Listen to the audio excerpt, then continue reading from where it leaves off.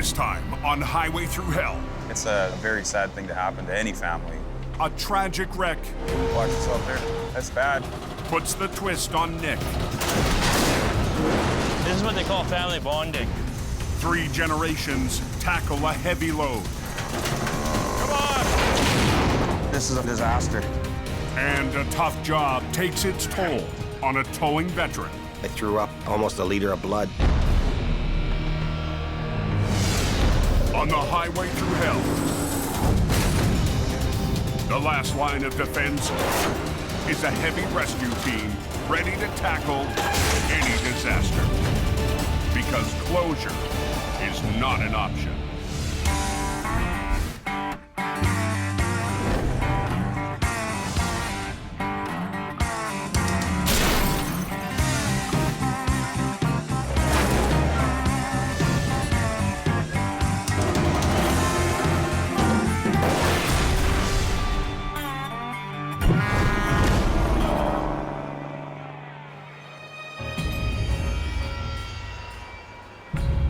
We're supposed to get a good snowstorm coming in tonight, I hear.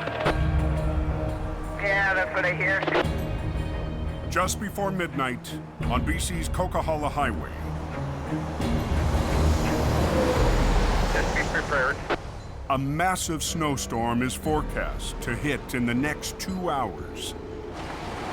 When a storm slams the mountain, you have to be very aware of your surroundings because you don't know what's going to happen next. At the summit, sanding trucks and plows roll out for tonight's battle.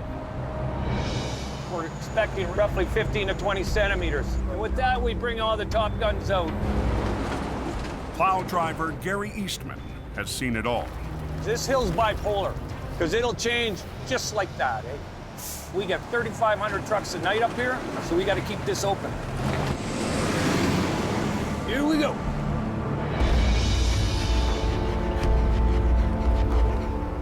"60 miles away at his home base in the Fraser Valley. There's going to be some aches and pains, I'm sure of it. Towing legend Al Quiring prepares for a long night on the Coke. Patsy, Yes. I've got to go do towing. Do ya? Yeah. He doesn't have a schedule. He works when the phone rings. Al couldn't do his job without the most important person in his life, his wife, Nancy. When I go up there prepared and Nancy's had time to make me sandwiches, I can hole up on that mountain for days and not have to worry. He'd prefer my food rather than going to a gas station for food, that's for sure. Of all the things that I haven't done so good, at least I've done one thing good. Marry a decent woman and rear up a good family. I'll see you in a day or two. Okay, be careful. Be safe. Okay, bye. Bye. Uh-huh.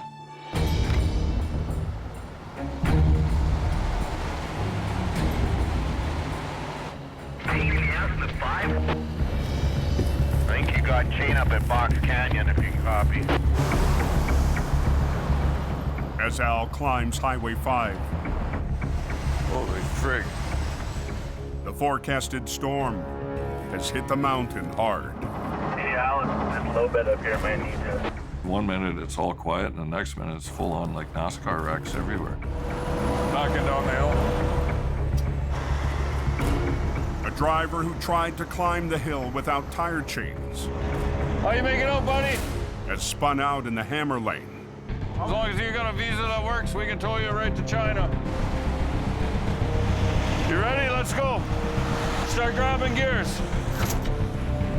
You can go for 10, 12, 14, 18 hours there in a heavy snowstorm, and it'll seem like 15 minutes.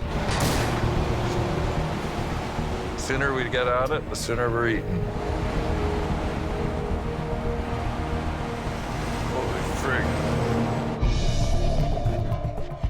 As the storm dies down, I've run out of things to tow, I guess. Al finally gets a break. So we're gonna have us a little sandwich and wait for the next bit of chaos that comes up. When the mountain starts to wear him down, Nancy keeps him going. 20 years she's been putting up with me coming up here in the winter. I don't know what I'd do without my wife, Nancy. It'd be a tough go, I think. What happened to the Coke? At 2 a.m., Guys in the ditch. Get somebody up there right away. another call gets Al back on the Coquihalla. Bit of a nightmare. It ain't over yet. But it's not for a tow-up. Most of the time, they're calling me for somebody that's blocked the highway, and here it was actually for somebody in the ditch, which is not a common thing.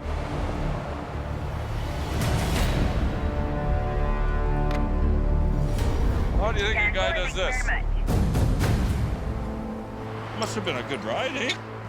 The flatbed B train spun around 180 degrees, then landed backwards into the ditch.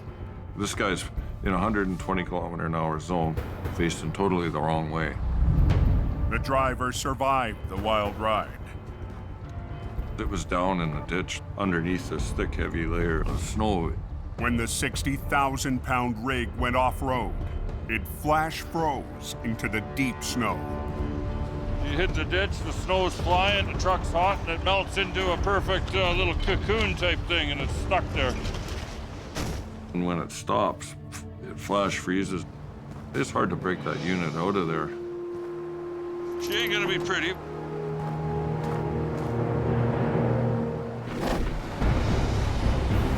Three miles north on the Coke, Goes sideways in a blink of an eye. Jamie's lead driver, Scott Bird, is on his way Anybody heading north? to rescue another vehicle that's gone off the road. I don't really know anything about the accident other than it's way over in the ditch, so. Tow truck's on speed. He should be much longer. Ken Monkhouse is already working the wreck. Ken's a great guy. Ken's been in this for a long time. You give Ken a job, he goes, he gets it done.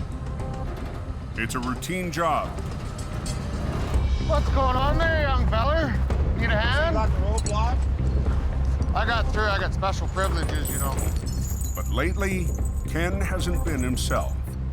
You want a hand with something, Ken? No, I've pretty much got it. Oh, okay. I'll just be here for moral support. Belly, belly, bula, bula. Bula, bula. Ken is one of Jamie's original employees. Think you can handle her, city slicker? No problem, buddy. But last winter, he left to work in the valley with Mission Towing. Thank you, sir. Have a good day. This winter, I need as many people as I can. Ken's returned to Jamie's heavy rescue team and the rugged action outside Hope. The mountains seem to call to Ken. Can't relax yet. That's usually when things happen. When you relax, you gotta stay tense right till you park it in the yard. It gets harder and harder the older you get. Really, it's a young man's game. Watch yourselves. Tonight, Ken seems to have everything under control. But the veteran tow operator isn't well. I been having some stomach aches the last couple weeks. I came into work, walking to the tow truck to start it up and warm it up. I threw up almost a liter of blood. Just very, very weak. Ken gets the van on its way, He's having a bad day. but makes it his last call of the night. So I said to the dispatcher, you're gonna have to find someone else to cover these calls.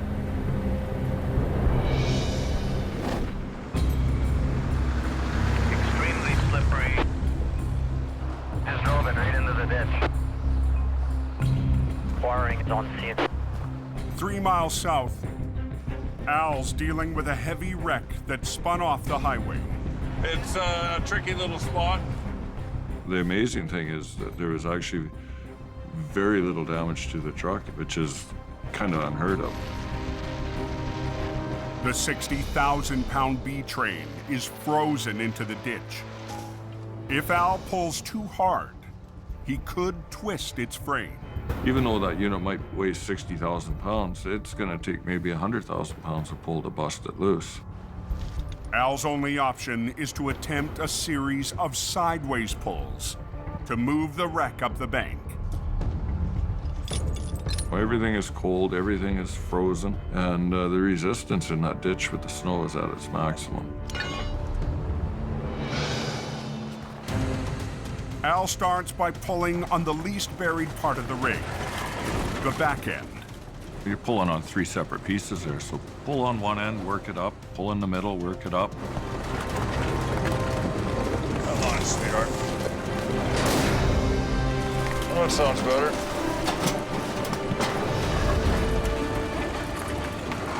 Right on, we made her. To break the rest of the rig free, Al will need something extra. Al extends his outrigger. Use this winch to pull out the other one. And doubles a line running to the middle of the rig.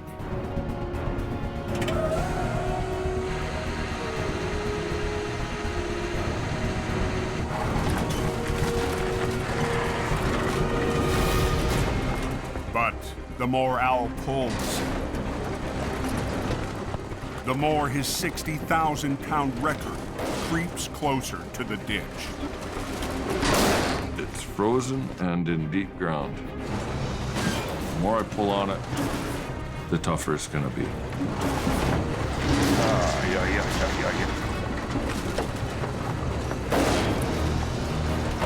Unbelievable.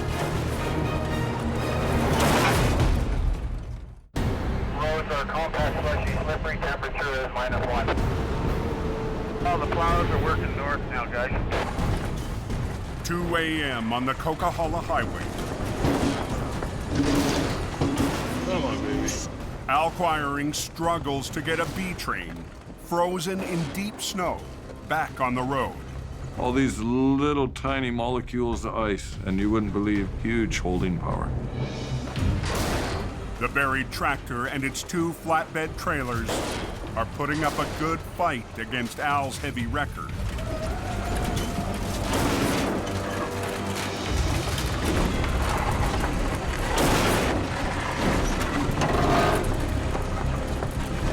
Come on, come on, come on, come on, come on.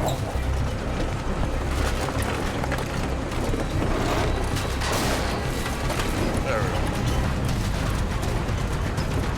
Good, good, good. Out of room, Al gets the 30-ton B train back on the road.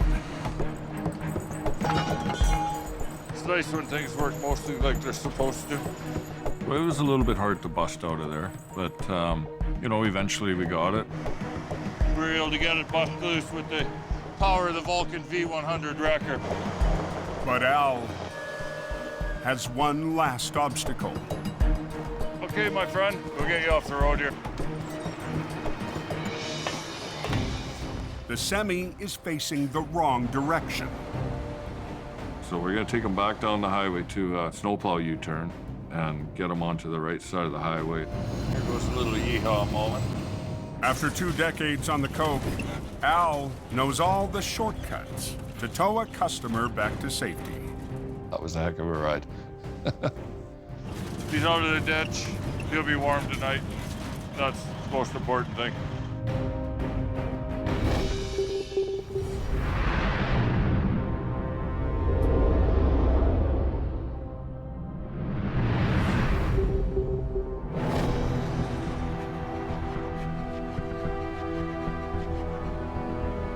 The next morning in the Fraser Valley.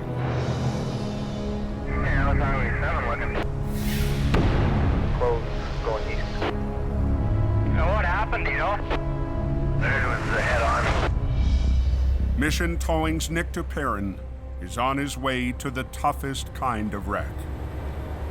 We're headed to a fatality accident involving a B train and a car. As far as I know, that's all the information that I have.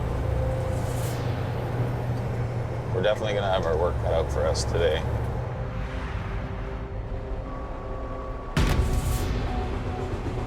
Holy, it's bad. A B train hauling particle board collided with a small sedan. The driver of the car died in the crash. Unfortunately, with this accident, there was a young female who didn't make it out alive. Fatality accidents is a major part of what we do, unfortunately. It's a very sad thing to happen to any family. It's very emotional to deal with. The accident happened overnight. As police wrap up their investigation, the recovery can begin. It has been closed for about 8 hours. The urgency is to get it open so the people can get to their destination. Heavy operator Neil Wakefield arrives in Mission's 35-ton wrecker. Yeah, just one truck out of the way so I can get to the front. There's a lot of plywood all over the road. This truck is all tangled up. It's a real mess. Yeah, right around the frame right here. Right, we want to get one lane open as quick as we can. Yeah. So if you can drag them that way 20 feet, we can push it over. Yeah, yeah. To reopen a single lane of traffic, highway crews want Nick's team to drag the tractor and its 2 trailers to one side. But hundreds of sheets of particle board are in the way. We're anticipating that we're going to run into a problem. You want to do both lines on that one chain? Yeah. Yeah? But we're going to give it a shot and just see if we can't get this thing off to the one side and have one lane open. Okay, I'm going to pull ahead. It would take hours to pick up the boards, so Nick and Neil have to work around them. So far, so good.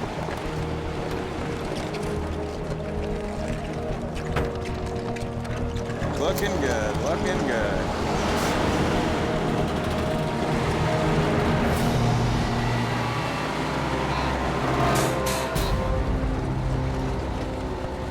No, we're not going. We're not going.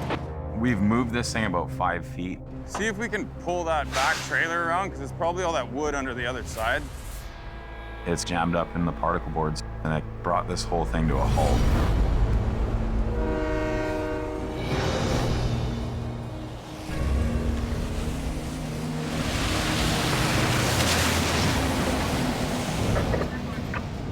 So 103, I want to be heading her down to Pine Creek Hill. 60 miles northeast on the Coquihalla Highway. Hey, 10-4, and we got flaggers and everything as you said, right? 10-4. Jamie has dispatched Robert and Ken to handle a complete mess. Gotta get all Buddy's possessions and everything out of the median. The driver was hauling a fully loaded home-built shed on top of a trailer. They started to jackknife, and something must have shifted in the trailer and blew the sidewalls out. Everything the driver owns was launched down the deep embankment. But he's a lumberjack. Gonna be a long day. Scott Bird is on scene with HR 116 to winch the heavier items back to the road. Start at the top, work our way down, I guess, eh? There was all kinds of tools, pretty much anything that you would find in a guy's home workshop type of thing. But Ken and the rest of Jamie's crew will have to hand bomb hundreds of other items up the hill. This is what happens when you take a homemade trailer, stuff it full of stuff, and go down the road. It's gonna be labor intensive, it's gonna be time intensive. Take lineup. It sucks that we have to be there, but at the same time, it's somebody's personal belongings, and it's probably a big part of their life. So you gotta pick up as much of the stuff as you can. Dog's breakfast, that is. Hold all the way up.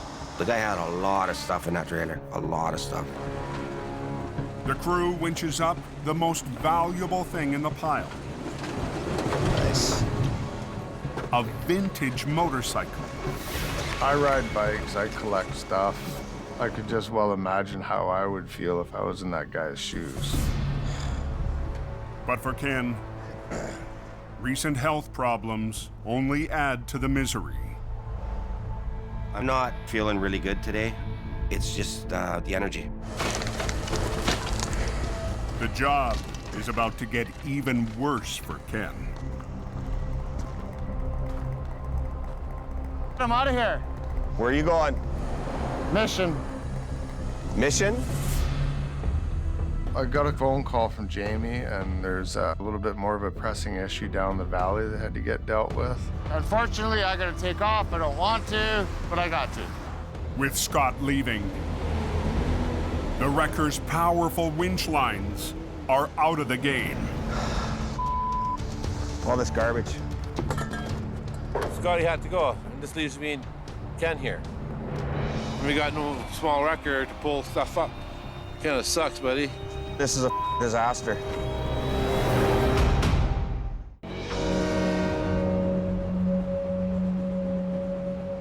Highway 7 closed. In BC's Fraser Valley, There's a head-on collision there this morning. a major accident has claimed one life and closed a trucking route to the west coast. We want to get one lane open as quick as we can. Yeah. Nick and Neil's first attempt to drag the wreck to one side to open a lane of traffic You give it a try and hope you get lucky. has hit a roadblock. No, we're not going. Yeah, it's getting hung up in all that wood there. Kind of sucks that it didn't work, but we're gonna have to do it some other way. Nick calls in a second heavy wrecker. We'll try unpinning that pup trailer and just drag that thing out of here. The extra wrecker will pull on the B train's back trailer, called the pup. The pup is pinning down the rest of the tractor trailer. The plan is to disconnect and drag the pup away from the wreck so the rest of the B train can be pulled in the opposite direction into one lane. Okay. Watch yourself there. Watch us gonna. Beautiful. Okay, so he can pull that over there. The pup trailer is out of the way, but moving the rest of the tractor trailer won't be as easy. My truck isn't made to pull this kind of weight on its side. It's gonna fight the whole way.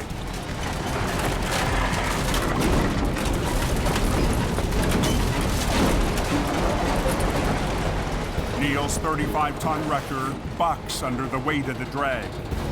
The front wheels of Neil's tandem are coming right off the ground.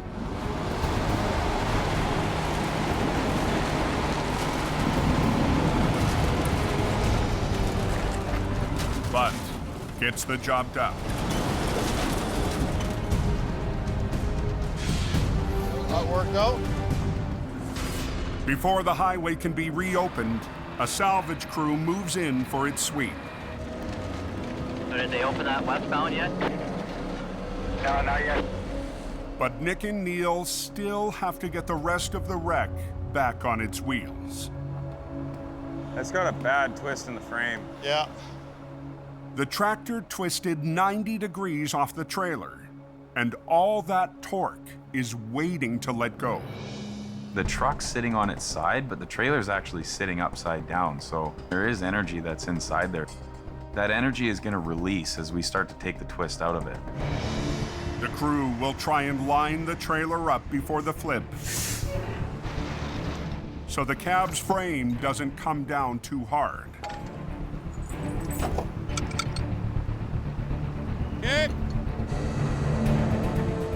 We want to try and keep it together so when we do upright it, it won't be a big mess to clean up. But we don't want to spend any more time here than we have to. We want to get this over and done with.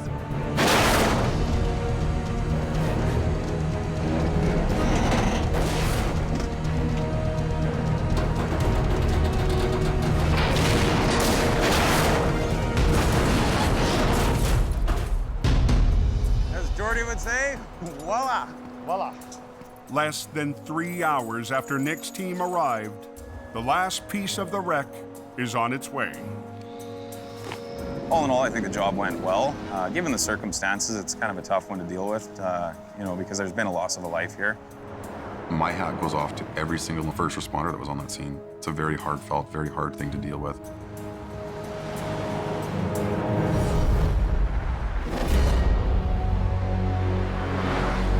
Back on the Coquihalla, Scotty had to go. This leaves me and Ken here. Kind of sucks, buddy. Ken and Robert have been up and down a bank for the last 5 hours, retrieving hundreds of items from a small trailer. You're at the bottom of the embankment. It's about a 20% grade and it's covered in snow. And you have no traction on your feet, and you're cold and you're wet. When you're doing a job and you're in the deep snow and it's cold, you'd rather be in any other place than in that ditch. You just gotta hunker down and get her done. There's just no other way around it. But life in the ditch is wearing Ken down. I've seen so many things in the 28 years I've been a tow truck driver. After 3 decades of towing, the strain and stress Get out! is catching up with him. A couple years ago, I slid backwards down a hill. Last July, I came 4 feet from getting crushed by a lumber truck that was on fire on its side, sliding down the road. I wake up in the middle of the night, my heart's going 9 million miles an hour. You can only dodge fate so many times, and when your number's up, your number's up. Sooner or later, you know, it's gonna get me.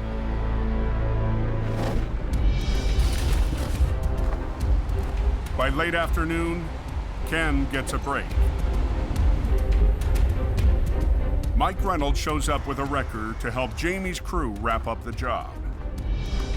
Oh, that's a lot of Mike just showed up. We need to try to get this stuff out of here. Sorry, buddy. Well, there's so many little bits and pieces. It's frustrating. Is that another wall? It's like we're gonna be there all night long, and it's just gonna get colder and colder. Just before dark, a truck and trailer rolls up to haul the final load back to Jamie's yard. This is just all this good stuff.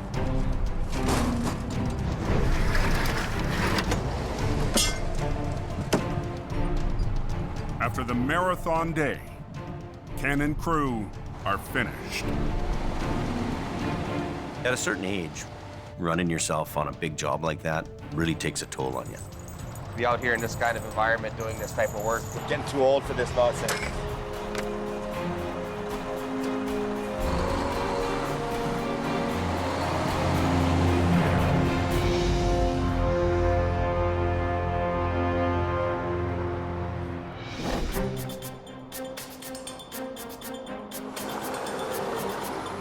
Early next morning in the Fraser Valley, Should be able to get it out. Al Quiring's on his way to a big job near his home base. I have very little information on what caused the accident. All I know is a flip semi with a load of paper in it. Today, Al's recruited his oldest son, Kerry. For the last few years, Kerry's tackled smaller towing jobs, hoping to work his way into heavy recovery. He's my guy. Prince of the Coquihalla, right here. Right there. He's the king. He's 21 years old, and probably from about age 3, he's been riding in a tow truck. He's been exposed to heavy towing just about all his life. Father-son bonding is what it is.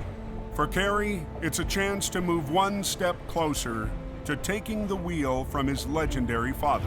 My long-term goal is to keep Quiring going. He can start slowly, turn that switch dial down, and I can start turning that dial up. I'm counting the days when he can take over my job. Did you see that truck in the ditch there? That's a bad one. Go up and turn around and then back in behind me here. The semi caught the edge of the narrow road and toppled into the ditch, Joys of being a truck driver.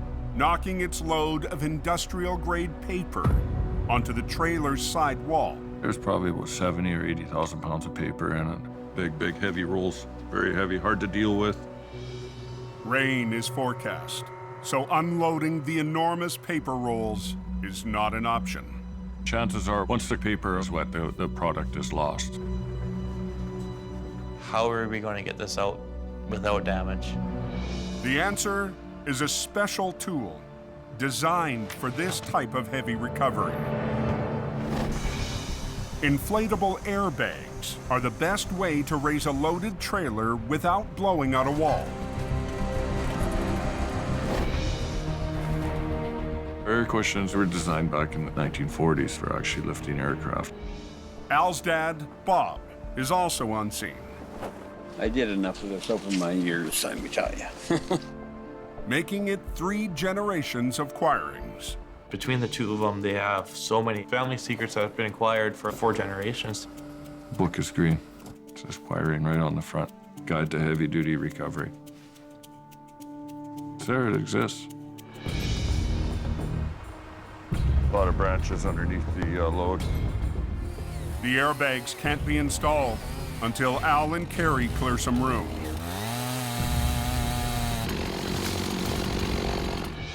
Even cut back, the sharp branches are still a hazard.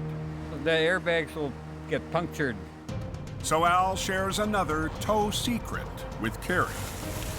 Get some plywood in underneath to protect the air cushions. Beauty.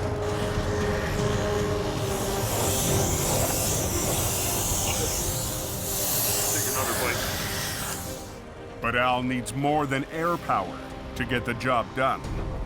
So he's called in a local company with a rotating boom to help land the trailer back on its wheels.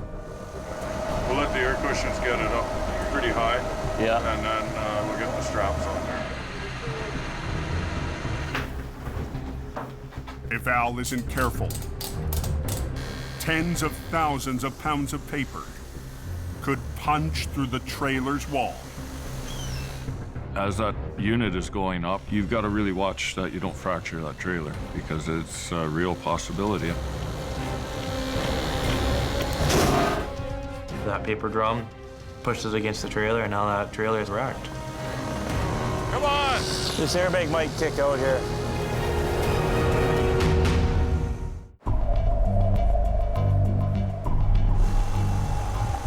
In the Fraser Valley, This airbag might kick out here. 3 generations of Quirings are working together. This is what they call family bonding. Al, his dad Bob, and son Carrie are counting on the family's airbag system to slowly push a trailer with industrial-sized rolls of paper back onto its wheels. You really got to use your ears to know what's going on, listen to the trailer, and be careful. You don't want to start ripping the trailer open. One step at a time, things can change. Come on! Yeah, starting to push. Starting to push. Easy, easy, easy. Listen to the trailer.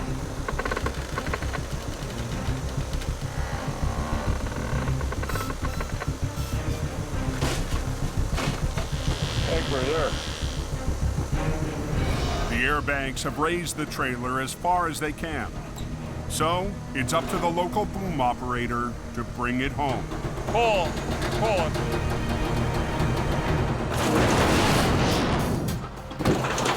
Oh! The tractor trailer and its 80,000 pounds of paper is back on the road. Yeah, basically. For Carrie, it's another recovery to pick up a few more family secrets. Working with my family, I've learned a lot of tricks and trade secrets, and it's something that separates you from the rest of the crowd.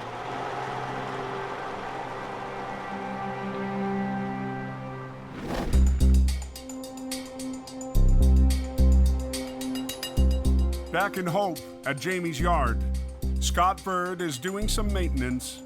Filling up washer fluid and making sure I can go out on the job. When a curious customer shows up, the owner of the homemade trailer. We're gonna have to pack that trailer really well. There he is. He's come to get his stuff and the most important things that he was worried about. My most valued possession on there was my Harley and the parts, and I seem to have most of them back. It was all there. Going that extra mile, that's the kind of attitude that we need, and that's what Scotty did. he did the coolest thing. Brother, you have no idea how much this helps, even though it looks like it's really hurting me. I still own a motorcycle. I'm really grateful. Yeah, no problem, bud. No problem. I sharpened a pencil a couple of times, and we came up with a deal for him so he could carry on. Okay, guys, thank you. You always have to have a soft spot in your heart for the people that have been impacted. No matter how bad the job sucks.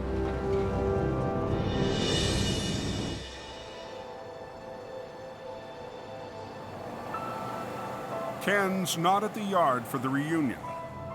He's taken a much-needed day off. We're going to my hiding place when I gotta get away and turn my phone off and just chill out.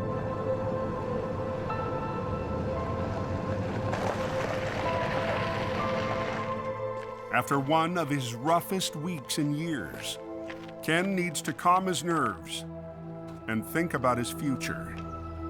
Coming out here definitely helps me de-stress and relax. This morning, Ken received some unsettling news about his health. I went to the hospital.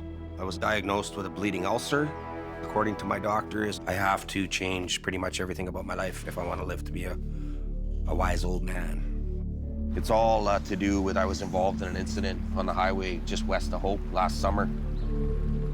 Since then, I've been having problems with a post-traumatic stress. You just worry and worry and worry and worry about everything. It's a huge issue for first responders all around the world. We're losing a lot of people to suicide because of it. Me and Ken have been friends for a long time. I hope he pulls out of this. You know, I'm really worried about him. Probably time for Ken to make a change.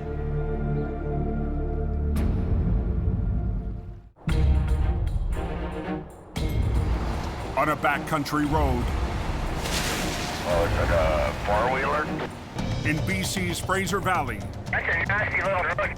Al Quiring's oldest son has been dispatched to a wreck. Kerry Quiring is in the family's 20-ton truck, on his way to tackle a remote recovery alone. By the sounds of things, it's a field medic truck. It's tipped over, it's laying out inside. With Kerry, there's a lot of towing in his blood. Rainbow, that means there's signs of gold up here somewhere. He's got to be able to see the job through from the start to the finish. So it's dead? Yeah. Oh.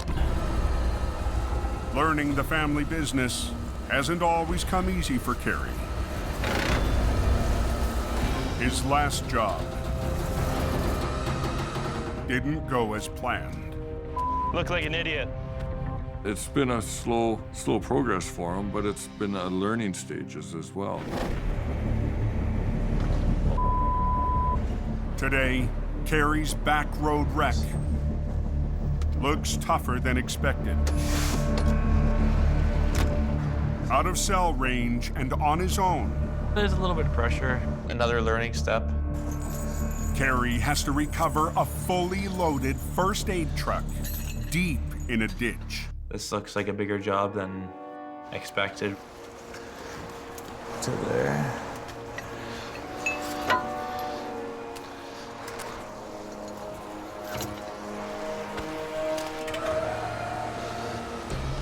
The truck is a specialized unit packed with medical equipment. Its heavy modified box gives it a high center of gravity, making it easy for a junior operator to get into trouble. I realized how top-heavy, flippy it was. Right on with this one. I'm just gonna hook onto the back here. As Kerry re-rigs the 16,000-pound load, he discovers a new obstacle. A lot of heavy rain, creeks are swollen up, as well as the shoulders are soft. I hope it doesn't tip over.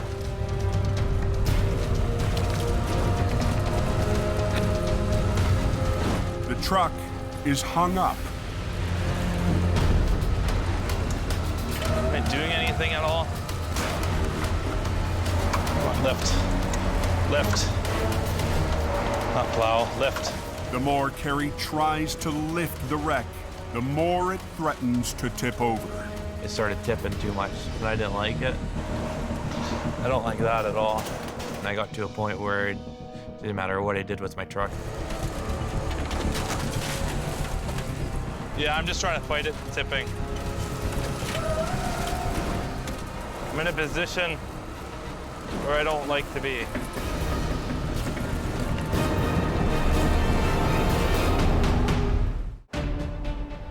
In the Fraser Valley, on a remote logging road.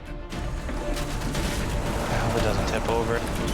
I'm in a position where I don't like to be. Kerry Quiring is in trouble. Am I doing anything at all? The heavy rescue rookie is trying to winch a top-heavy load. I don't like that at all. But if Kerry keeps pulling, he could lose the wreck. Hang on, guys. I only had myself to count on in this situation. I thought to myself, what will my dad do in this position?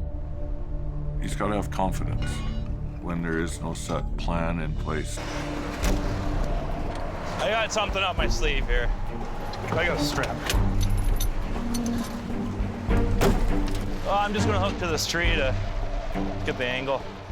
He rigs a snatch block to a nearby tree. There. And redirects a line to stabilize the wreck. I opened up the Quiring Toolbook of Secrets.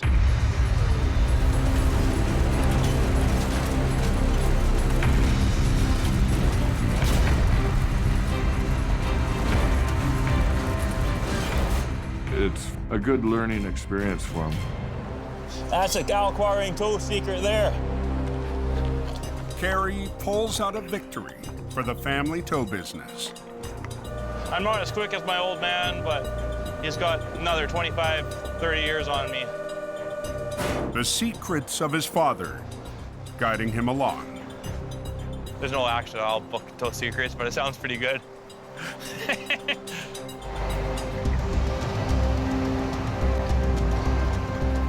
I had a plan that he was maybe gonna go into school, become a doctor, a lawyer, anything like that. I'm not heartbroken that he's not. I'm happy that he is taking the reins up behind me. How was your day, boys? You survived out there? Yeah.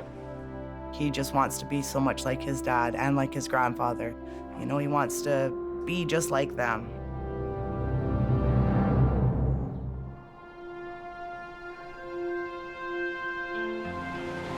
In hope. Who is this? Jamie has a surprise for one of his longest-running employees and friend. Ole. A new truck for Ken Monkhouse. Look, Monkey, I got your present. Wow. What have you done now, Jim? There was an opportunity to buy what we call a detachable towing unit. It's made just for towing trucks, not heavy recovery. Wow. It's your old truck that you used to drive? Yeah, I drove it in 2008, man. That's amazing, buddy. There you go. Turns out the truck was driven by Ken before I came across it. Got your name on the door, too. Ken. That's right. Oh, wow. It's a chance for Ken to stay in the business and shift his life into a lower gear. I'm actually looking forward to maybe slowing her down a bit. He can take this truck to the city and do local tows. A little easier job for him than doing the heavy recovery. Well, I can't believe this is like I kept it the best surprise I've had in a long time, but kept it a secret. Don't cry. Every life has stress. It just depends on how much stress do you add to your life. I can't add any more stress to my life. Everybody, okay, all man. Yours. Go to work. You're a good man. I will. Driving. I will. Ken's gonna have a hard time being away from the recovery side of things, but towing is really what he needs to be doing now. It's all downhill from here, Jimmy. Wow. Trip down memory lane, getting in this old girl. It's a win for Ken and a win for Jamie as he expands his towing business west towards Vancouver. There seems to be a lot more business in the Lower Mainland.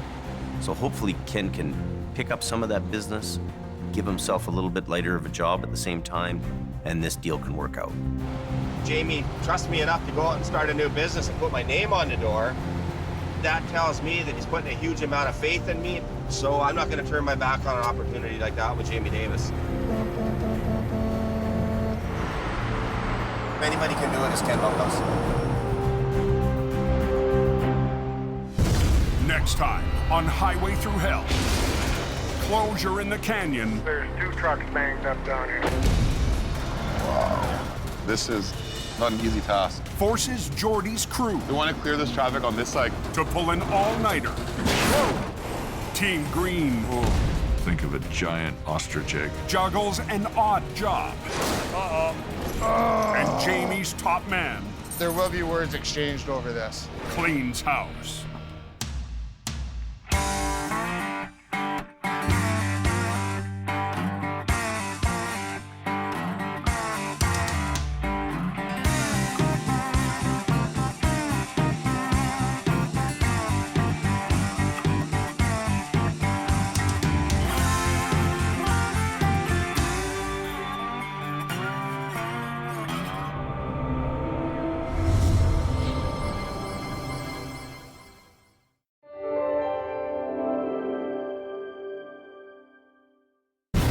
Season on Highway Through Hell.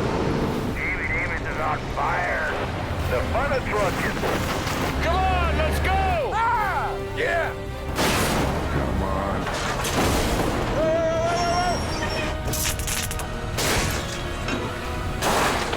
Whoa! Nobody's going anywhere.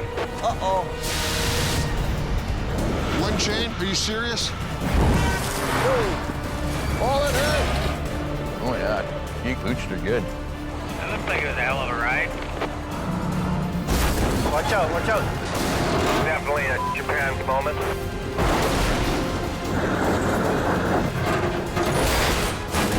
Mission accomplished. Bada boom, bada bang. Here we go, once more into the breach.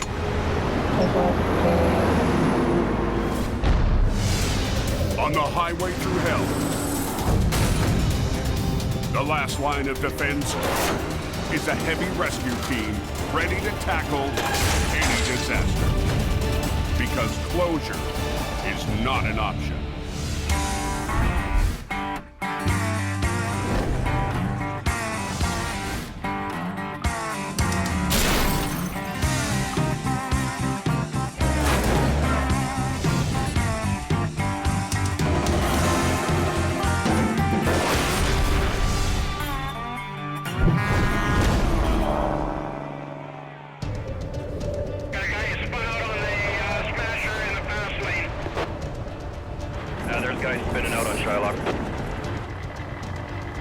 Chain up on the Coquihalla Highway. We got a schmozzle here. Nobody's moving and we're blocked in. Being stuck up here in the Coquihalla is miserable. It's always nasty here. The first blast of winter has BC's Coquihalla Highway at a standstill. I really just want to get going. You're gonna turn hard left and try and get over against the guardrail. Highway maintenance crews Steer hard that way. do everything to get traffic moving again. Steer left. Yeah, it's close, yeah. I'm getting very angry. Fat old guy shouldn't have to do this. But before the battle is lost, No trucks backing down the hill. they call in the cavalry, Quiring towing. It's already turned into mayhem. Driver Gord Boyd is back. Yeah, it's winter, all right.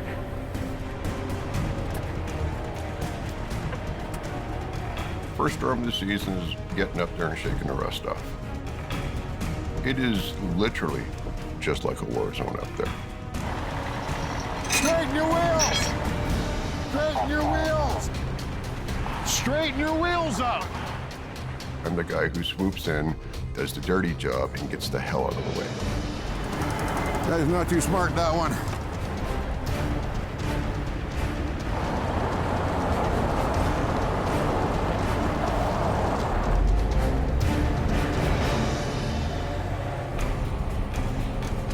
Also in the battle tonight, Instead, we gotta hustle and bustle. Gord's partner on the mountain, Big Al Quiring. I've been towing on that hill for 25 years. The snowshed corridor is icy.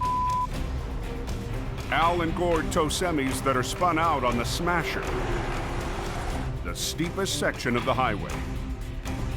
Usually the first storm is the whopper, because that's when people are not prepared. Tonight, truckers should have their tire chains on. Oh! Oh!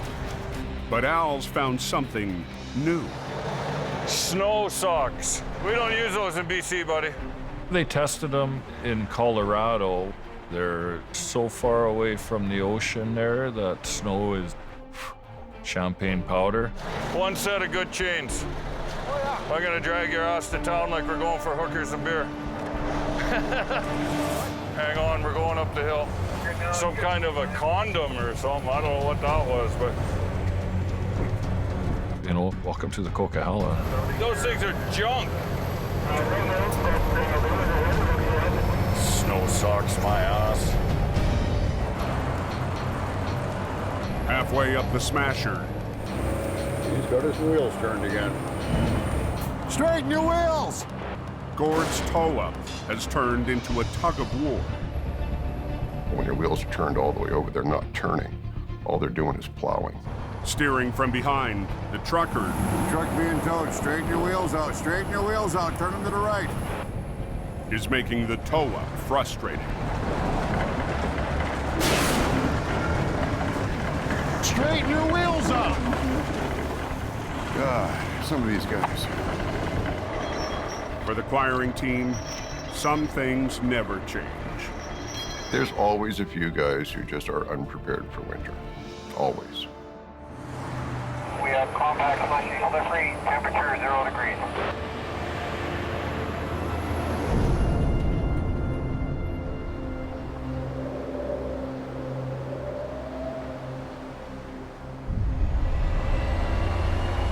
Jamie Davis en route.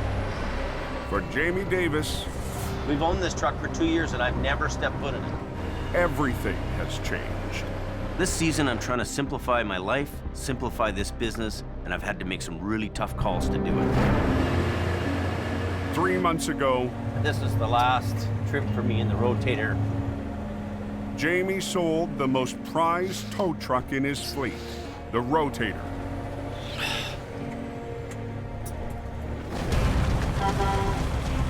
From the first day it rolled into his yard 4 years ago. That's really nice. It's got 8 winches. Yeah, it's pretty good, eh? The rotator has been Jamie's dream truck.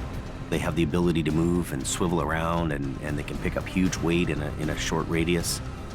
The rotator is the Godzilla of wreckers. Keeping the highway open.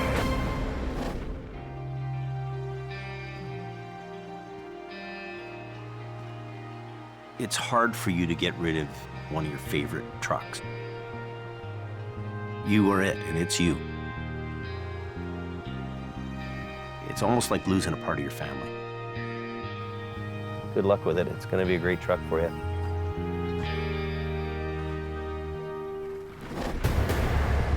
The sale is part of Jamie's plan to downsize his operations in Alberta and BC. We're retooling to adjust to what the state of the economy is. It really was a business decision. It had to go. This winter, Jamie will focus on his base in Hope and get back to what he loves most. When you're managing people 24 hours a day, it becomes a full-time office job. And I don't like that job. Holy, that truck just cooked right down to the frame. Jamie's heading up to an urgent call on the Coke. We're headed up to the truck fire. Hopefully this truck is burnt out and we can move it fairly quickly. Holy cow, looks like that thing's burning pretty good. The burn job is up near the summit of the Coquihalla Highway. Carved through BC's Cascade Mountains, the Coke is an engineering marvel, a vital trucking corridor to the West Coast that can turn into one of the most challenging rides in North America. When you're driving the Coquihalla in the winter, you are driving in a whole different world. Here's the fire. Yeah, Pirates of the Coquihalla on a cleanup.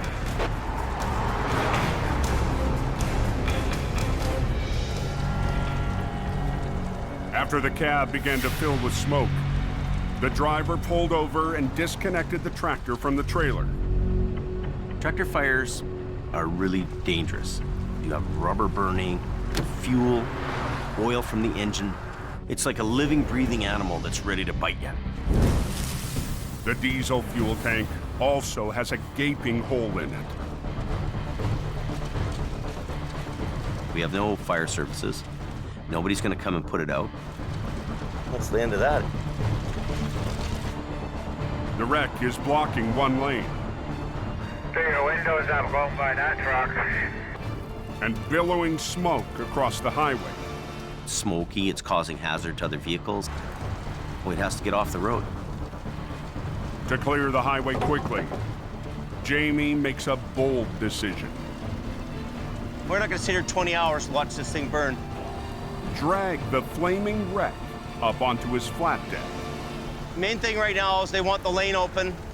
We need an extra guy. Jamie needs help to haul away the trailer.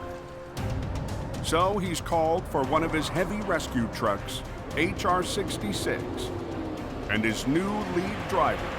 I'm hoping just to hook it and buck it. This winter, Jamie's brought back a familiar face. Scott Bird worked the mountain passes for Jamie 3 years ago. Textbook. And has more than a decade of time logged on the coast. You ready? Making him one of the most experienced heavy rescue operators on the mountain. Hiya! Dirty! But Scott's raw personality can rub people the wrong way. I'm gonna get really pissed off. Don't yell at Get me, in your buddy. truck and go home. If you don't do as you're told, leave. Scotty, he gets under my skin like nobody. So the last 4 months have been nothing but bull or what? But he knows his game, and those guys, they're few and far between. Scott took a job in Alberta, but felt the call of the code. The things that I missed about Hope, there's more action, there's more weather, there's just everything. Jamie needs a guy up here that has done it before and is capable of doing it again. Holy smokes. Yeah. I'm that guy. It's gonna be a wild ride. I'm not sure you want to suck that onto your deck yet, James. Oh, I do. I told him we'd get it off the highway. He's like, we're loading it and moving it. And I was like, still on fire, James. That truck has a wooden deck. Wood burns a lot quicker than steel does. Well, let's get the shovels here and we'll try and extinguish some before we put it on the wooden deck. It'll work out. Yeah. It's got snow.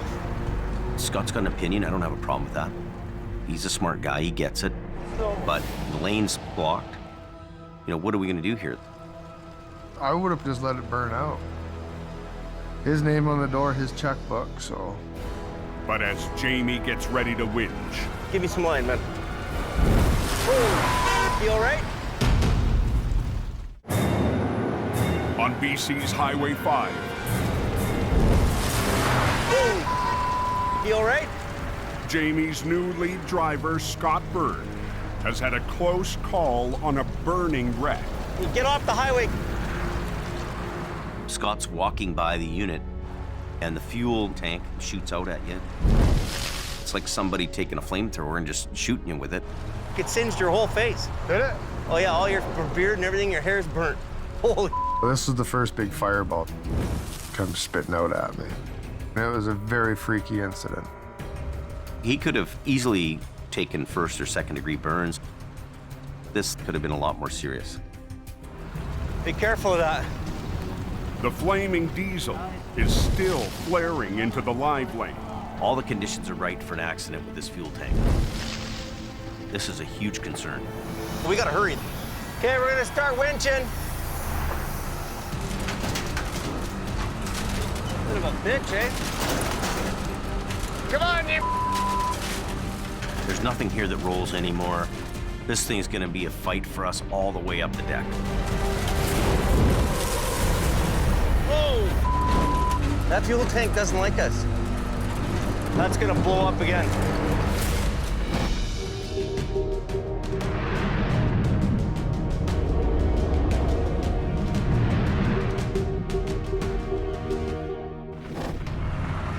Ooh, that didn't look good. On an active logging road 40 miles west of Hope, You can only go too fast once. heavy rescue operator Jordy DuPerrin has been called out to a vehicle in a river. Missed the corner and went straight into the river. This wall's just done. Bottom, go! Jordy leads mission towing. Just this line, bottom, go! Voila! Beautiful. A family-run business started by his grandfather more than 60 years ago. Just do the job right. I never want to let my grandfather down. This is something he's worked very hard for his entire life. Way too much respect for what he's done and who he is. Jordy's team also specializes in mud mountain recovery. This is off-road towing. On the back roads outside their home base in Mission, BC. Here we are. It looks like it was a hell of a ride. You're gonna have quite a time getting him out of there. He went straight through this. The van lost control on a tight turn, missing a bridge and plunging into the water below.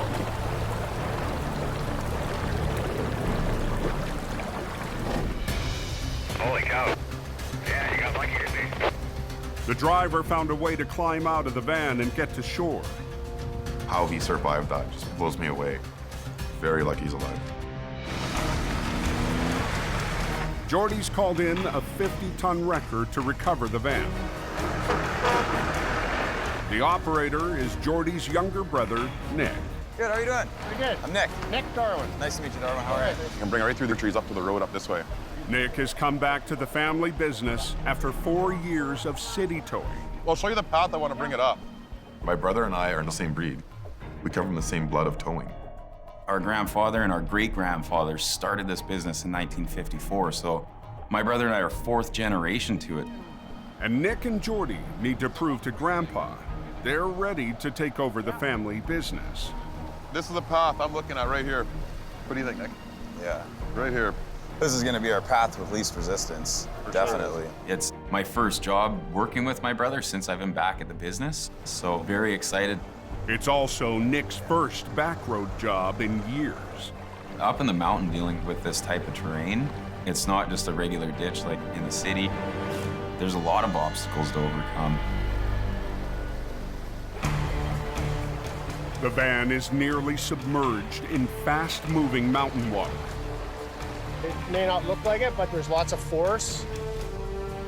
So Nick and Jordy have hired a swift water rescue team. There's a lot of challenges in this recovery that make this recovery very difficult. Instead of chains, they'll use a simple looped cable to hook on to the wreck. But with safety being a #1 concern here, you don't want to get underneath there and try and hook things in case you lose your footing. We have a lot more serious situation on our hands. You want to be lower down, do you think? Or is that good?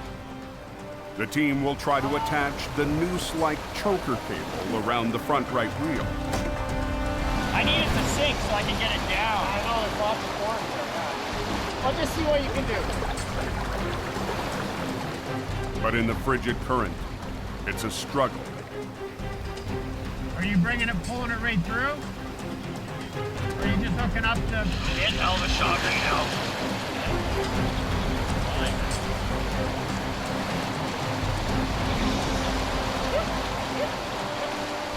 They actually hooked a choker to the vehicle best we could for the water that was moving fast around that vehicle.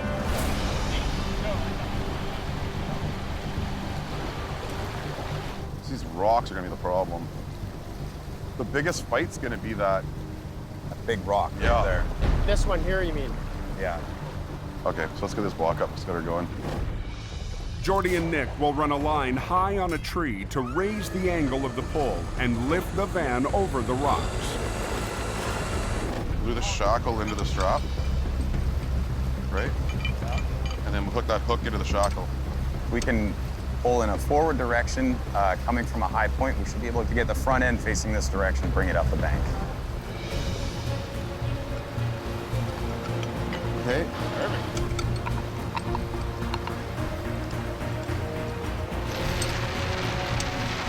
Hook that hook up.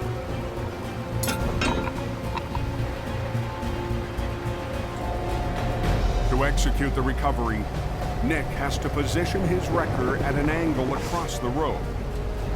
So it's gonna be closed for a while, is what you're saying? Oh, you gotta be kidding me. There's logging equipment that's coming up and down. There's people that are working up there. We can't hold these guys up. The worst case scenario is the weakest link breaking. There's going to be lots of force. Oh, yeah. In this particular job, the weakest link is that choker. If that were to let go, we have to start this whole recovery over.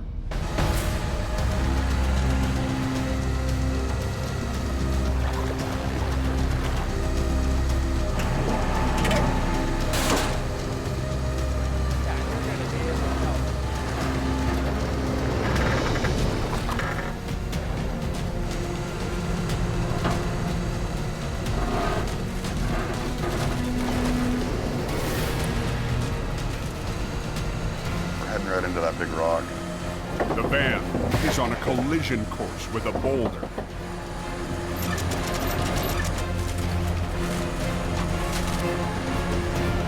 Oh my God.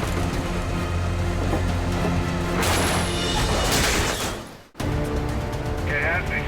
Working over there. Just off a logging road west of Hope, BC. Oh no. That's what we're afraid of.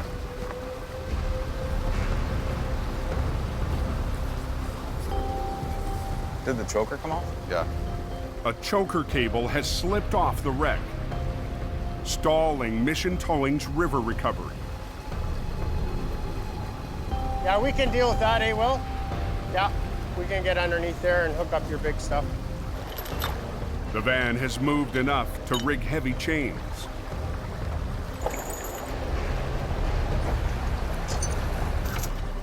But Jordy and Nick still face a minefield of rocks between the van and the shore. You got that one rock or the other rock right now? It's got to come over either one of them. We're never going to get it over that rock right there. No. I think we're better off going the direction we were going. Yeah. And Keep it try going. to get that front end to come around Okay. it. Okay, guys. From the road, Nick will continue to winch using a single high line to coax the van over the rocks.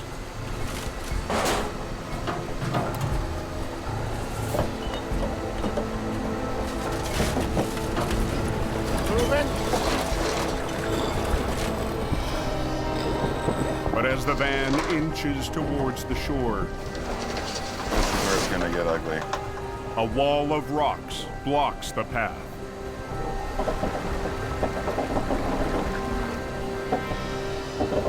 The front end's gonna come right out.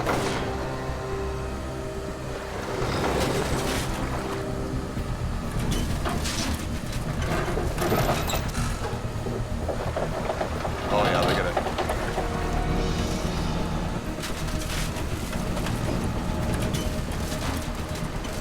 I ripped that tire right off. No, no, no, no. Oh. Get it out of the water.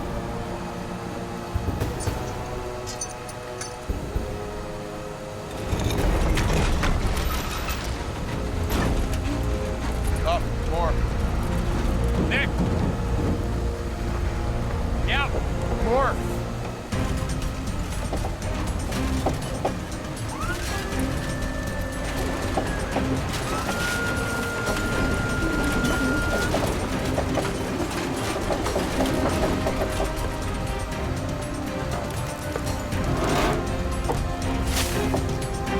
Hold it.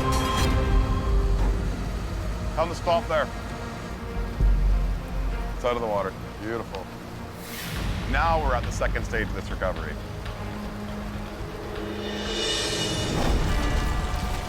Fire burning pretty good. On the Coquihalla Highway, Hard on the lungs, man. Jamie and Scott race to get a burning wreck off the road. You guys got a fair amount of traffic behind you now, eh? To get the blocked lane open fast and the smoke hazard off the highway, Jamie winches the smoldering tractor onto his wooden flat deck.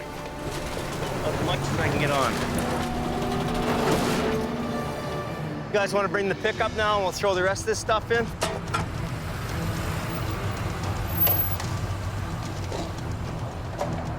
There's so much leftover debris from the burnt truck. It fills a pickup load. Don't wreck my tailgate.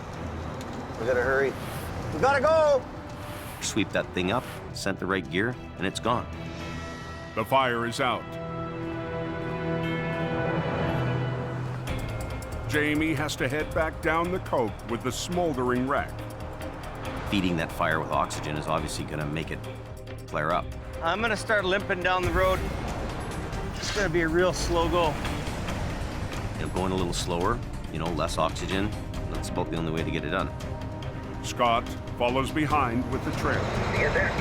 I'm here. Looking okay? So far, I don't see any flames erupting yet. We're watching for fire to start up again, and just keep people aware that there's something in front of us here. You're right up behind me on here, Gordon?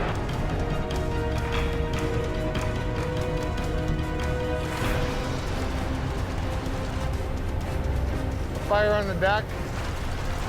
Got some fire on it, Jamie. Holy cow, Jamie Davis is on fire. Holy cow, Jamie Davis is on fire. On the coke, a burned-out tractor has flamed up mid-tow. Hey, driver, your wreck's burning pretty good back there. Over. The fire threatens Jamie's wooden flat deck and traffic on the highway. Yeah, hit the next one up there, Jamie. There's some fire coming. Quite a bit.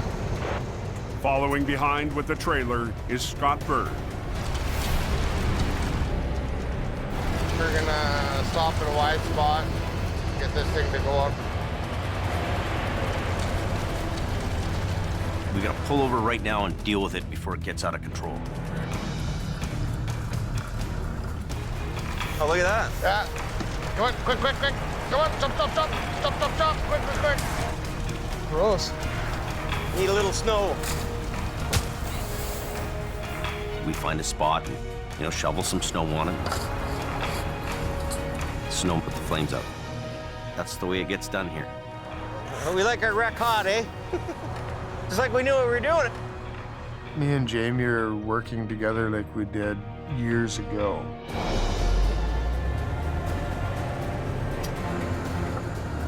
To have another guy around that knows what they're doing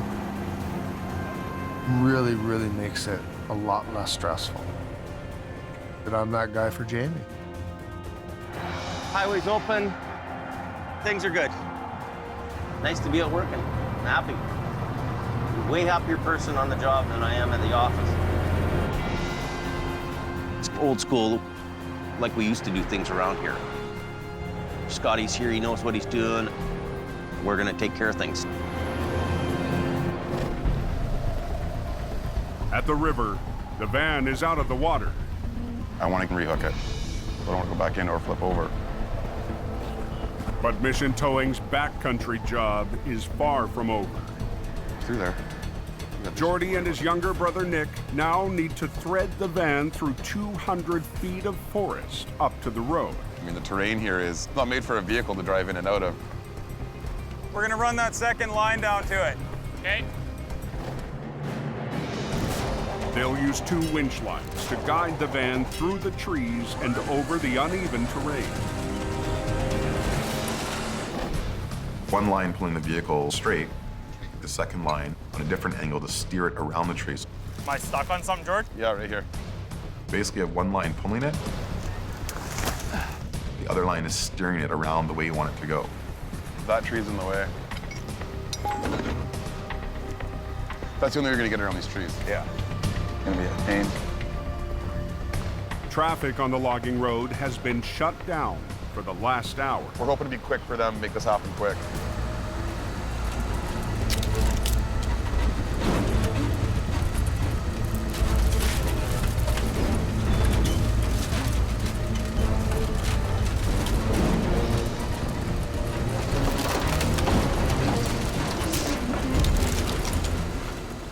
I can't see the load, so I'm 100% relying on my brother to be my eyes down there. Watch that.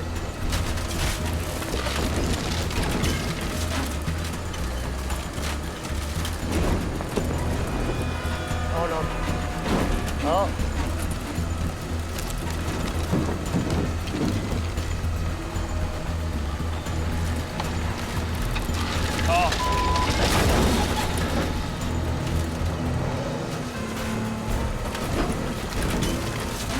Okay, Nick.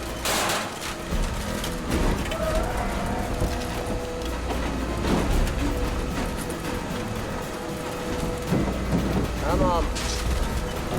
There we go. It's coming.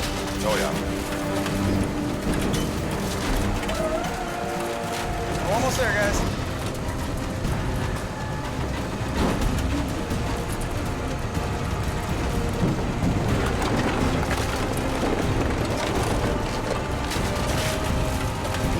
Bang on. Good, Nick. She's out. Perfect. It's out, that's the main thing. This was a very successful recovery, and it's a very great feeling when you're done. Bada bing, bada boom, bada bang. That's right. Something that's very important to me is not disappointing my brother or my grandfather. It's a promising start to the season for Jordy's brother, Nick. Yeah, buddy. Good job, boy. Good job. Nick did awesome. Bring on some more. I can't wait. We're up for the challenge. Maybe the next one, hopefully there'll be a few more trees and bigger rocks we gotta overcome. Hopefully not, actually. It's open. Yeah, they're opening it upwards now. Those are the ones that keep us hungry in this business. Sweet. Let's get out of here. We're out of here. We look forward to that type of work.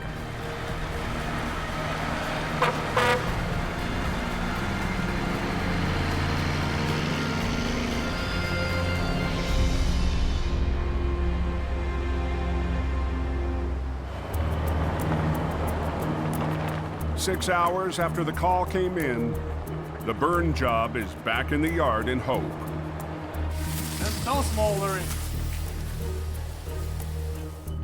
Jamie gets an urgent call from a customer in Alberta. They have a whole bunch of fire department guys. They got the road all blocked off. A semi hauling dangerous goods has crashed 120 miles west of Edmonton on Highway 16. So yeah, so they'll roll out there right away. Okay?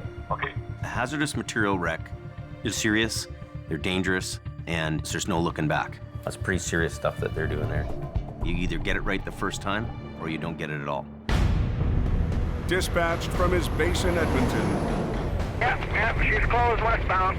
Jamie's lead driver, Colin McLean, rolls to the crash site. There's a rollover and emergency vehicles everywhere. Everybody's on scene. We'll find out more when we get there. Over the last 2 winters, I'll back up. Yeah. You back up in the front, right? Yeah. Colin has gone from heavy rescue rookie God, kidding me. Good decision. We'll do that. Trying to do that? Okay. Hey!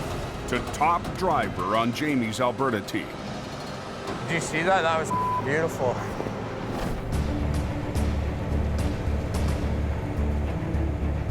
Well, basically in Edmonton, you got me running the show. I'm a confident heavy wrecker operator. We got any records here at this accident? Jamie knows I can do the jobs. If he's got the work, I'll get it done. Where can I sneak in here? Colin, he's picked it up quickly, but we've got a pretty tight, small little crew there in Edmonton right now. I'm really hoping they do a good job. They keep it all together. 10-4, Jamie Davis, truck.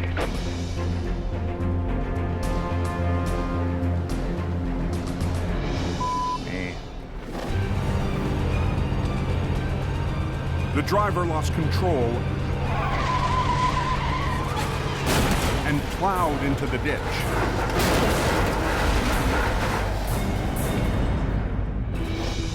The wreck is carrying more than 100 cylinders of compressed natural gas. Look at all the natural gas cylinders. Lovely. The racks of dangerous goods are housed inside 3 separate transport modules. So flipping it back onto its wheels will not be easy. I have representatives from the trucking company. I probably have a dozen fire rescue people standing around. We've had the highway shut down now for about 40 minutes. This is not a wreck to take lightly. This is not a wreck to up. This is an A-game wreck. In hope, Jamie and Scott have come up with a plan for Colin. What's going on? So we sent you what we thought was a diagram of what you could do, eh? Really? Because this job is so high profile, Link the back of container number 1 to the front of container number 2. Scott and I feel that we need to give our 2 cents worth in order for him to come up with the right plan. Kind of pissed me off a little bit. You guys are sending me drawings of a truck wreck. You're 1,000 kilometers away. Okay, you really guys are starting to bother me, but I know you care, so I'm gonna let you guys go, and I'm gonna go to work. Yeah. I know what I'm doing. I know my job, so just stay out of it.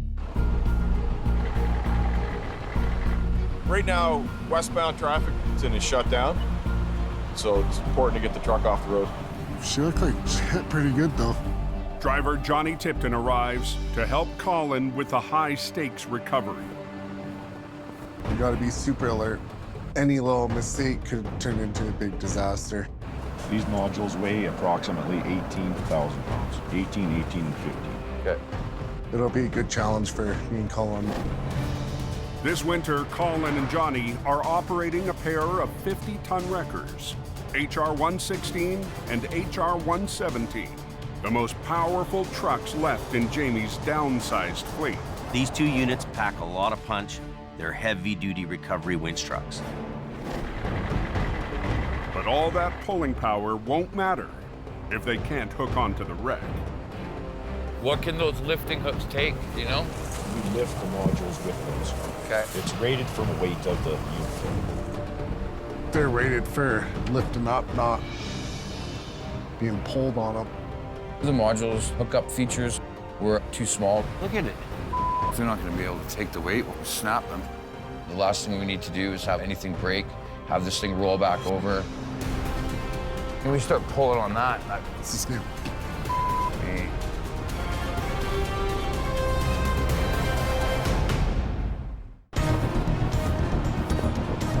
Look at how far out we are. On Alberta's Highway 16, there's not a lot to really get a good hook in on these. Colin and Johnny are trying to flip a wreck loaded with bottles of flammable compressed natural gas. If they're not going to be able to take the weight, we'll snap them. The truck's 3 containers have lifting hooks designed to raise each cargo box up one at a time. Tap it. They're rated for lifting up, not being pulled on them. But the small hooks are no match for the massive pulling forces needed to winch the semi back onto its wheels. This isn't going to be an easy rigging job. But you're looking roughly 80,000 pounds. We're about 75 feet to the crest of the road, so it's a pretty good pull. Let's put a wrecker down here. We do have lifting points here. After a closer look, do a reverse roll. Jamie's crew hatches a new plan. I'll put the boom right here, and then as we lift, I'll boom out. Johnny comes up with the idea to put his truck right next to the wreck down in the ditch. As Johnny raises and anchors the wreck from the field, Colin will use 3 lines to gently hoist the gas truck from the road.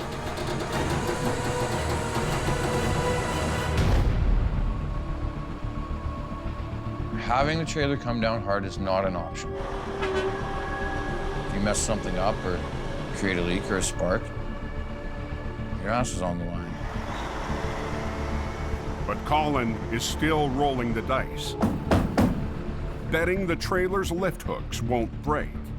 One canister opens up and starts leaking, well, now we got a big problem. Get that nice and short. This is just the best option for what we're dealing with. Okay, tighten it up. Okay. Ready?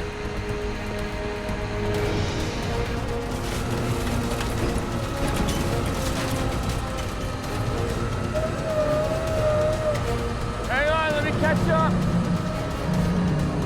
As Johnny lifts with a single line, Colin has to work 3 lines simultaneously.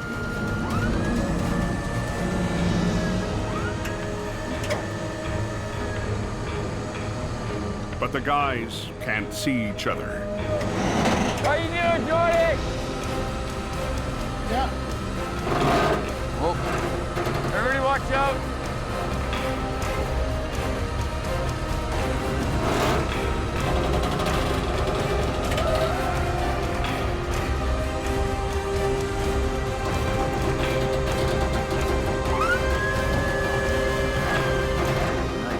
Don't get better than that. Decent, Johnny, decent.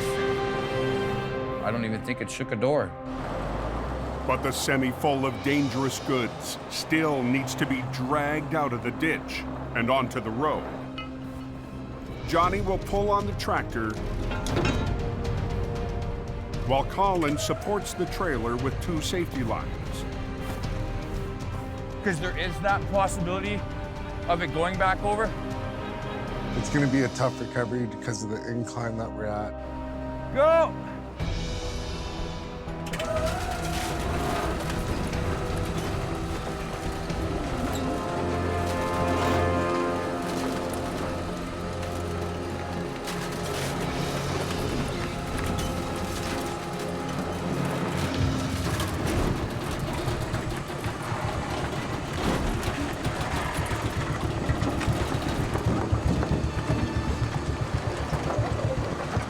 The tractor is eased onto the road.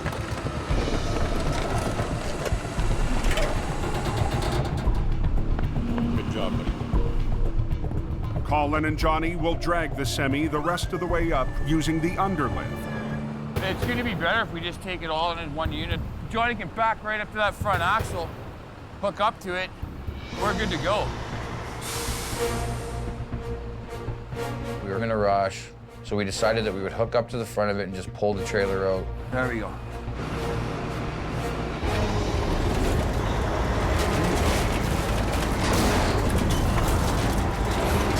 Come on, Johnny, pull that thing up. But the heavy load won't budge. It's definitely a piss off. Me.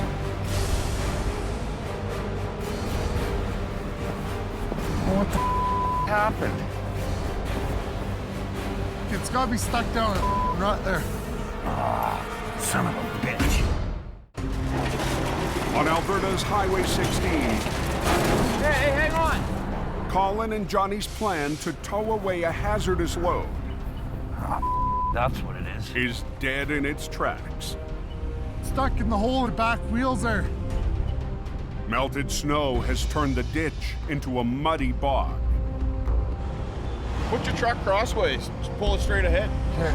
Colin and Johnny are forced to re-rig, keeping the busy highway shut down. All right. This is supposed to be the easiest part of the job. This really pisses me off. We should be out of here by now. Got it? We had to unhook, put both trucks on it, to winch it all the way up out of the ditch. Just about. There we go. Nice.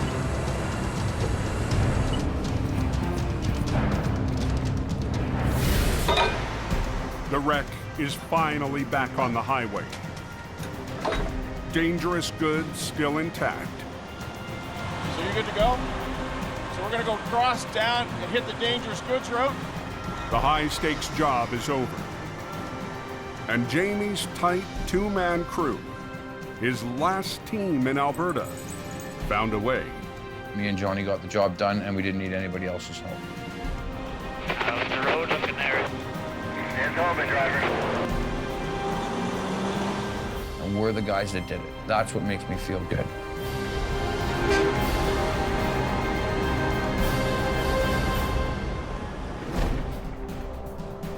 Back in BC, there's relief.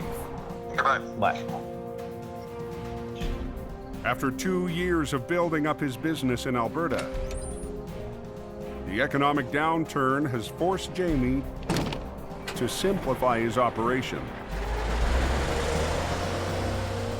This season, we have the right guys, we have quality, and my stress level's down. And shift his life back to where it all began, in hope. What I gotta learn to do is be there and enjoy it for what it is.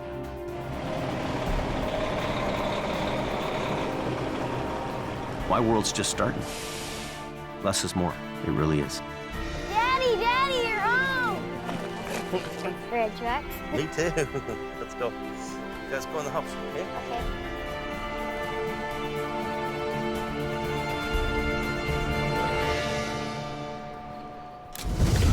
Next time on Highway Through Hell, a terrifying tumble plunges the mission team into a daring recovery. It will go over. And a frozen truck becomes Scotty's roadside mystery. Are ya? He's all blown apart here. Colin and Jamie use air power Walls coming out of it. to battle a sketchy load.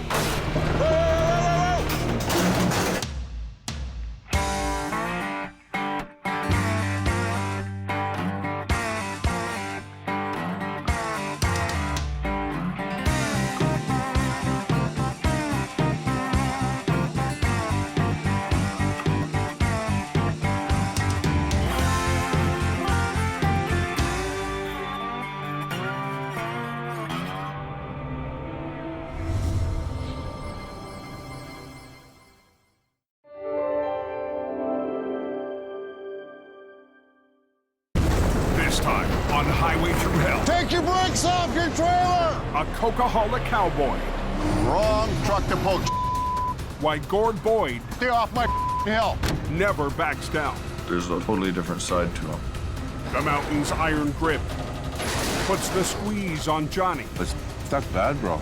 And a rolling wreck That's crazy. has Nick at the end of his rope. Oh, Trap! Hold on. Let it out! On the Highway Through Hell, the last line of defense is a heavy rescue team ready to tackle any disaster. Because closure is not an option.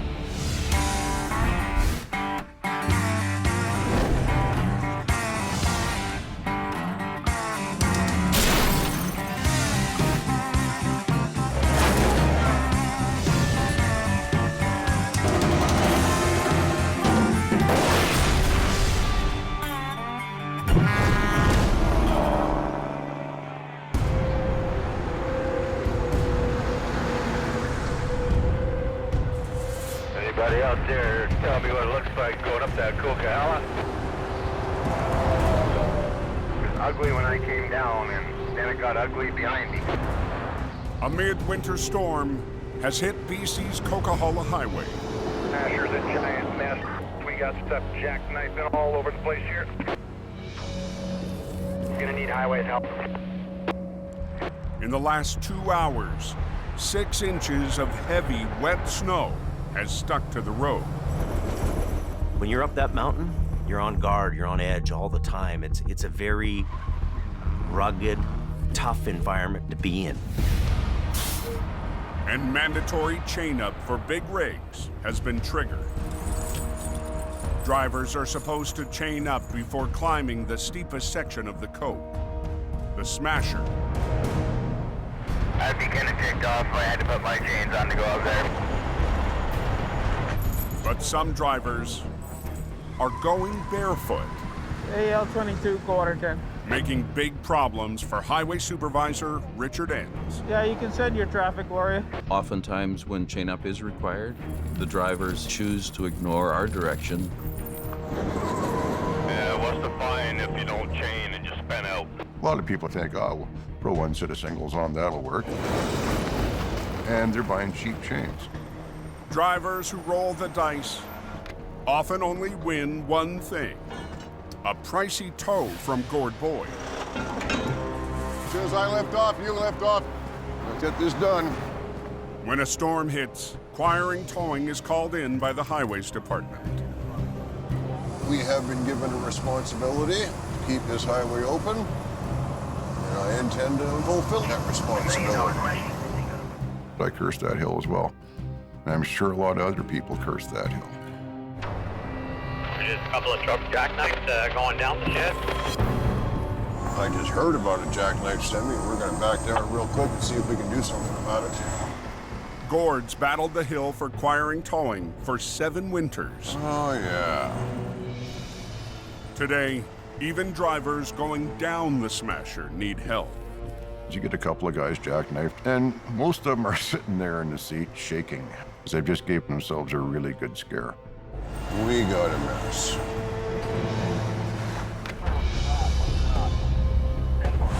Okay, here's what I want you to do. Put your trailer brakes on, put it in gear, turn your wheel hard left. I'm trying to tell the driver what he needs to do in order to get down the hill safely. Okay, keep coming, keep coming, keep coming. Now remember, keep your wheels rolling. As long as your wheel, okay, brakes off the trailer. One down. As soon as one driver is on his way, another is in trouble. Don't try and go down the hill too slow. That's why you got in this position. I feel sorry for this guy. He's terrified. Okay, trailer brakes on again. Okay. I need him to overcome his fear. Come on. And to let the truck roll. Okay, come on. He thinks he's gonna have a runaway, but it's not what's gonna happen. Okay. We'll go to plan B. We have sand handy, we have shovels handy. That'll probably help. Take your brakes off your trailer! Trailer brakes off! Brakes off! Okay, do not touch your brakes going down the hill. Try and hold about at 20 or 30 kilometers per hour. Giver, just call me the truck whisperer. Big relief to see him going down the hill. Now I can concentrate on the guys coming up the hill. Oh, we got guys spun out all over the place. With too many truckers not chaining up. I got 2 B-trains spun out side by side in the top corner, and I'm behind them. Gord's patience is wearing thin. This guy here tried one set of chains, and he's stuck beside you. How many sets of chains you got on? I have 1 set of chains. 1 set of singles? And it always works. And I would have been fine until this car got spun out beside you. You know what? Put more chains on. Thanks a lot. That is what irritates me. He's blaming everybody else but himself.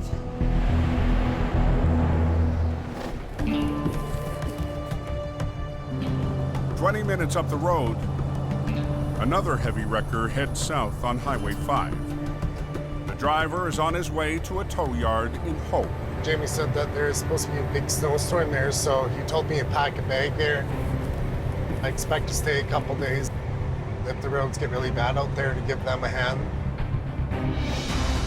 Born and raised on the prairies, Johnny Tipton has worked for Jamie Davis in Alberta for the last 3 winters. Johnny is a survivor. He should be on a tow truck survival show. He is just a go no matter what. I like driving truck. I like being by myself. I like the varieties of work that we do. Coming down, Johnny. Alongside Colin McLean, Johnny's conquered big wrecks on the flat prairie roads. Johnny's got a quiet confidence about him, for sure.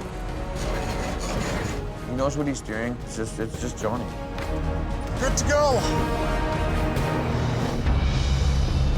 But with Alberta in the grips of an economic crash, Jamie will give him a shot at heavy rescue on the coast. Alberta's slow. There's nothing going on there for him, so I think this is our best bet. I've never driven this road, so I'm not sure what to expect. I've heard stories about this highway. Definitely in unfamiliar territory there. This is a whole new environment for me. The Coquihalla, you gotta respect it, because it can end your driving career in a heartbeat. We know that Johnny's a great guy to have on a truck. A little bit new territory for him to try to work here. I hope it works out. After a long day on the road, Johnny Tipton finally reaches Jamie's yard in Hope. Johnny, you made her? Yeah. Cool. How'd you like your trip down? Good. Yeah? It's pretty cool, driving out the mountains for the first time. I hope Johnny can fit in around here and be part of the team. That means getting along with lead driver, Scott Bird. Scott's a very experienced operator. Sometimes he rubs people the wrong way, and I hope that doesn't happen with him and Johnny.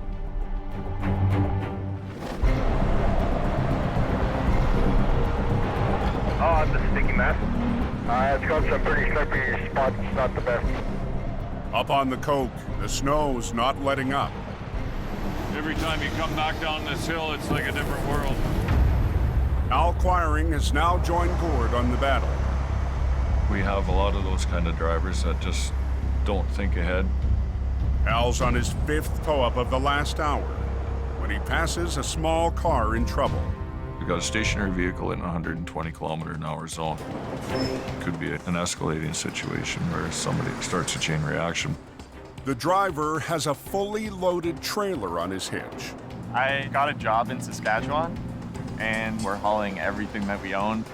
Al already has a semi on his hook, but decides to add the extra load to his train. You can only wonder who would take a front-wheel drive car that's loaded to the hilt, in the back seat full of clothes and who knows what else. Yeah, next time instead of renting the trailer, rent the van. Get going, you guys. You know, sometimes it's easier just to take 5 minutes to get that guy out of a dangerous situation.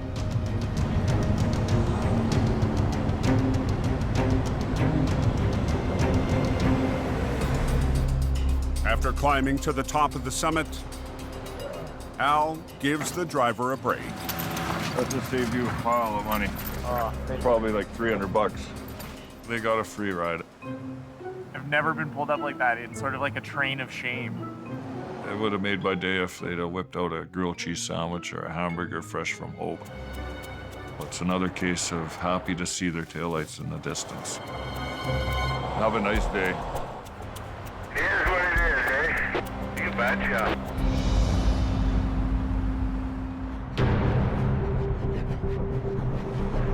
I just passed the first MVI up the hill. That snowed up there is pretty slick coming down. As night falls, the storm is only getting worse. I've almost been in the ditch twice. All this traffic's gonna polish this road up nice like a skate rink. Highway sanding crews are out in full force. Loaded Zodkiss, loaded. No, it only takes one truck to mess it up for everybody else. Just one. It's a gong show at times. Up ahead of you, there's a truck in the ditch there, northbound. 8 miles up the hill, Jamie's lead flagger, Robert, has just arrived to the scene of an accident. Tractor's really deep in there because of the snowbank. When the snow plows go this way, northbound and southbound, it just keeps on packing. It's quite heavy. The fully loaded semi slid off the road and plowed into 3 feet of snow. It's on a curve, right? And you get four-wheelers coming, and wham. The driver is still waiting for help inside his cab. I was gonna jump the black ice and shot into the ditch. The snowbank, and it stopped me from going across the other side of the road. Johnny from Jamie Davis, do you copy? Johnny arrived in Hope less than 24 hours ago. Now he's headed to his first recovery on the coke. For Johnny going up the mountain, it's got to be a little bit intimidating. This is gonna be my first big wreck on the Coquihalla there, so I'm a little nervous and excited at the same time.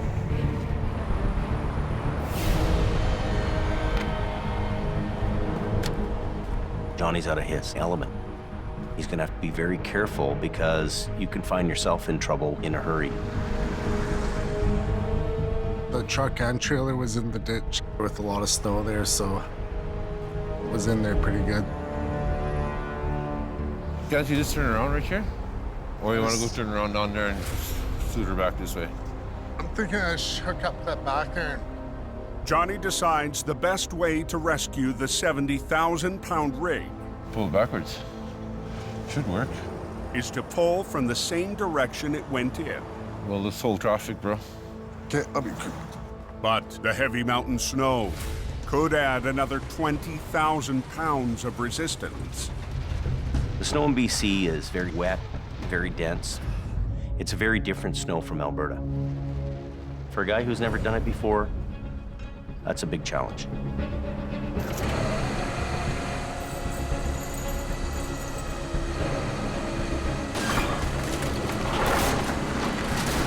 In reverse. Even with the driver trying to help, the truck won't budge. In Alberta, for this job here, it would have been hooked up and packed up and gone in 20 minutes. That's good. Do you have the tow hooks on her? Johnny will try again, this time from the front. Gotta dig about my hands. But the tow hooks are nowhere to be found. In BC, the resistance from the snowpack would be a lot higher than the resistance in a vehicle in Alberta. Same rigs, same everything, but the snow is going to make a difference in your job. And Johnny doesn't know that. You think we should shut it down? Okay. Robert blocks traffic, and Johnny starts to pull.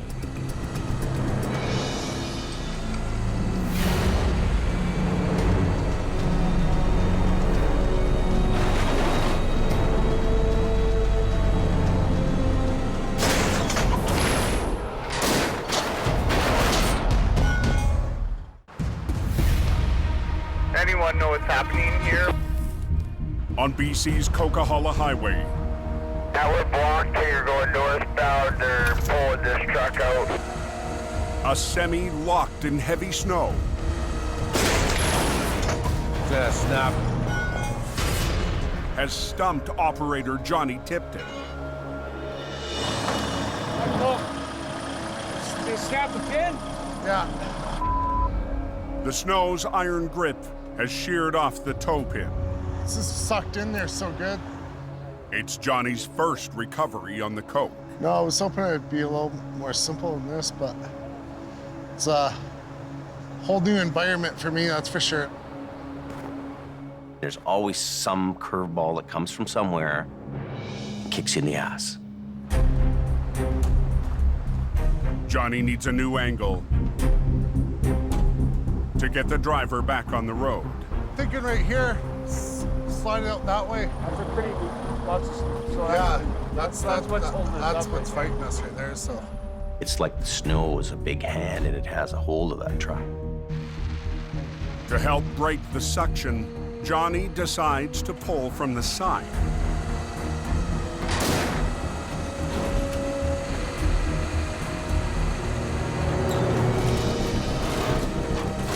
But as he starts to winch, Look how slippery it is. the only thing moving is Johnny's 40,000-pound record. Come on, buddy.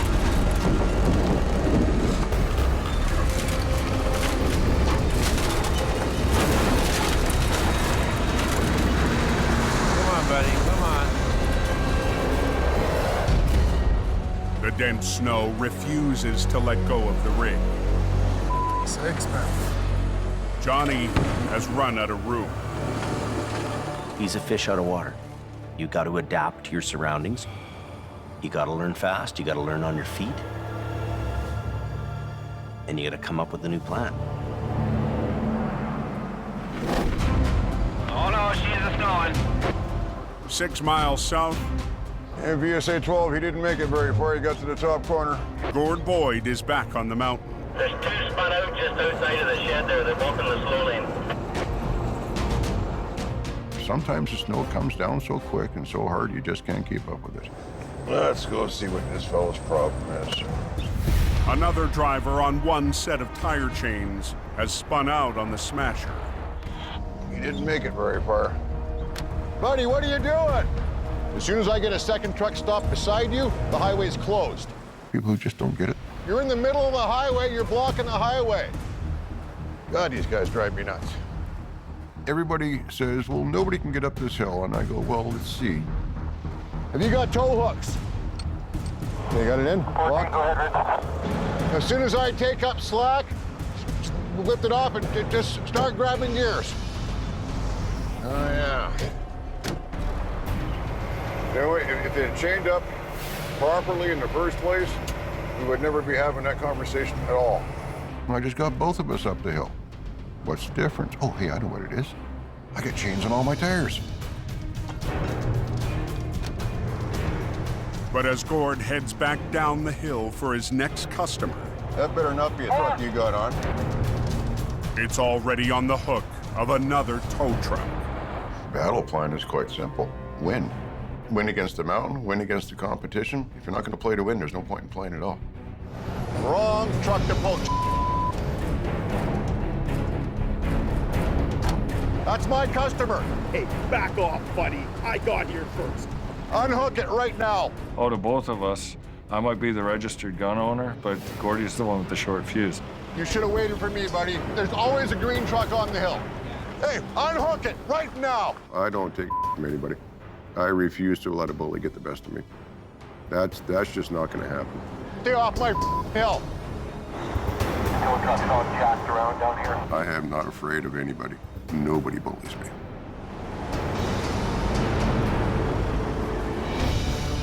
Anyone know what's happening here?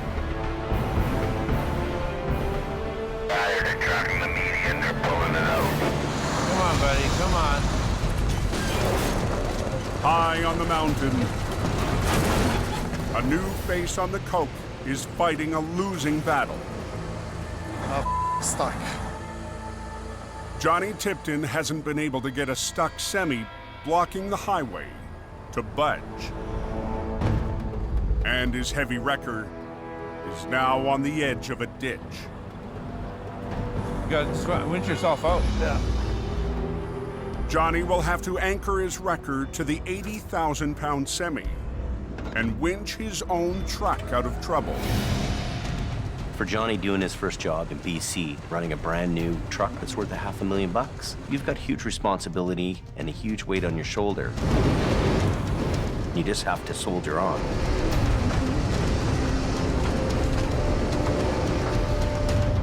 With Johnny's wrecker out of the way and one lane open, They're letting us through right now. Robert waves traffic through.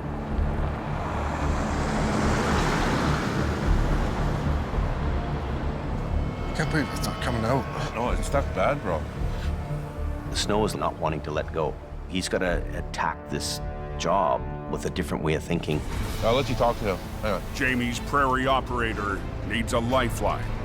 Yeah, I can't get this thing to budge.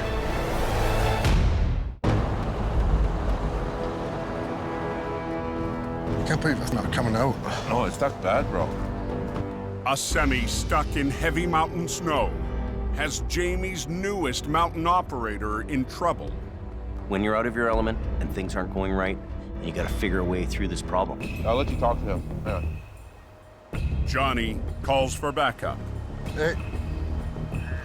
Yeah, I can't get this thing to budge. Snap the tow hook there. It's not budging. Does hurt the pride a little bit to call another operator to come show you how to do it. I just got a call from Johnny, and he's having a problem getting his truck out of the ditch. Jamie's lead operator, Scott Bird, is on his way. I don't really understand how he could be having a problem. That truck he's driving can pull a bloody mountain over. I'm a little rough to work with, but that's just me. It's how I am, you know. If you want to help, you're gonna have to put up with the abrasiveness. Johnny, what's going on, bub? You tired? Sometimes he rubs people the wrong way, and I hope that doesn't happen with him and Johnny here. I hope these guys click and they make this job happen without any sparks flying. Let's go have a looky-see. Were you skidding backwards and... Oh, we're digging down. So you got him out a little bit? Yeah, I got him out a bit there. Ole. You go into the ditch, you got hot tires. The hot tires are gonna melt the snow, and then the snow is gonna refreeze it. And it just grabs a hold of it. You're biting off a little more than you can chew. Holy. And guy's plowed himself in really good.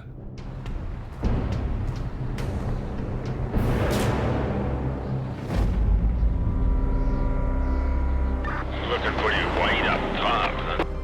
By midnight, traffic heading up the mountain has finally tapered off, giving Gord Boyd time to think about his clash on the highway tonight. I learned how to deal with bullies. I learned how to develop thick skin. Gord's faced a lifetime of battles that began long before he ever drove for Quiring Towing. People don't realize as a heavy-duty operator that there's a totally different side to them, which is unseen. I stuttered badly when I was a kid. Man, it was pathetic. I couldn't string 5 words together in a sentence if my life depended on it. I got beat up a lot until I started fighting back.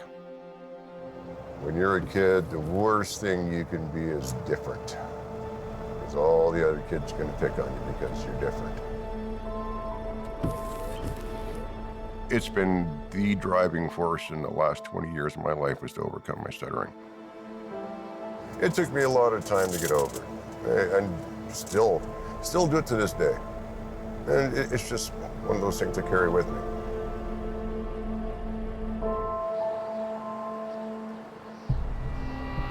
Out on the hill just past going up out of the snow shed. Yeah, I'll get the highways guy down there.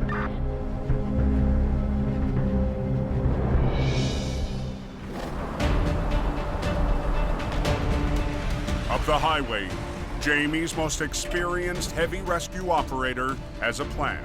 We're gonna go into the frame of his truck right on his 5th wheel plate. Really good and strong in there. So if you got another big 5/8 chain.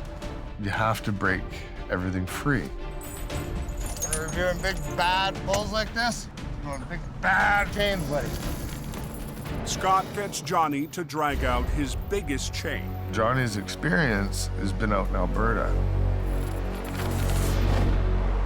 They have the light, dry, powdery snow.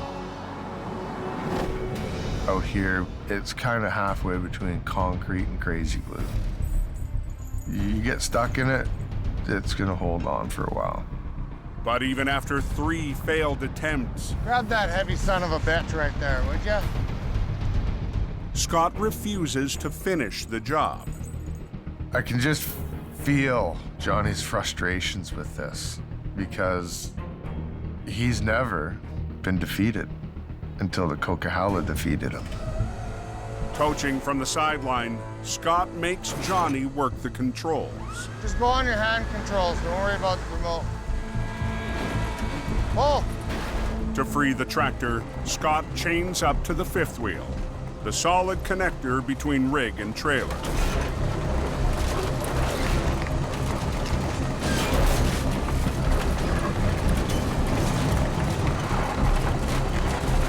Come down.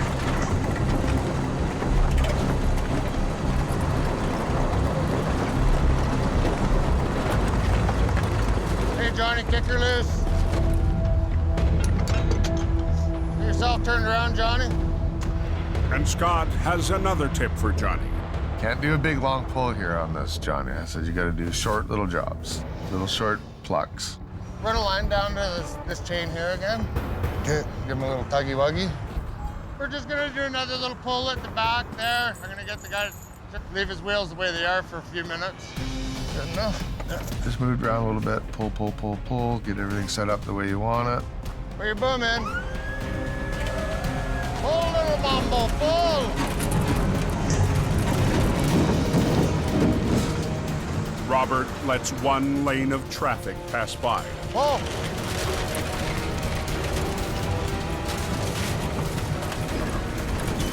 Stop! Stop! Pull, little bumble, pull! On BC's Coquihalla Highway, Stop!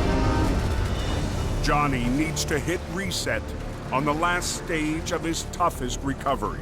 When I was pulling there, it was kind of taking the weight off my front end of the truck. You gotta pay attention to what your truck's doing. Pull! It's just experience. It's a learning curve. Hey, Robert, shut her down.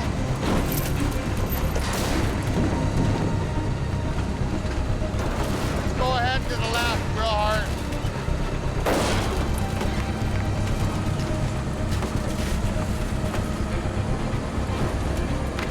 Turn your wheels hard to the left.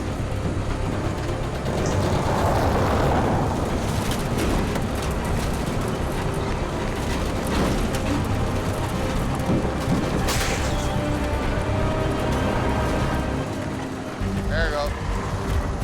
That's good. You believe in your machine yet? Yeah. Young grasshopper, you will learn. 3 hours after Johnny's first mountain recovery began, the job is over. I'm happy now, we're out, so he's just gonna tow me up. That'll be it for me. Thanks for helping me out, man. Scott didn't come there and just take over the job. He just showed me what I should do to break it free. There's always different little ways of doing things. You're just learning something tonight, right? If I didn't have the respect for Johnny that I do, I would have just kind of pushed him over, and I didn't want to do that to Johnny because Johnny's a great guy. He's taking a big bite of the pie. He should have just took little ones. And he's learning. Burton's. Scotty did the coolest thing. He mentored Johnny along, and I'm really proud of him for doing that.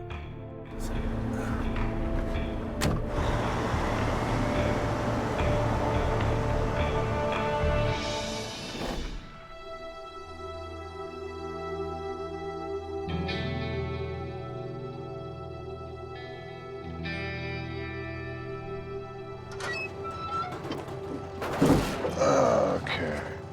On a rare, slow morning at the Quiring yard, Gord gets a visitor. Hi. Hi.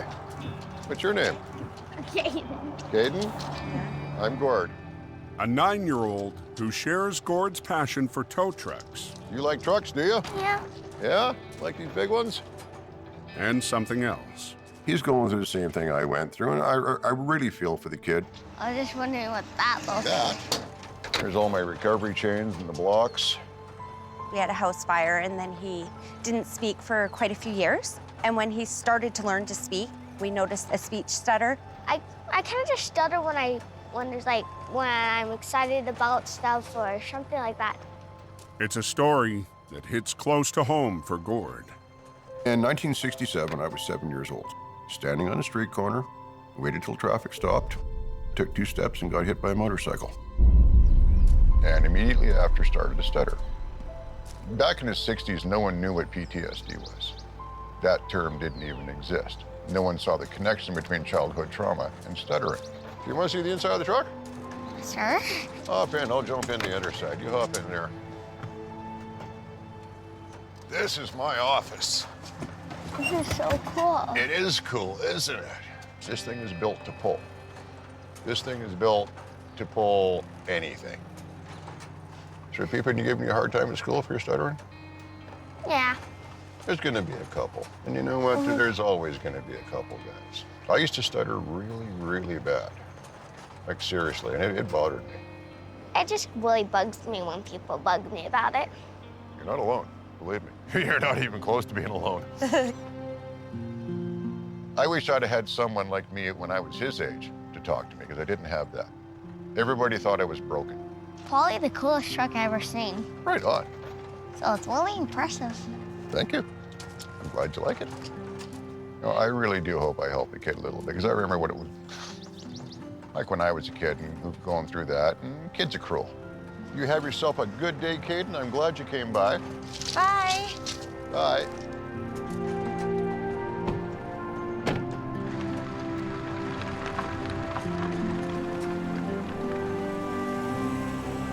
That was cool.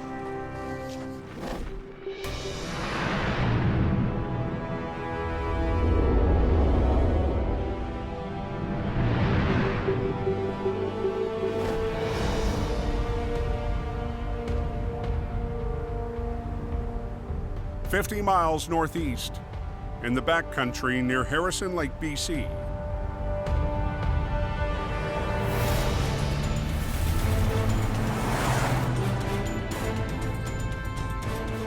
headed up approximately 13 kilometers up East Harrison. Mission Towing's Nick DePerrin climbs a dirt road to his next recovery. We've only seen a few pictures of it, so we can't quite tell how steep the embankment is or exactly how far over the embankment it is.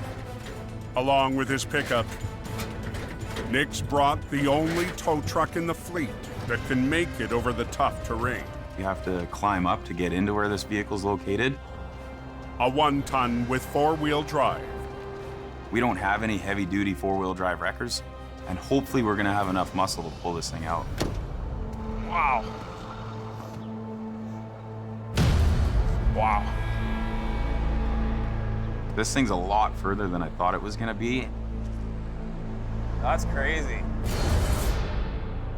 This is gonna be a gong show. The SUV was parked on the edge of the dirt road when the ground gave way. Fortunately,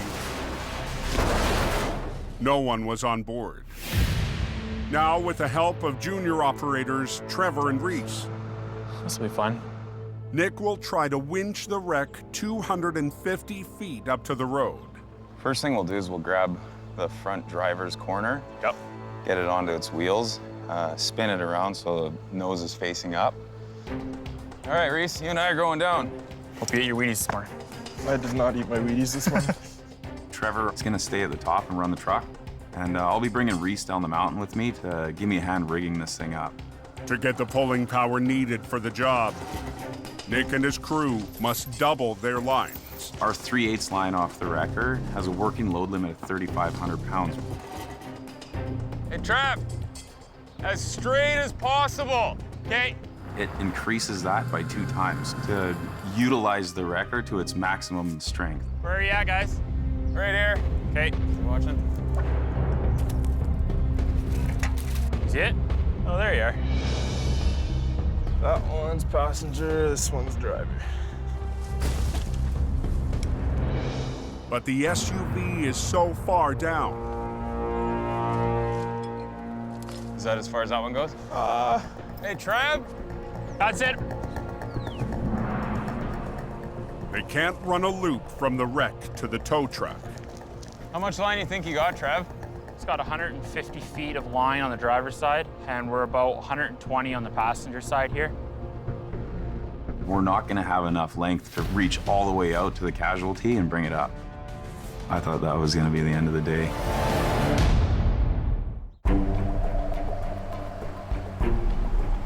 That one's passenger, this one's driver. In the hills above Harrison Lake, BC. Oh.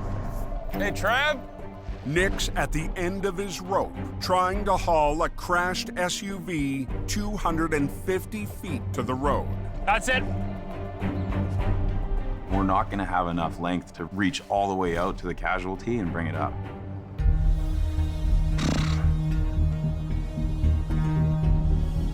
See the other shackle right there? But Nick has one more idea.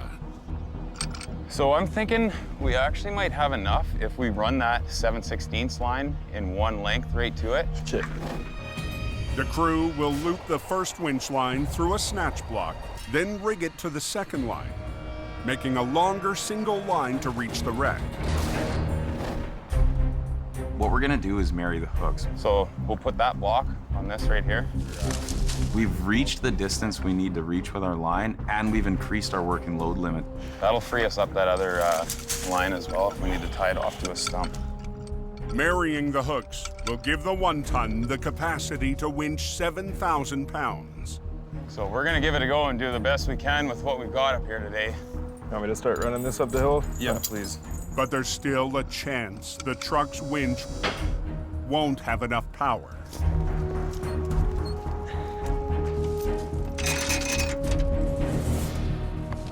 Hook that onto that hook.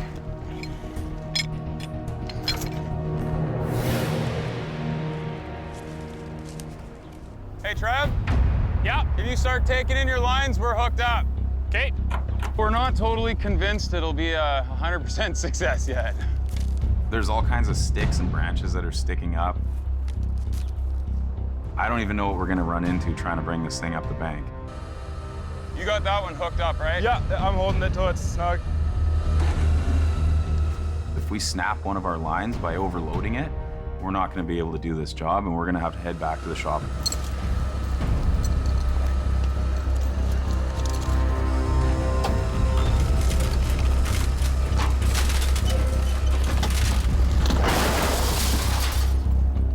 The wreck is on its wheels. Now the mission team must get it up the steep slope. I'm hoping that we have enough truck to pull it up. Hopefully we don't run into too many hiccups along the way. Just gonna see if I can turn the wheel. As long as it doesn't get hung up on anything, we should be okay.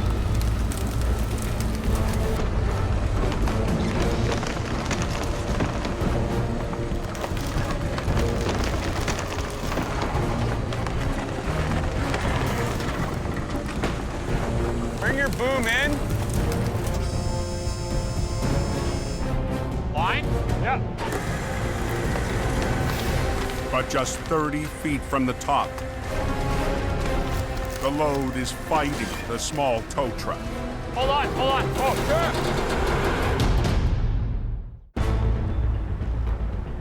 sure. Bring your boom in. Line? Yeah.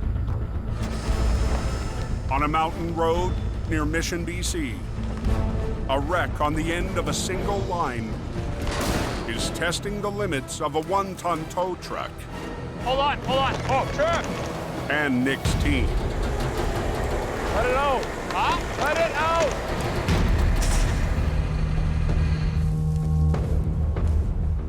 We're just hung up on a stump that's under there. There's a stump jammed underneath the one side of it. It's brought this recovery to a complete halt, and our truck is maxed out trying to pull on this thing. Okay, can you try letting it go down, see if we can go back over that stump? Okay.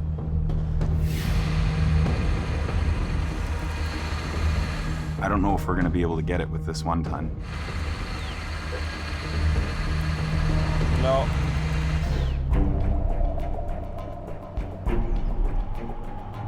Only got a couple hours left of daylight. We have enough obstacles during the day. At night, this job's gonna become impossible. We don't have a lot of options up here, so I'm just gonna grab a log and try to put some leverage on this thing and see if we can get it to pop over this stump. Pick it up. Yep. Okay. Work your passenger line first to bring it this way a little bit. Okay. And then just walk it up. Walk it up. Wherever it gets hung up, work that other line to try and guide it up through there.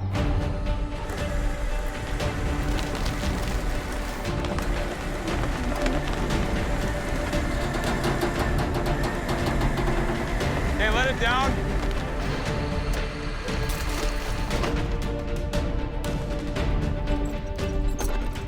So hopefully it pivots a little bit and comes off that stump. Okay.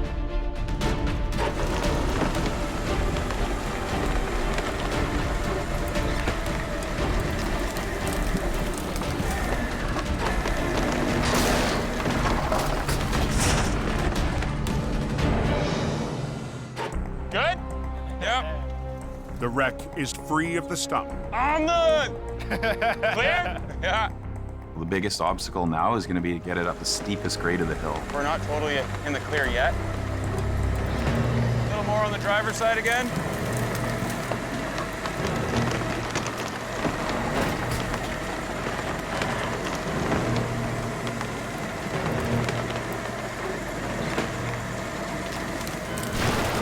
All right.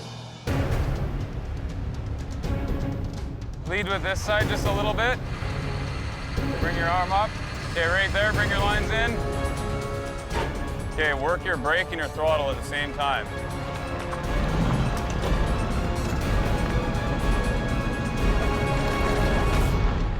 Just before dark, We got it out. Reese, my man.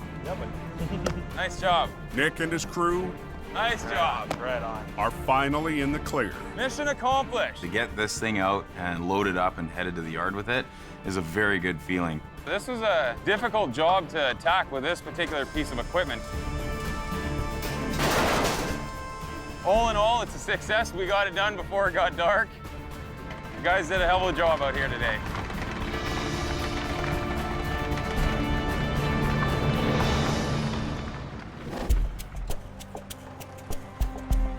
The next morning at Jamie's yard in Hope. Johnny, Johnny, Johnny. What's going on, buddy? Well, this is it, man. Yeah, living the dream. Johnny Tipton is still recovering from his rough night on the Coke. The weather and the environment here is so much different from Alberta, right? This industry is a tough industry because you're getting different jobs thrown at you all the time. A couple little learning curves you'll go through, I'm sure. It's not the first one, it won't be the last one.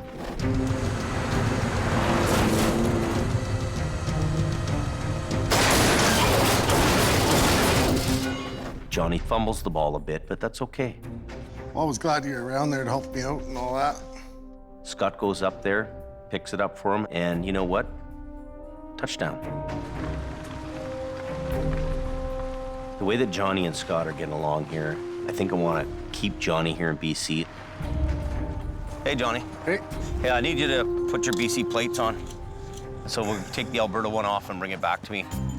You can't expect your guy to know everything about everything. I guess Jamie is confident in me. I'm happy that I'm out here working now. Johnny's got the right attitude, and a good attitude goes a long way. Hey, Johnny. Everybody that's working here now is kind of upbeat. It just seems to be working really well. Oh, I'm glad Johnny's here. I'm supposed to fire Scott, and you're taking over. Yeah. Oh, sounds... Who's gonna help Johnny pull trucks out of the ditch?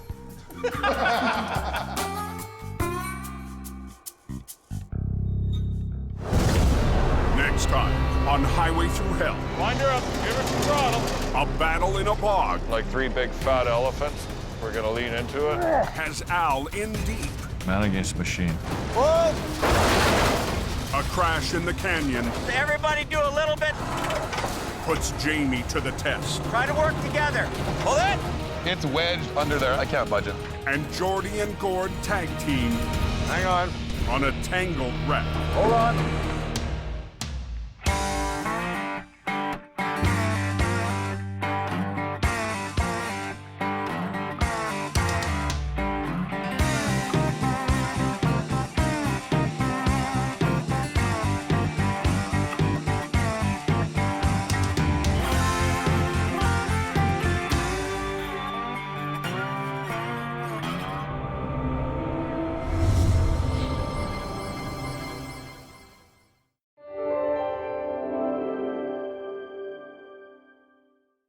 This time, on the season finale of Highway Through Hell, a logging truck It's winking at me, 700 feet down saying, come get me. becomes Al's steepest mountain recovery. A fiery crash has heavy rescue Keep going. battling to clear the canyon. And as winter wraps, Jamie cranks it up for next season. On the Highway Through Hell, the last line of defense is a heavy rescue team ready to tackle any disaster. Because closure is not an option.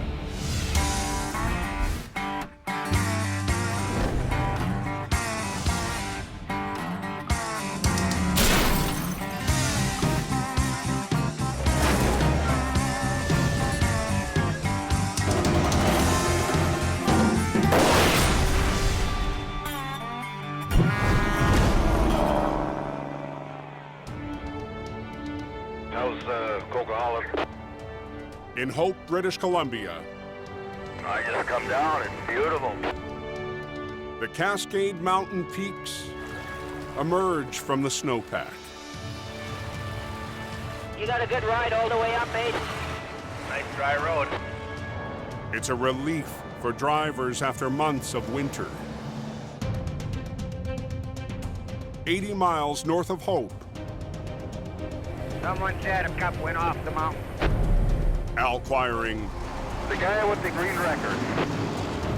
and Gord Boyd climb a mountain road to their next job.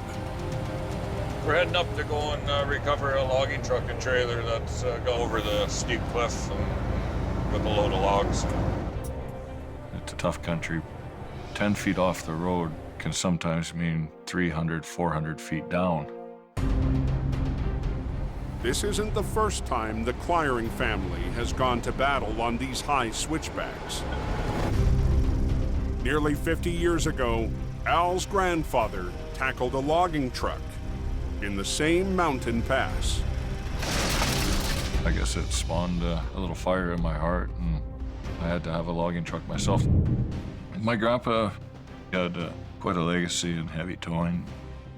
I don't want to let my family down. The risk factor, I'd say 9.5 out of 10. The terrain is very, very steep and very rocky. Hopefully it'll be a safe day.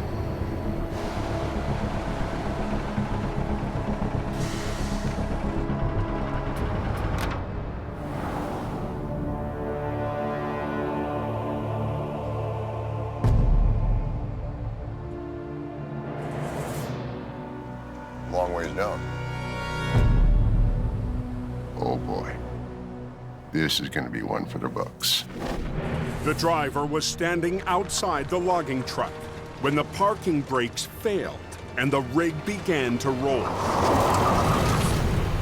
It plunged over the cliff.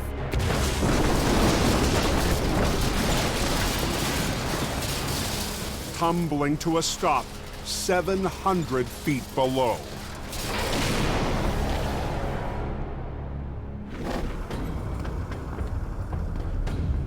This is the biggest job of my career for going down the bank. Every towman wants to catch a big fish, and this is a whopper. Al's brought in a team of rock scalers. These guys are our level 1 first aid. To help with the high-angle recovery. Some of the biggest dangers, obviously, is the falling debris, which could include falling wreckers. Nobody below anything when we're pulling. Okay? Sounds good. Let the games begin. The logging truck is so far down. We're beyond the reach of our winch lines. Al and Gord. We're gonna be doing some high line fishing. Need to shackle every inch of extra cable together. Gordy's gonna be the main prime puller. To try and link Gord's truck to the wreck. We'll use all of this and then some. Hopefully we got enough. We're not gonna know till we start hooking stuff together. You guys can go ahead. Okay. Probably better to the left a little bit. The scalers start the 700-foot descent. I think it drops off on us here pretty good. While up top, Gord stands by to winch. I'm not stupid. I'm not going down a 700-foot cliff. That's just not happening. You can see the blinker, it's winking at me, saying, come get me. But the only person Al trusts with the rigging It's coming down. is Al himself. I want to be the guy at the end of that winch line that's attached it. Watch yourself. And the only way to do that is boots on the ground and down the hill. Al is a special kind of crazy. We've already got all the chokers over the bank. As the cables snake down the slope. We're now running on my winch line. Through the path of lost logs. It's another hazard for Al and his crew below. They're 4,000-pound missiles on a sheer cliff. You're in a real danger zone. Look out below. Can you hear Al? I can't hear anything. Hey, we can't hear him either. He's yelling something. Darwin! Log! Log!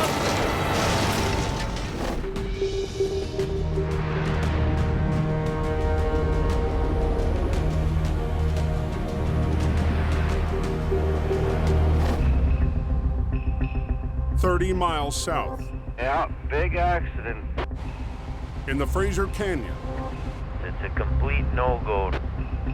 Everything being turned around. Scott Bird is on his way to an urgent call on Highway 1.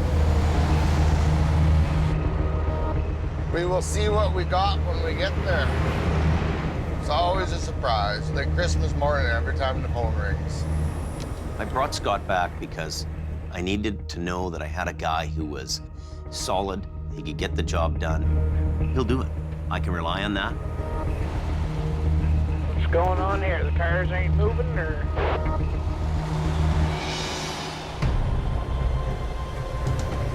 Oh. It's right upside down. A roll-off truck hauling empty bins lay in pieces.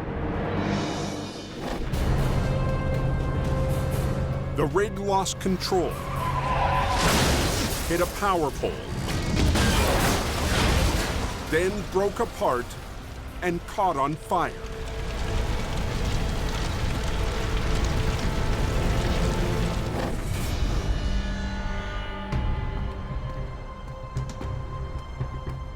Another trucker, still on scene, pulled the driver from the wreck. And he was still in the cab with the flames going. And then I got him out. He didn't think about the hazards of going in to rescue him. It's just human nature to run in and do it, but he probably saved his life. Lucky. How did you say that guy was left? The wreck is too much for Scott alone. Everything is all detached all over the place. Not open yet. I'm sitting here. In hope, company boss Jamie Davis leaves his yard to help Scott get the highway open. The canyon's shut right down. So the quicker we get it done, the better it is. I'm just happy to get out of the office. I'll have a good day no matter what happens. It's gonna be a while. Yeah, she's the waiting game. On a forest road 30 miles north. Darwin! Can you hear Al? I'm gonna A load of logs scattered on a slope. Darwin! Hey, we can't hear him either. He's yelling something. Log! Log! Threaten Al's team. 700 feet below. That's the part that was really scary to me. You don't want to have it, somebody get pinned or thumped. The runaway log is a reminder. We're almost there. Al needs to work fast and get everyone out of the line of fire. When he reaches the wreck, This guy's gonna get towed away. Al decides the trailer will be first up the bank. And he has just enough line to do it. When it went off the edge, somehow this trailer must have pole vaulted and landed down. The trailer is pinned down by logs. We'll cut that log that you're holding into smaller pieces. And Al uses his chop saw on the trailer's metal frame. That should be enough. Now he's crossing his fingers. The trailer won't get hung up on anything. We'll get up over on this side here. As it's pulled up to the road. Back up, boys. If it doesn't want to clay nice and come out in pieces, then we're going to be in for a real pull. So hopefully just the trailer's going to break out. Spades down, boom up.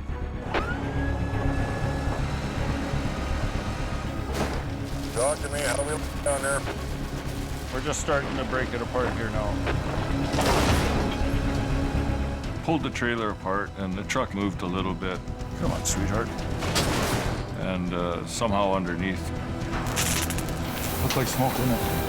the battery box was shorting out. Yeah, we got a fire going here. All right. Yeah. Yeah, we got a fire. We need a fire extinguisher down here. On a mountain road north of Hope, BC. Looked like it blew smoke, didn't it? Yeah, we got a fire. A logging truck has caught fire. Tell them we need a fire extinguisher down here. During Al's extreme recovery. We got water? No. Tell them to hurry. No one was on board when the truck's brakes failed and it plunged into the chasm.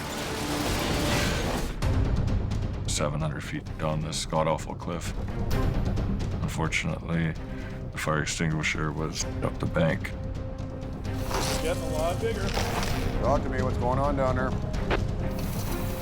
ETA on a fire extinguisher. We're getting pretty big flames here. Fire extinguisher's on the way down.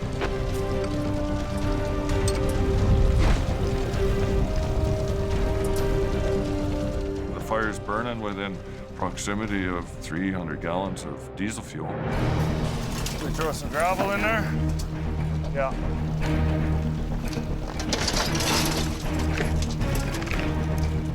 We had the bucket brigade going to get some sand on it. It's our best hope. When the extinguisher finally arrives at the wreck, the sand and gravel has the fire nearly out. What about back here? Yeah, I think we got it out.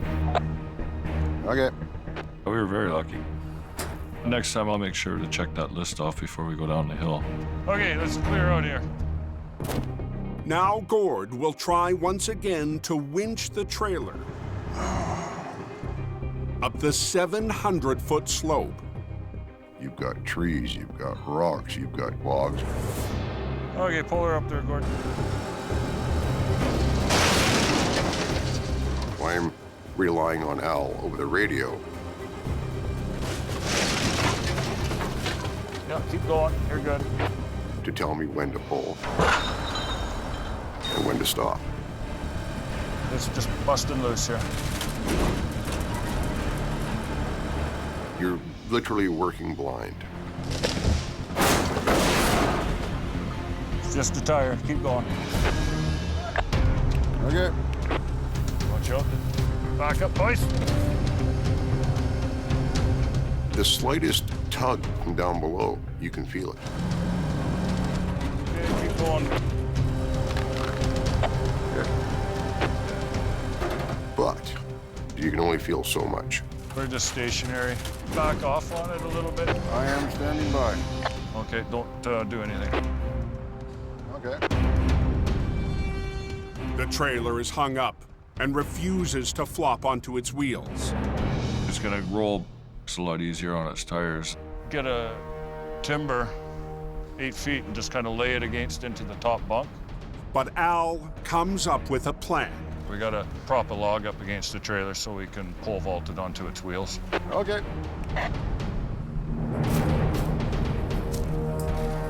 Get a log lodged in there that it can pivot on.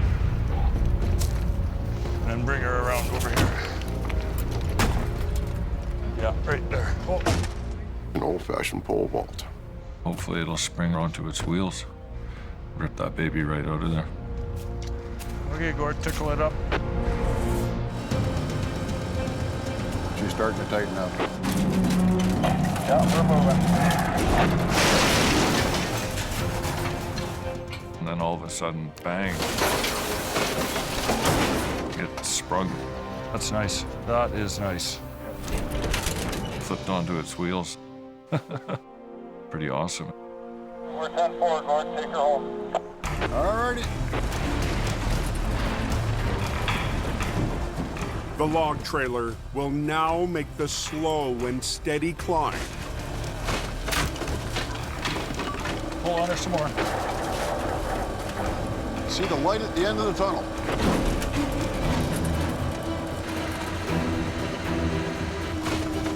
As Al returns to the top, Don't stop until you're on the slope there. the trailer finally reaches the road. Sometimes a good chunk of jack pine is all you need to solve your problems. He's on the road.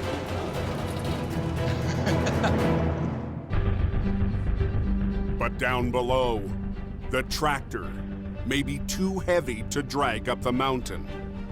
Gordy's gonna clear the scene, and then we're gonna rig for the truck. It's gotta be a little bit more extravagant. What's the hold up here? In the Fraser Canyon, Road's closed, that yell. Jamie arrives at the crash site on Highway 1. They're lined up pretty good, eh? Wow. A crashed bin truck and trailer have kept the Canyon Highway closed for the last 3 hours. Quite the deal. We've got this truck totally wiped out, facing the wrong way, and it's on its side. This is a major crash. Earlier today, the truck hit a power pole and broke apart. The driver was rescued from the flaming cab. Scott was first on site. What's going on, buddy? With the power lines out of the way, Jamie and Scott will team up to clear the multi-piece wreck. Okay, I'm gonna go past the wreck, turn around, I'll do the back end. You can do the front end, just put a line on it, low pull. This winter, Scott's been Jamie's steady hand and most trusted operator. Scott and I, we're a team. We're gonna make it happen. With Jamie winching from his classic 16-ton Army truck, and Scott using one of Jamie's top-of-the-line 50-ton wreckers, they'll work together to flip the tractor. You ready, Jim? Pretty smashed up, that cab.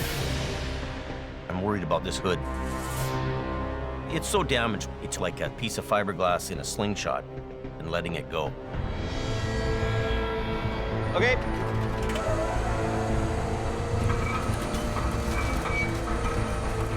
When you flip that truck over and it comes crashing down, you never know what parts are gonna fly off it.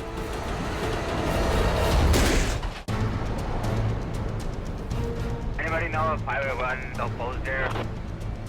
On the Fraser Canyon Highway, near Saddle Rock Tunnel, Yeah, it'll be closed for quite a while. Jamie and Scott Ready, Jim? work fast to reopen the Trans-Canada Highway. Let's go right through there. Make it go a little bit long, though. They have to flip a heavily damaged tractor. I'm worried about this hood. It's like a piece of fiberglass in a slingshot and letting it go. It could end up flying apart and hurt somebody. It's gonna happen right in a second. You're gonna have the glory, Jim. Take her away.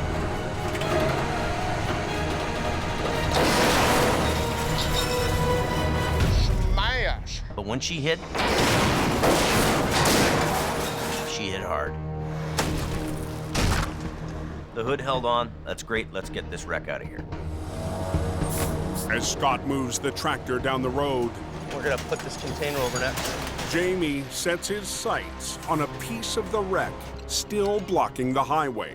Run the other one up, and we'll drag it across. A 2,000-pound cargo bin. Priority one is get the road open.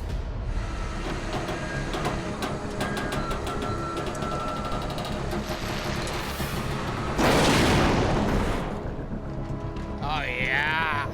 Oh, baby. It looks like they could be opening Highway 1. Beautiful. Jamie's old-school wrecker drags the steel bin out of the way. The Army truck is a nice old machine and does the job. We're gonna open alternating. 5 hours after the driver was pulled from the crash, Okay, bud, drive safe and be careful there. Yeah, you betcha. the trucker who rescued him is first down the Canyon Highway. He's the hero here. He saved his life. And traffic's a-moving. Jamie, David, thank you. With the highway cleared, There you go. Scott and Gord will tow the tractor back to Hope, We'll worry about that other stuff later. then come back and deal with what's left in the ditch. There's a chance we could get it out of there. Let's have a look at it. But Jamie has other ideas. If I wanted to be a real show-off, I'd get that thing out of the ditch before he got back. The boss is tempted to tackle the flip trailer by himself. That's a big, big recovery. Oh. I might just throw a line on it for fun, see if we can do it before Scotty gets back. I'm kind of being a little bit of a bugger, and I'm going to steal the glory just to give him a little hard time.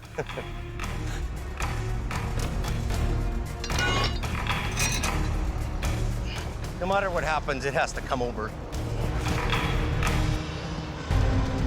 Jamie is gambling his old army truck will come through one more time. A bit of a pull here.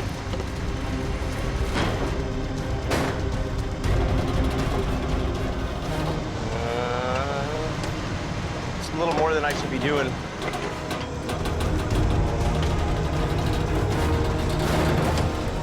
That thing's jammed in there.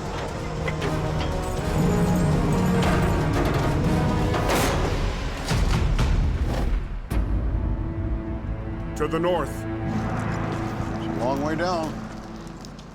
Al and Gord brace themselves for the next piece of the logging truck. 700 feet below. That canyon just keeps going down into like Sasquatch country. This is probably the toughest job we will ever do. It's a long ways down into those trees. So you gotta watch your step. At the crash site, the truck's tractor is still weighed down by massive logs. The truck was probably 30,000, 35,000 pounds. Let's give her a cut and let's get pulling.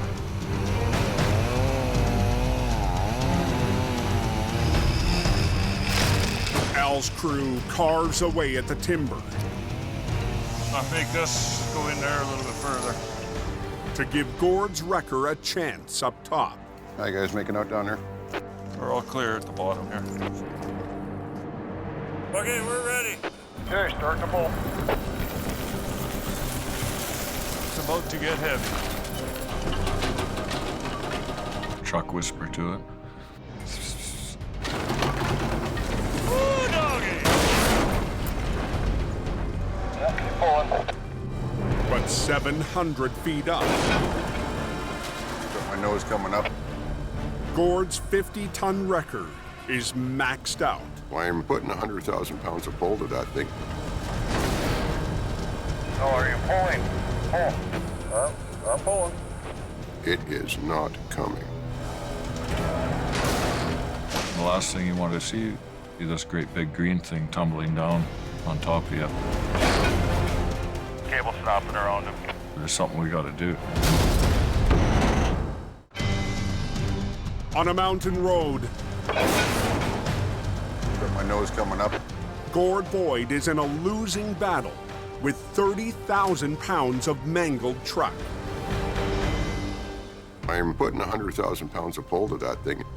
Oh, are you pulling? I'm pulling. It is not coming. Al Quiring is 700 feet below beside the wreck. It was just Gordy hooked to it. This truck was starting to lift. I think we're gonna need help on this one. He needs more power Yeah, I'm gonna start heading back up the hill. to get it to pop out. Al has to add his record to the fight. Using his side puller and back winch, Al will add an extra 50 tons of pulling power to help Gord winch the tractor up the 60-degree slope. Lined up with both, Gord. With Al and Gord working together,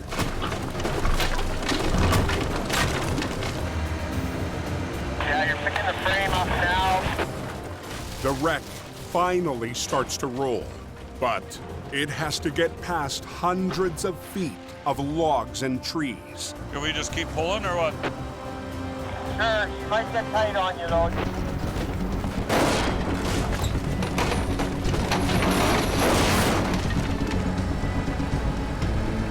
The weight of our two wreckers far outweigh that truck.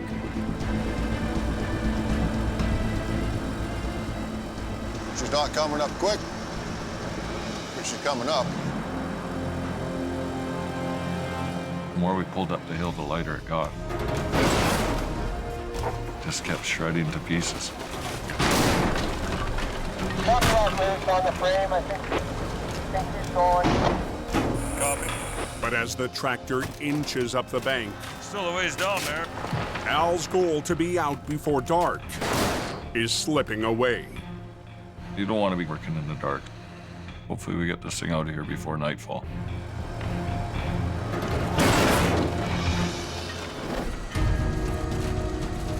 On the Fraser Canyon Highway,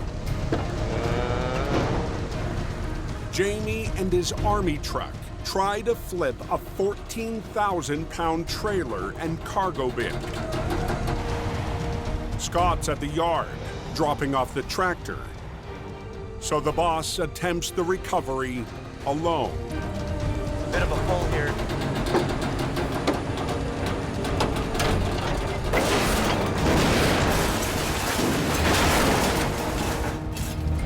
Wow.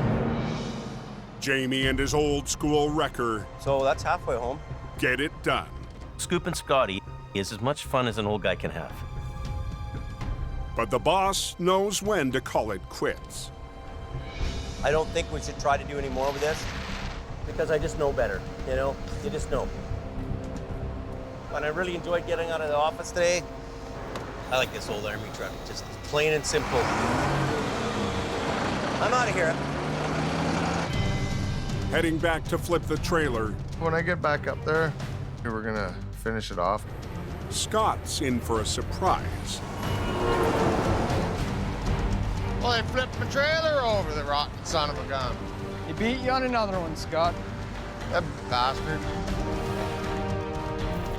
He'd rather be in the ditch, swimming in diesel and mud just like I would, right?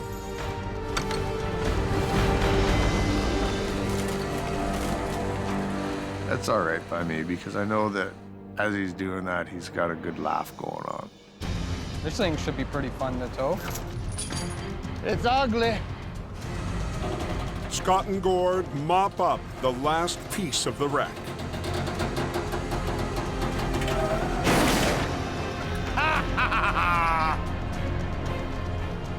Love it when a plan comes together. We're just gonna chain her down and get the hell out of here. Hopefully Jamie's got that fire cooking. Scotty's done this a long time. He understands the game and he plays it well.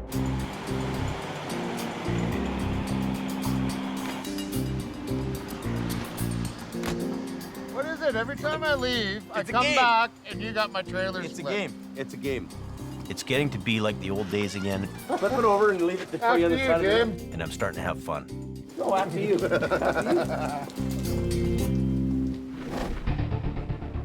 In the hills north of Hope, Let us back it off here a bit. Al's deadline on the logging truck wreck has come and gone. We're out of light. Pull up on it. But with the tractor still crawling up the bank, Al and Gord press on. One of the golden rules is be out of danger before nightfall. All kinds of things to be worried about. There it is. Okay. Let's go, Gordy. Give her both there, Gord.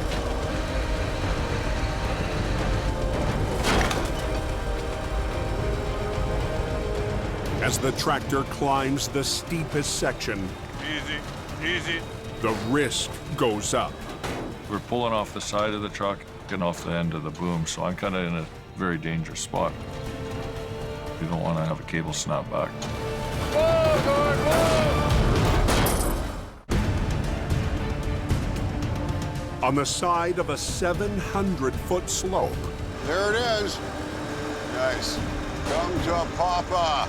Al and Gord fight to pull the final piece of the logging truck up to the road. Tow trucks at the top are starting to really load up. Move up with it, Gord. Just like the video game when you're blasting away at that big giant, you see him starting to wobble. Whoa, Gord, whoa! That's good. Good, good. A couple more good punches, and you're on your way. Well, no wonder it was so heavy. It still had logs on it. That was a tough one. We came to the party, and we conquered it. And that was the best part. Mission accomplished. 47 years after Al's grandfather recovered a wreck in the same rugged country. One like my grandpa did, but a little bit bigger. So. It's another historic moment for Quiring Towing. What a ride that must have been. Hopefully, this job would make my grandpa proud. The only guys that can pull it out is Quirings.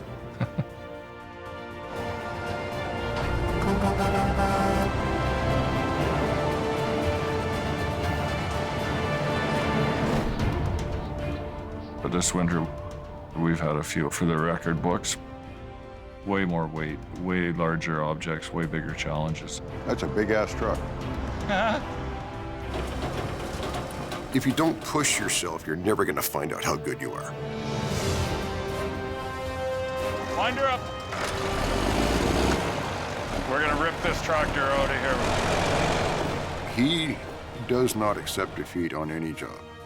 Whatever the call is, we handle it. She's out of there. I told you we got her. Very high risk here. Very high risk. There are critical times Hurricane! when decisions have to be made. Take your brakes off your trailer! Ben Gordy, he can handle that. Here we go. Once more into the breach.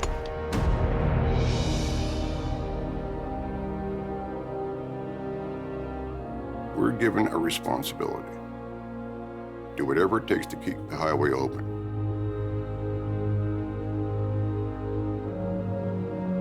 We take that responsibility very seriously.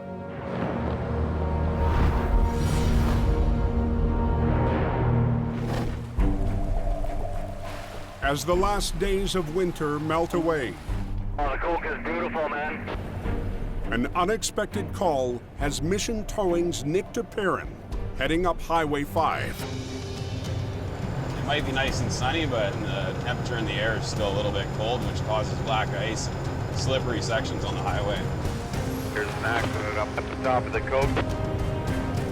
We received a call that they have a jackknife tractor trailer. Whoa. Ay, ay, ay. The rig hit a patch of black ice, jackknifed, and clipped a power pole. The driver's very lucky the lines didn't come down on top of his truck. Oh, I've got the pole there. Yikes. Is that axle ripped right out of it?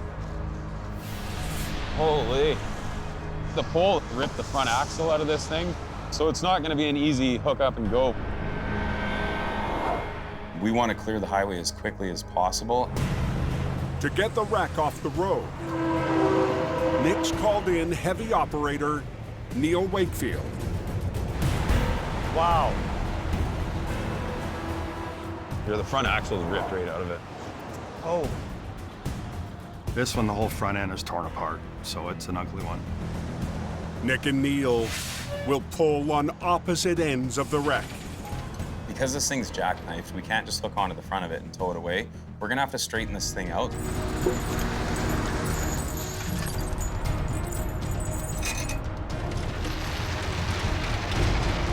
He's gonna start pulling, Neil. Hopefully it comes without too much trouble, Ready? because it's stuck in there pretty good.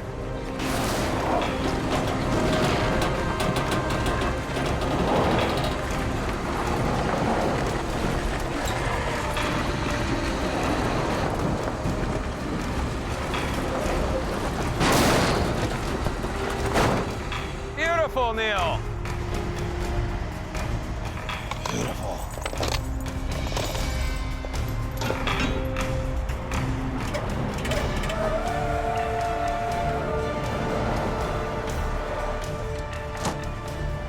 We've got this thing chained up, 2 minutes. and it's time to get it off the highway. In less than 30 minutes, Nick and his crew have the lane open. Yeah. So how's the Coke, boys? Perfect, both ways.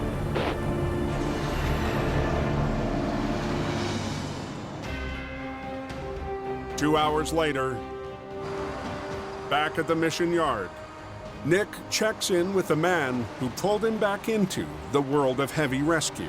What's up, dude? What's happening, brother? Oh, you know. Big brother Jordy. It's great to have Nick back because it's pressure off of my shoulders. This year, Mission Towing suffered a terrible blow. The devastating fire completely burnt our whole business down. Dealing with the aftermath of the fire has been, it's hard. But the family business persevered. Knowing that there was going to be a lot of rebuilding and a lot of work to do, I came back to help my brother. This season, we did get thrown pretty much everything. No two recoveries were the same. We had jobs out of the ordinary. Wow. Okay. Whoa, stop. There's a lot of weather involved.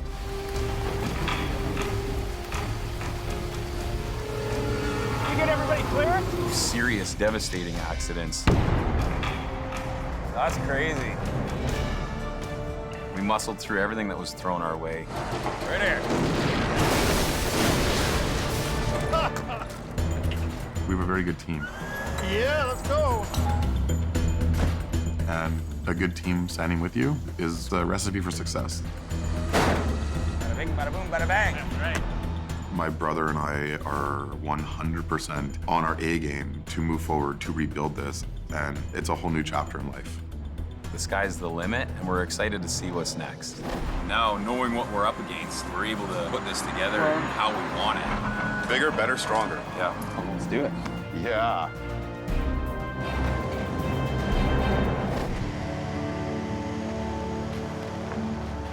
With winter winding down, Jamie is also taking stock.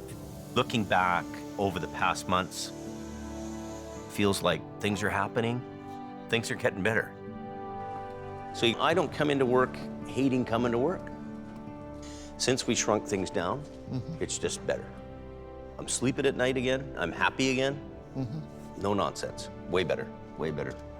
As long as I can get Mighty Mo on the road and show you how to do the hill. Oh.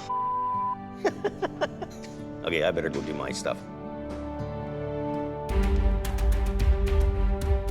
But Jamie won't be satisfied this season until his final project is complete. Today we're gonna go pick up Mighty Mo, and I'm really excited to drive it home and do the finishing touches. For Jamie, getting Mighty Mo back on the road will mean bringing history back to life. It's my truck, paid for, it's all period correct. It was kind of the rotator of the day, an 850 Homes. That old truck is gonna go out and do the same job if you know what you're doing. And to be able to drive that around this winter is gonna be just fabulous. It's a big day for me to be able to go in and pick this truck up. Oh, it's beautiful. This is a beautiful work of art. Hey, Kelly. What's going on? Well, I got the parts for this. Yeah, did you get those cones? Yep, I got them. Okay, good. A lot of love and energy went into this thing to make it the way it is.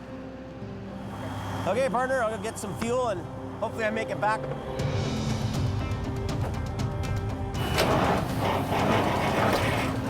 I hope I don't have to get towed home.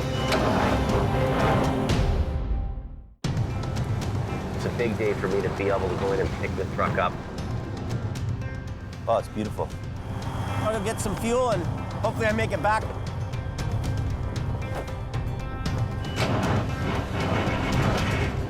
I hope I don't have to get towed home.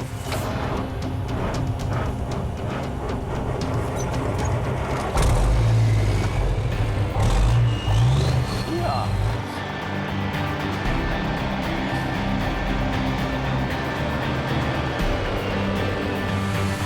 First time in 12 years this truck's been on the road. In grade 6, one of these big 850s drove by me, and I knew at that point I was going to be a big wrecker guy. It's old school, and so am I. Now, if that ain't a hot rod, I don't know what is. So, man, that thing is cool. This is a cool honking truck. Ah! Gives me my mojo back. It's a moment of triumph after a challenging season for Jamie Davis.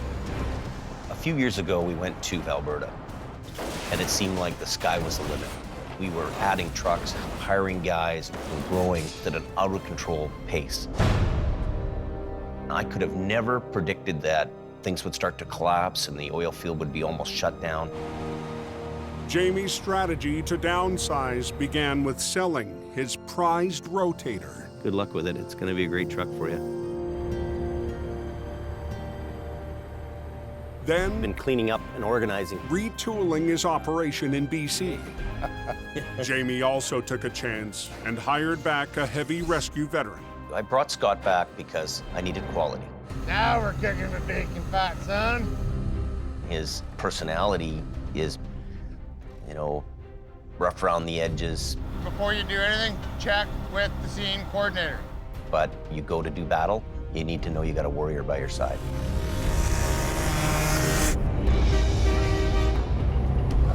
Stars, buddy. You're my hero this week. And he was kind of the glue to the team. Pull, little Mumbo, pull! He's been a real pillar this season. Yeah, showing you how it's done, son.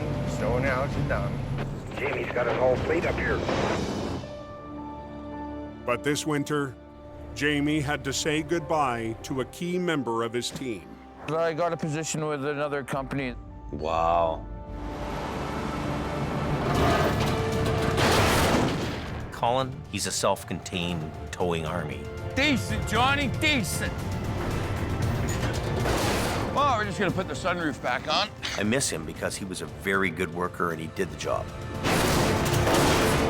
Just another day at the tow yard. With Colin's departure, Jamie's Alberta operation soon followed.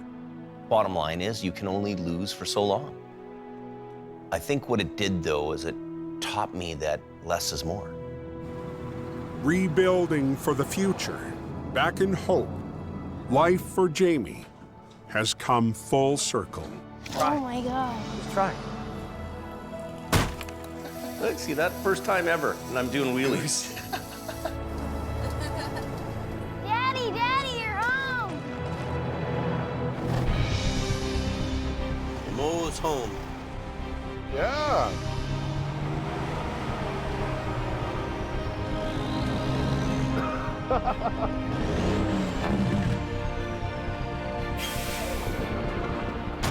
Yeah, she's home. I can't wait to take Mighty Mo out next winter and do some recoveries in the snow. I don't know what next winter's gonna bring for us, but we've got the crew, we've got the gear, and we're ready for whatever's gonna come our way. This is gonna be cool. Bring it on, I'm here.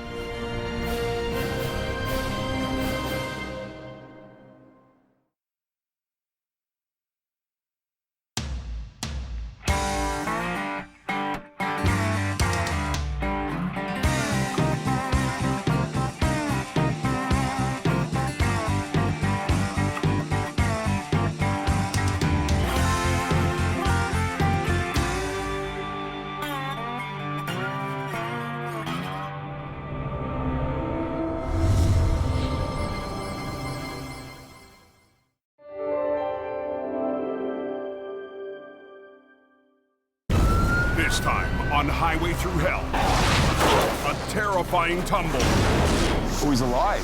Plunges the mission team into a daring recovery. It will go over. Oh! A frozen truck becomes Scotty's roadside mystery. Are ya? She's all blown apart here. And Colin and Jamie use air power. Wall's coming out of it. To battle a bulging load. On the Highway Through Hell, the last line of defense is a heavy rescue team ready to tackle any disaster. Because closure is not an option.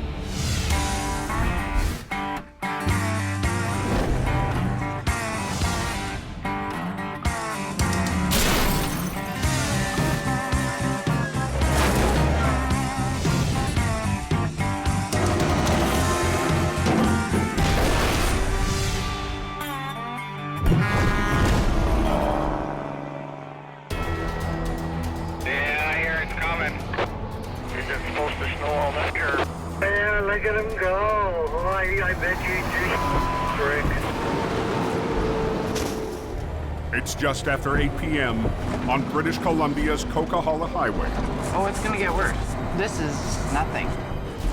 8 inches of snow has fallen in the last 2 hours. They're expecting heavy snowfall. And the early season storm is not letting up. Do you guys want to do another pass through the chain up there? Tonight, Michelle McKenna is one of 10 plow operators 10-4. trying to keep the highway open. Yeah, it's snowing up there pretty good. We're at the mercy of the weather gods. Get an inch of snow up here and the tractors will start spinning out. And it doesn't take a lot of snow to cause a lot of problems.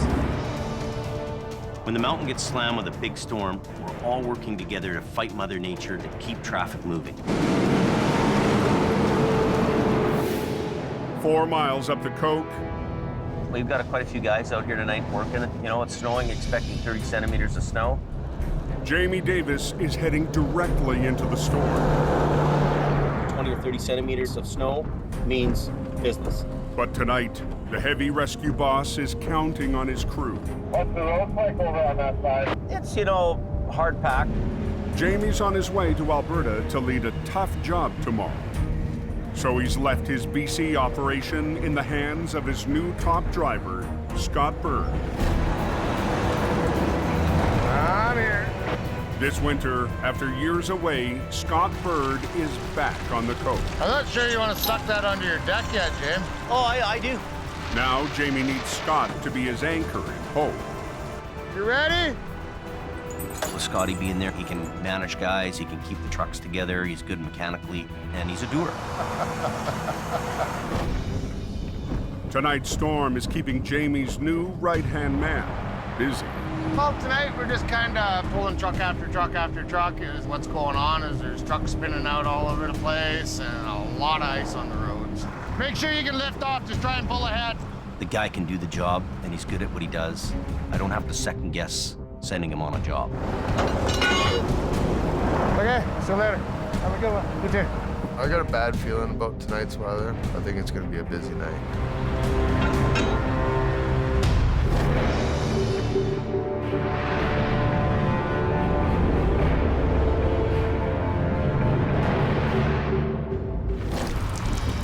Down in the valley, a 4,000-foot drop in elevation.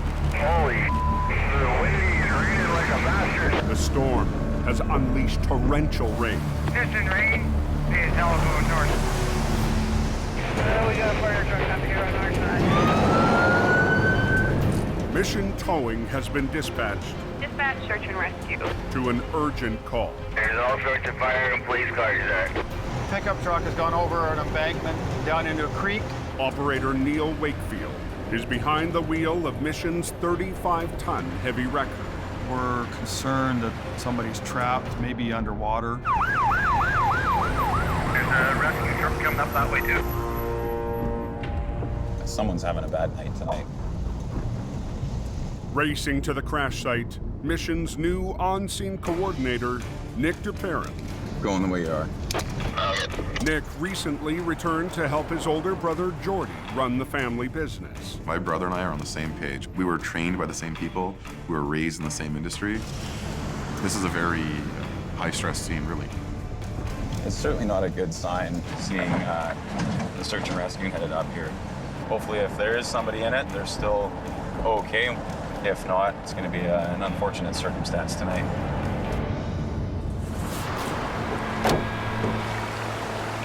Holy.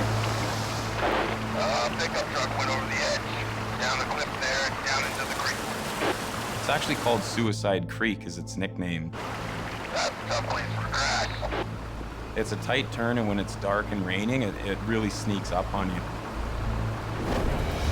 The driver lost control on a corner, crashing 90 feet to the creek below. It looks like something out of a movie. We've got 2 search and rescue vehicles, multiple fire trucks, police cars. I mean, there's every first responder that you can imagine. Where are we? Way down the bank. It's way down there. It sounds like the water's rushing pretty good. Oh, he's alive. Wow, thank God. The driver survived, but is trapped inside. With mission towing, anything at this point we can do to help you? The vehicle's unstable where it's sitting. Okay. You want to run a line down to stabilize the vehicle? If you'd like to, we can definitely do that. We're going to be stabilizing the vehicle, so I'll be pulling a wrecker right around the side here. We'll have to put a line from our wrecker to stabilize the vehicle, and that way it's safer for the fire department and search and rescue to go into the vehicle and rescue this person out of there. What's the wheel lift right at the edge of the bank? Perfect. Okay, you grab chains, come down with me. Junior tow operator Brennan Brucker must secure a line to the pickup so the driver can be extracted. The person in the vehicle is trapped in water, and if they're upside down in a vehicle, they might not have a lot of time. Give me that chain, Brennan. Watch yourself. We've got to really be on the ball and quick to get that person out of there. Wrap one of those chains around the axle.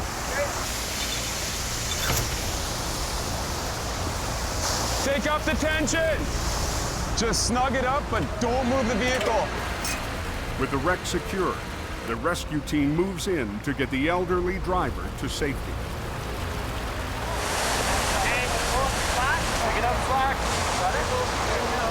And they don't waste time. Bang, bang, boom. Everybody knows what they're doing.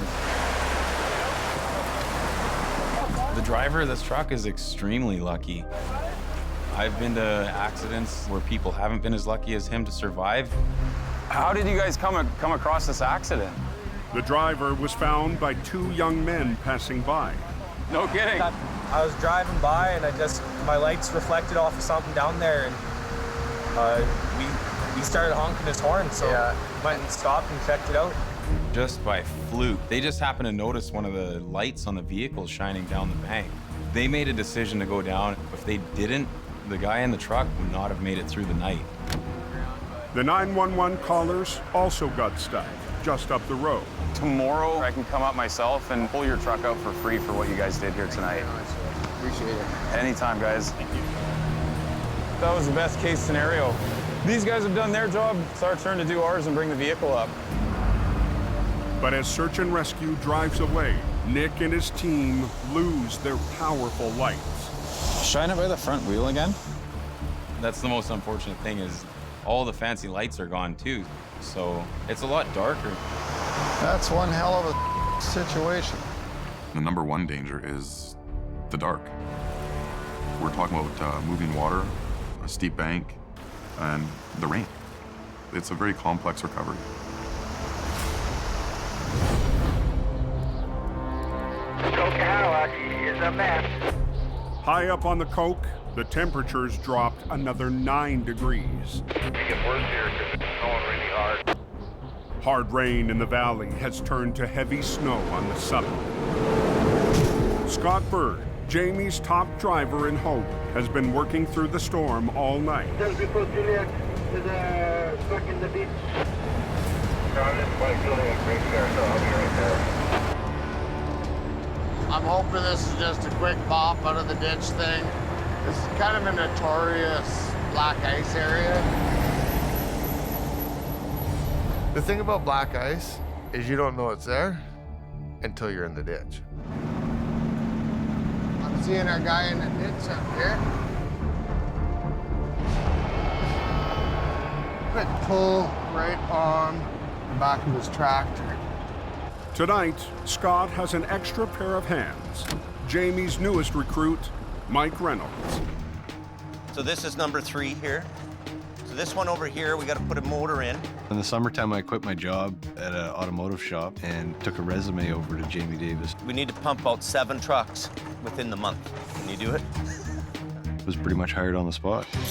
Jamie has also promised Mike a shot at running a big record if he can prove he's ready. He can fix things, he can drive them. If he can stick around me and Scott, he should be able to develop really great recovery skills. I think it'd be pretty fun to be running a heavy rescue truck all the time. He's gonna have to prove himself. Oh, it looks like it's gonna be a bit of a pain in the butt, but... It's Mike's first chance to show off his skills. The goal is to get the driver and his load back on the road. Hopefully he hasn't been frozen too long. Well, let's see if we can get this thing started. Start it up. The semi appears to be drivable. Mike, shut it off, shut it off. But something's not right. It's smoking. It's froze up. When I see the smoke and hear the noise, I know there's a problem, and I gotta shut it down real fast. That's clutch. That's clutch? That's what it smells like. It's not running the way it should, so we're gonna have to take this to the side of the road and figure it out.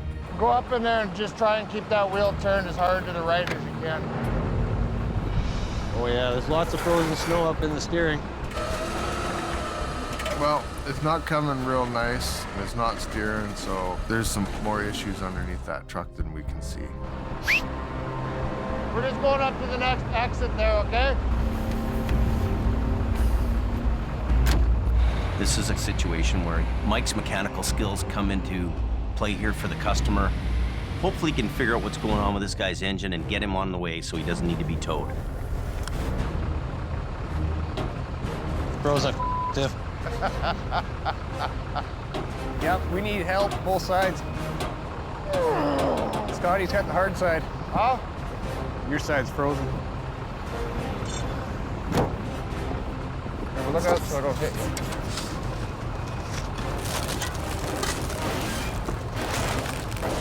Okay, do you want to lift this side? I'll lift the other side. Okay. Okay, lift. So, we open the hood, and what do we see? Oh, yeah. It was packed with snow. Ah, yeah. On the Coquihalla Highway. Oh, yeah, she's full. Hey, Snowball. Is there an engine in there somewhere? Scott and Mike have finally uncovered the frozen mystery. Start digging. The truck plowed deep into a snowbank, packing it hard into every inch of the motor. I've never seen an engine packed up with snow like that. You can't see nothing in there. An engine could cost anywhere from $20,000 to $50,000, so you got to pay attention to what's going on. I've never had to dig out an engine packed with snow before. Jamie's new hire, Mike the Wrench, must rely on his skills as a mechanic to chisel out the engine block. Be careful, go too crazy with the bar, break something. Well, I was poking around in there with that bar. I didn't want to hit any coolant hoses, fuel lines. There's all sorts of stuff. Got the fan system on the front of the motor. If in chance that stuff got into the air intake, if it broke a tubing, we would definitely don't want that getting sucked into the motor.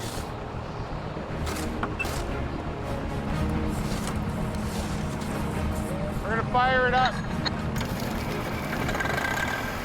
Mike gets the engine running and does a quick inspection.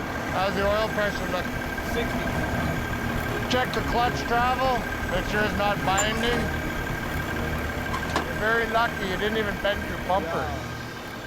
The driver can get back on the road. Pretty lucky for the most part. Looking like I'm getting ready to get out of here. Okay, let's get moving, boys. It's always a good feeling when you get something out and the guy's able to drive away.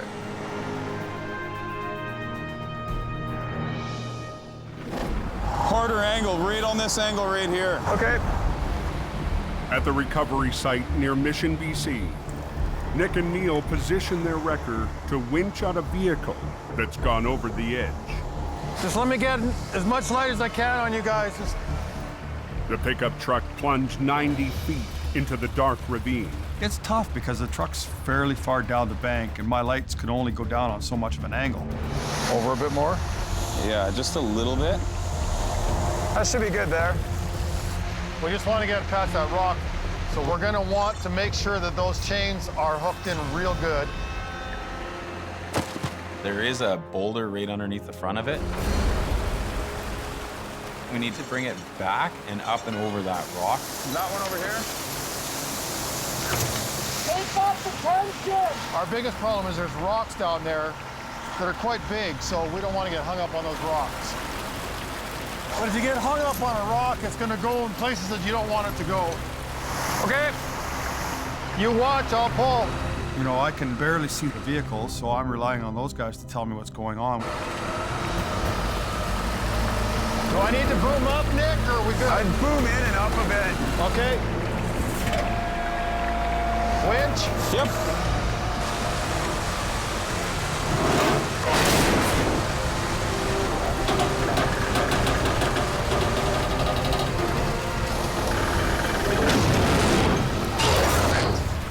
Now, Nick's crew must re-rig to get the wreck up the steep slope. We'll just go to the tow hooks. We'll put both on right now. Yeah. Somebody's gonna be a little chilly. It's your lucky day. We have to go into the water, and this water is freezing cold. Pull back through. It's not somewhere you'd want to put yourself unless you had to be there. Here, I'll feed you some slack. Got it. That's honestly the coldest water I've ever had to take a dip in. Woo. The plan is to run 2 winch lines from Neil's wrecker to pull the pickup up the rocky cliff. Now we're gonna tighten them up. Just double check everything here as it's tight. And then once it's tight, you guys can come up and we'll do the recovery. Very good. Perfect.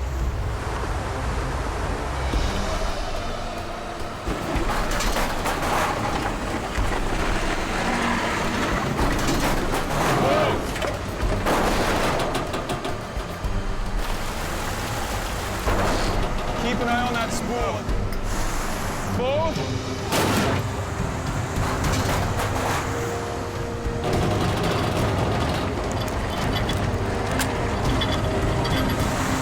Hold it there. Something's going on. We can't see all the obstacles, and the vehicle gets hung up. We're gonna tear that thing to pieces. Uh-oh. On a mountain road near Mission, BC, Uh-oh. Stop. Nick and Neil's attempt to winch a truck out of a deep ravine is dead in its tracks. Right at the bottom of the stump. We're sitting against this tree. It's against the tree?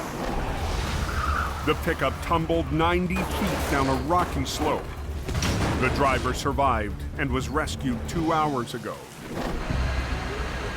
Now on a line lowered down from Neil's 35-ton record. So grab your truck, point it a little. The truck is hung up on a stump. We're only about 10 feet from the bottom, so we haven't made it very far into this recovery. So as soon as we try to pull it, it wants to tip it up that way, and it will go over. Reese, what I need you to do is come around the outside with your truck and get it into position. A 1-ton driven by junior operator Reese Griffiths was brought in just to tow the wreck away. We're gonna run a line off your truck. Now Reese and his small truck could make or break the recovery. There's all kinds of things going through my mind. Is it something our 1-ton's gonna be able to help us get through this? Straight to that front corner right there. Nick is betting the extra line from the 1-ton will be enough to steer the pickup around stumps and rocks as the big wrecker hoists it up to the road. He's gonna be pulling it, but just guide it this way a little bit. Couple serious obstacles to overcome. Hoping for the best, but expecting the worst. Ready? Yep. Okay.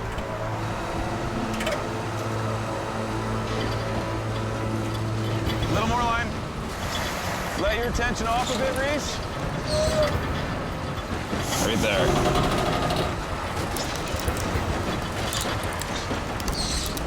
Perfect. The pickup is finally just 20 feet from the top. Hold it there for a sec, Neil. Okay, just totally slack off, Reese. We're almost over the road. Want to give me slack on this one? At this point, to us, it looks like it's a clear shot straight up the embankment. I'm just gonna drive ahead with it. Okay. This is where Neil's gonna work his magic. Yeah, buddy.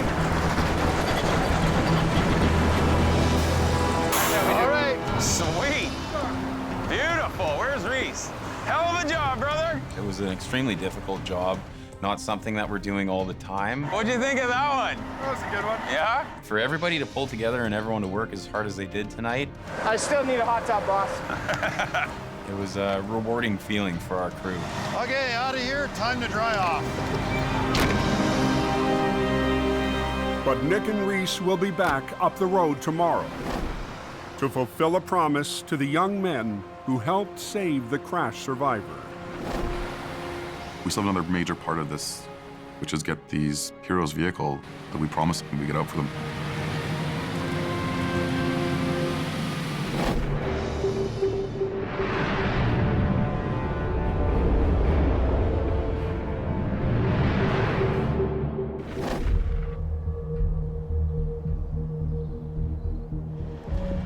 After driving through the night, Jamie arrives at his Alberta yard to hook up a special tool for a tough recovery. We got a call that a tractor trailer's flipped over. Jamie's towing his airbag recovery system to the wreck site 120 miles north of Edmonton. Down there, Colin? Joining Jamie Yeah, go ahead. is Colin McLean, still getting used to working without Jamie's rotator. That'd be a good rotator thing to have, eh? Well, yeah, but you sold it, so. Oh, what happened there? Holy, somebody's having a bad day. The driver lost control, and the trailer, loaded with 40,000 pounds of groceries, slammed onto its side. Looks like the trailer flipped over and the truck stayed upright, which is amazing. She's a gooder. Jamie will use the airbag system to try and right the trailer without blowing the cargo out the side wall. It's a full load, and it's all sitting on the wall. It's my reputation. I've told the customer I can lift this trailer up fully loaded, and I'm gonna do it. There's more weight in here than you think. That's ain't good. On Alberta's Highway 55, She's a gooder. There's more weight in here than you think, and it's all sitting on the wall. Jamie and his crew need to right a trailer This ain't good. with more than 40,000 pounds of cargo pressing on a side wall. My job is to bring value to the table for the customer here. Having this trailer break open and having groceries fall out the side of it wouldn't be cool.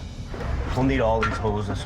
Here, grab that. Jamie will use his inflatable airbags to gently raise the loaded trailer off the ground. And then the last one will be over there. We're gonna put bags in. We're gonna blow them up a little bit, and then we're gonna drop one down, shove it in a bit more, lift, put it in. So there's a bit of positioning we're gonna have to do with the bags.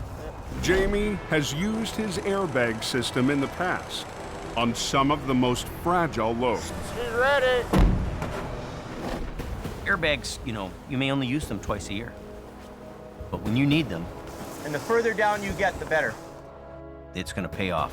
Colin is Jamie's top heavy rescue operator in Alberta, but today, he's glad the boss is on site. This is my first airbag recovery in 17 years of towing. There you go, James. I'm excited about it. Be a good learning experience. Keep on. You see how we're already getting some lift on Yeah.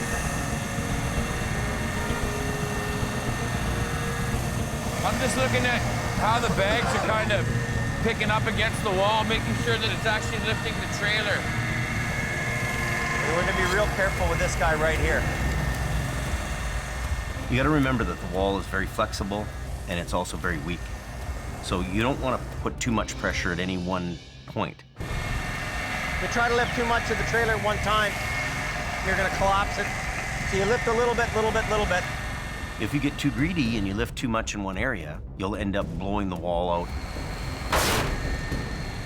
But as the trailer lifts higher, Colin spots a big problem. Look at this wall here, eh? She's all blown apart here. Issue on this side. Oh, is it ripped? Having a cracked wall on the side after you start lifting is not something you wanna see. Damn. We gotta stop this right now or we're gonna have a big fail here.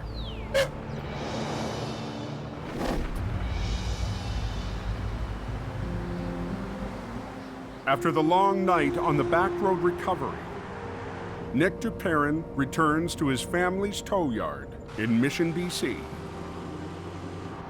Big brother! What's up, dude? You get your feet wet today? Yeah, I did. Yeah. It's good. What's happening? Not too much. After 4 years away, working for another tow company, Nick has returned to help his older brother Jordy run the business. We work so well together, we think the same way, we know what each other's thinking when we're on a job. Family's very important to me. And one of the most important things about our family is the family history in our business. Our grandfather and our great-grandfathers started this business in 1954. A lot of family memories. Jordy and Nick's grandpa Wally still owns the company he started with his dad 60 years ago. That's the one that burnt down. But it's been one of the toughest years in the family's history. 3 months ago, a fire devastated the business.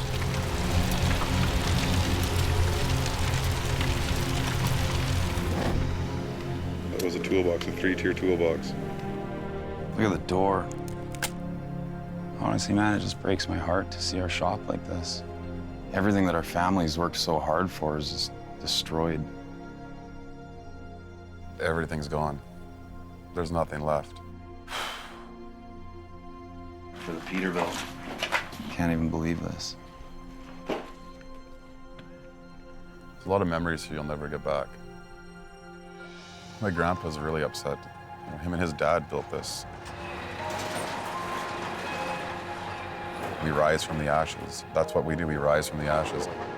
As hard as it is, you know what, we go forward, right? Yeah. Yeah. You know, we keep saying to ourselves, whatever doesn't kill you makes you stronger. We come out of this with a positive attitude and try and service our customers like family. And today, that family spirit will be put to the test. Back at Suicide Creek, the scene of last night's recovery. What we're gonna do is no cost to the owner of the car because of what they did last night, saving the man's life. We really believe in paying it forward. It's kind of our way of saying thank you. This is it here. We got the Holmes 480, winch on the front. Junior operator Reese will help recover the Good Samaritan's car, but he'll be driving Grandpa Wally's favorite truck, 43. This truck's got a lot of miles on it, a lot of miles in the hills. Gonna go get a few more miles on it today. Yeah. I've never ran a Holmes before, so it's gonna be a good learning curve. Okay, I'm gonna take the Tundra, so I'll follow you up there. Okay. Sounds good. Be careful, and I don't want it wrecked. That's my pride and joy. I'll take care of her for you. You'll be shot at sunrise.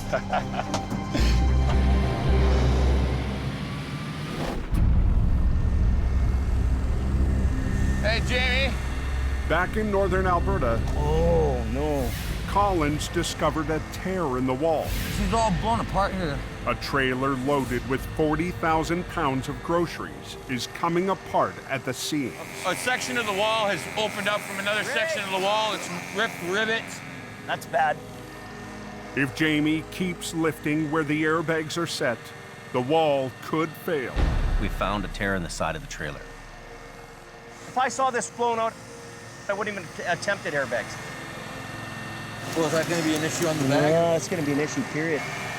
Okay, We have to stop right now and rethink this whole situation. take down that one. The tear in the side is a bit of a sketcy deal, but it's my reputation. It's my name on the door.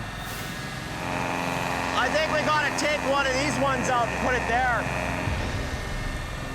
It's up to me to do a good job and save the customer money and not cause a worse mess than's already there. Take this third bag down and move it over. Ah, right there. Colin helps reposition an airbag to try and seal up the wall.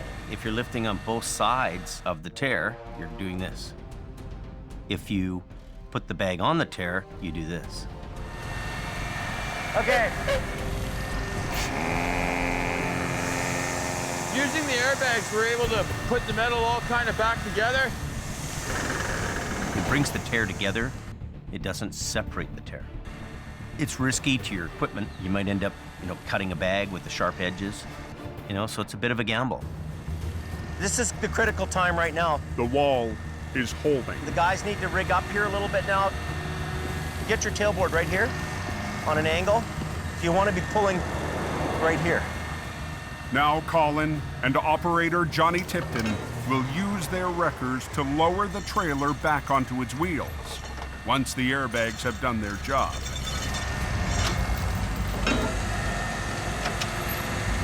Good. This should be good. With 2 winch lines running from the wreckers and 1 strap, the operators will try to guide the trailer onto its wheels as the airbags let go. You just take a little bit of weight, they blow out. Pull your bottom ones first. Do the bottom ones and only do the top if you have to. Whoa. The groceries are starting to fall down inside here. This guy's at the maximum now. It's gonna pop out first.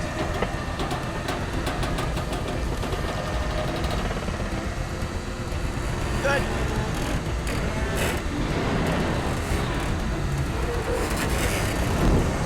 So perfect.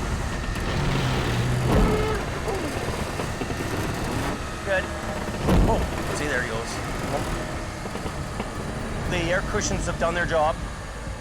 But the loaded trailer still needs to be moved to the road. It's going to be a struggle just getting it 50 feet. You just keep tight here.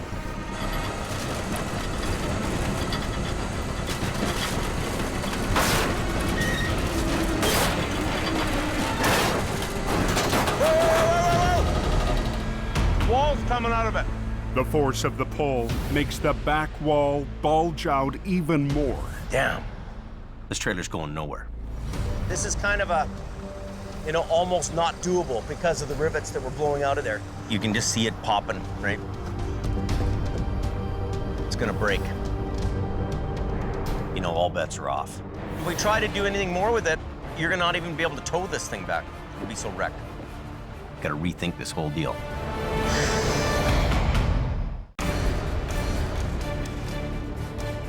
In northern Alberta, damn, you can just see it popping, right? Jamie's attempt to lift a fully loaded trailer out of a ditch has come to a grinding halt. It's gonna break. This thing could easily just unzip like a zipper. If Jamie continues, the wall will blow out. The only wrecker in Jamie's fleet designed to lift it was sold months ago. If we had the rotator, we'd lift this.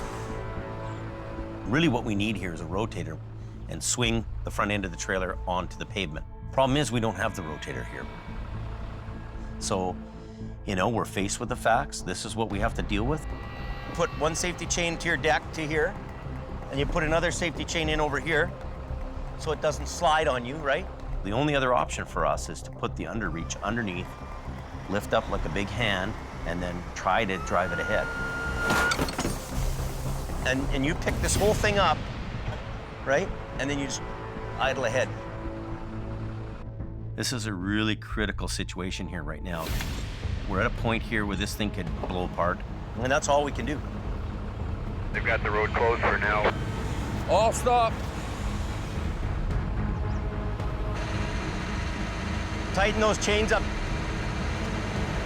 Lift. Keep going. Yeah.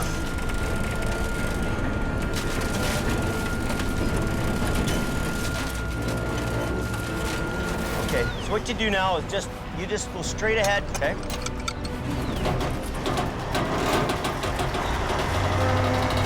Turn your wheel to the left.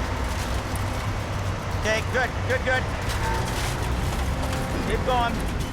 You got a 53-foot trailer kind of dangling off the back of your truck. Okay, go ahead a bit more.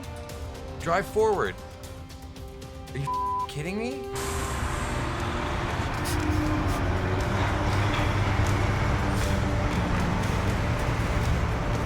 Crank it to the left.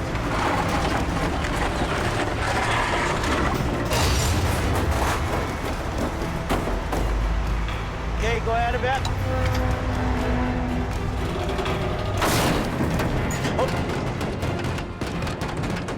These are the kind of things that makes your hair stand up on the back of your neck.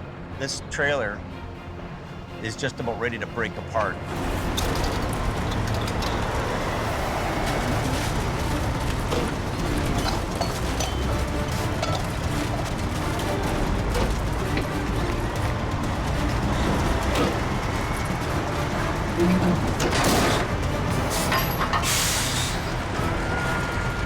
It seems like this is never going to end.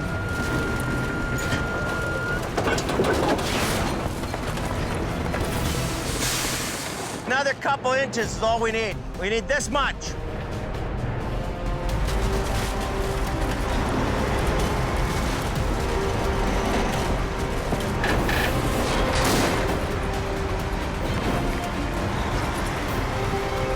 Okay. Okay, good. We lucked out there. She's barely hanging together. That's sketchy. The trailer is on the highway, but can't be towed more than a few hundred feet to a side road. We're gonna be really lucky if this trailer even makes it just to that pullout over there. We've got to come back tomorrow and unload this trailer. That all opened up there now? Southbound is open.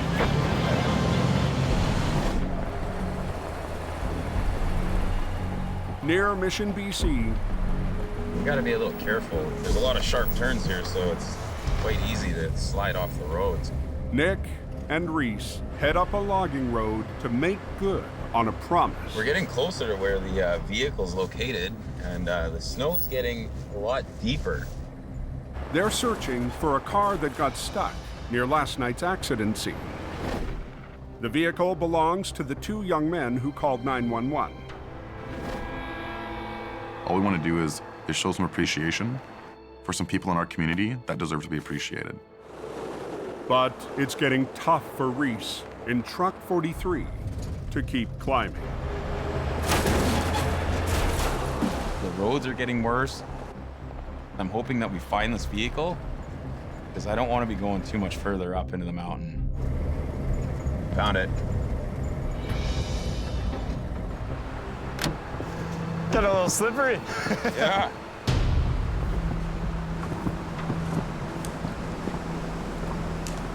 Only obstacle I see is this log that it's sitting on.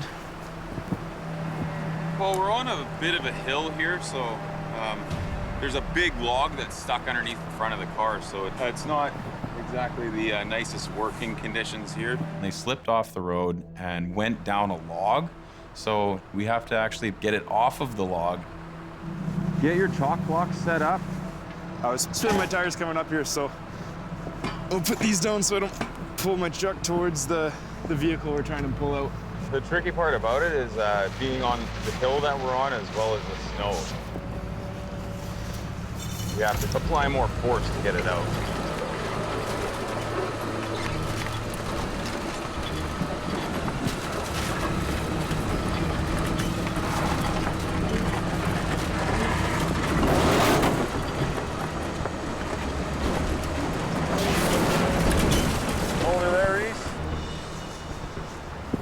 A lot of sticks and stuff that's jammed underneath. The car won't budge by winch alone. Oh boy. So Nick and Reese must get Truck 43 in motion. A big worry for us is that our truck slides off the road and ends up in the ditch as well. Definitely do not want to get Grandpa's truck stuck. To help Reese's truck bite into the icy road, Nick adds traction. It's going to help us maneuver the wrecker around to where we need it.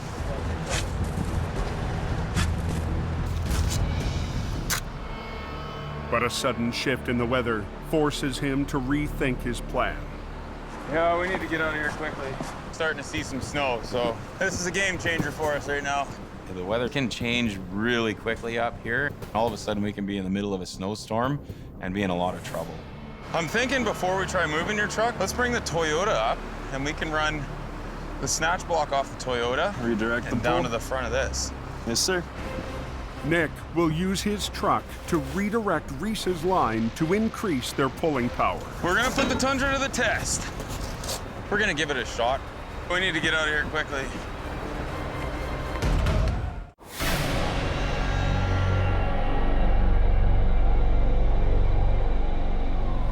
In the hills above Mission, BC, Nick and Reese race to get a car off a logging road before a storm closes in.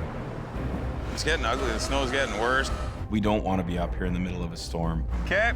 Nick uses his pickup truck to redirect the pull and prevent the 1-ton from getting stuck.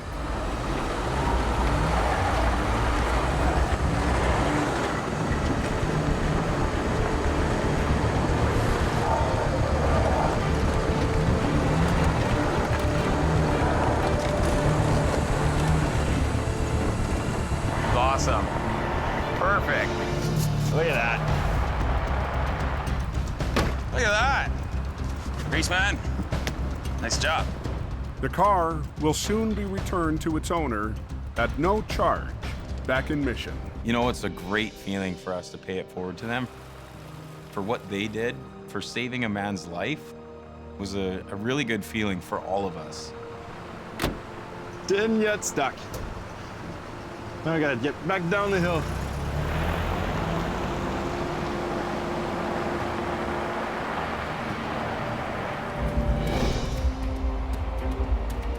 After yesterday's battle with a bulging grocery trailer, Jamie and Colin have one last task to finish the job. Here with a replacement trailer for the cargo, and the wall's just too breached for us to haul it with the load on. This trailer's got a broken frame, it's not going anywhere, and it's gonna mean a whole day of unloading. The trailer's tweaked, so the door is jammed. So the best thing to do is just punch right through it. So it might be a little destruction, but it'll work. Yeah. It's gonna be a bit of a rip and tear show. Oh, let's see what happens. That was good. Well, the door's open. It's not a call you want to make, but you know that if you try to haul this thing down the road, it's going to be unsafe and it's going to end in disaster. This is going to be one hell of a job. 40,000 pounds of groceries must be moved by hand. Everything but a kitchen sink. Before the broken trailer can be towed away. Yeah, it's a pain in the ass. It sucks. Get organized here and start hand bombing. You're on a scene like that, it's all hands on deck. It doesn't matter if you're the swamp or the boss, you're moving boxes. Not record pickers, it's trailer pickers. This is a valuable load, and if we can recover 2/3 of it, you know, that's a savings to the trucking company, and it's also a savings to the insurance.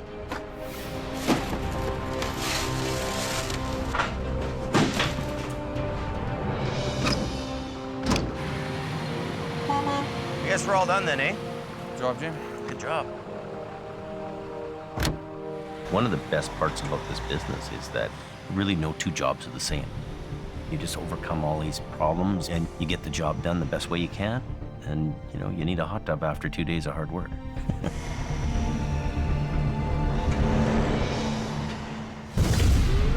Next time on Highway Through Hell. A crash on a bridge. It's on fire now. Puts Jamie's crew on edge. Watch out, watch out. Scary ride, man. A mountain recovery has Mission towing in deep. It was a mess. And a mangled load. We have to get this sketchy-ass load down into town. Makes the canyon run. Here we go.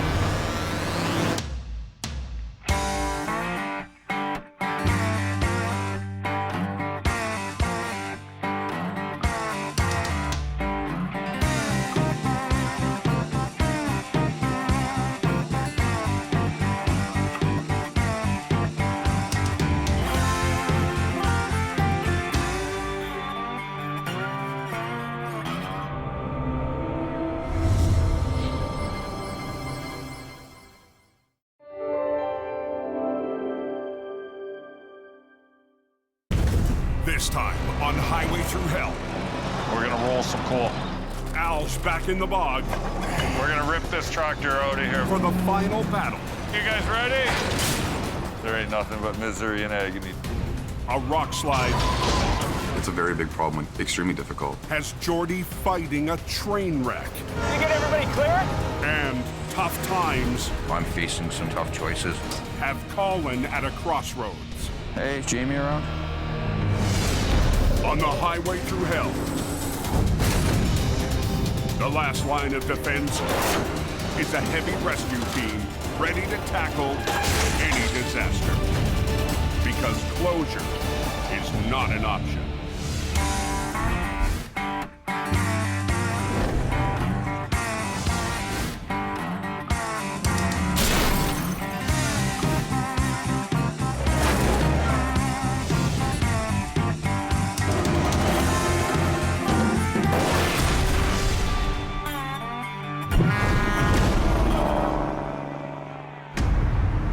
The Coke's a real joke tonight. Snowing like crazy all the way from Merritt. High in British Columbia's Cascade Mountains, a storm system from the Pacific Really iced up all the way over. has just unleashed hell. Heavy trucks and passenger cars on the Coquihalla Highway have ground to a halt. It's a mess. Some of the guys were starting to slide crossways on the road. We've seen 9 cars on the ditch so far, a couple flip trucks, 2 smashed up semis, just a little ridiculous out here. At the highest point on the Coke, it's chaos. And as soon as you pass the snow shed and you're up there, and you feel the dynamic of weather, you feel the snow and the ice, and everything that goes along with the Coquihalla. Highway's close below the picture. Southbound trucks headed to the coast are held back. Northbound, she's a parking lot about 3/4 of the way up the hill here. Jamie Davis towing. From his yard in Hope, BC, Jamie Davis dispatches his top driver, Scott Bird. One of them nights, it's the big storm of the winter. Well, if this is any sign of what's to come, we're in for it. Tie your shoes tight, it's gonna be a ride.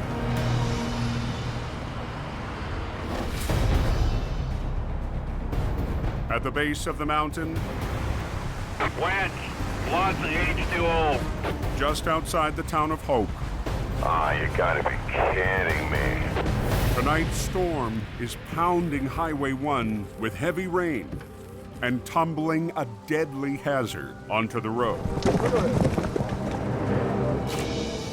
So what we've had is rocks coming down off the side of the mountain.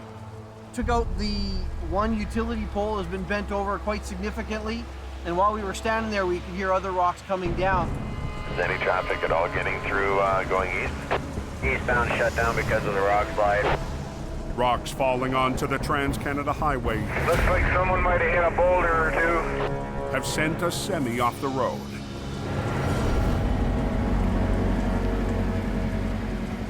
Mission towing has been called in. This area is notorious for rock slides.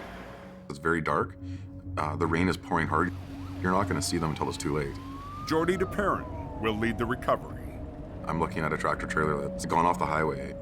I also noticed that we're beside train tracks. Yeah, the truck on the train tracks there, he hit something big and he's sitting on the track. The semi struck the rocks, barreled across oncoming lanes, then came to a halt just feet from a major rail line. The driver was lucky to escape with only minor injuries. This truck struck one of the rocks over here and of course sent it across the oncoming lane. Luckily missed everybody. So as of right now, we've got the highway blocked. The truck is so close to the tracks, trains can't pass until it's cleared. How's it going?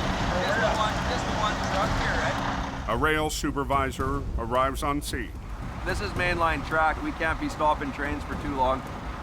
Hundreds and thousands of dollars worth of merchandise on these trains, so. Until the semi is recovered, the main highway and rail link to the west coast is shut down. 2 major arteries. Double closure, double pressure, absolutely. The pressure is on us to get this tractor trailer out of there.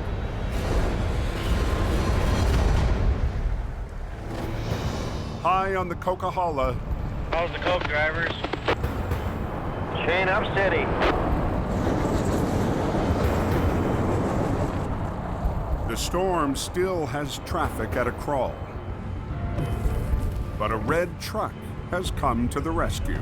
Jamie Davis, tow truck hauling everybody up the hill. All hell is broken loose. Scott Bird will try to get the coke rolling again, towing semis up the steepest section of the highway. It's just crazy. There's trucks spun out everywhere. You know, it's just total chaos. When you see me starting to roll, start easing your foot up on the clutch. Don't overcook it or nothing. Do that, I'll hit you and away we go. But the veteran operator can't win this fight alone. Hey, Mike, do you copy? Yep. Scott's called in the newest member of Jamie's team. Okay, is that working all right? How's the back snow get that spun up? Mike Reynolds is usually fixing Jamie's trucks, not driving them. It's a pretty crazy evening up here. Tonight, Mike will get his first shot on the mountain and a chance to prove himself to Scott. Earlier in the season, Okay, Mike, what's Mike doing? Mike? Scott's patience was tested by the rookie. Okay, Mike, would you go hook onto the trailer for me, please? Sure you don't want to do it for me? Jamie's lead wasn't sure if the newbie could follow directions on scene. Before you do anything, check with the scene coordinator. Jamie's the owner of the place. I'm the scene coordinator, okay? Tonight, where are you at, Mike? Yeah, just pull over on the side of the road here. We're gonna one spot. Scott is hoping to turn things around. I want to take Mike and I want to slowly start mentoring him and teaching him the way that we need to do things. If you're willing to learn, I'm willing to teach. With Scott busy on his 8th tow-up of the night, Mike will have to tackle any problem by himself. Every truck has to have chains on board. Huh? You got some? No, I'm just time to. Oh well. You got a tow pin up front? Perfect. We'll get up there in no time. Dinner done? Jamie's got his whole fleet up here. I think it'd be pretty fun to be running a heavy rescue truck. Jamie and Scott, the seasoned pros. Living the dream.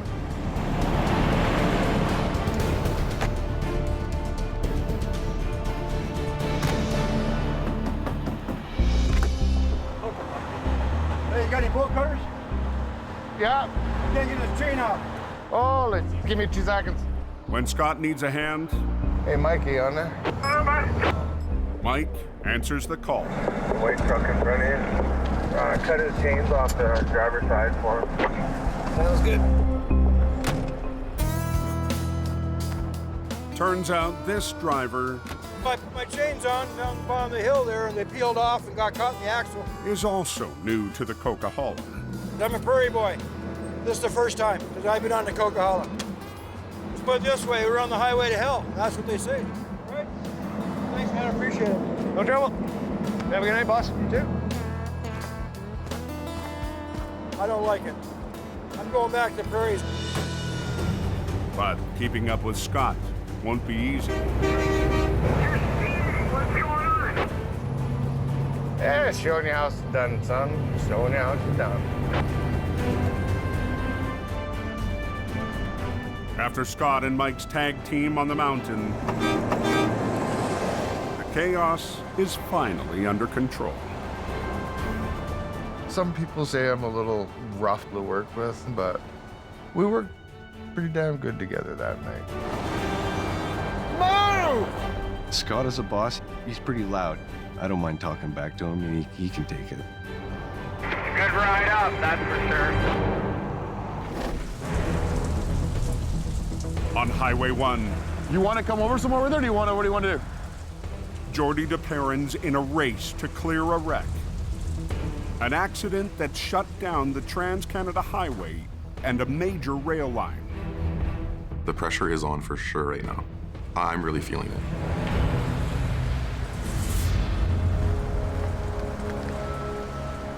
The railway company is there watching our every move right now. We took the fuel tanks off of it back there. Jordy has called in operator Dylan Greenwood. Should have brought the gumboots. It's probably pretty deep there. Deep. It's like a foot.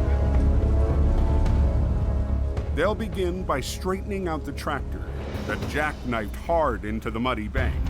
Where this tractor trailer's landed, there's a road here that the rail company uses, so we're gonna spin this tractor straight, pick it up, and tow it out of here, up to the top. But the heavy rain has flooded the ditch. Water everywhere. This one is a little bit trickier to hook up to. It's very swampy where it is.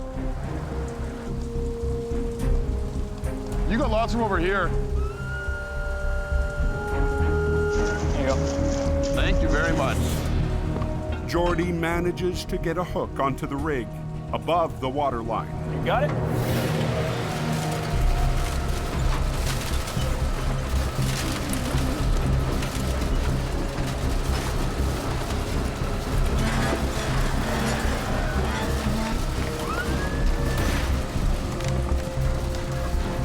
Hang on.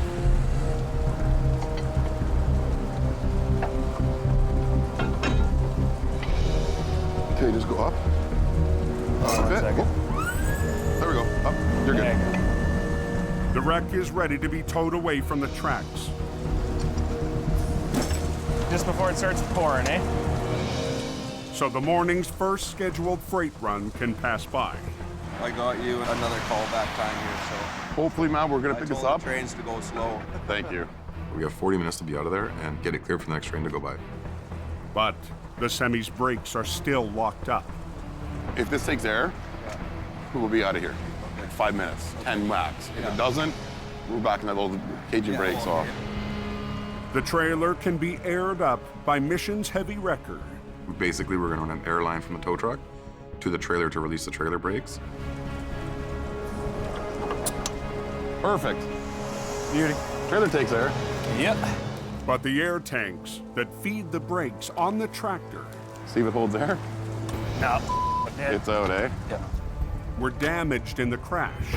The main problem is the air tanks have been ripped out of the tractor. The entire brake system is controlled by air, so with no air tanks, you can't build air pressure to release the brakes. Working in the dark, Dylan tries to manually release or cage the brakes. That's dedication right there. Laying in the mud to cage the brakes. Yeah, I try. It's a very big problem when you have a time limit. They gotta get it out of here as quickly as possible. We got trains coming.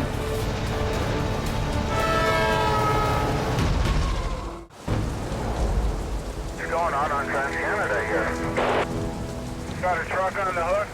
Looks like someone might have hit a boulder or two. An accident triggered by a rock slide near Hope, BC, has plunged a semi off the highway, landing next to an active rail line.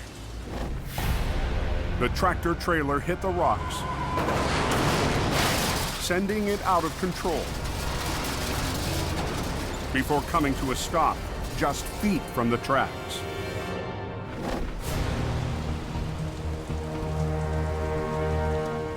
It's just a miracle that everybody walked away. It's a good accident. Now we get the challenge of getting it out of here. All the airlines are ripped out, so... The railway and the highway remain closed until Mission Towing removes the wreck. Oh, we got a train getting close here. Jordy and Dylan have 20 minutes before the next train is scheduled to pass.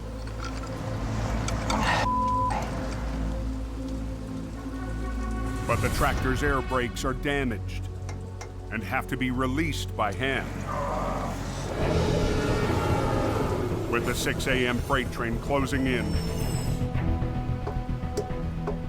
To cage these brakes, extremely difficult, just because of the circumstances that we're working in. Might not be in the snow. Jordy makes a call. All the airlines are ripped out. So we're gonna try and get air to the trailer and just drag it out of this puddle and we'll cage the brakes off of the tractor. Okay. They'll have to tow the trailer with the tractor's wheels still locked up. You get everybody clear? With our pressure we're under, we've made the executive decision to just drag it out. We got a train coming fairly close, so I'm just trying to see if these guys can just pull it out of here. Dragging the wreck just feet from the rails. Jordy can't afford to damage the tracks. You know, you kick the wood out from underneath the tracks, the track gets bowed out, a track is bent, you could derail a train. But as dawn breaks, Semi's out of here, and we're good to go. We're good to run trains, and everything's safe.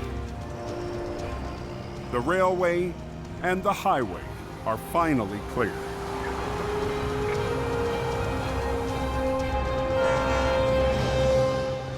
Just in the nick of time. It's just a good feeling seeing the train go by, see the traffic go by. Nobody was delayed today, so it's good.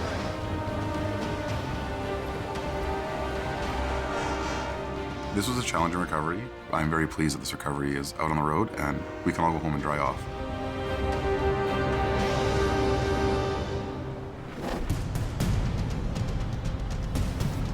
"60 miles west in the Fraser Valley. Good morning. Come back for more action? Al Quiring's back for round 2. Put the hook in there and give it some more lift. A muddy off-road recovery that might be impossible, even for the king of the Coke. Not every day is a Coquihalla towing day. Game on, right? A 70,000-pound excavator swallowed by a peat bog has already beat Al once.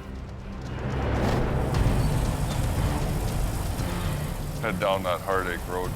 There ain't nothing but misery and agony down there. Last week, when Al started the job, Today's the day, buddy. there were 2 machines trapped in the bog. Give her some throttle. Use the winch. Al and his dozers wrestled one out of the muck. Woo! Take her to home. But the second excavator buried deeper. Come on, pull on her.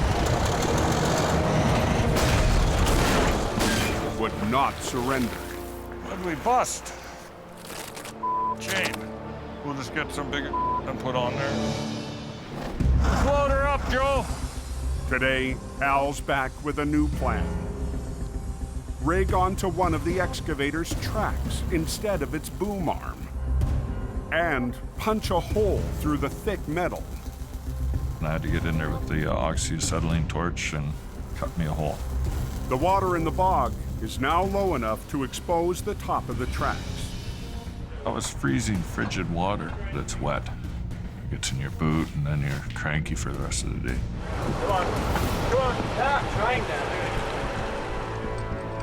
Al rigs a cable more than 2 inches thick to the new hole.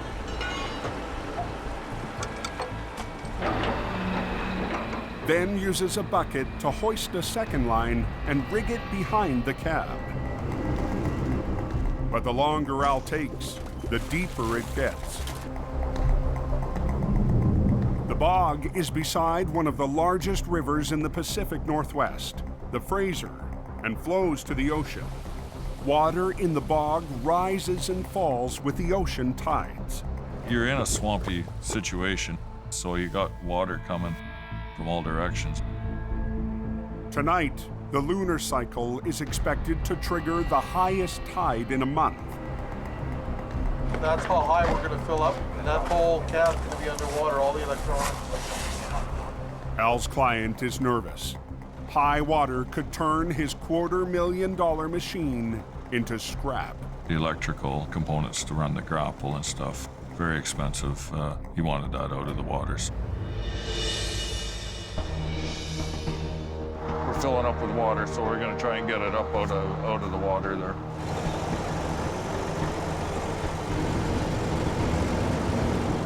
Al and his oldest son, Kerry. Come on, big boy, you can do it. Help the crew rig the excavator to 3 D9 cats, using Al's custom-made triple hook. It's all brand new rigging. Sometimes I get good ideas, and then sometimes I get humdingers. We don't screw around with rigging. Go big or go home, or don't come out at all. With all cables connecting through the triple hook, the dozers will pull like a team of horses to break the excavator free. Tighten her up. That piece is engineered for 125 ton. And to make it easier to pull the excavator up the bank, Al's about to tilt things in his favor. We use the excavator to tip the machine back. Adjusting the angle to allow the tracks to slide up the bank. We're just getting all the big cats all warmed up here now. We're gonna have three D9s pulling. We're gonna roll some coal. We're gonna rip this tractor out of here. Okay, you guys ready? Al's D9s and their powerful winches. Wind her up. Get to work. That's a 140,000 pound capacity winch. Give her some throttle. It'll still pull a lot more than that.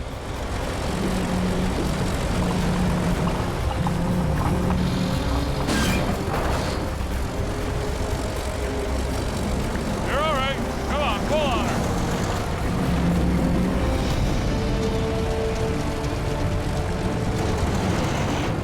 Put all that power to an 1.5 inch cable.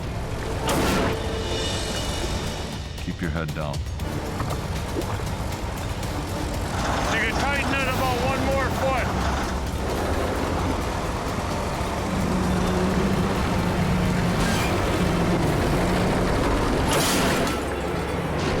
Uh-oh.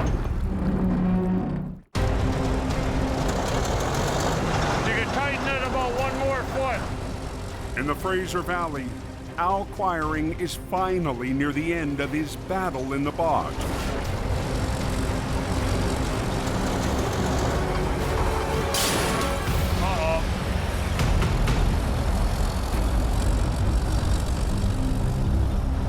Ah, we busted the cable. The more we pulled, the more it was digging into the logs to the point that a winch line failed on my tractor. That's a 140,000 pound capacity winch. The machine moved about 3 feet and then kabam, it broke. Al's only consolation, the excavator's cab should be high enough to be spared from rising water tonight. We're gonna be out of daylight here soon anyways. To help guarantee the machine would stay out of water, we had to hook 2 machines on it. So that's what we did. All right, let's roll.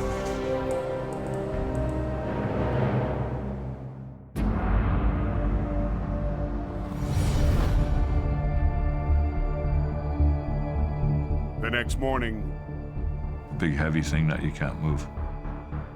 Big problem. The machine's not running, the tracks are locked solid. Al has a new idea to get things rolling. The idea is to get to the gear, yeah. With the tracks out of the water, Al will try to unlock them. We're gonna have to pull the final drives out of here.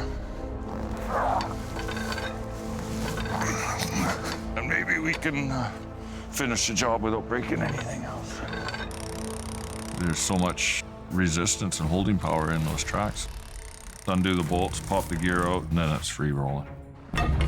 Nope. Grab this. Okay. There we go. Yeah.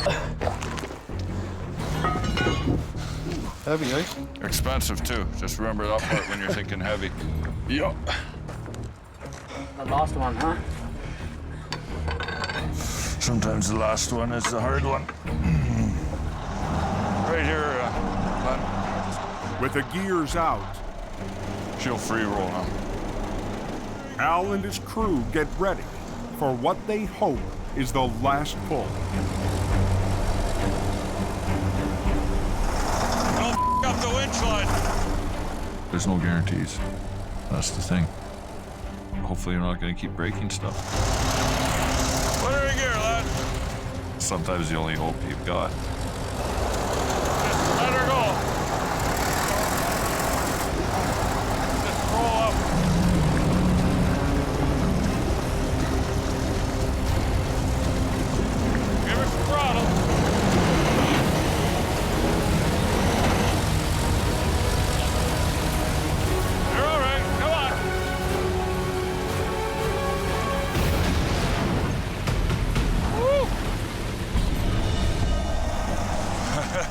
I'm the Chuck Norris towing. It's cool. She's out of there. I told you we got her. We'll get it out to the road. After one of the toughest jobs of his towing career, the king of the Coke comes out on top. At the end of it, we can put the stress to rest. We're ready for the next one.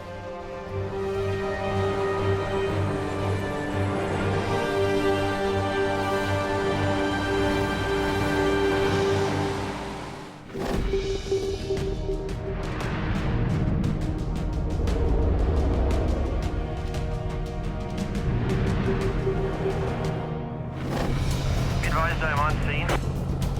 Jamie Davis crew is going to be about 45 minutes to an hour out. Colin McLean is an hour east of Edmonton, heading to a recovery in HR 117. We got a call this morning from a disposal company. Dumps was unloading at a landfill and fell over. So we get to play in a big pile of garbage today. It's Colin's first call in weeks. All winter, work's been scarce for Jamie's Alberta operation. We've had some work, but not a lot of it. It's really slowed down quite a bit. I'm getting concerned, yeah. Colin is Jamie's last operator in the oil-rich north, struggling to survive as the price of black gold plunges. We've got huge companies going bankrupt. We've got people losing their shirts. Well, a lot of my good friends are losing their jobs right now, and people are scrambling and wondering what we're gonna do. You know, 90% of our work is commission-based. We get a percentage of whatever the truck does. These days, Colin will take anything he can get his hands on. I'm not really looking forward to going and working in a bunch of garbage for the day, but if the winches aren't turning, we're not earning. Now let's go take a boo. Get her done, son.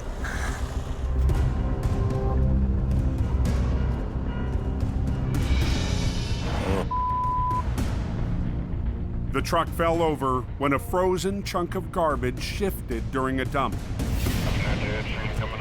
It's a morning call the supervisor could have done without. All right, well, let's take a look at it. This truck isn't even 4 months old. Brand new. She's hurting unit right now. The dump trucks use a hydraulic cylinder to raise the angle of the box up to 50 degrees. I don't think it'll collapse because that stem is bent, eh? On the cylinder. Yeah, that last one. Colin needs to collapse the hydraulic cylinder before he can flip the truck. It definitely would be a lot nicer to bring it over with the bucket closed as opposed to the bucket up. That's a lot of you know what I mean? But the bent cylinder may prevent the box from fully closing. Okay. When it went over, it caused the ram that opens up the dump and closes the dump to banana. Colin's only option is to try and collapse the cylinder. Just gonna get ready to get my line on the dump box so that we can close that off. I'm gonna run a cable to where the cylinder attaches to the dump box, and I'm gonna slowly winch the dump box towards me, and that hopefully is gonna close the cylinder without too many problems. A plan that has the customer on edge. I could tell he was a little bit nervous. When a supervisor's looking at a brand new truck laying on his side, he's feeling the pressure. I'm hoping that we can save the cylinder on the end dump. Hopefully she plays nice. Okay, you just want to kind of keep an eye on that? Yeah. No, I'll be watching her. All right, let's see how she goes. Try not to wreck it.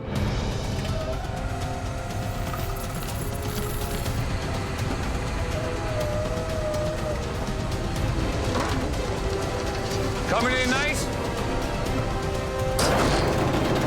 I don't think it's going. Whoa. All right, let's see how she goes. Try not to wreck it. At a landfill in northern Alberta, I'm worried about this. Colin is trying to compress a fully open dump truck before flipping it back onto its wheels.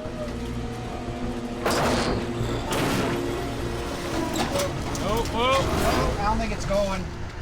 You gotta be kidding me. The hydraulic cylinder is too bent to completely close. It won't collapse all the way, which is not a good thing. Colin will have to try and flip the rig with a 10-foot gap between the box and the frame. Well, we're gonna lift from there, for sure. But the high center of gravity could topple the truck as it swings back onto its wheels. Colin will rig one high line to the back of the box, while running 2 lines to the truck to winch the unit over.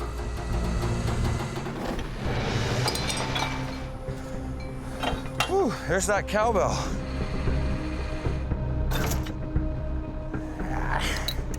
Perfect. I got the high line on the back, just to kind of give it that initial pick.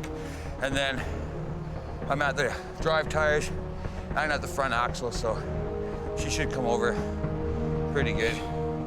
We'll just try to bring her over with least amount of damage. Okay. Hopefully. You don't want the truck on its wheels and the trailer on the side. I'm starting to winch. I just got a sick feeling in my stomach right now.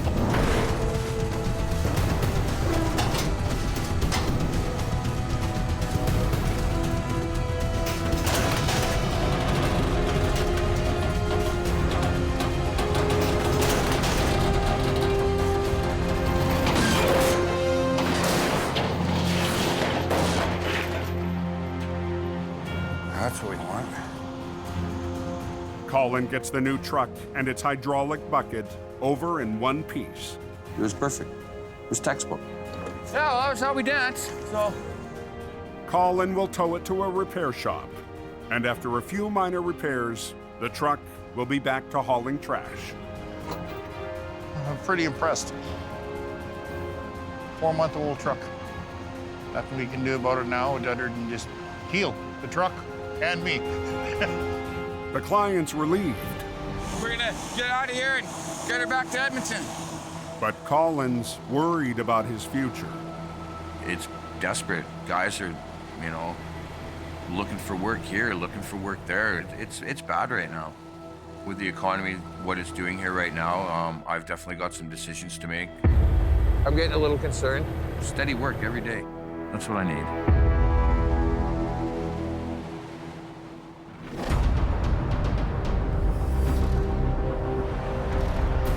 I'm not sure what's happening down below. I heard something about a smash up down there.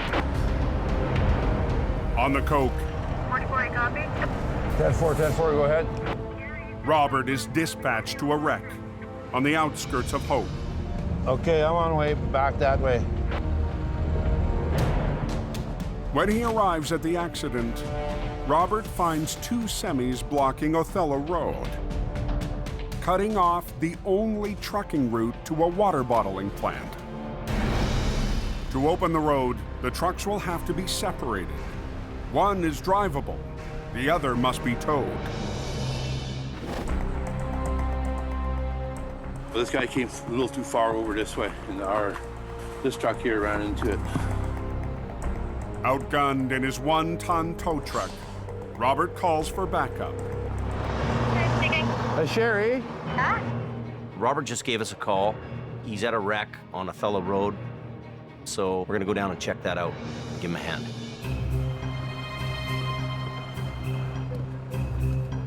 By the time Jamie arrives, traffic in and out of the plant is at a standstill. These 2 trucks are blocking the whole hill here, and it's the only route in and out of the water plant. One looks drivable, one doesn't. Gotta move everything back, okay? The first rig is able to back up and pull to the side. Okay, stop there. Don't go no more. Just stop there. You'll end up in the ditch over there. But the driver will have to wait. Bring the army truck down. Until the other rig is cleared off the road. To disconnect the damaged tractor from the trailer, Mike unhooks the 5th wheel. That was almost too easy. Take your lowest gear and just go. Easy does it down the hill. We're gonna tow the tractor away. Okay, I'll back up and get this tractor. I'm gonna hook onto the trailer and move it. We're gonna be opening the road about 2 shakes. I say 2 shakes in about 45 seconds. It looks like this thing's just gonna be an easy job. Tow one tractor away, haul the trailer away. No big deal. But as Jamie drives away, that's how you do it. The last semi spins out.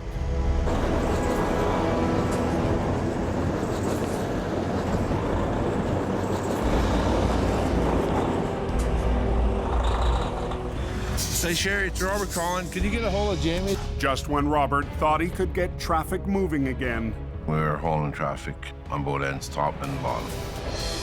The truck has jackknifed across Othello Road. Just stay where you are. This guy's probably going to go off the side. Holy crap. This guy's stuck here, guys. Going on Othello Road towards Esty Waters. Just outside the town of Hope. This guy's back on, but his ass ends in the ditch, right? Robert's traffic nightmare isn't over. Hey, buddy, you got change? The semi that should have been on its way is blocking the road again. Are you fully loaded? The jackknifed rig has cut off a busy trucking route to a water bottling plant. Robert's really feeling the heat to open the road. Traffic's backing up. Jamie left the scene after the recovery 20 minutes ago. Did you get a hold of Jamie, that jackknife side, and it's just spinning in the ditch here? But the heavy rescue boss is called back to get the road open again. Jamie's on his way. He should be here in a few minutes. Jamie Davis on the air. Jamie's en route, but in the only vehicle in his fleet available, the rescue truck. Be nicer to have a big wrecker, but we gotta do what we gotta do. As light fades, Jamie returns to the scene and positions the rescue for the recovery. We're gonna back down this road and we're gonna pull this truck out with the big winch on the rescue. 5 years ago, Jamie added the rebuilt fire truck to his fleet. A heavy rescue support vehicle loaded with tools and safety gear. We need the rescue back in here.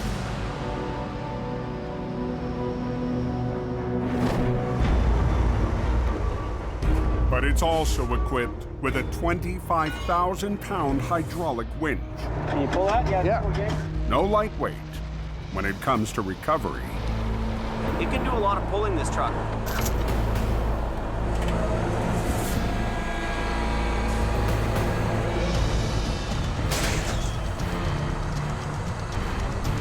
Let go of your brakes. Don't step on it. Just let it go. Just let it idle. Don't step on the brakes.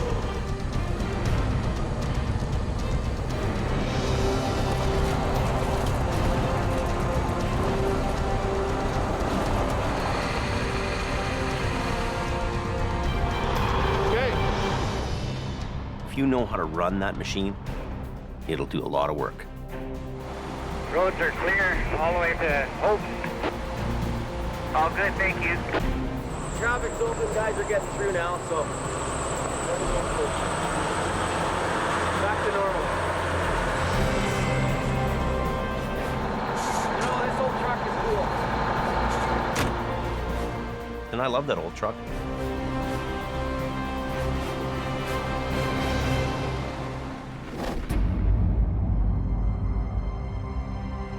It's a cold morning in Alberta. Colin's phone is quiet. Jamie's lead driver is at his breaking point. I enjoy working with Jamie, but I'm facing some tough choices. I got to think long term. This season, things are tough all around for the company and for the drivers, including Colin.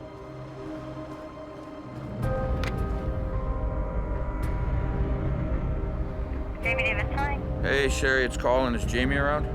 Yeah, 1 second. Thanks. Colin's on line 1. Is he? Colin? Okay. How's it going, old man?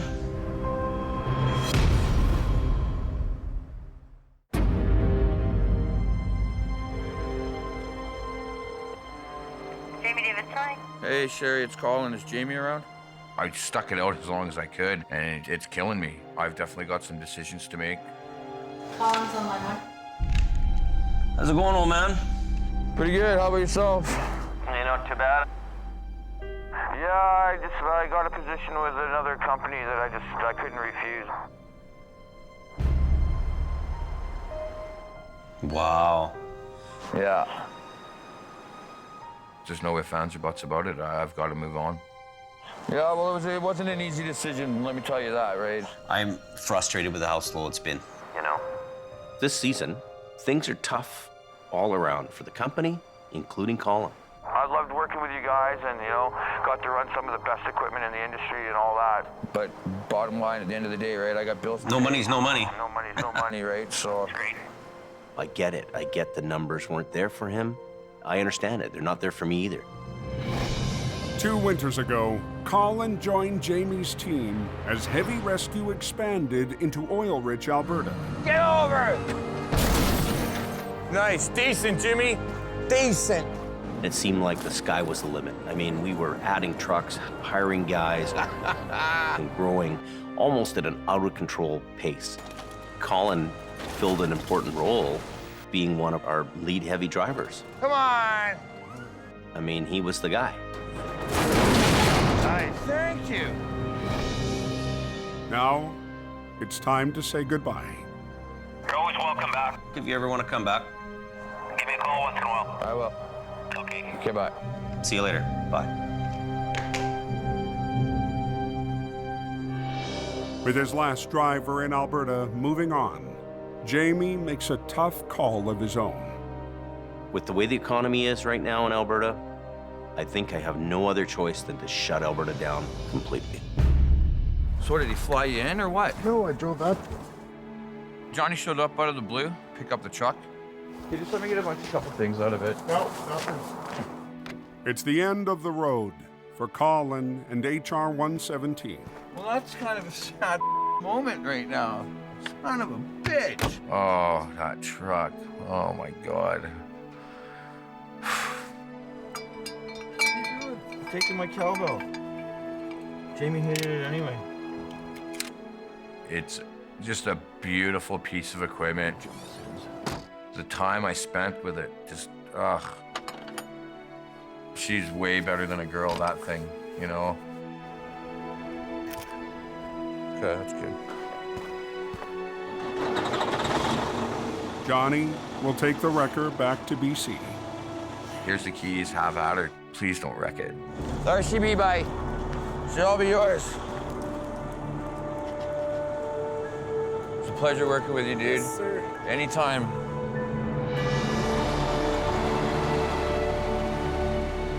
I had to watch it drive out the driveway. It hurt. I'm gonna miss her. My first love is running heavy wrecker. It always has been, it always will be. Everything I wanted to do, I achieved, and I achieved it working at Jamie's. You never know, maybe one day again, we'll be in the ditch together. Next time on Highway Through Hell. There's carnage all over the place. A lost load becomes Nick's tangled wreck. Hold on. Oh, crap.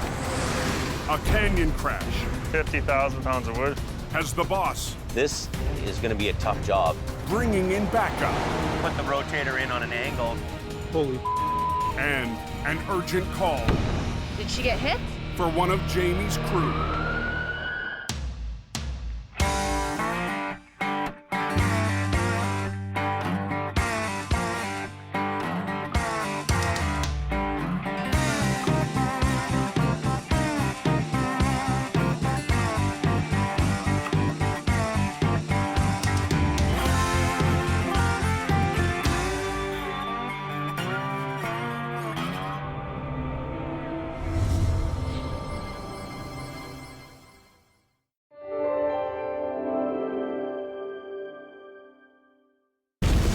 This time on Highway Through Hell, burning rubber It's cooking. brings chaos to the Coke and puts the crunch on Al. Pay attention! A bad delivery Merry Christmas, Mom. has Colin in a bind. Watch yourself. You can definitely see the fingerprints in the steering wheel. And a close call How's the pole? is Nick's next mission. Nick! On the Highway Through Hell,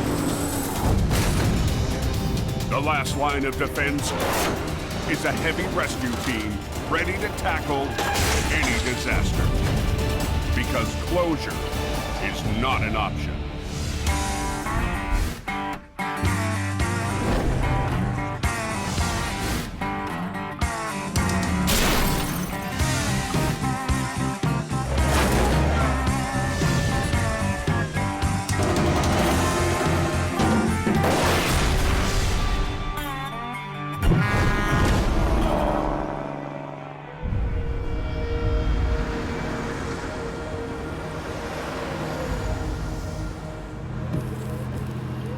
What's the cold like? Snow all the way. It's beginning to look a lot like Christmas. Mid-December on the Coquihalla Highway. They're calling for over 20 centimeters of snow and slush up there tonight, guys. The holiday season doubles traffic to more than 10,000 vehicles a day. You'll get bad weather conditions, lots of transport trucks moving freight. The whole thing can add up to a really bad day sometimes. There's 3 or 4 trucks all caked up halfway down the hill. What a way to start their Christmas holidays. By 8:20 p.m., jackknife semis have paralyzed all southbound lanes. Until we can break that logjam southbound, they're gonna have troubles. Highway Supervisor Richard Enns has called in heavy wreckers to clear the mess. Quiring towing, he's put in a hard day here. He's been very, very busy. I saw Quiring on his way down there to straighten him out. Al Quiring's been fighting to keep the road open for 15 hours straight. As the holidays ramp up, the traffic's building. And if you don't get traffic cleared right away, those problems can multiply. The jackknives are on the downhill stretch of the Smasher, the steepest part of the Coke. Come on, hop in. The easiest way to drive this thing is behind the seat.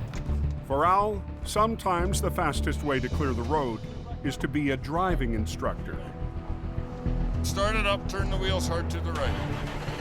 Give it a little reverse. I just start talking to them Come on back. Crank it hard. and give them advice on how to get that semi down that hill. You want to get right down in beside the guardrail here. Keep coming. Okay, you got it from here, buddy? Yeah. Have a good night. Okay.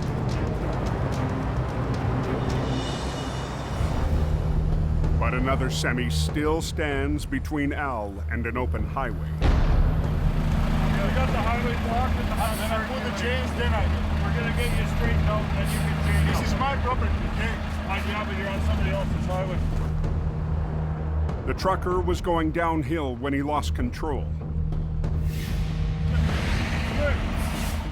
Now, the driver insists on chaining up before letting Al straighten him out. He's telling you that he's gonna close the whole road for no reason. 10 minutes, just don't wait. Traffic is backing up, and Al has no time to argue. The traffic is building and the storm's getting heavier, so the push is on to get that road open as quick as possible. We need to get you straightened out. 10 minutes is too long. He just wouldn't cooperate, wouldn't listen to my advice. Deal with him. This is my life. We will not gamble with the life. He's probably pretty nervous, Come on. but he doesn't seem to understand that time is essential to get that road open. The whole world is at the mercy of this guy. What do you want to hit the next truck? What jackknife? What do you want to lose somebody's life? We're talking about safety. Safety. What is the safety to go without chains down? He seemed more eager to argue with the crew that's trying to help him move than to actually move himself. No change, they're not going anywhere. We're stacking cars up probably 10 every minute, eh? Unbelievable. Yeah, boys, Coquihalla is a mess. I'll go stand back here. He's not gonna chain up the other side.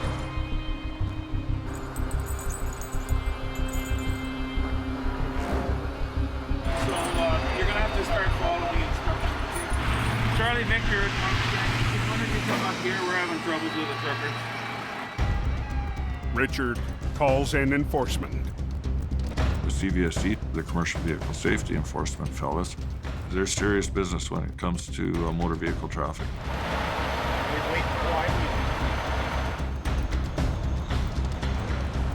Let the authorities hash it out with him. But it's okay to stand at the back of the crowd sometimes too. Can I get you in your truck here now, please? Right now. The driver finally gets the message. Just stay right tight against the guardrail, you'll have no trouble. There you go. See, there's no problem. Just keep coming. You got lots of room. Just ease up, put it in low gear, and just roll forward. Keep going, keep going. Sometimes you're just happy to see a guy's taillights. Okay, buddy. Back to business. With the smasher in his rearview mirror, the driver is still shaken up. Of course, I was scared. I have a 1-year-old daughter, 4-year-old son. When I got the kids, everything has changed in my life. In the moment, I was thinking I will lost everything. And I don't know. Now I'm happy. I'm very happy. That's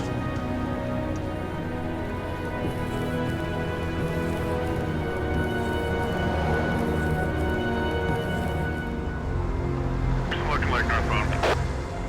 I heard something about a closure at Coldwater. 10 miles up the highway, Apparently the truck's on the northbound side and it's on fire now. All trailers engulfed right now. a truck fire has brought all northbound lanes to a crawl. How did the driver make out? Truck driver was okay. The fire started after the vehicle jackknifed and the truck's battery ignited. They letting anybody buy that fire yet? No, you can't go anywhere. The Coke is backing up fast on the week before Christmas. It's gonna be a long night. And highway's closed northbound. Up at the last turnaround is Bright Creek. Okay, thanks a lot, driver. Jamie's lead flagger, Robert Muckwa, races to the fire. It's very important to have traffic control in place before the tow truck gets there.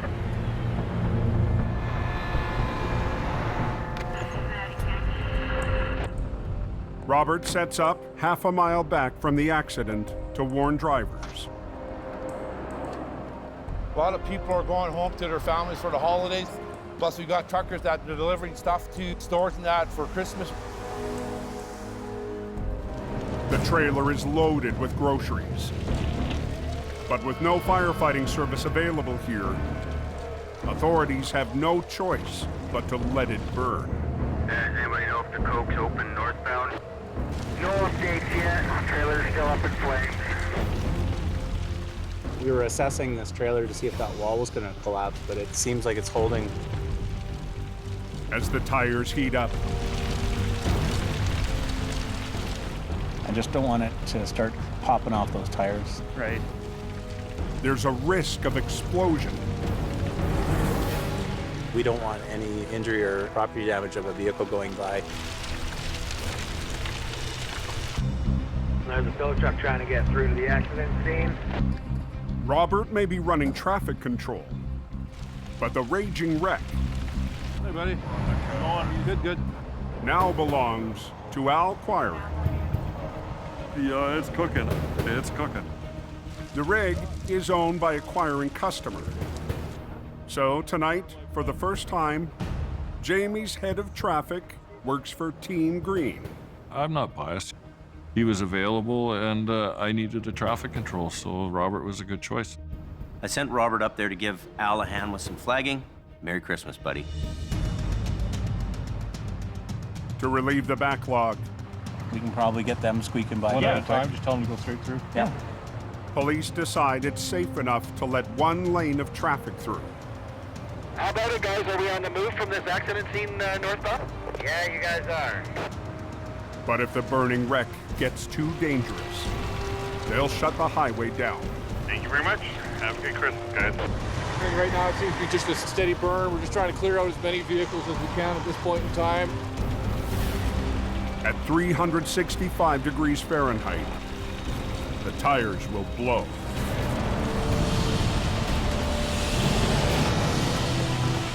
When it builds up pressure, this explodes.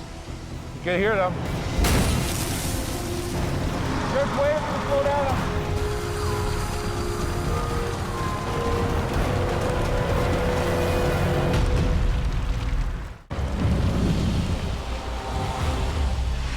Just wait for the slow down. I want to check this out first. On BC's Coquihalla Highway, This don't look good. a burning semi has holiday traffic on hold. Truck, trailer, everything's engulfed. Al Quiring's on scene to deal with the carnage. Yeah, it's cooking. It's cooking. The risk of exploding tires has forced police to shut down the single open lane of traffic. Biggest issue is the tires exploding. Once they're done burning down a little bit, then they're gonna let the traffic start rolling again. Is it still one lane or what's going on there? Hopefully we can get one lane open here soon. Close so she burns out. Drivers with Christmas cargo can only wait and watch. Would be nice to be in Calgary in the morning. Don't know if we can make it now. Finally, just before midnight, Very dangerous. the last of the tires have nearly burned down. Al and Robert can get close enough to snuff out the flames. A first for both, working together on a wreck. It seems kind of odd that they're working with us, but I had confidence in Jamie Davis's traffic control, definitely. Gotta get it cooled down a little bit anyway. With the fire dying down, Al and Robert discuss a plan to get the traffic moving again. Want to be putting the speed down from 120 Yeah. to 90 to 60? I'll leave you my extra signs. I got a stolen traffic control outfit here, and they're gonna take care of the scene. Hopefully Jamie doesn't pay attention. They're gonna babysit this wreck overnight. Al will be back tomorrow to tackle the wreck.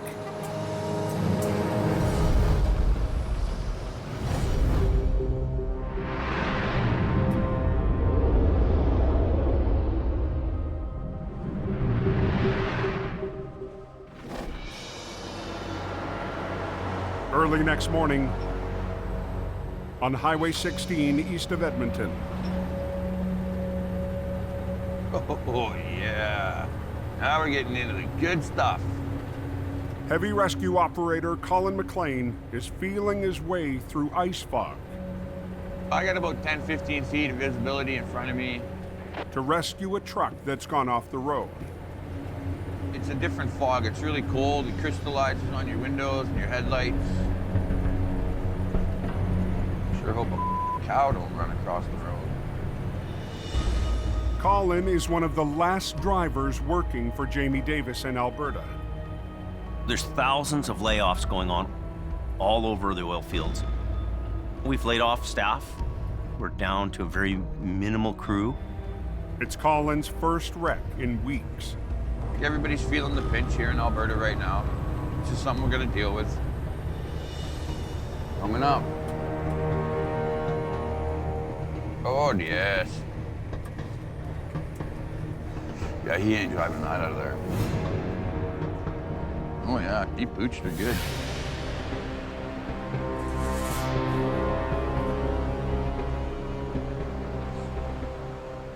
the driver lost the road in the fog. Morning, boss. She's in the ditch good, eh? A bad day made worse because he's the owner of the 5-ton. It's going to be costly to fix this. More money than I make a year. Fully loaded full of crates of mail. We're loaded. The damaged truck is packed with Christmas mail and holiday packages. A mail load is the load that you don't want to see in the ditch at this time of the year. You know how important it is for those presents to get where they need to go. Big, big priority. You blew the roof out of it. If I try to roll this over, there's nothing here holding that in. So what'll happen is I'll go to roll it over, all the mail is just gonna stay in the ditch.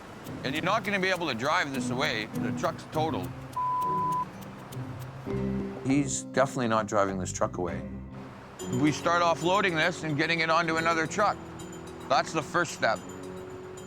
The truck's back door is damaged and can't be opened. But Colin has a plan. I'm gonna get my truck down in here, and I'm gonna punch the door out.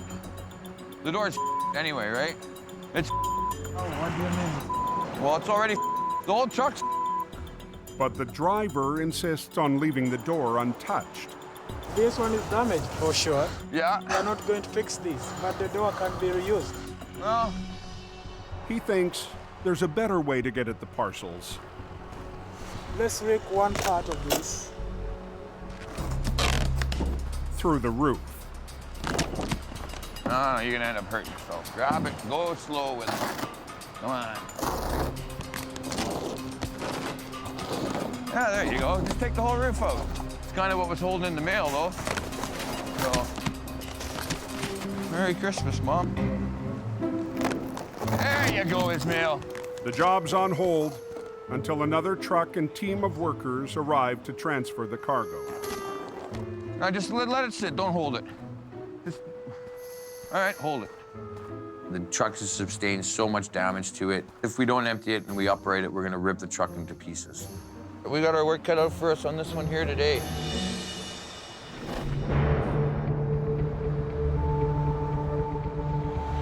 On BC's Coquihalla Highway. What's the Coquihalla like? I heard something about one lane that was open northbound. Yeah, there's like everybody go around now.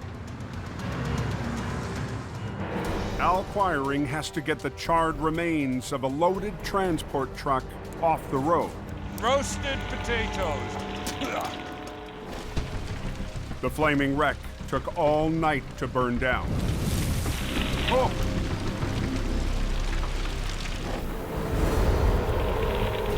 There's nothing left other than bare metal and crow food.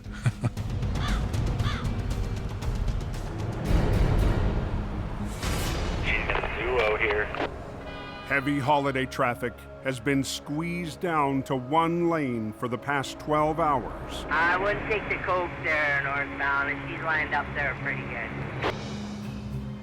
Just grab this, throw it in there.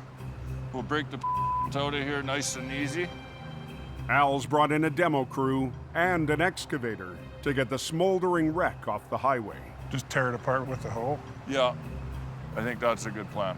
Why couldn't it be a beer truck? Our money truck. That's the one we're waiting. 30 years, I'm still waiting for the money truck. Copy, Al? And Robert, Jamie's top traffic controller, is back to help out Al again. You there, Robert? I'm here, buddy, I'm here. Al knows that I know my stuff. I'm there to keep everybody safe. I make sure of that. And we're gonna break the truck out of there. We'll load it up on the low bed there right away. Hopefully by then we're gonna have the big demolition trailer. Okay. To keep the cleanup moving and traffic rolling, Just fold her down into a nice pile. Al will have to keep the excavator away from the single live lane.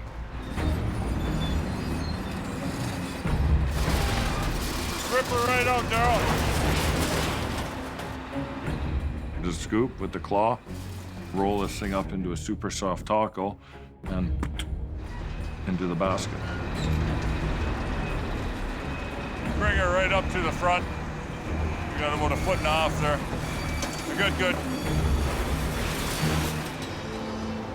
Yeah, he's got that burning truck there and he come out with the corn. I think I'm coming up on it right now. Yeah, you should smell it by now. Another white load coming through excavator. We've got the excavator lifting up stuff. We're doing what we can in that single lane, but there's sharp edges. There's protrusions, and it definitely increases the danger. Pay attention!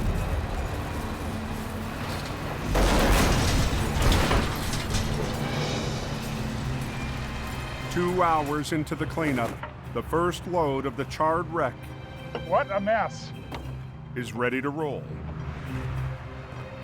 Merry Christmas, Al. Yes, sir. Thanks again. All right, see you later. Yeah. But the rest of the burned out trailer must be broken down before it can be hauled away. Hey, Al, demo trailer's here. Robert, you on channel? Now go ahead, Al. Stop traffic after him. That far. A demolition trailer is called in to cart the mess away, but it will have to park in the live lane. Northbound, we're gonna have the road closed.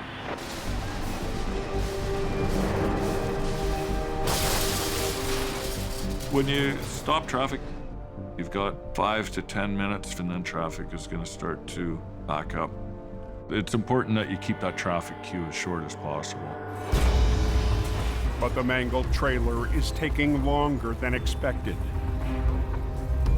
When you got big bulky pieces, you can't stuff it in there as easy. Run! Hey, anybody tell me what's going on? Well, we were moving. We came to a stop again here. Traffic is piling up. Okay, just traffic backed up, top of the signs here right on the corner. Is it by my first set of signs, driver? Yeah, there are about 20 cars that open the signs now. Oncoming vehicles now have no warning. My biggest worry there was somebody else coming around that blind corner and... Hey, Al, do you copy? Quiring, do you copy?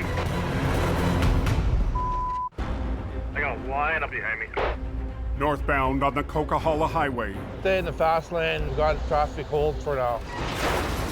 Al's crew works fast to remove the last pieces of the burned out semi as holiday traffic stacks up.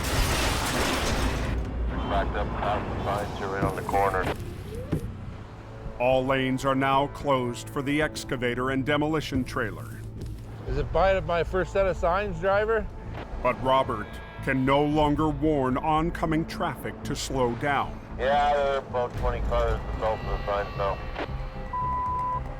Hey, Al, do you copy? Al, I have to release the traffic because the traffic's past my signs. But 20 minutes after the closure, Getting all the debris and everything off the road. Al's got the job mopped up. We're gonna open the road. Okay, watch out. Okay. We're getting the traffic going. Looks like traffic's moving here. Have they got a lane open now? One lane. That's what we're liking. Have a nice day. Have a nice day. Merry Christmas. Could be a door greeter for the Coquihalla.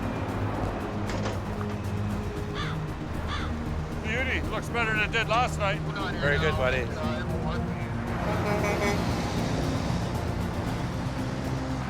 We've pulled the job off safe. We got that traffic moving as quick as possible. It won't be long till turkey dinner. Thank you very much. Have a good Christmas, guys. Merry Christmas to you too, my friend.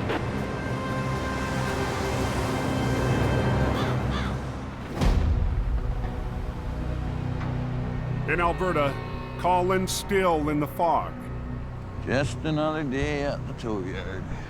waiting for a wreck full of Christmas parcels to be unloaded. Entire integrity of the roof has been blown out. There's too much weight in it. If we were to operate this with all that mail, we just have mail everywhere. At 2 p.m., a salvage crew arrives to get the mail on its way. Every year there's a mail truck, and every year we're gonna hustle to get that mail so that those presents get to where they're going. Okay, so everybody grab a corner. Ready? Well, why don't you just get it right up on the road, the straightest way there? I helped organize those guys so that they could get the mail delivered. You don't want to mess with the mail. They're getting it done. Just got to keep kind of plugging away. But the truck Colin still needs to flip keeps getting trashed. Okay, guys, you know what would be sort of cool? If you didn't keep pulling the roof back. The more you rip the roof back like that, the less structural integrity the truck has. You leave them alone for 5 seconds. The more that the roof's kind of ripped off of it and they take out these cross beams that hold it together, it just becomes a big floppy mess. As fog starts to lift and the wreck empties out, Colin moves his truck alongside to start the recovery. I'm pulling up beside the vehicle, and I'm just gonna pull the thing right over beside me. Like most heavy rescue trucks, HR 117's winch lines are at the back. But it also has another tool that allows Colin to winch from the side pullers.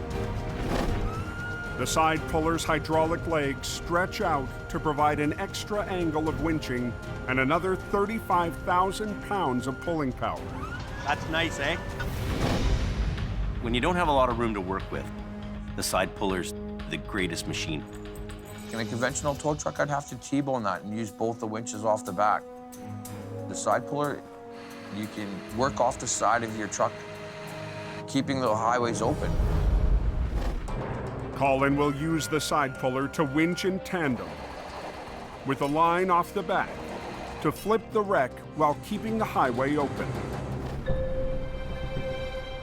If I can just add a couple of points, just add a little bit of structural integrity. We only have a couple of contact points that's basically keeping the box together. The only question now, will the damaged mail truck survive the recovery? Well, we're just gonna put the sunroof back on. Close it up. It's gonna be a little windy for the drive, so.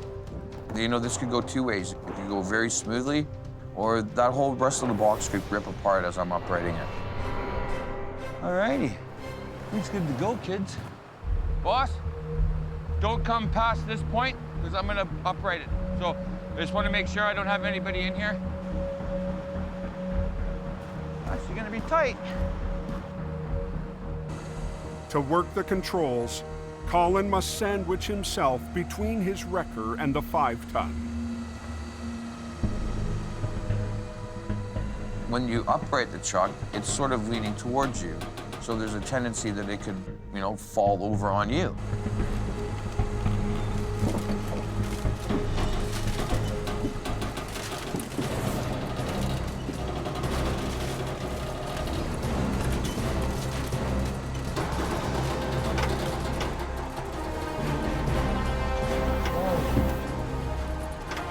I might even be too close to it. Watch yourself. Watch yourself, Mr. In Alberta, actually gonna be tight. Colin's feeling the pinch. I might even be too close to it. Trying to flip a 5-ton truck just a few feet from the wrecker's controls. I definitely don't want it falling on me. The truck's ripped roof also makes Colin's side pull unpredictable.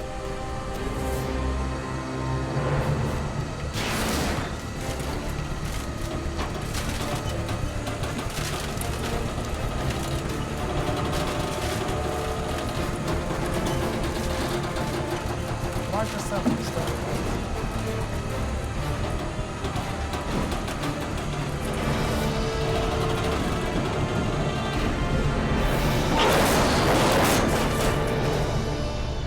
Decent, Jimmy. The 5-ton's back on its wheels. We got away with it. The plan worked perfect. We didn't leave any of it on the ground. But it will take a Christmas miracle for its owner to deliver any more parcels before the holiday. You sure I can't drive it? Huh? It's not drivable?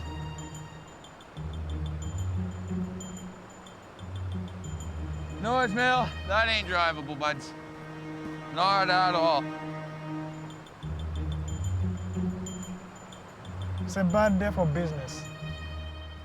I feel bad for him. Sometimes it just really sucks. He's okay. His cargo's still intact. Those are the important things. Everybody's gonna get their Christmas packages. You just gotta kind of look at the bright side of things, and I'm sure he'll be all right. That's a win. That's a win all day long.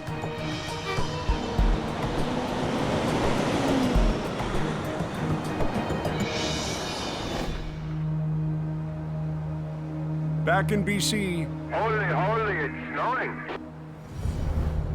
Snowing like from one side of the head all the way to Juliet. A final wave of Christmas traffic braves another storm on the Coquihalla summit. Extreme snowfall warning tonight. 10-14. Highway Supervisor Richard Enns monitors road conditions. You ahead, John? I thought you said this was over. It isn't over till, you know, that special lady sings. Quiring Towing's Gord Boyd hasn't had a break since early this morning. That sloppy flakes. For some reason, it always seems to storm the weekend before Christmas. Last trip before I shut down for Christmas. You're home for Christmas and stay there. All it takes is one person to do something stupid, and that's it, the highway shut down, which is where we come in. It's backed up at the top. Now hold your traffic leads till we get that sorted out. Quiring 5-5, quarter 10. Tow truck's already backed down. Thanks, Gord. Nobody's going anywhere. Santa's not going to be happy. A surprise traveler is trapped in the queue. For the whole month of December, I wear my hat. Today is my last day before Christmas, my last run. I'm hoping to get the roads open soon. Gord closes in on the spun-out semi. I got one. No choice, buddy. You're blocking. No, I put on the 10. I have a 10. You're blocking 2 lanes of traffic. But the driver doesn't want to pay. You're getting pulled out of the way. I can't pay. I don't care. I'm still moving you. I don't have a choice. I have to get him out of there. It's like a parking lot out here. In the countdown to Christmas, You're getting pulled out of the way. I can't pay. I don't care. I'm still moving you. Gord locks horns with a trucker. Hey, I'm not asking for money. I just got to get you out of the way. The driver has the Coquihalla at a standstill. It's just a ginormous mess. And a surprise traveler is still stuck in line. Today is my last day before Christmas, my last run. I'm hoping to get the roads open soon. Because it's Christmas time, you really want to keep things moving along. Relax. I got to move you. I don't care if the guy's got money or not. I got to get him out of there.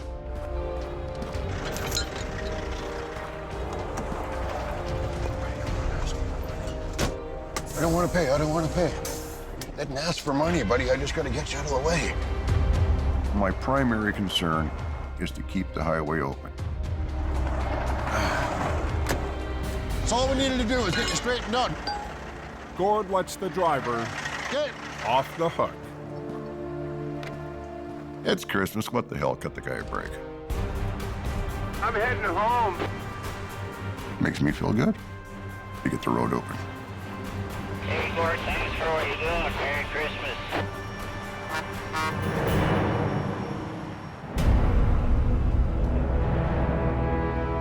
"50 miles west of Hope, Dang, it's raining pretty good.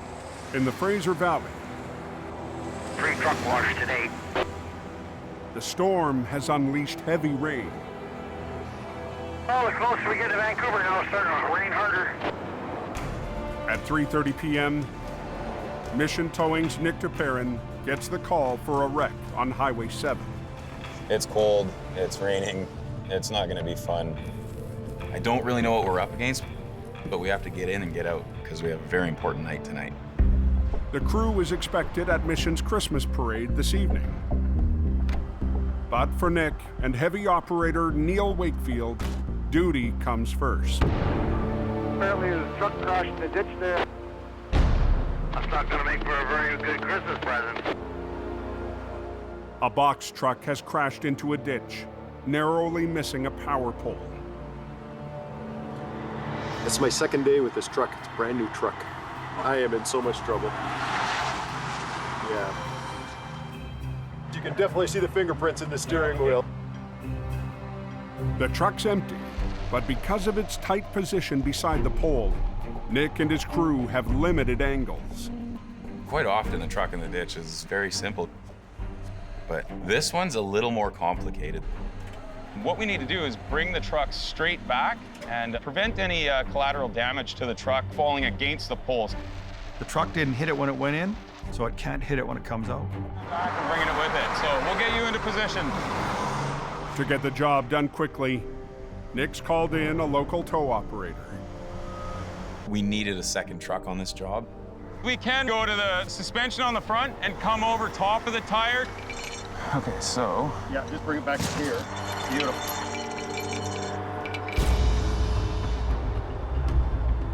You're gonna lead with your passenger side line. I want to double check that cross member once we start pulling in there. Okay. All right.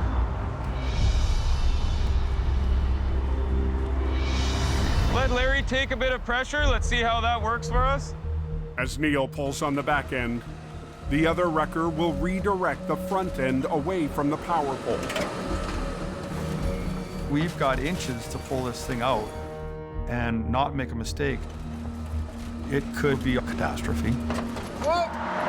How's the pole? It's right up to the pole.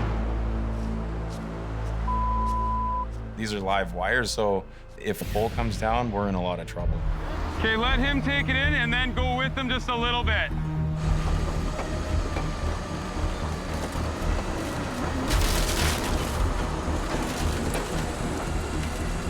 We're clear that pole now. The 5-ton still needs to make it up the steep ditch and onto the road. This one's gonna take a few different steps to finesse this thing out of here. They're aware we're gonna have to turn it, shut it down? Okay. The highway is reduced to a single lane in each direction, so the wreckers can get into position for the next pull. Unfortunately, with this part of the recovery, we need the room to work here. To lift the wreck out of the ditch without causing more damage, Do you have a big belt for a Christmas wrap around the back? Nick will try a heavy rescue maneuver with a festive name. A Christmas wrap, and it basically reaches around to the low side and just supports that truck as we bring it up. The key to the Christmas wrap is a thick strap slung around the trailer. The strap should help to cradle the box and keep the truck on its wheels while it's winched out by the two wreckers. These guys are gonna have to make sure they're operating their trucks at the same speed. If he doesn't hold the back, and if I pull one line a little too tight, that truck's gonna lean and go right over. And now we've wrecked the whole truck. Okay, here we go. Lead with this side.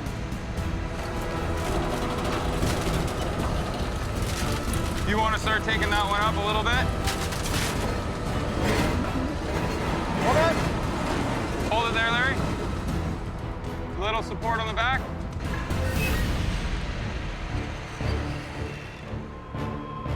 Slack it off just a little bit.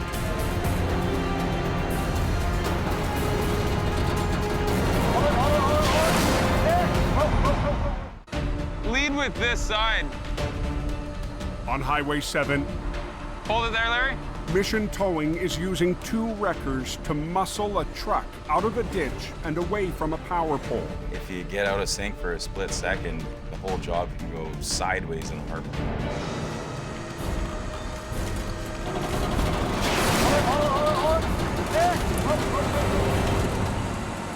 Okay, hold it there. The trucks are out of sync for just a split second. but Neil caught it right away, and we're good to go. Where you need to be very gentle on the controls, that's where being experienced helps. With the Christmas wrap supporting the back end, Neil repositions his wrecker to get the truck fully out of the ditch. If we could close that down for just a couple of minutes, we'll be one more shot all the way out of here. All right. Police stop all westbound traffic for this final stage. Have a bunch of traffic stopped in front of me. So you want tension up on that one? Tension up on this one and just slack that off to let it go with it. Okay, slow it down just a little bit, Larry. Beautiful.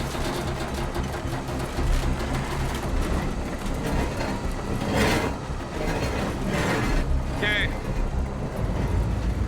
We can take the slack right off of this, we're good. Neil, Nick, and the Christmas wrap deliver a heavy rescue gift. The box truck is out of the ditch. For us on this one, we're very happy that it's up onto the road. It had a potential to be ugly. Absolutely. We got lucky on this one. Beautiful day. We're gonna head back to the yard and get into the Christmas spirit because we have somewhere very special to be tonight.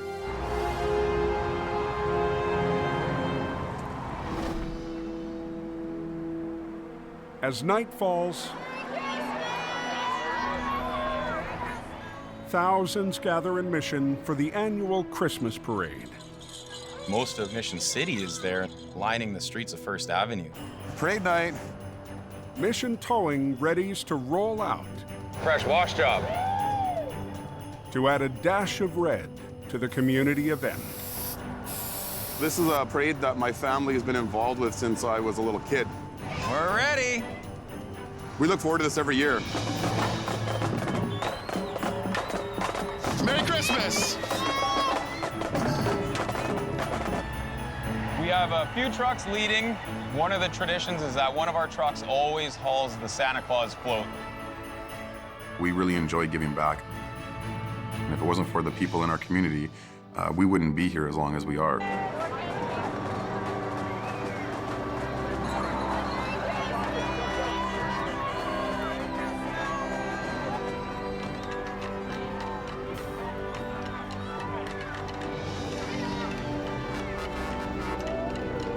Merry Christmas! It's great to represent our business with our trucks and everybody see us taking part in the parade. The general public always thinks that tow truck operators are bad people. That's a very common thing in our industry. Merry Christmas! But we're not all bad guys. The towing industry is full of great people. Every towing company in the world is here to help people.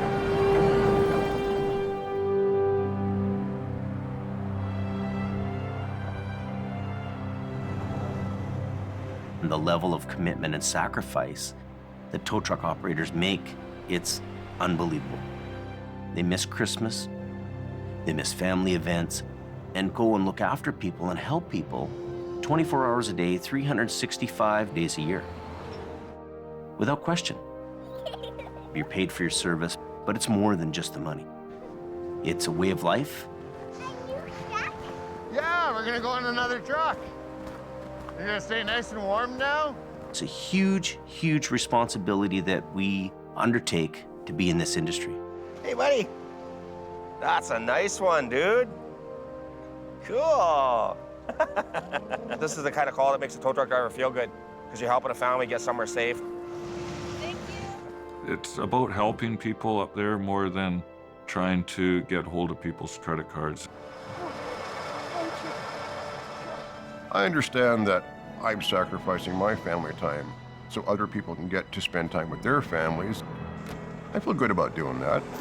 Okay, when I lift, you lift. When I shift, you shift. Okay? When we show up, people are just in a bad situation or having a bad day.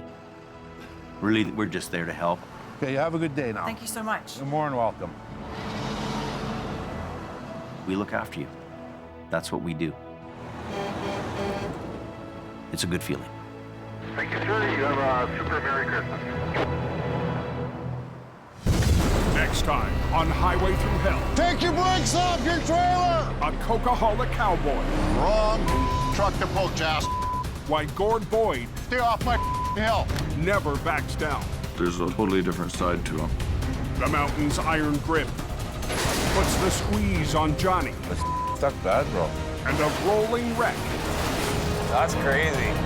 has Nick at the end of his rope. Oh, Trap! Hold on.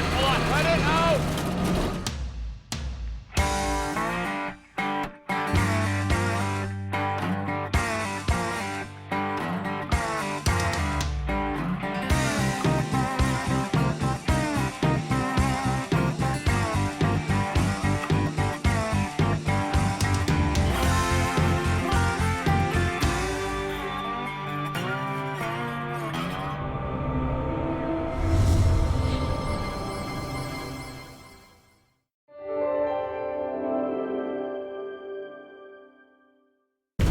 This time on Highway Through Hell, There's carnage all over the place.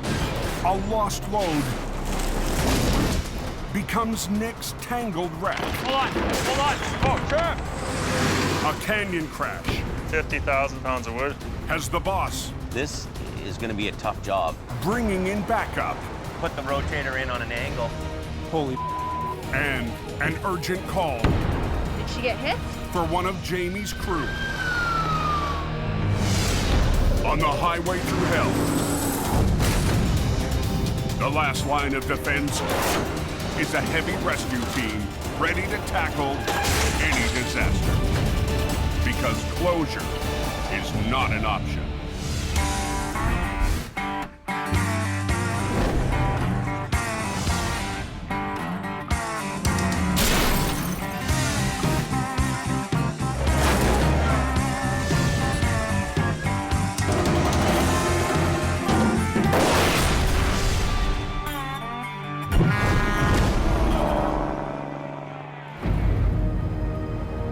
You say train up on the coast?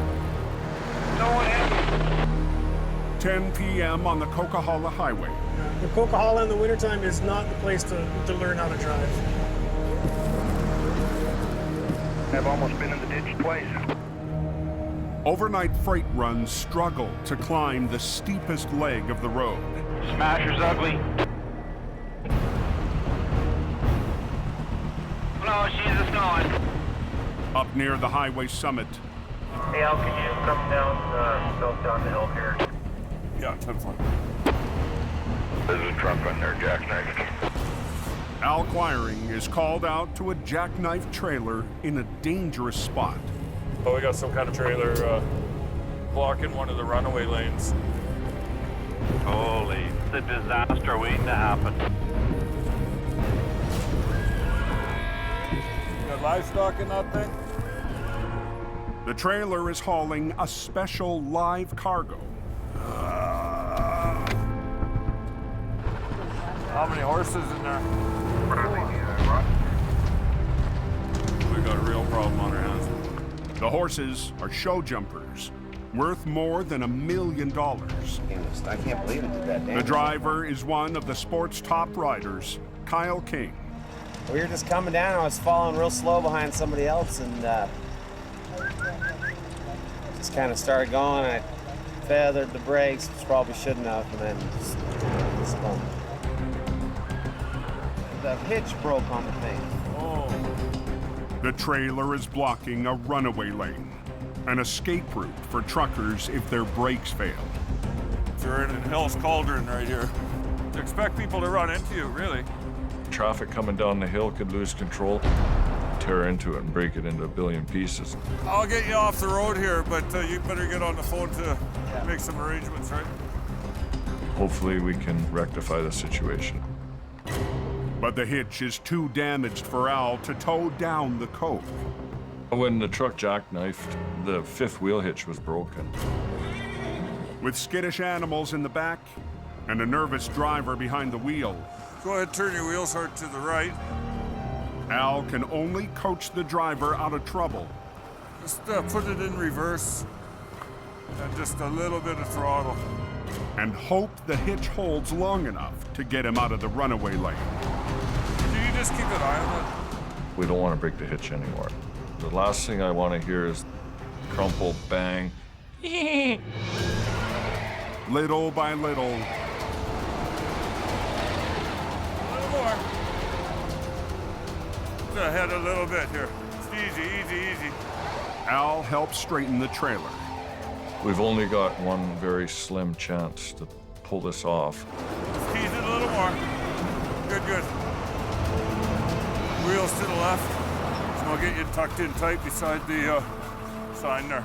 But we want to go nice and smooth so we don't piss your horses off. Otherwise, we're going to be having steaks all winter. After 20 minutes, the trailer is cleared from the runaway lane. We got them into a safer area without further incident. Safe and snug as a bug in a rug. The horses will be transferred to a new trailer and hauled off the mountain. Makes me very happy. Okay, let's roll. You never know what the incident is going to be. You've got to be open-minded and be prepared to handle whatever comes. Yeah, it's pretty slick, but it's open.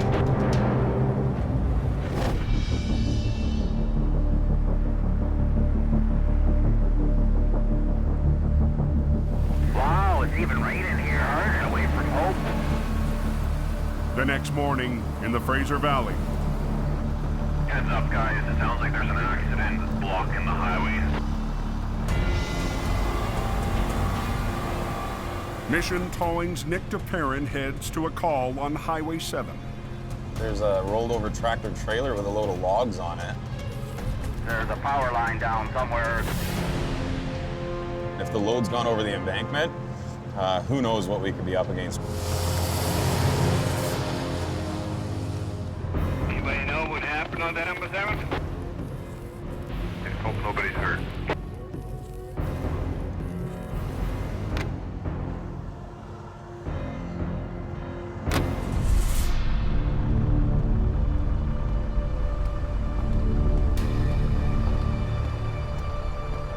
It's an ugly one. The flip truck has blocked the road. Power lines are down, and a load of telephone poles lay scattered across the slope below. There's carnage all over the place. This is a major wreck. The semi lost control on a bend, struck a power pole, then launched its load over the cliff.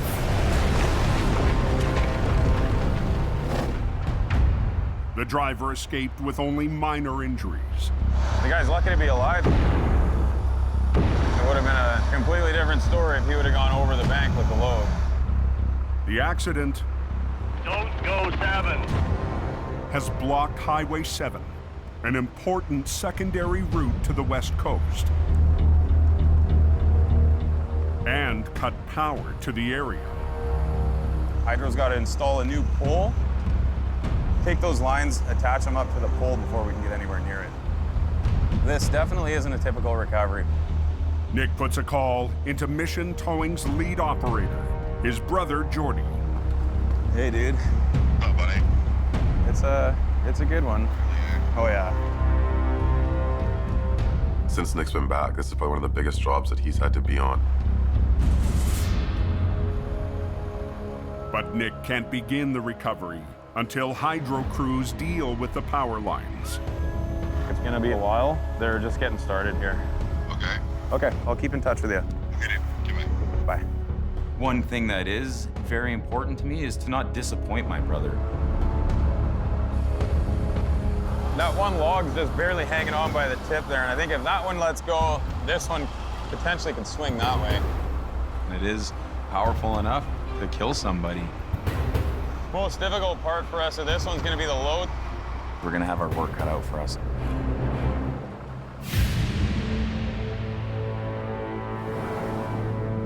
Did anybody tell me if Highway 7's open yet? Still closed. We've probably been here 10, 11 hours now. After waiting into the night, Nick is more than ready to start the recovery. Dying to get to it and start tackling the job. I've eaten 2 lunches since I've been here already. By 11 p.m., the downed lines have been cleared and power restored to the area. All right, boys. It's all yours. You're all done? Yep. But the wreck still has the highway closed. Yeah, it's going to be a while before they roll it over. Nick's top operator, Neil Wakefield, and the rest of tonight's recovery crew roll in. It's all clear. It's showtime for us. Yeah, let's go. Get this done. Before they can flip the semi, I'm not a fan of the way these logs are sitting. Nick and his crew need to deal with a potential booby trap. It's actually very dangerous. 2 poles, nearly 1,000 pounds each, are tangled with the wreck. The first thing we want to do is get those right out of the equation. We're gonna have Trevor and Dylan attach our medium-duty wreckers and winch them out of the way. The poles are rigged to separate, away from the crew. With it raining as hard as it is, it could be a nightmare. I mean, our straps might just slide right off them. But the heavy poles, under high tension, are unpredictable. Those things can twist and take somebody's head off. Trevor, do you want to get on your controls?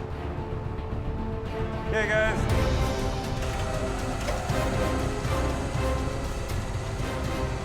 Tension both those lines. Both of them, right away. Hang on, Dylan, hang on. Lead with the low one. Lead with the low one. Hold on, hold on. Oh, crap! We want to bring this one up and then just work the two together. On Highway 7, Trevor, do you want to get on your controls? Nick's team must pry apart 2 telephone poles under high tension. We don't have a whole lot of control over where they're going to go. We might not be able to get out of the way if one of these logs comes rolling at us. It is powerful enough to kill somebody. Okay, lead with this low one. They need to get the slippery poles away from the semi that was hauling them. Tension both those lines. So they can start the recovery and open the highway. Both of them, right away. Hang on, Dylan, hang on. Lead with the low one. Lead with the low one. Hold on, hold on. Oh, crap! Here it comes. Right there, right there. Yeah, that's lay it down. There we go. Perfect.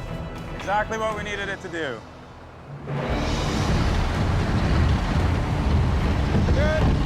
With the poles out of the way, I'm gonna move down to where I gotta be. Nick and Neil turn their attention to the sideways semi, blocking the narrow highway.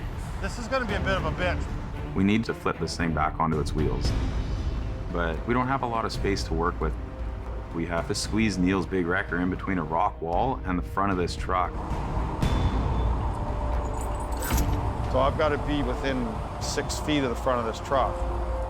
I'm really close beside it. With one wrecker on the back and another on the front, Nick's team will try to flip the semi without damaging their own trucks. I'm chained up and ready to go. You're ready to go? Okay. Tight to the front, Neil's 35-ton wrecker will try to flip the tractor, while from the back, Dylan's wrecker rolls the trailer. The biggest worry is that when it hits, it'll slide right into my truck. Okay, start pulling it, Dylan. Once we started coming over, we can't stop.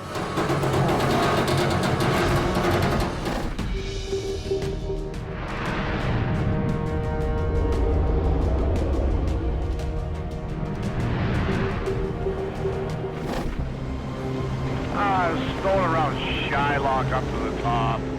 Other than that, you're good to go. Up near the summit of the Coke, Well, so far it's better than this time yesterday. It's slippery on the road here. Robert Muckwa's been patrolling this stretch of highway for the last 2 hours. Robert, he's got this work ethic that's really good. Jamie's head of traffic control is on the lookout for anyone in trouble. He's out there, he's on it, he's doing it, he's everywhere. Tonight, Robert's girlfriend, Loretta Chandler, joins him on the road. She asked me if she could fly, and she asked me to train her out on the Coke. This winter, Robert's also been proving himself to Jamie I'm trying to get this young lady on her way right away. as a light-duty tow operator. Now he's training Loretta in traffic control and roadside safety. My goals this season is to keep learning, just be with Robert, basically. 2 slow lanes are blocked. Coming in the fast lane up. As they approach the Smasher, the steepest section of the highway, That his truck broke down? Robert and Loretta roll up on their first test of the night. Holy buddy, what are you doing? It's bad. A driver has abandoned his trailer to put on his tire chains. That's the worst time to learn how to throw a chain is when you're stuck on a hill. I never ever seen a guy take a tractor apart, put chains on. To me, that's pretty stupid. So it's gonna be tight getting through? Traffic squeezed down to one lane on the toughest stretch of the Coke.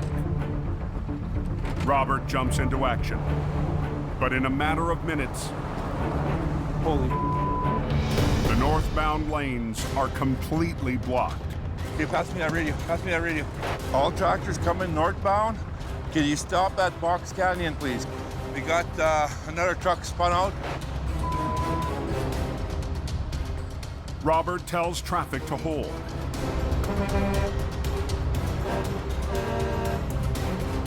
No more coming up. You got one heading your way now. He's got no radio. I looked at it. Damn it.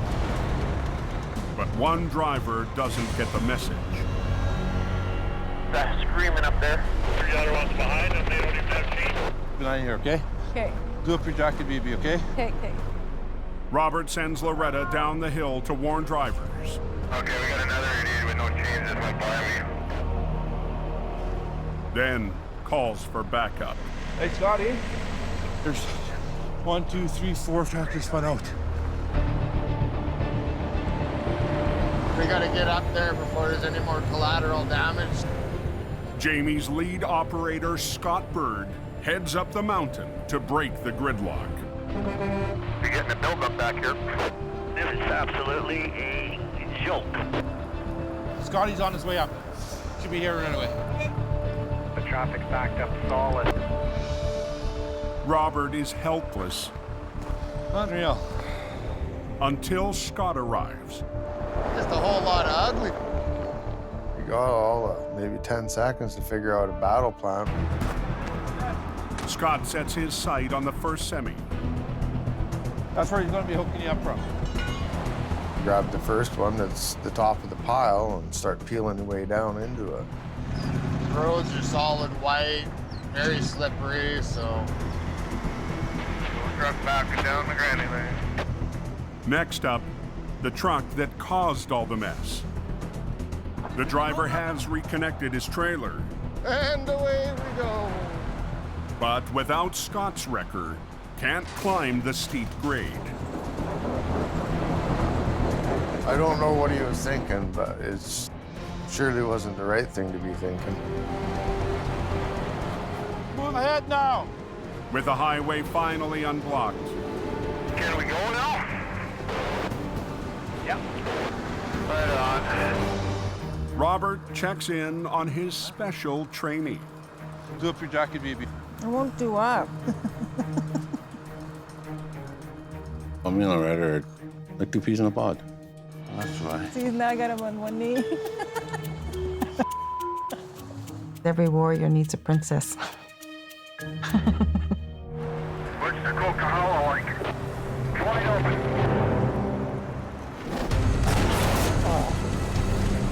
The road is closed. Clean up for massive, let's get going. In the valley, Neil and Nick are in a tight situation. Sliding. Give it a little more, Dylan. They're always stubborn. They're about to flip a semi in a space so small, Oh no. Hang on. it could land on Neil's wrecker. 12 hours ago, the rig clipped a power pole. and launched its own load of poles down an embankment. Now the semi threatens to come down hard on Neil's 35-ton towing machine. This job really has to go textbook in order to land this thing right where we need it to.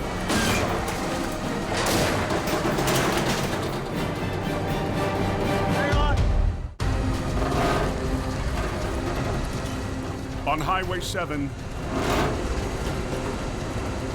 Give it a little more, Dylan. Mission Towing is trying to flip a wreck with no room for error. We have to squeeze Neil's big wrecker in between a rock wall and the front of this truck to get the right direction of pull. As Neil winches the tractor over, it creeps closer to the back of his wrecker. The biggest worry is that when it hits, it's going to slide right into my truck. We don't want to end up having a catastrophic failure here. Hang on.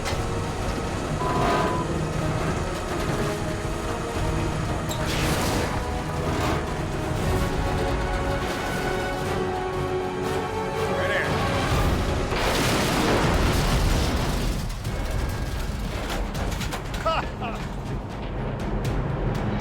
Son of a bitch. Like that much room. It's less than a foot away from my truck. A little nerve-wracking for a few seconds. That was close, man. Great. Yeah, buddy. We'll get hooked up, get this thing out of here, and get everybody rolling tonight. Nick notches another big win for his brother and the family business. I wish Jordy was here to see this. He'd be very happy with what happened here tonight. Nick did phenomenal. Our crew is top-notch.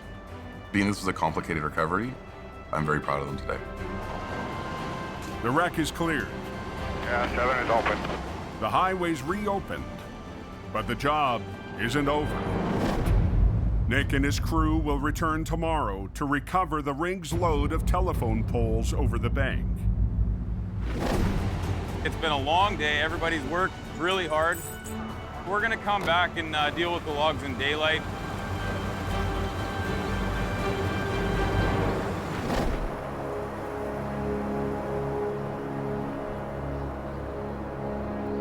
What's happening on the Coke? Is it good going or what? Heavy snowfall. High up on the Coke, Holy crap, she's coming down here, eh? 4 inches of snow has come down in the last hour. Another 4 is forecast overnight.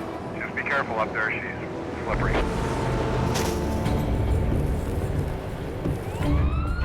At 11 p.m., Something must be going on up the Coke. Multiple vehicle MVA, southbound, Highway 5. Yeah, we just got a phone call there, so it's official. operator Johnny Tipton has been dispatched to an accident near the summit. There's 4 or 5 cars involved in that incident. Yeah, pickup truck. Jamie Davis. On the radio, there's word that one of Jamie's trucks may be involved. That's quite a mess they got there. I just went by, eh? Holy. We just had a call that the Tunder's been into a crash up there. I hope everybody's okay.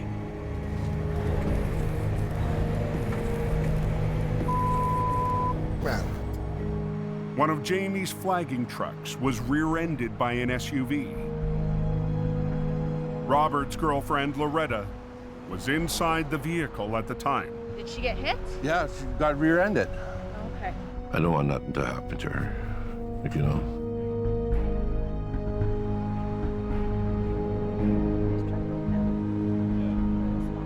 She's my life, right?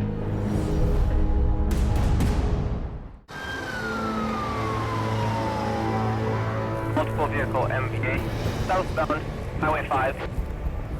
On the Coquihalla Highway, That's quite a mess they got there. Did she get hit? Yeah, she got rear-ended. Oh, okay. a Jamie Davis traffic control vehicle has just been struck from behind. Robert's girlfriend, Loretta, was inside.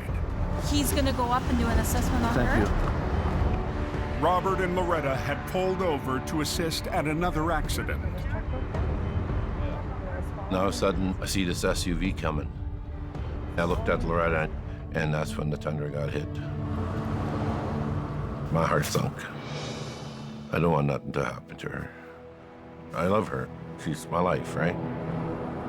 How's Loretta? Well, she's in pain and everything else. I'm just worried about her. Paramedics discover Loretta has only minor injuries. She could have been really seriously hurt. This how scary it is up here. People want to go 120, 130, 140 on road conditions like that. What's their hurry? Her spinal cord could have broke from that hit. What if she couldn't move? If Loretta hadn't positioned the flagging truck where she did, other drivers could have been seriously injured or worse. I made that decision that night to put the Tundra in front of the 3-car pileup. For the rest of the night, Robert won't leave her side. She's a little banged up, so we're gonna put on, drop this truck, and I'm gonna take her to the hospital. I got a big heart, you know, I'd do it again.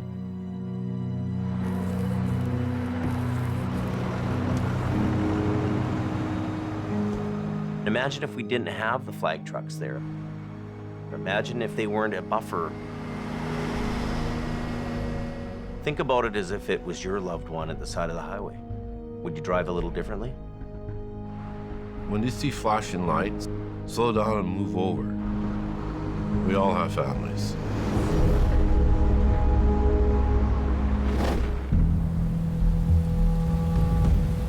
It's just testing down right. You might need a lifeboat, she's wet. The next morning, Anybody know how it's doing on the canyon? heavy rain is falling hard just outside Hope. Holy man, what a day. And there, look at the water coming off this mountain. This is bad. Jamie's on his way to a wreck on Highway 1 in the Fraser Canyon.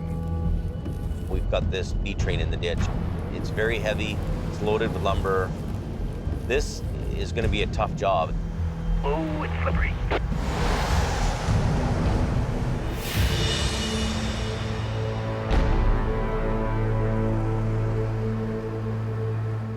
Already on scene is Jamie's younger brother, Jason. 50,000 pounds of wood. Jamie's called him in to help get the hefty, tilted load of lumber back on the road. There goes the boss. He drove it into the ditch. He didn't wreck anything on the bottom half of the trailer. Jason's company, Aggressive Towing, is called in when Jamie needs extra iron on a big job. I tell you, this trailer is not looking very good up here. But the brothers don't always agree on how to get things done. It's gonna do this, boom. And you'll still, like, it'll just do this. I don't like this. No, I'm sure we're gonna have 2 or 3 different guys arguing about which way to go, because brother's there, I'm there. This is a big B train, a lot of weight here. We're gonna need some big muscle to do this. Jamie's dispatched another record and is top operator from Hope. We're doing a pretty heavy tug today. Scott Bird rolls HR 66 to the recovery. So let's see if we can't get her pulled out of the ditch.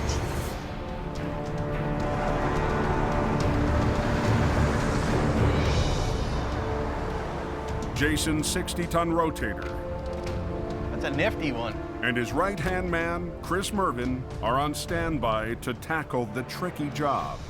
That's a big, heavy load. Jamie's been given an immense challenge by his client.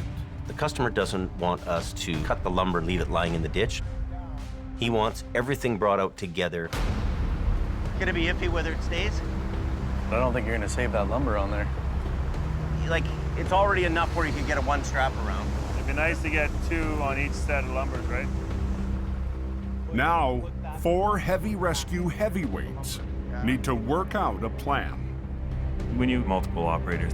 Everybody's vision is different. What my thoughts were, Or do we do this and put the rotator in on an angle so it's not... I got bigger lift. So it's not sideways. There's a lot of cooks there, that's for sure. Because if we swing that trailer out, yeah, 50,000 pounds pulling sideways, we got to make that decision.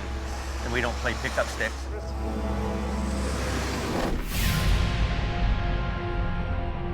So where's the accident at? It's just a ginormous mass field skid. In the Fraser Valley on Highway 7. Holy, I wouldn't have wanted to go for that ride. We'll tie off our harness gear to this cement embankment here. Mission Towing is back for part 2. There's a bunch over here. Of a messy recovery. Yesterday, a semi lost control on a corner, scattering more than a dozen poles down the bank. Last night, the team pulled off a tight flip. Right here. Yeah! To clear the rig and open the road. Let's get geared up, Jay. Today, Nick and his crew must get the massive poles up a 600-foot slope before the end of the day. But the steep terrain and the jumbled poles make this a high-risk recovery. Just below us is a straight drop-off to about 600 feet. It's a very dangerous place for us to be. The plan is to rappel down the bank and rig the poles to the wrecker's winch lines one at a time. We have a lot of logs to pull up, but it's the only way we can do this job. When the wrecker gets the poles to the top of the bank, a picker truck will take the load the rest of the way. And the picker operator will pinch it off of our wrecker and put it on the back of his trailer. All ready to go. Joining Nick for the descent, Already breaking a sweat here. is Mission Towing's Jason LaViolette. Those are going to be a little sketchy over there, eh? In a giant game of pickup sticks, Nick and Jason need to be careful about which poles to pick. We're gonna have to try and pick the best one first, and hopefully the rest of them don't get freed up and go flying down the mountain. Nick and Jason wrap around the poles using choker straps. We're rigged, pull the line. Let's get over a little more.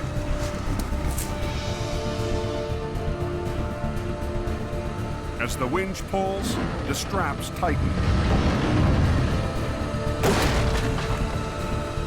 No problem. And the pole is slowly dragged up the slope.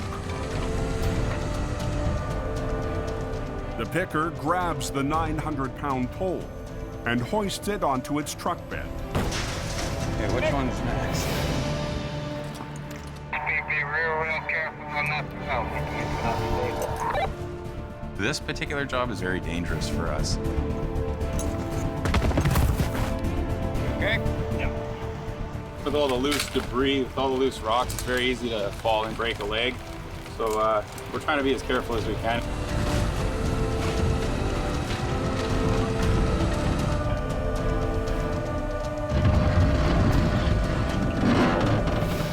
This one might make for an issue. Holy man. But some of the poles Whoa, look out, Jake. are hard to hold on to. We ain't getting that one back. Keep the power lines in mind. And there's another danger.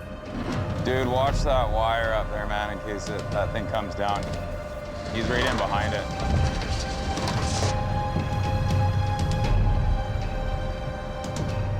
We don't want to have another problem here and put the power out to the community again. Watch your cable. Oh my God. Oh.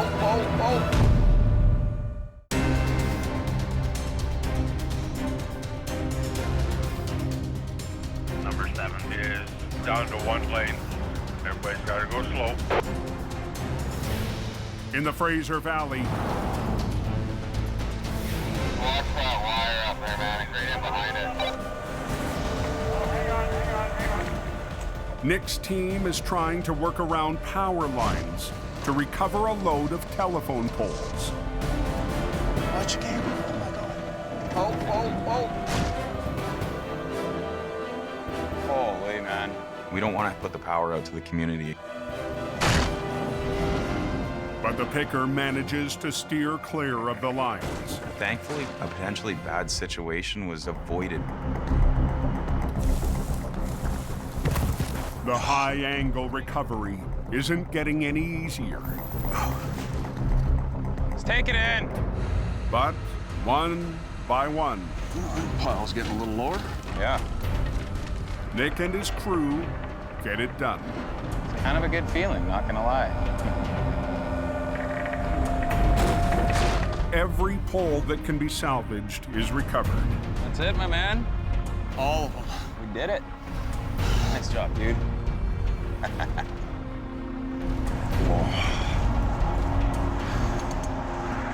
Thank you, Trevor. That makes it way easier. Thank you very much. Yeah. That's what I'm talking about. Job completed. These guys will do what it takes to get the job done. And I'm just very happy and very proud that they pulled this off the way that they did. I'm very satisfied with what our guys did here today.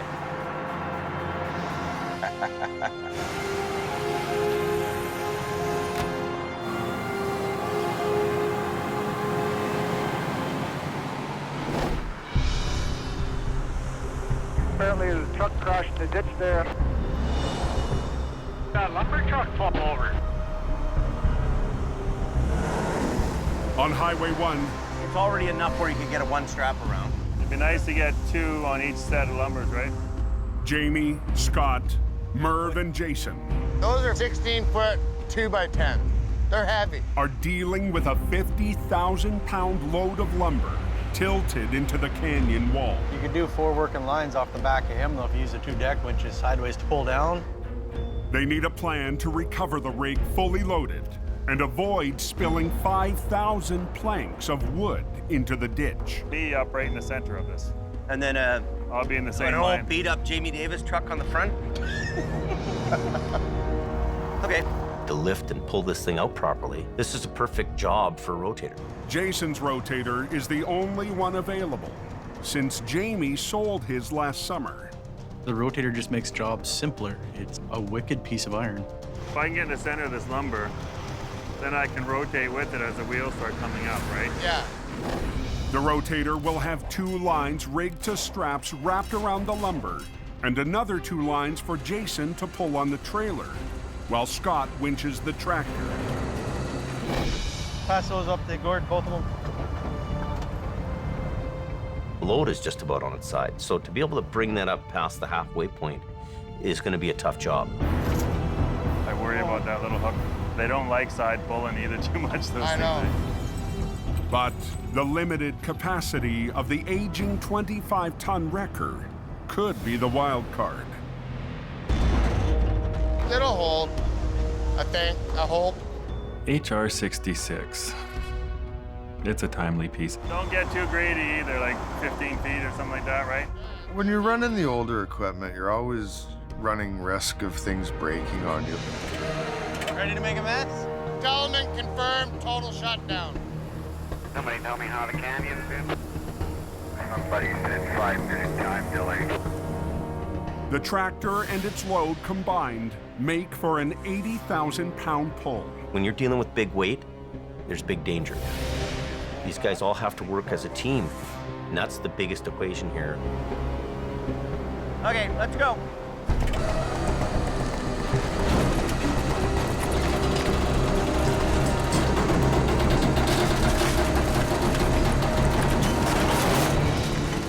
A little more in here. Keep them on that one. We don't want it sliding in, James. Yeah, this one here. Keep these sucked up.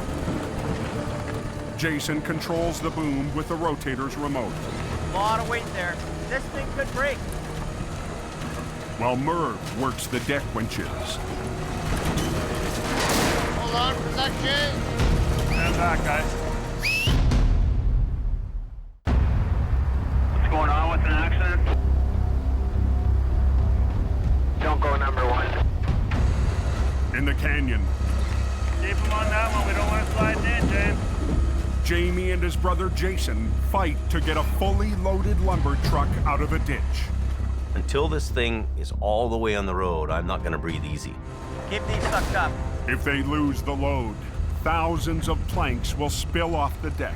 Tighten your yellow one up. This thing could break. Picking this kind of weight up, keeping it all together and intact, was really a huge deal. Slow down on this, eh? You don't want it to shift because then it would be matchsticks. 5,200 of them. Stand back, guys. Whoa. Hold it. Slow, man, slow. Okay, hold it. Okay, Scotty, you going ahead? Yeah. Tuck in your middle one. Okay, we're moving.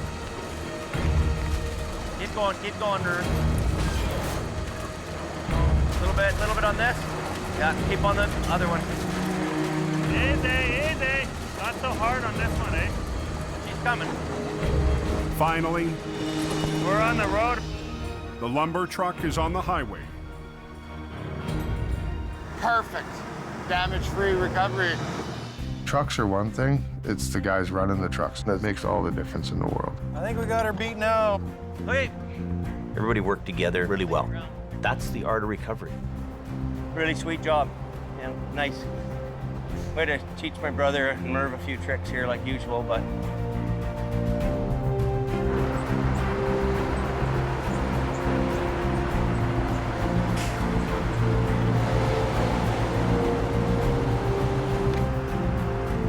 Anybody tell me if highway's open? It's open.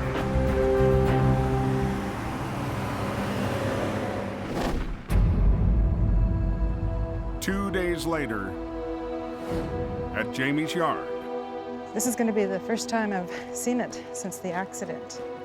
Loretta is still recovering after her close call on the coke. That was a hard hit. Very hard. Loretta was in a flagging truck when she was struck from behind by another vehicle. She pushed me about a good 70 feet. That's how fast she was going. I saw the doctor, and physically I'm better, but mentally, it sticks with you.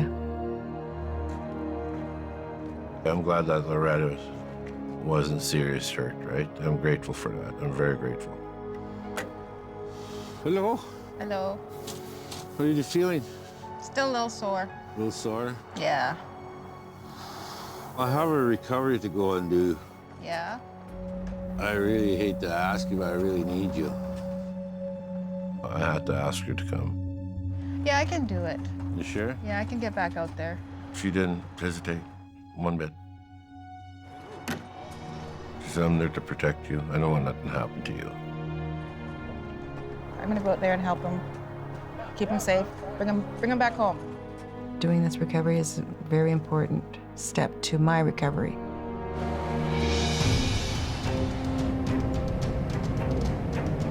And I'll just follow you? Yeah, just follow me. Thank you, my love. Robert and Loretta head to the job on Highway 3. I gotta get back out there. You roll with the punches. You just keep going.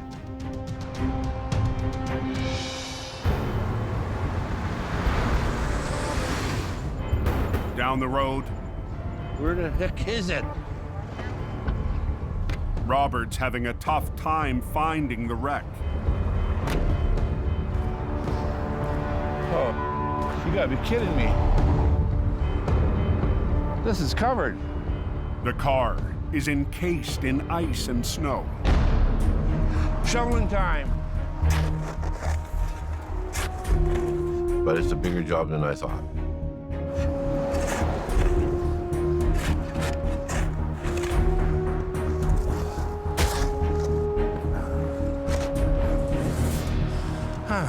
Let me say, yeah, okay, I'll come and do it.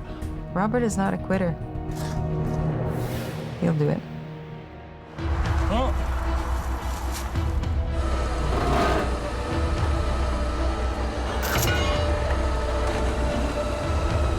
Come on, come on.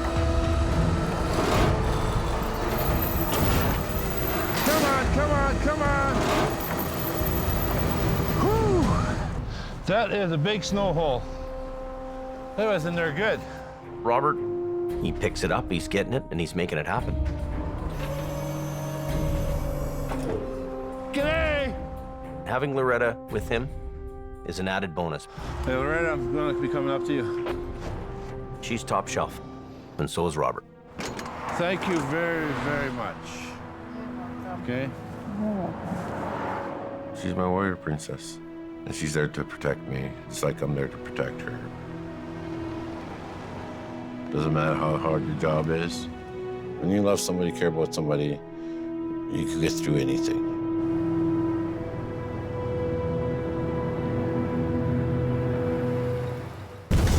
Next time on Highway Through Hell. It's a very sad thing to happen to any family. A tragic wreck. Watch yourself there. That's bad. Puts the twist on Nick. This is what they call family bonding. 3 generations tackle a heavy load. Come on! This is a disaster. And a tough job takes its toll on a towing veteran. I threw up almost a liter of blood.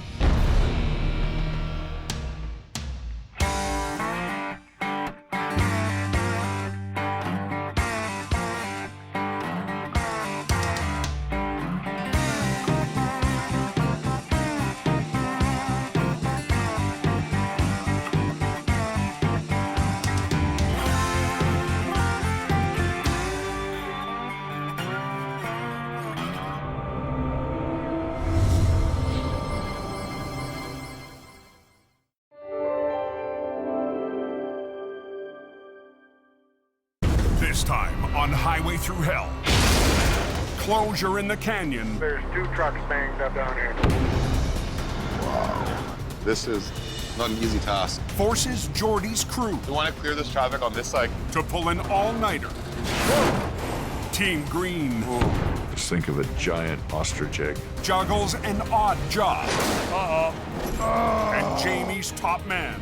There will be words exchanged over this. Cleans house. On the Highway Through Hell. The last line of defense is a heavy rescue team ready to tackle any disaster. Because closure is not an option.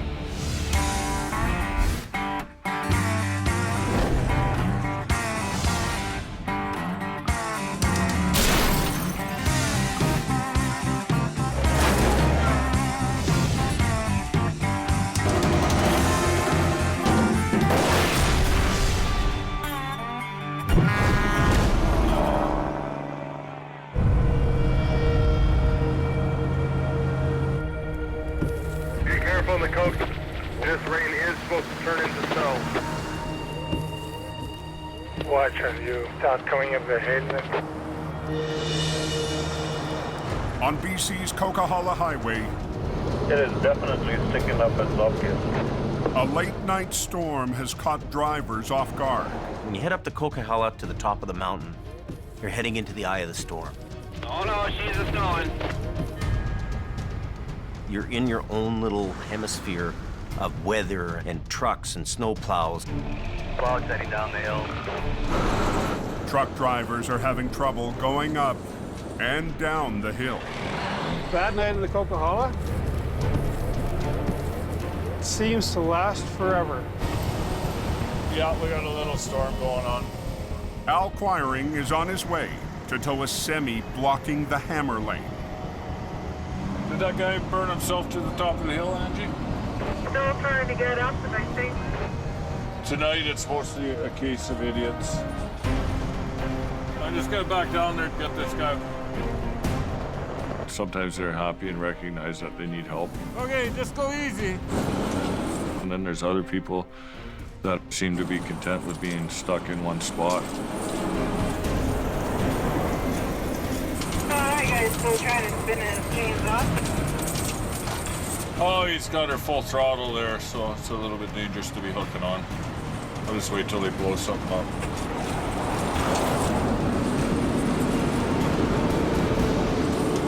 Al meets up with highway maintenance. Idiot pills here tonight. But the driver just won't give up. Come on, buddy, come on, come on. Sometimes I wonder if they like to do it on purpose. He's gonna blow his truck up here eventually. He's been at this for about half an hour already. These drivers think that they're gonna put on these cheap tire chains, thinking this is gonna save the day and they'll get them right through the Coquihalla.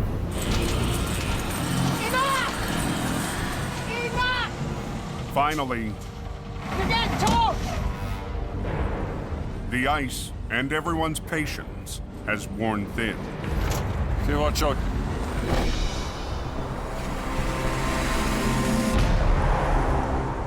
"40 miles away in the Fraser Canyon, Running into some reduced visibility.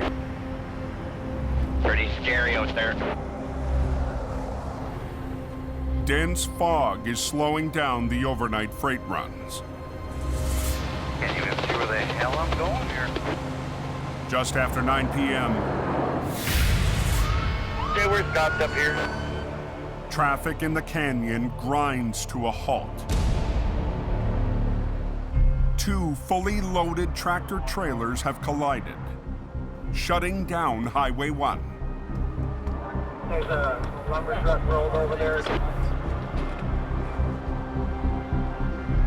Freight all over the road. There's two trucks banged up down here. An accident between a B train loaded with lumber and a courier truck full of mail has scattered debris across all lanes. Now we have a complete block of the Trans-Canada Highway. Oh, this could be ours.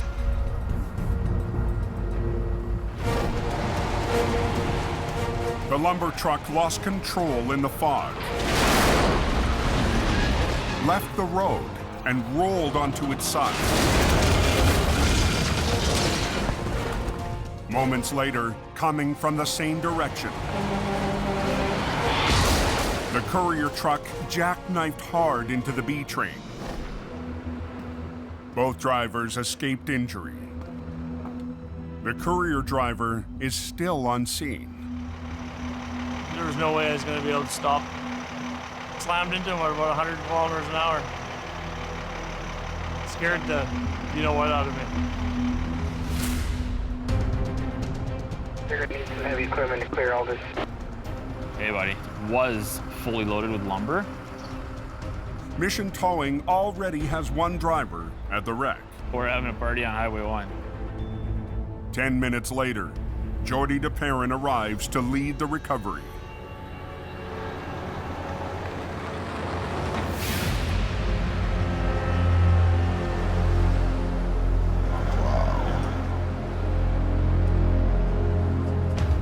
She's pretty twisted there. This is a big recovery. This lumber truck picks up the entire road. Wow. Yeah, the whole highway's blocked off, eh? There's nothing getting through until we move it. It looks like an all-nighter. This is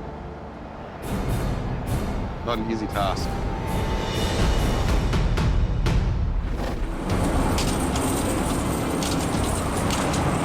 Back on the Coke.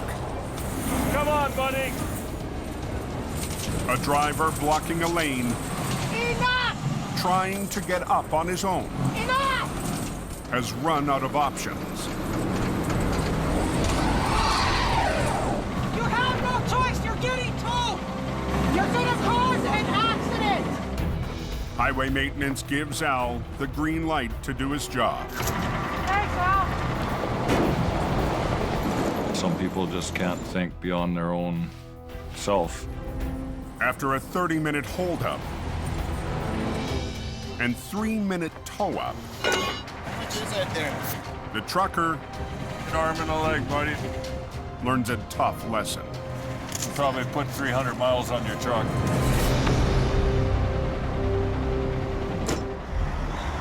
Hey, listen. D-train in the weeds, downside. But Al's night is just getting rolling. There's something going on.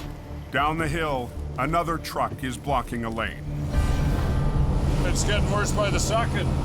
All because of one guy down here.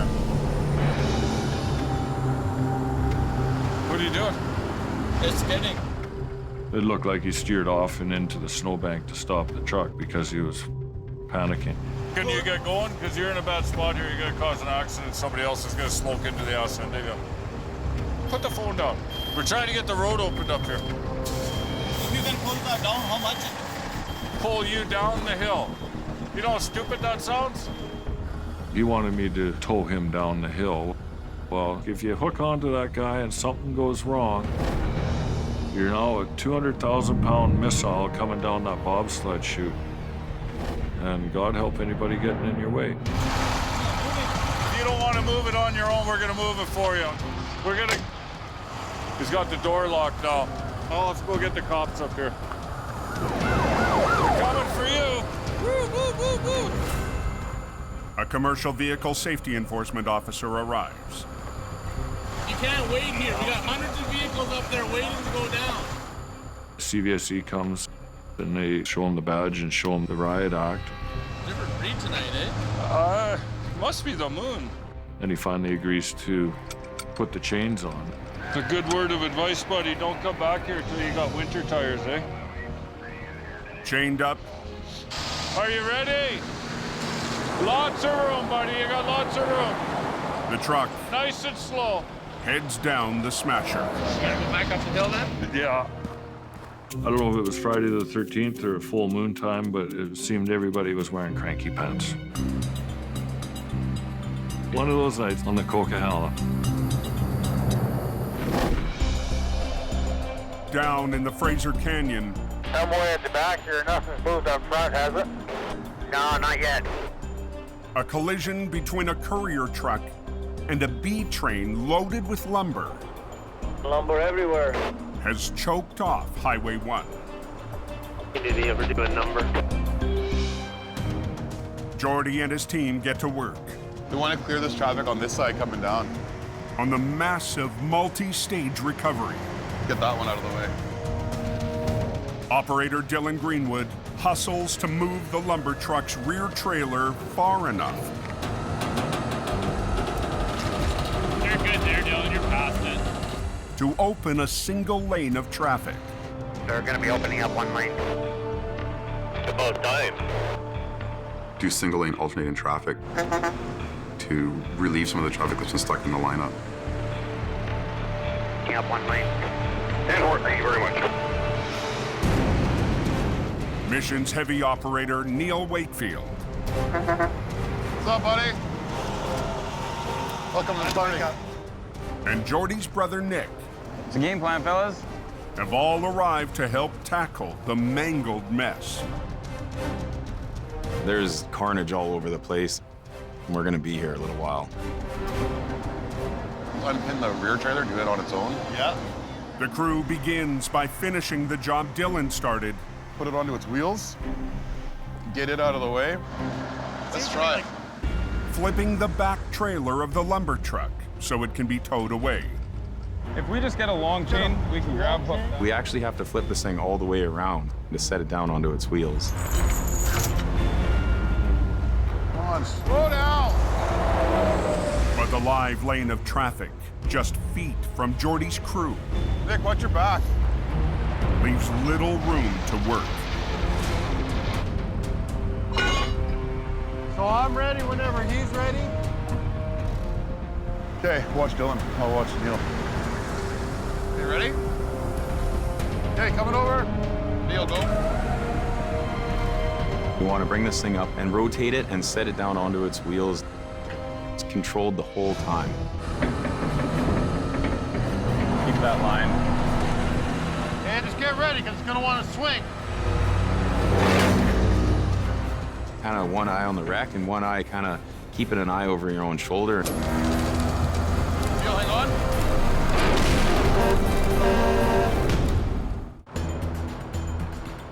There's a lumber truck there, wiped out. Sure spread that lumber around, didn't he? In BC's Fraser Canyon, If we just get a long chain, we can grab hook that. Yep. Jordy, Nick, and the mission crew Unpin the rear trailer, do it on its own. Yeah. clean up a spectacular wreck on Highway 1. This is a major wreck. There's 2 trucks and trailers destroyed here.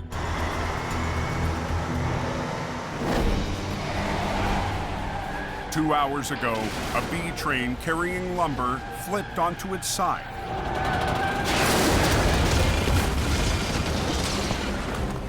Seconds later, a courier truck slammed into the wreck. So I'm ready whenever he's ready. Okay, coming over. Jordy's crew is trying to flip the back trailer of the lumber truck. Get ready, because he's gonna want to swing. Hang on, Neil. Let Dylan catch up.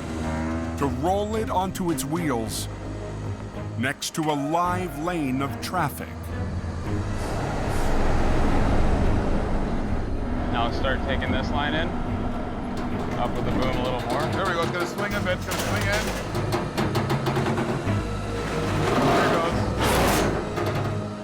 goes. We want to bring this thing down onto its wheels, controlled the whole time. Lead with this low line.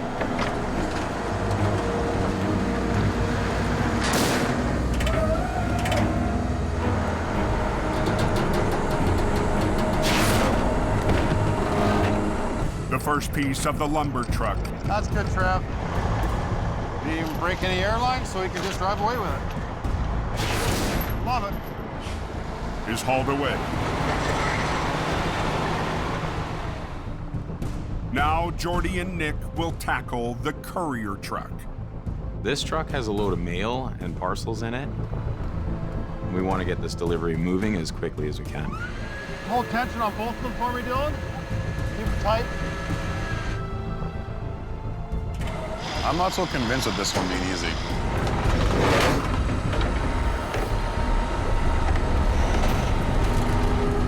The tractor trailer is badly jackknifed. As the crew gets a closer look, Kind of ugly, eh? the extent of the damage becomes clear. Not much we can do with this one. Nope. This thing's in rough shape. It's not going to be an easy one to tow. Jordy's team has to improvise. Just throw that chain on there. Okay. To get the front of the wreck on the underlift. I'm sitting on number 1 in that friggin' lineup. With traffic on Highway 1 still at a crawl. I'll just say the least, I'm really pissed off. Hey, Neil. Take it back to Hope. Drop it. Fly back up. Then we'll do this. The courier truck is on its way. Lickety split, nothing to it. Booyah! But the toughest part of the recovery, the rest of the lumber truck, is still to come. We have one more part of this recovery to finish off, and now the pressure's on. What a mess that is. Like a bad game at Jacob.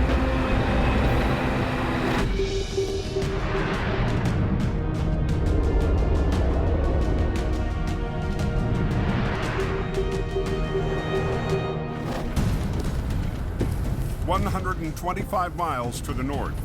It's that type of snow that just turns to ice as soon as you drive on it. Breaking this Gas Creek, eh?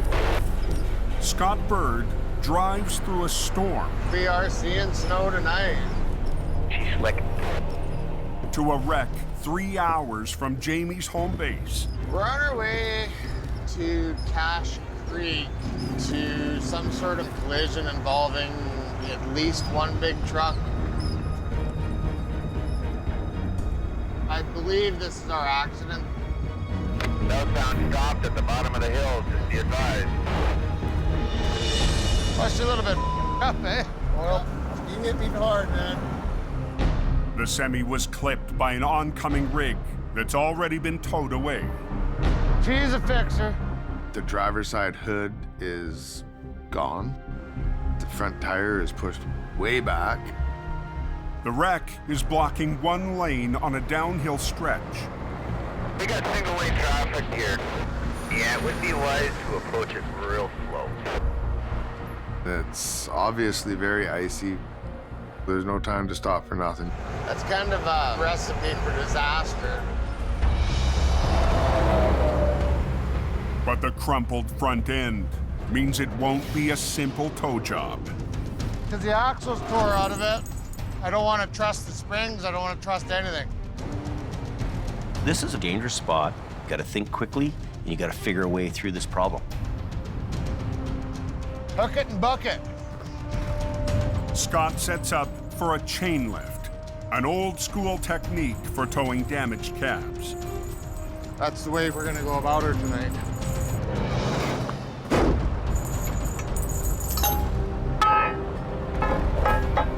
It's the old Truckmaster style hookup. Old school technology, but it's used every day.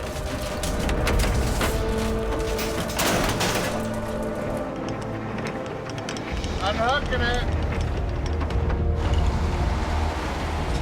Scott disconnects the tractor from the trailer, so the units can be towed separately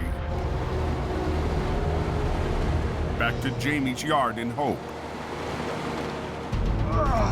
Now I gotta go underneath and pull a drive line out.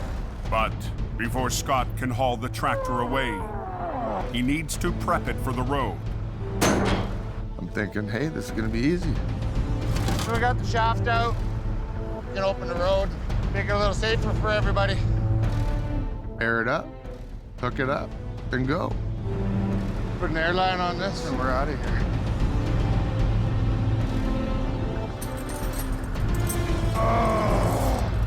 But the piece needed to attach the wrecker's airline to the cab has disappeared. I'm missing a bunch of these that adapt up and down to different sizes for the air tanks. There's been other people driving the truck. My airline is not rigged up the way that it was.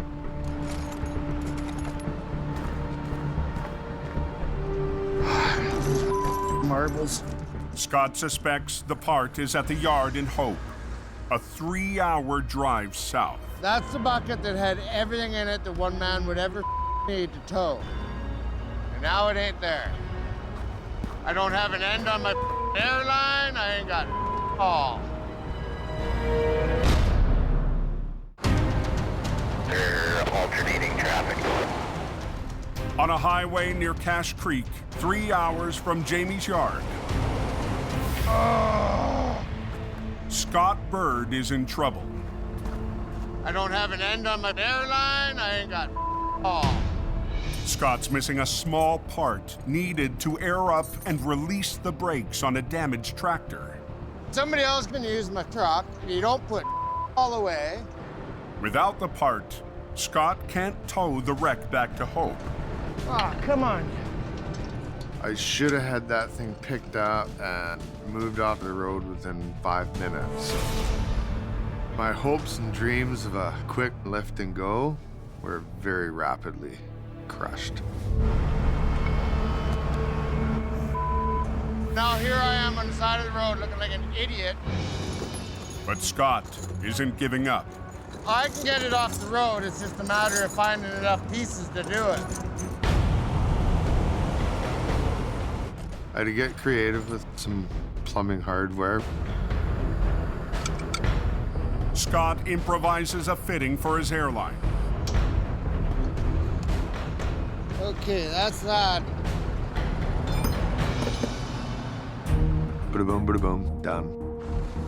Scott's nearly ready to roll, but won't let go about the missing part.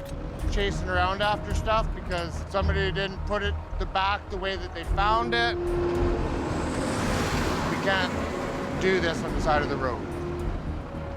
There will be words exchanged over this. Okay, the tow truck is leaving.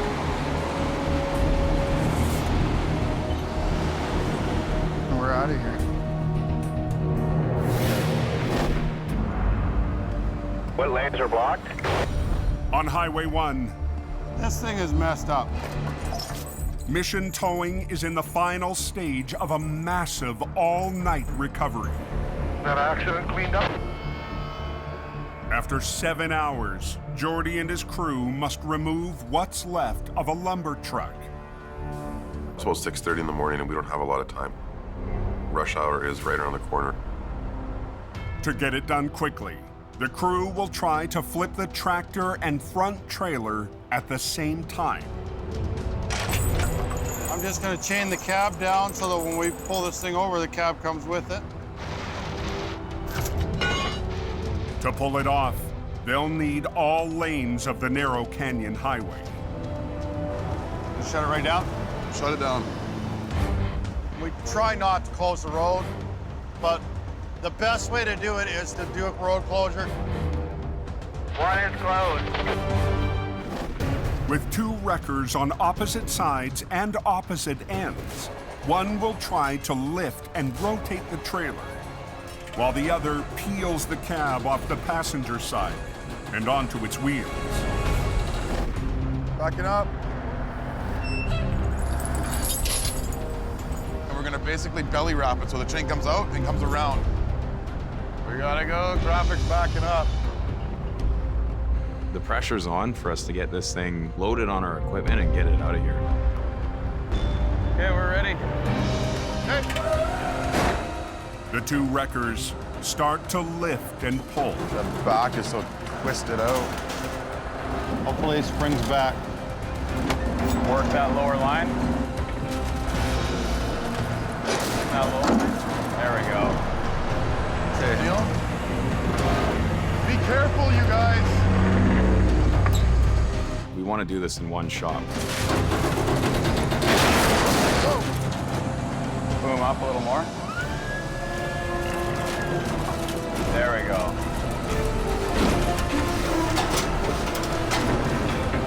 Just like that. Beautiful. Sweet. Grab the trailer and winch it around just to free up a lane to let some of the traffic get by. Sitting here waiting for this road to open. Go ahead, Neil. Once that's out of the way, you guys can open it up again.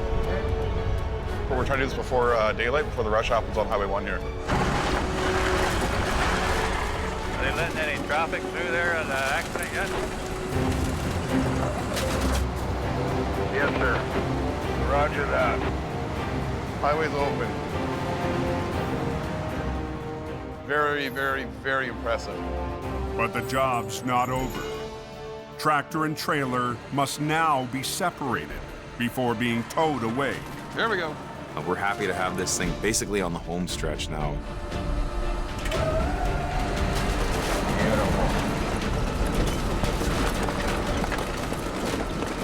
It's been a long night. Everybody's tired.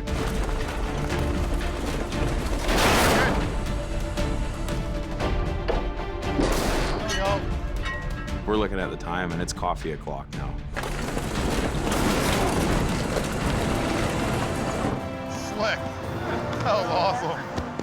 It was quite the job, and we got it done right for daylight. Great teamwork by our crew. It was a major wreck and a big scene. We're celebrating a victory on this one.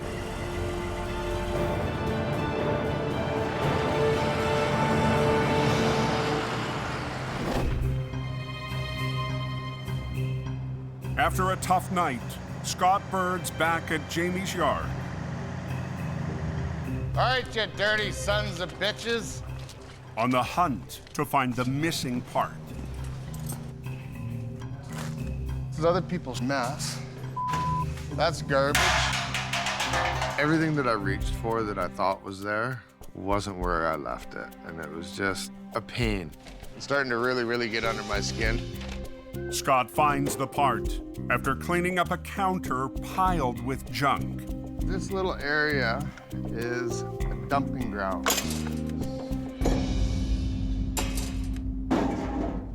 There's just absolutely nothing where it belongs. I guess today is a cleanup day. This winter, Jamie hired Scott to set an example. He's doing his job, he's looking after business. So whatever way it gets done, I don't really care, just get it done. But I think this is the right tool for the job.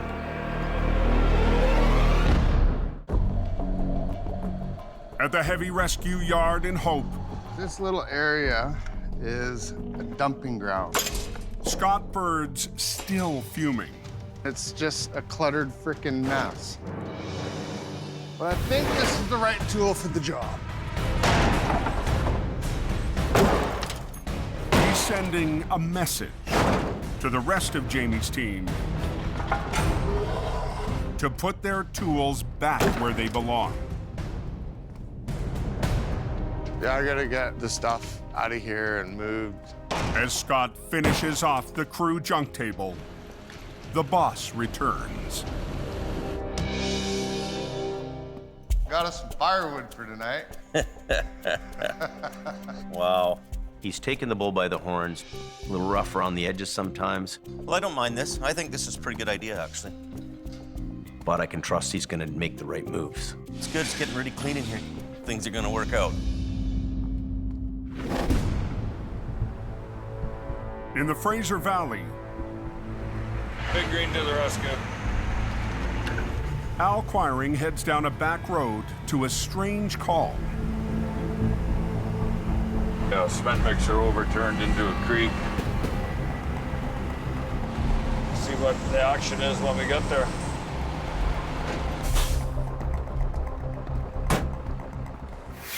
A 65,000-pound cement drum went for a tumble and rolled into a ditch near someone's front yard. It was parked near the edge of the driveway when the driver turned the mixer on. Without thinking, fired the truck up, and when the drum started spinning, The truck has already been towed away. But the cement-filled drum won't be so easy. just think of a giant, giant ostrich egg. That's really heavy. Al's right-hand man, Gord Boyd, and his 50-ton wrecker Let me get down to the bottom side there, Al. have been called in to help. That's the kind of job you don't want to screw around on. You want to get in there, you want to do it right. Well, it's through. But the big egg isn't built for easy rigging. It's slippery in the middle and it'll slide right off. Al and Gord managed to wrap a sling and shackle around each end. Topside is, there we go. The drum doesn't have wheels on it. It's bulky, it's awkward. It's going to take some finesse. To drag the 30-ton drum out of the ditch, Al and Gord will use nearby trees to anchor their wreckers and double their winch lines for the pull. This line here, we're just going to use one snatch block in it, and then this one will be through a block, double block. Okay.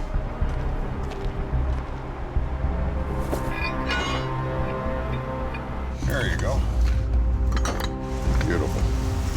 That'll work. We've done some extra safety rigging so we don't flip over. But the soft slope and dirt road the wreckers will pull from could be a problem. There is a danger that the ground I'm sitting on could give way.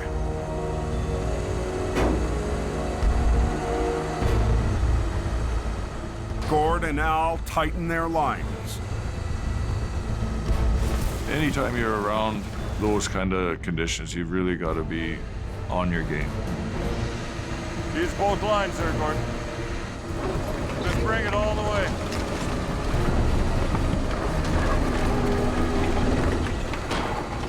I don't need to tell you that's a loaded gun right there.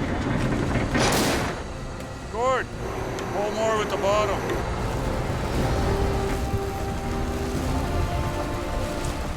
As the drum reaches the top of the bank, Hold it, Gord. the ground starts to give. Just wait. That's the last thing we want. In the valley, use both lines there, Gord. Al and Gord fight to pull a 65,000-pound cement mixer up a crumbling bank. Bring it all the way. Near the top of the road, Just hold it, Gord. Just wait. the fully loaded drum is digging in, carving up ground the heavy wreckers are parked on. There is a danger that the ground could give way. I don't want to see this. Where'd our shovels go? Here's Gordy and I tied to this 65,000-pound ostrich egg. After clearing the path, Okay, out of there. Al and Gord ease the drum out of the ditch. Move them all with it, Gord.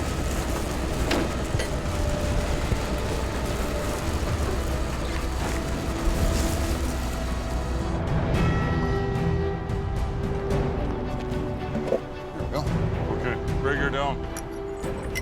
Reagan did his job just like it was supposed to. We did it right. It worked. Okay, that's part of the battle. Now the fun part.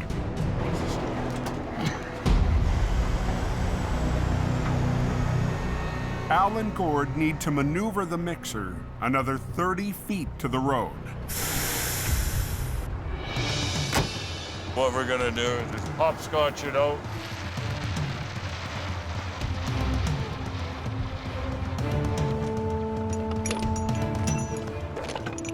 This is actually the tricky part because we're going to balance this thing with 2 trucks and we're going to try and move it.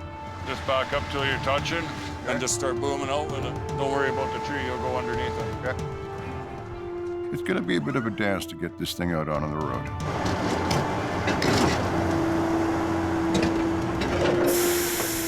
Boom out and I'll pull it as far as I can. Okay, that's boom all the way out. I've got the weight. Keep bringing it.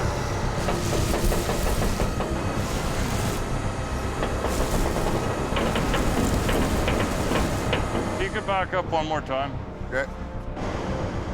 At that point, we're actually carrying the cement drum between 2 tow trucks, pulling it out to the road.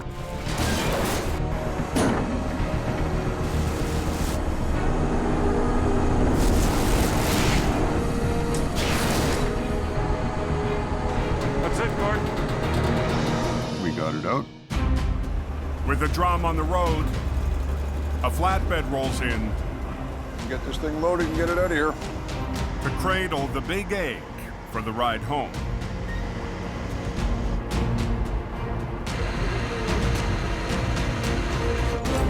Al and Gord's oddball recovery is in the books. We came, we pulled that out, and there it goes. We did the job, and nothing got wrecked.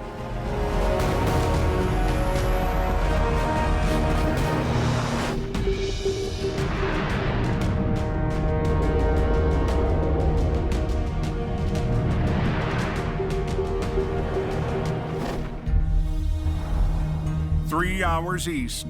Another storm coming in tonight, I hear. Jamie's newest driver rides into unfamiliar territory. We're up here doing teamwork for this police rotation. Mike, the wrench Reynolds, was hired as a mechanic with a chance to become a heavy wrecker operator. Jamie's dispatched Mike to the town of Princeton. We're heading up here to have a towing yard. Mike will back up local tow operator Tyler Lee. They're expecting a couple of bad storms. How you doing? Not bad. During one of the toughest weeks of winter. Jamie had asked me to help out the local tow company that doesn't have a heavy wrecker. Just outside the town, I don't think I want to go down this hill. Highway 3's narrow and winding trucking route is tough for drivers and Jamie's new recruit. Highway 3 has all kinds of different dangers to it. It has steep hills, winding corners, and it has huge drop-offs. So we're gonna camp out here and take on whatever work we can get. Mike's visit doesn't go unnoticed by the locals. What are you guys doing? That's the closest I've ever been to them. Mechanic, tow truck driver, a deer whisperer.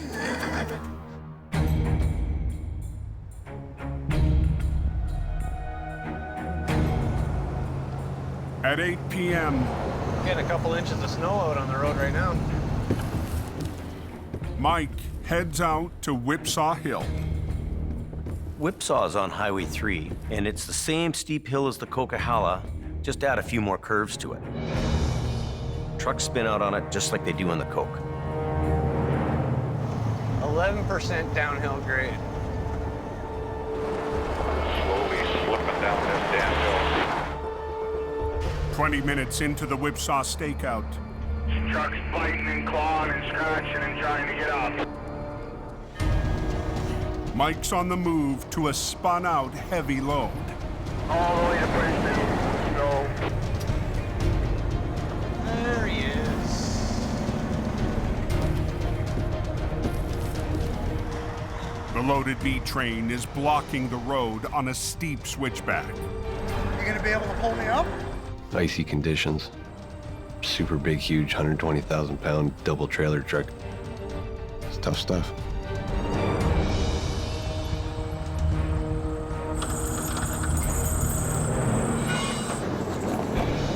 But on his first tow-up of the night,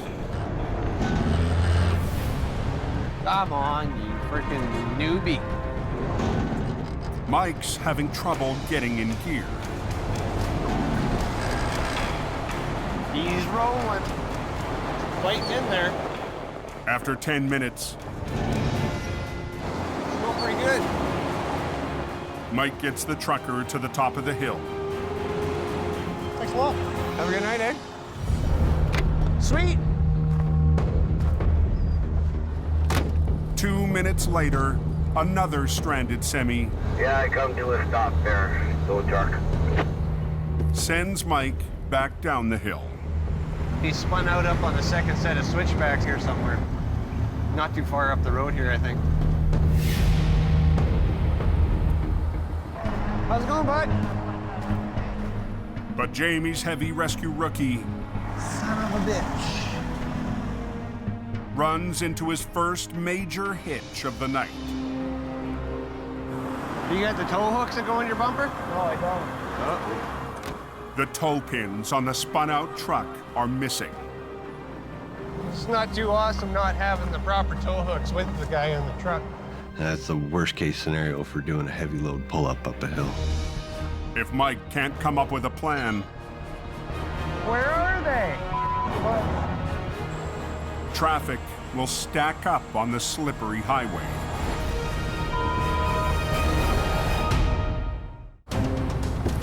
Yeah, I come to a stop there.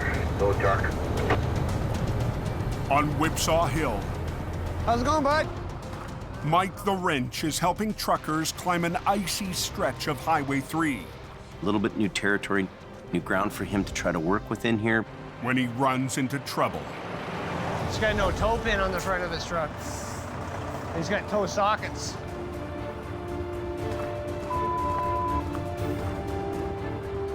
I'm not impressed with this situation. Mike's only option is to attempt a modified chain lift. We're gonna hook a chain around his front axle and go off a low point of my truck so we don't pull up into his bumper. A risky move for a rookie operator. So I'm gonna add a snatch block to the back of HR66 so I can run my winch line down from the boom to the snatch block, which is a nice low spot, and that'll go straight back under his front bumper to his front axle. Mike will use his low line to avoid damaging the semi's front end. But losing his high line will decrease pulling power. Not having that downward angle on the cable will lose a lot of the weight from his truck to pull me down. You get extra tire spin. It's just a straight up tug of war now. We're just gonna go first gear low. Yeah, all the way up there. Okay, I'm ready. All right, take it on. All right. The fully loaded semi puts Mike's 25-ton wrecker to the test. Going slow, but I'm going up. That was pretty easy, eh? Yeah, 10-4. Mike troubleshoots his second tow-up of the night. Feels pretty awesome. Getting off this road. then moves on to one more. Then we got another guy called in.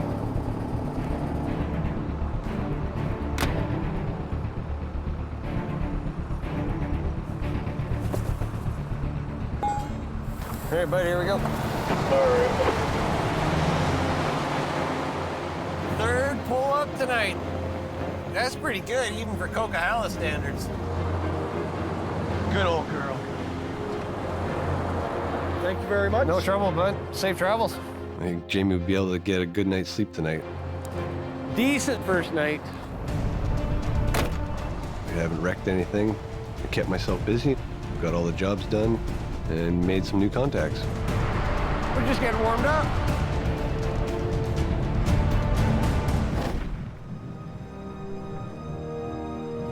Back in Hope.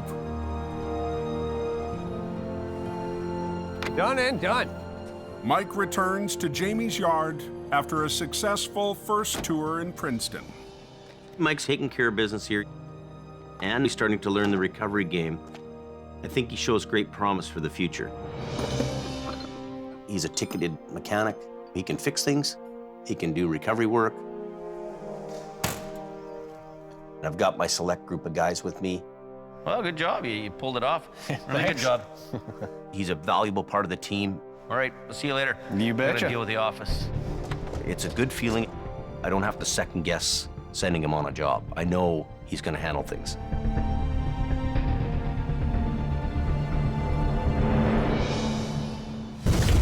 Next time on Highway Through Hell. Number 3 is pretty bad. Jamie's top dog But this will be the epic wreck of the year. gets more than he bargained for. We're right on the verge of tipping the thing over. It's a serious load. A colossal convoy That's pretty badass. trapped on the mountain Here goes nothing. tests a heavy rescue rookie. Ready? And Go ahead.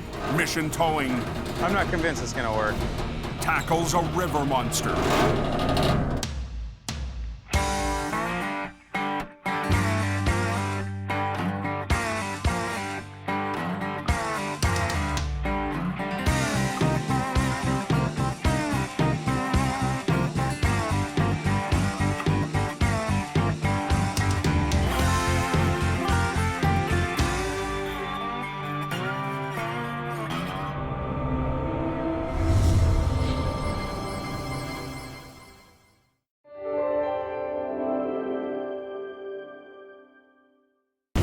This time on Highway Through Hell, Number 3 is pretty bad. Jamie's top dog But this will be the epic wreck of the year. gets more than he bargained for. We're right on the verge of tipping the thing over. It's a serious load.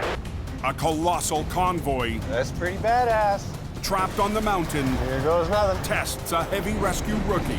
Ready? And Go ahead. mission towing I'm not convinced it's gonna work. tackles a river monster. On the Highway Through Hell, the last line of defense is a heavy rescue team ready to tackle any disaster.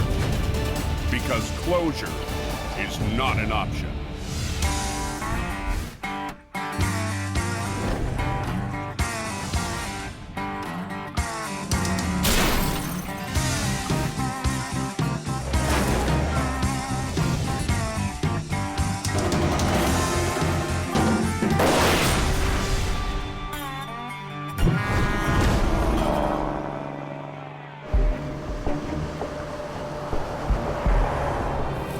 What's it doing up on top? Well, it's letting you know that spring's not here quite yet. A spring storm has hit the mountains near Hope, British Columbia. Anybody know what's going on with Highway 3? Probably a couple inches, but it's snowing all the way across the Sunday Summit. Jamie Davis towing. At 10 p.m., Scott Bird gets the call. Well, I was gonna go up to Coke and do some work up there, but I just got rerouted up Highway 3. Scott's dispatched in the biggest heavy wrecker in Jamie's fleet, HR 117. So number 3 is pretty bad. Instead of climbing the Coke, Scott turns east onto Highway 3. There's a truck in the ditch. Yeah, watch yourself up there. A customer of ours called, and one of their units is spun out up by Sunday Summit. Sunday Summit is the second highest point of elevation on the southern route, with 1,000-foot drop-offs beside the narrow road. It's skinny, it's windy, it's up, it's down. You gotta be on your game to play on this road. Highway 3 is not to be forgotten about. It has all the dangers of the Coquihalla and more. An hour into the drive, there's our guy. Scott gets his first look at the job. A Super B loaded with lumber that has slid off the road. I think it'll be a pretty easy job. It's a pull-up. I've done thousands of them. Get my line out, pull the guy up, kick him free. But the truck's driver knows it's worse than it looks.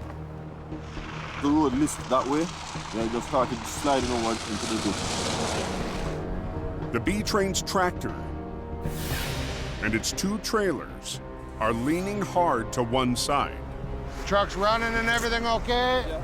Okay, I'll pull some line out and we'll get this done. We'll be doing about 140,000 pound pull. By myself, I'll get her done.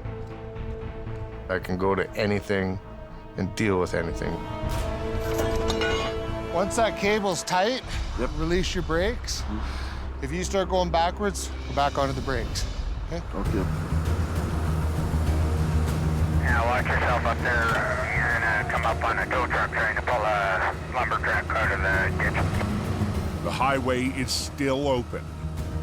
I'm gonna try and see if he's gonna come out easy. Scott gets to work, pulling on the front of the 60-ton Super B. Come on. But it's a struggle to get the tractor back onto the road. Come on. The fully loaded trailer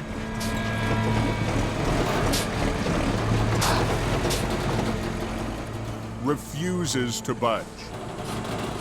Gravity is my biggest enemy right now. Scott will have to try another approach to get the heavy trailers to move. I have no choice. I have to have the whole highway shut down. I need you and Robert up here flagging. Fast. It was supposed to be a quick and easy job, but Jamie's top operator is hardly panicking. But this will be the epic wreck of the year, where I pull a loaded Super B out by myself and it drives away. That's the way it's gonna happen.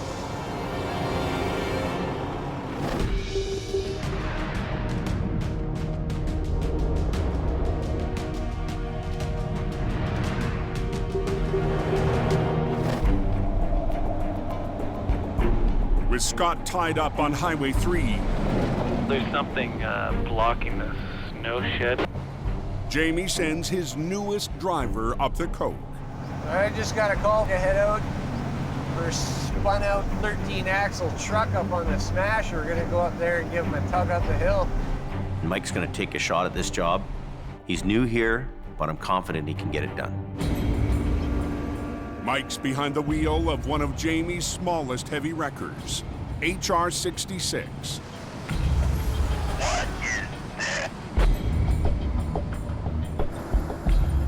As he arrives at the snow shed, That's pretty badass.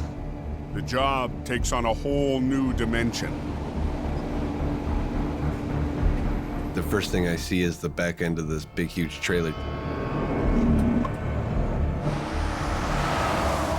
Up ahead, Yeah, there's a bunch of big loads stuck up there. Mike discovers 3. there's more than one super load in the convoy. Sorry. Sucks to be you. 2 more oversized loads hauling oil field equipment are stuck. These are massive, massive heavy loads. Each one of these things weighs about 240,000 pounds.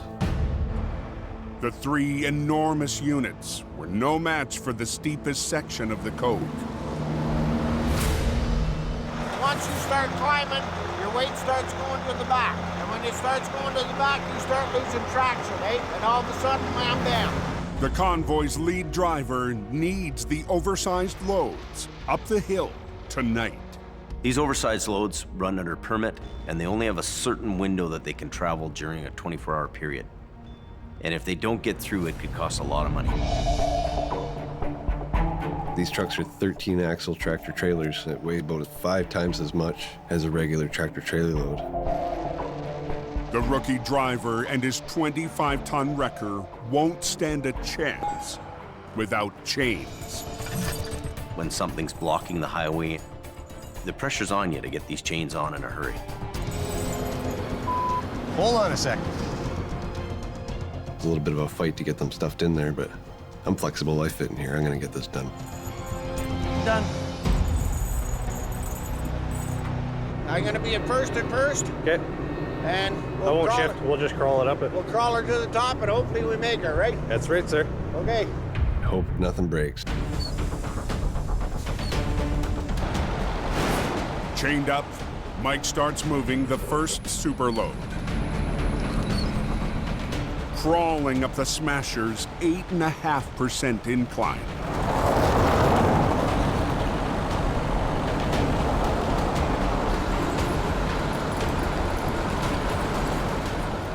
I'm watching on my mirror, making sure that my winch line's tight. I'm staying in the same path as the truck.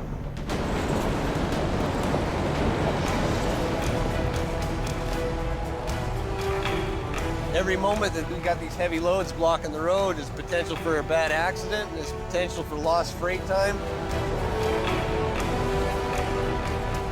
Mike gets the first $250,000 load to the top of the hill.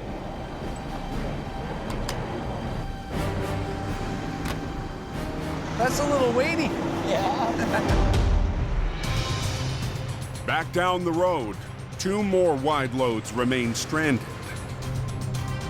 All right, so you go down and get the other guy. Okay, white truck's in the barn. Sweet. The convoy's permit is set to expire in an hour, so Mike heads down the Coke. Tow truck backing down the granny lane of the Smasher. The fastest way he can, in reverse. It's super hard to see out your mirrors, and especially when you got headlights coming at you. Gotta be careful, driver.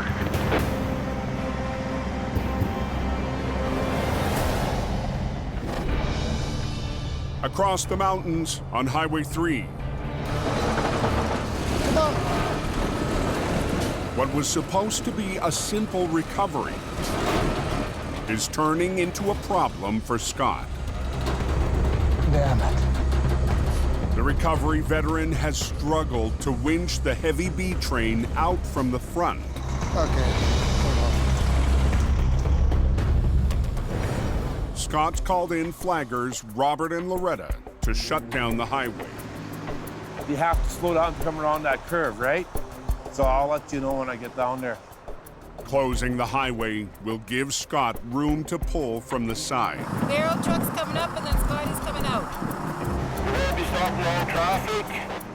It's not a pull-up. It's a pull-out. It makes a whole big difference to what I'm going to be doing here. Scott rigs 2 double lines to the lead trailer to work the lumber truck back onto the road.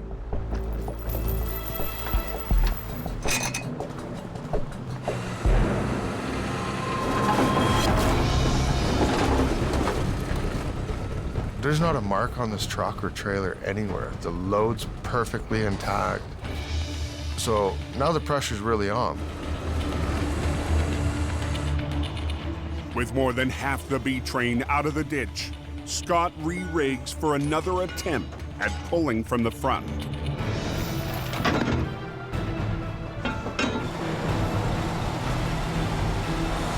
I'm really confident I can get this job done. This will be the final pull. I'm thinking it's just going to be a walk in the park. But the rear trailer Steer! Steer! is putting up a fight.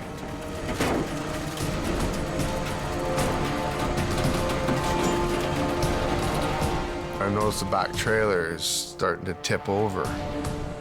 100,000 pounds of lumber threatens to spill.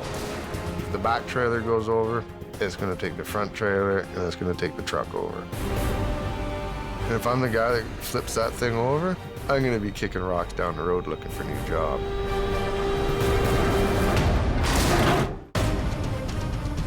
Okay, guys, road is going one direction. On Highway 3, east of Hope, Steer it. Steer.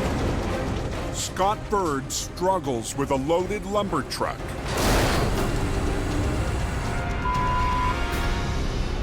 Threatening to topple onto its side. Damn it. Weighing more than 100,000 pounds, the tilted B train went off the road. Unfortunately, we're right on the verge of tipping the thing over.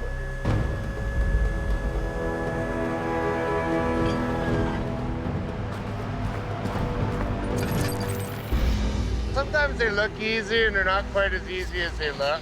And it's right at a very crucial point right now that if I do the wrong thing, I'm gonna have a big problem. Working with only one truck, Scott repositions to try and break the back of the B train free.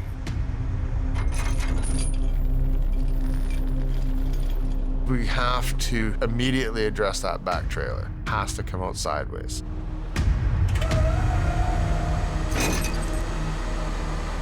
With a truck and a set of trailers and a load, it's nothing for $400,000 to be sitting there. So I don't want to screw it up.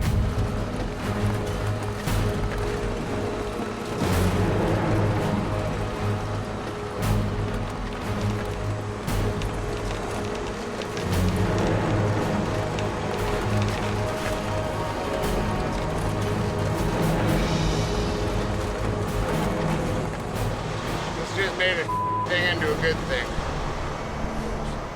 Now we'll go do this midsection.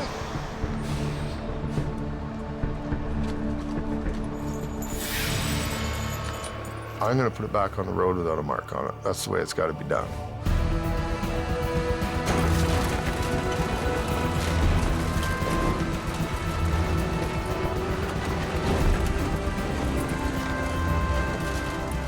Finally, both fully loaded trailers are back onto the road.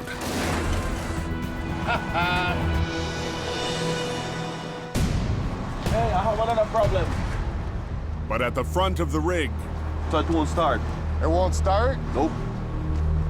all the fuel has shifted into one of the tractor's 2 tanks.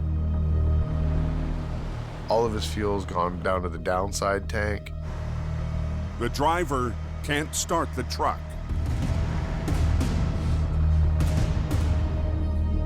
She ain't gonna run. Now I have one more situation I gotta deal with before he can drive away.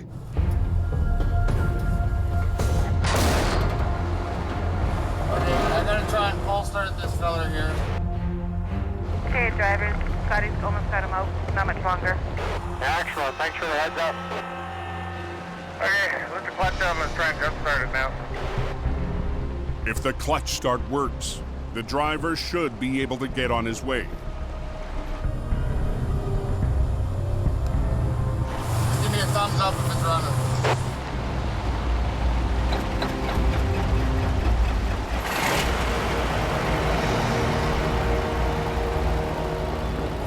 We'll pull over just up here and we'll cut you loose. Loretta, let your traffic go. Good job. Okay, bud, take care. Okay, man. I'm going for the road. Yeah. It was a little bit of a grunt, but we got her done. You can buy all the big wreckers you want. You need the talent to run it. And Scott has that. Pride is everything. Do it right. Feeling good. Truck's out of the ditch. Customer's happy. That is a beautiful thing.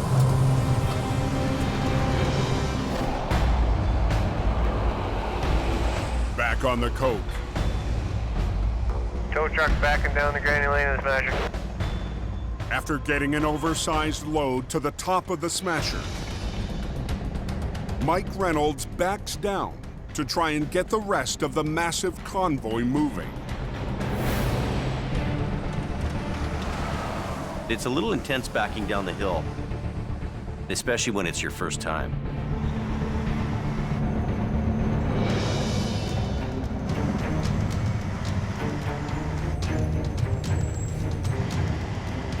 Backed all the way down the smasher. The top to the bottom. But as Jamie's rookie rolls up to the second wide load, another tow truck is already hooked up. Tri-Drive here is having a little bit of trouble with their load pulling up. The wrecker struggles to haul the 240,000-pound unit up the steepest stretch of the cove.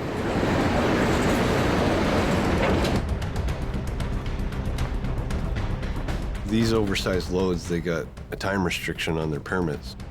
Yeah, I got one triple on. You gotta get this thing figured out pretty quick here. Sitting here doing nothing ain't gonna get the road open. To get the oversized load moving, Mike's front bumper is connected to the back end of the 100-foot-long train.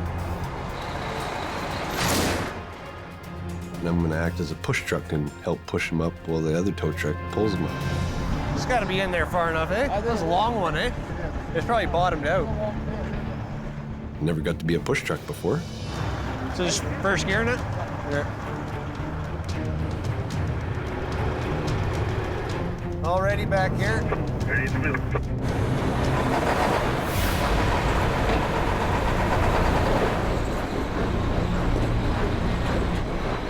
Even with Mike pushing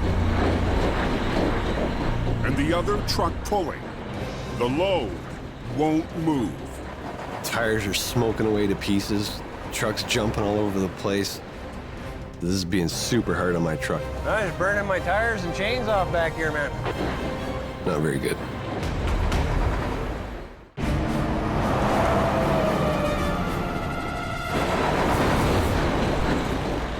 I'm just burning my tires and chains off back here, man. On the steepest section of the coke, another oversized load is too much for Jamie's junior operator. Tires are smoking away to pieces, trucks jumping all over the place. With Mike pushing at the back and another truck pulling up front, the 250,000-pound unit won't budge. This is silly. We gotta figure something else out. Closer inspection reveals the load's tractor has a broken axle. He weighs so much, we need the extra help from this tractor. When his tires don't roll, it ain't helping us at all. This second guy's needing a tow job now. The damaged cab is towed away. They're gonna take the tractor off the first unit that I pulled up the hill and bring him down here and hook him up. Leaving Mike and the convoy's lead driver to take on the 240,000-pound load. It weighs over 4 times as much as HR-66 does. I'm gonna put it in bull low and 90 under. Start under this, I just got bull low. Okay. Played our cards and lost. So here we are.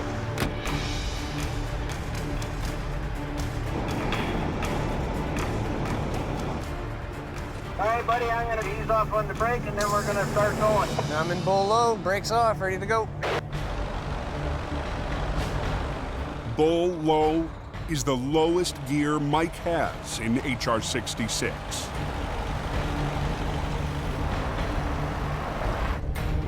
This is just me pushing now. No tow truck up at the front. It's really, really tough to get traction, and it's really easy to spin my tires.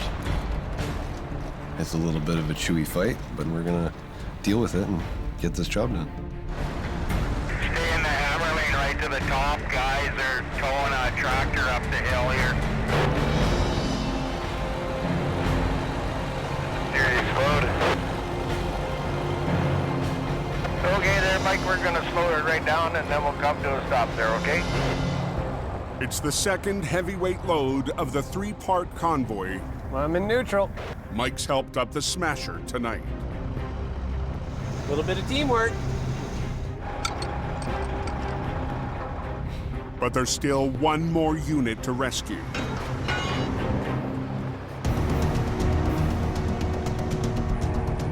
A third rig spun out in the fast lane south of the snow shed.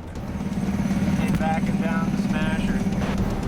We got big truck a minute trying to get up this road. I mean, we got to get in here and get this thing cleared up fast.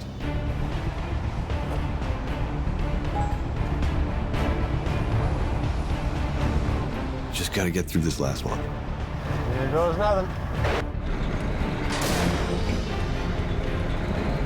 We gotta go right, because we're gonna have all those trucks behind us spinning out. With more than 100 feet of oil field equipment in his rearview mirror, Mike crawls through the shed towards the finish line. We're almost done. We're almost out of here. Gotta earn my stripes here. This might be in the top heavy load department.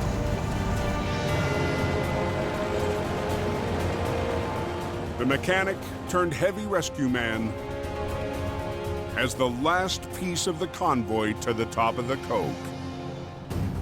No small feat for the junior operator. We hauled up about 720,000 pounds of iron tonight. Maybe I set a record. You get thrown into these jobs to learn it by the seat of your pants. This is what you got to do. You got to try these things and you get better at them. Good luck to you guys.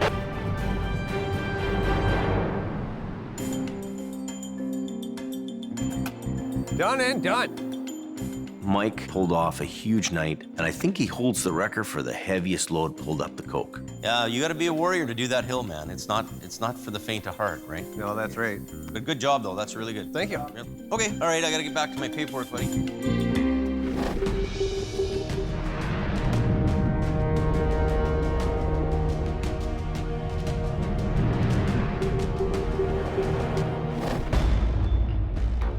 The next morning in the Fraser Valley, Mission Towing has just been dispatched to a different kind of heavy rescue.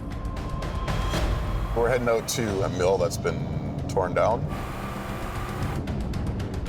Jordy DePerrin and a 30-ton wrecker are heading down to the docks of the Fraser River.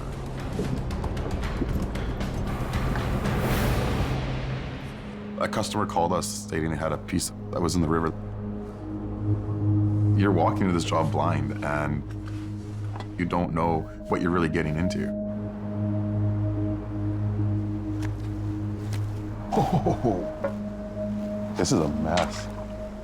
Wow.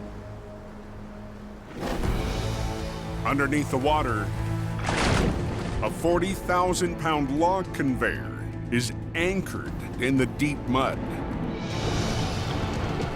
For decades, lumber mills have relied on the machines to move logs up from the river. When the mill on this site was being demolished, This has got to be 30 feet deep here. the log conveyor collapsed into the river. This thing's big. I mean, this is a big, heavy piece of machinery. The 40-foot-long hunk of metal has Jordy and his brother Nick wading into uncharted waters. This conveyor is buried in river mud. It's heavy, so it's sunk down into that mud pretty hard. Very different than pulling a vehicle out of a ditch. I've been doing this job a long time, and this is the first log conveyor I've ever been faced with. With so much of the conveyor buried in the mud, the crew can only rig to its top side. You always want to hook underneath so it lifts it as you're pulling at the same time. In this certain situation, we have no choice but to do this. Winch in, boom down, boom up. Operator Dylan Greenwood starts the pull.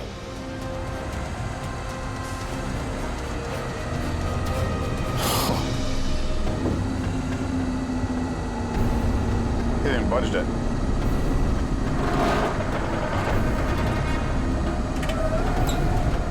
It's dead stopping Dylan's wrecker and lifting the front tires off the ground. We're watching for any sign of this thing moving at all, and it's not budging one little bit. The conveyor is suctioned so badly to the river bottom. Dylan's 30-ton wrecker is not enough. We're gonna need more muscle. Yeah. We can't get a good lift on it. Jordy and Nick roll in some extra iron for the job. A 30-ton excavator. You get you to bring your boom down? The excavator can lift a lot higher than the tow trucks can. This is definitely one of those jobs where we make it up as we go. Hook onto this thing and give it our best.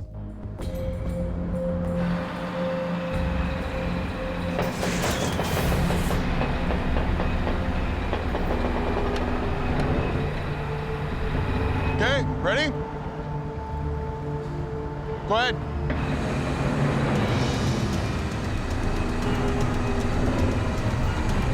All right, there we go, there we go. The excavator's high-angle lifting power. Keep going, brother. Raises hopes. And it's starting to move. We're very happy about it. We're working with him to lift and pull at the same time to get it up here. We're taking half the ground with us.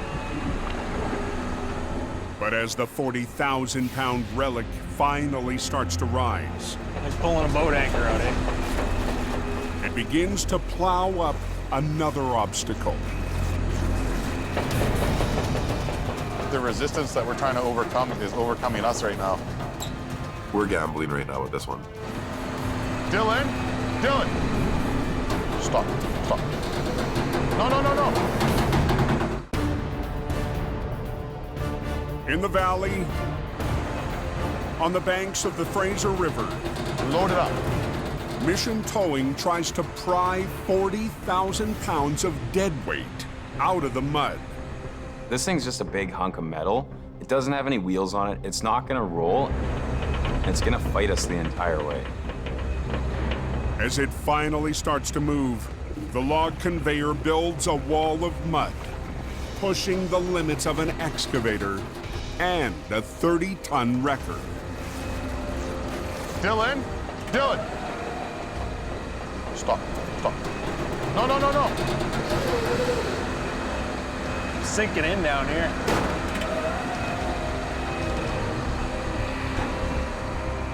We're not moving this. This recovery is defeating us. Jordy and Nick need more muscle.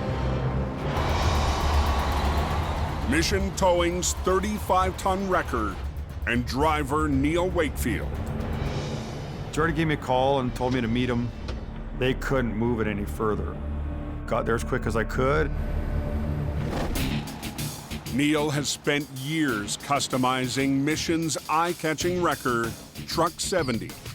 That truck is my whole world. I am constantly working on it, painting it, rewiring it, polishing it. It's my baby. He's even poured thousands of dollars of his own money into its chrome and gleam. I don't have any other bad habits. I don't smoke or drink, so what am I gonna spend money on? Now Neil and the 35-ton wrecker will try to turn the tide on the Riverside recovery. Welcome to the party, Neil. How long is this thing? See where the ropes are? Yeah. Okay, they're probably 30 feet past that. It's not very often we catch ourselves doubting what we're doing. And this really has us reconsidering whether we should have taken this job on.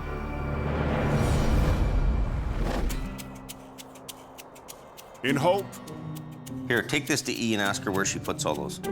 Jamie's at his yard, Sherry, behind a desk, for his least favorite task. trying to pay the bills, that's where it's at. So we're gonna do that right now. Do you want me to get that? But out front, his stepson, Brandon, has a new role. Jamie Davis Towing. 6. You're in the wrong gear. Brandon's been working for Jamie since he was 16. Whenever I head up to a wreck, I'm always kind of a bit worried because I've had so many close calls with getting hit. Get over! What? Brandon, he just walked off the road. Brandon decided that he didn't want to flag anymore, and I understand that because it's dangerous work. Fast and efficient. This winter, Brandon's been helping out around the office. Every day I do their banking. I take their merchandising in and I sell their merchandise. I do dispatching. I do billing. Oh my God. There you go. I do invoicing. I do filing. I do faxing. I think I'm gonna make the all-star team this year. Hey, Brandon, let me try that thing. Show me how to use it. Look, see that? First time ever, and I'm doing wheelies. Whoa. Good for him if he wants to try something and get to work and do something.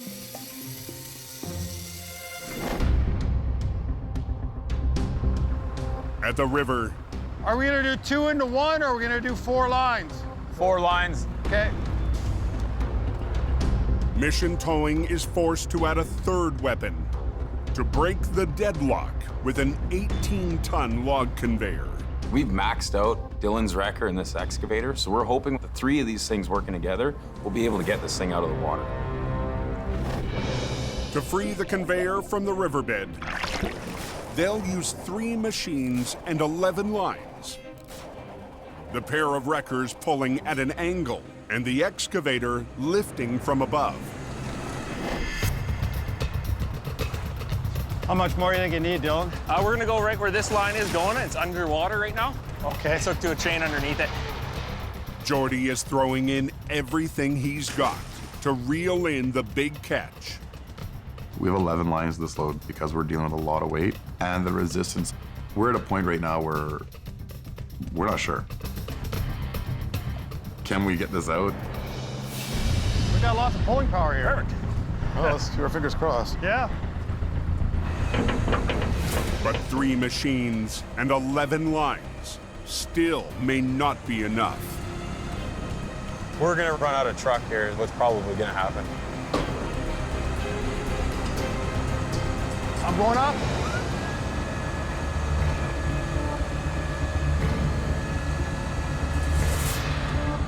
There's nothing worse than walking away from a job. We need to pull it out. This is the moment of truth right here. If it's gonna work, we'll find out right now. Okay, ready? Go ahead.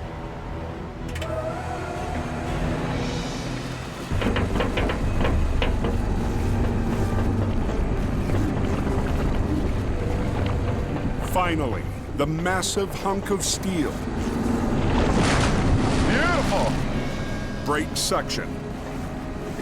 Then starts to push through the wall of mud. I don't know, man. But the base, supporting the heavy wreckers, threatens to give way. Dig them right in. We might need a wrecker to come and get us out. The weakest link is the ground that we're sitting on. We're working on the riverbank. That concrete's very soft.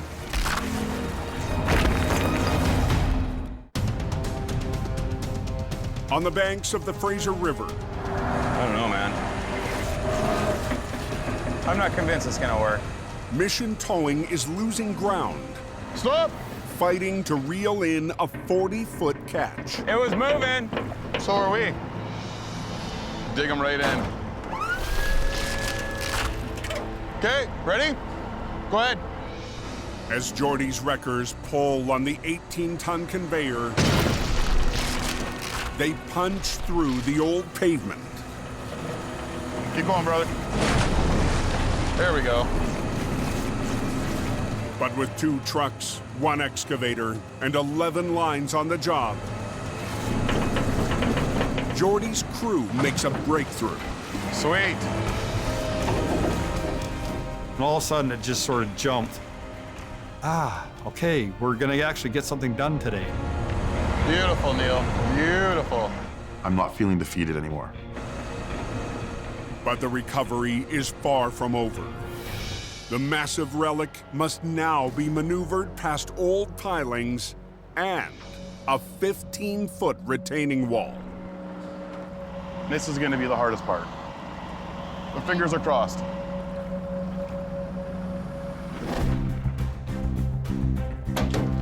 Back in Hope, Grab one end of that. Jamie loads up for a trip he's been looking forward to for weeks. Lots to do today. The parts loaded in the back of the truck are for a new addition to Jamie's fleet. We've sold a rotator. I need a couple of more paid-for trucks that are refurbished just to kind of back everything up. Big important project for me is to get Mighty Mo on the road. Jamie's rebuilding an old Holmes record he fell in love with decades ago. Yeah, it looks good. Looks really good. He calls it Mighty Mo. It's the largest mechanical wrecker that was commercially built. It was the rotator of the day. Mighty Mo is a big machine. It's by the USS Missouri. Mighty Mo is named after a famous World War II battleship. Jamie's got the love of the old school towing. He still likes it. I think he needs to seek help about that. Jamie hopes the vintage wrecker will be ready to join his fleet before winter's over. But first, it has to start. I'm gonna give it a whirl just for giggles. Okay, you ready? Yeah.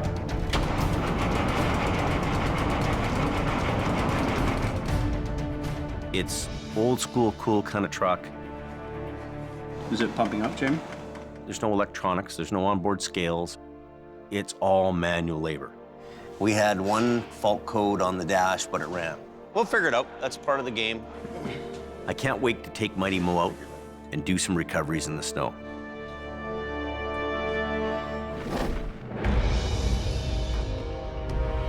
Let Dylan catch up to you, Neil.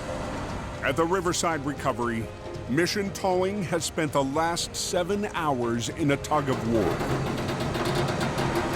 Pulling me up.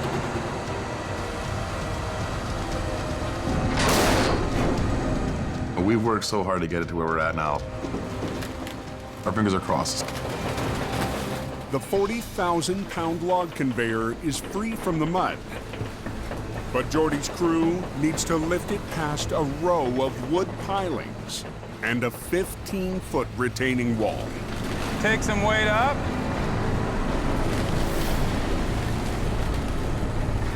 Is it gonna get hung up on them? Is it gonna get caught on them?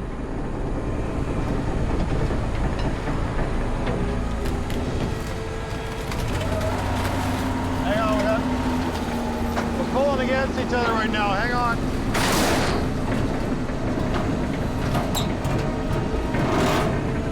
We're at the crucial part of the recovery. This is the do or die stage. There we go.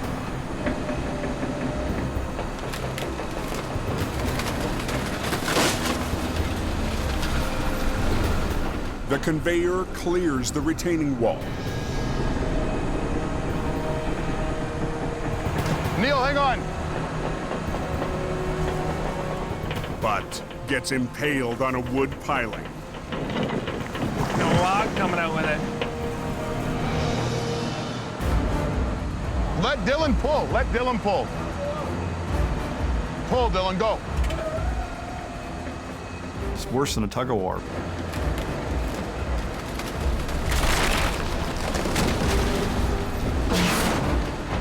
It just doesn't want to move.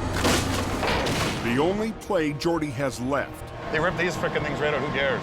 Yeah. is to try and tear the conveyor free.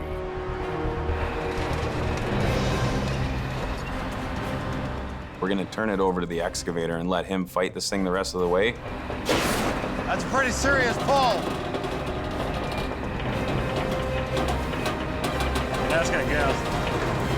Whoa, whoa, whoa, whoa,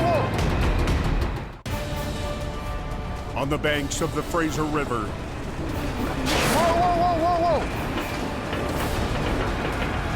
whoa. Mission Towing is in a final showdown with a beast. Hold it. to free the 18-ton log conveyor from a piling.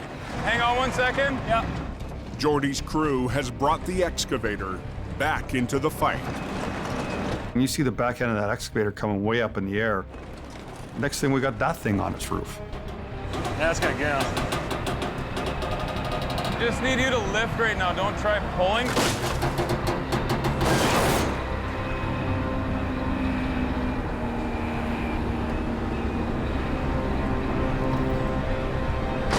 There we go. Go. Oh, yeah. Finally, after 10 hours, the conveyor scrapes up the bank. I'm gonna have to call you back, okay, honey? Daddy's finishing the job. And Jordy gets a reminder of his most important appointment of the day. I got a hockey game to make. I need to leave in a hurry because I'm on my way to my son's hockey game. Okay, I'm gonna go. Good job, buddy. See you later. Thanks, Dylan. Hey, big brother. Later, dude. Good Nice job. We love a challenge, and we love to do something that people say cannot be done.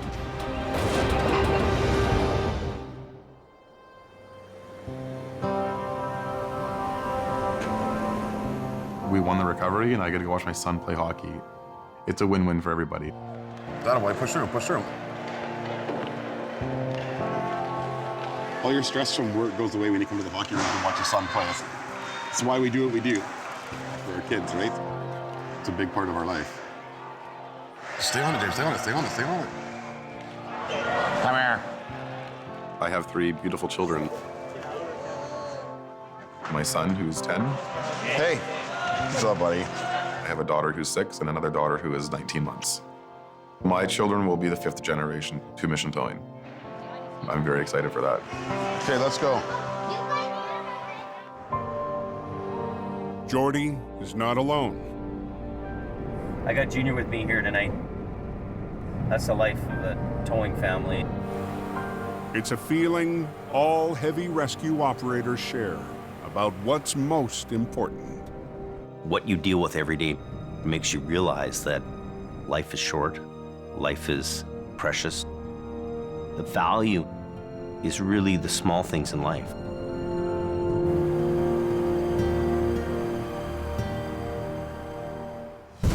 Next time on the season finale of Highway Through Hell, a logging truck, It's winking at me, 700 feet down, saying, come get me. becomes Al's steepest mountain recovery. A fiery crash has heavy rescue Keep going. battling to clear the canyon. And as winter wraps, Jamie cranks it up for next season.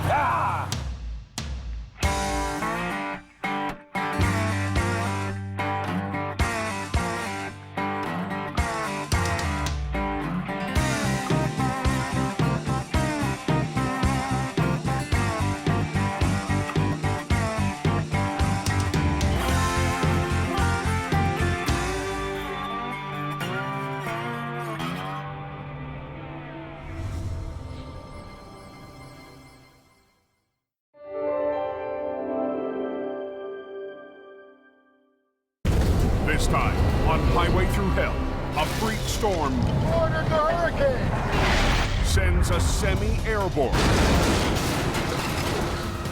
This is sketchy. Holy crap. A heavy wreck Less than a 10-minute closure. puts Scott and Merv to the test. And We're going fishing. Al and Gord Big giant turtle. battle a monster truck. Gord. On the Highway Through Hell, the last line of defense is a heavy rescue team ready to tackle any disaster. Because closure is not an option.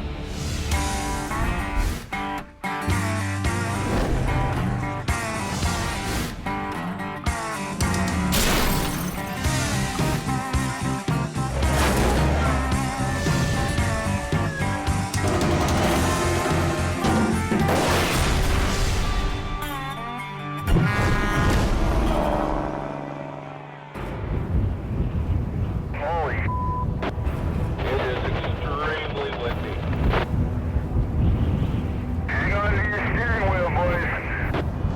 In Hope, British Columbia, Trees down all over the place. high winds and hard rain have truckers and travelers on edge. That's dangerous. Shouldn't be allowed to surf in high winds like that. Heading west from his mountain base into the Fraser Valley, Weather's starting to get worse and worse, and this is a dangerous day to be driving. Jamie Davis drives into a windstorm with gusts reaching 50 miles per hour. We get some high-speed winds from the west, and it travels through kind of a funneled area in the valley, and it becomes even more intense. Holy crap, there's a lot of water on the road. By early afternoon, conditions are getting worse. Winds up to 75 miles per hour howl through the valley towards Hope. Big trees are down.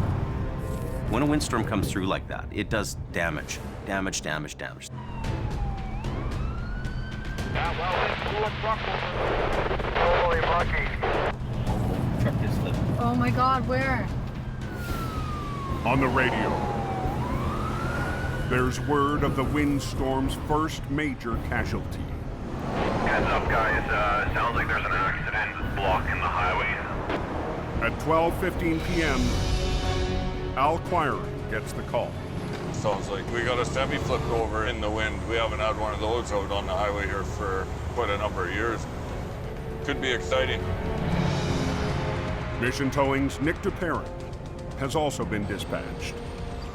The fact that the wind's blowing hard enough to roll this thing over on the highway is a little concerning. Could be scary today. The semi is blocking all westbound traffic on Highway 1. I'm the first to arrive on scene. Yeah, I gotta just have a look at it. See what we're up against. Hopefully I don't lose my hard hat today. This is unbelievable. It's hard to even walk. I don't think I have felt wind that strong before. Chances are I'm thinking it was probably empty or a light load, and that's probably what pushed it over. The driver escaped unharmed, but not unshaken. I just got put midair. The wind was so strong underneath the truck. And because I only have 6 skids on it, it picked me up. Rocked by gale force winds, the lightweight truck becomes airborne.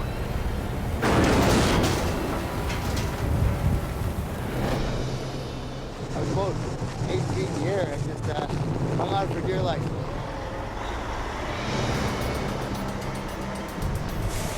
Ten minutes after Nick arrives, Where's that kite? Al Quiring is on scene. This was one of Quiring's customers, so he's contracted to do all their towing. We were there to assist Quiring on the job. It will take both Nick and Al's heavy records to get the job done quickly. Ordered the hurricane! Ultimately, the goal is to work together to get that road open because we got traffic backing up. Al's right-hand man, Crazy. Gord Boyd, joins the battle. You can't have the Trans-Canada Highway shut down. That's just not allowed. The flying truck has cut off the main commercial route to the west coast. So you just get it done and get it done quick and get the hell out of there. To straighten the wreck, parallel to the road, Al pulls from the front, Okay, be careful. while Nick pulls from the back.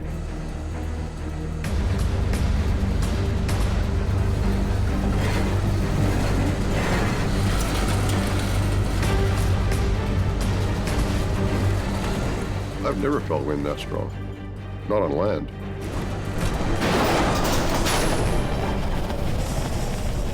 Holy crap.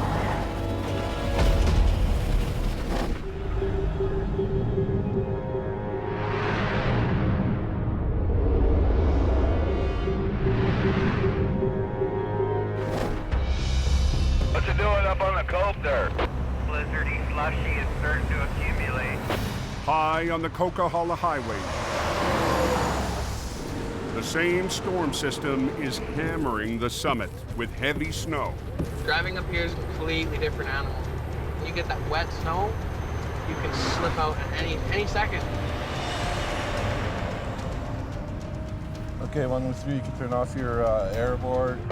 Jamie Davis has sent one of his operators into the mess. Lead flagger Robert Muckwa. So 103, I'm going to be heading her down to another tow. I'm still Jamie's #1 flagger. I go and scout in case somebody hits the ditch. Robert works the coke. He's out stopping if people broke down. Now he's into a 1-ton truck, and he's doing a really great job at that. There's a car spun out. We're just coming up to it right now. Yeah, that's the one. You're in a bad spot, eh?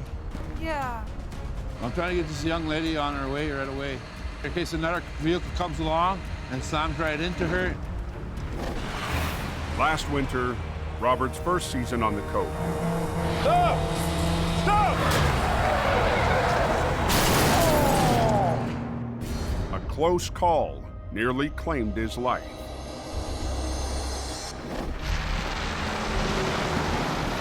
It's a very dangerous situation with fresh snow on the road, especially when there's still ice there. Some of these people are traveling at 140. Come, get in the car. Yep. Roll down your window. Crank your wheel this way.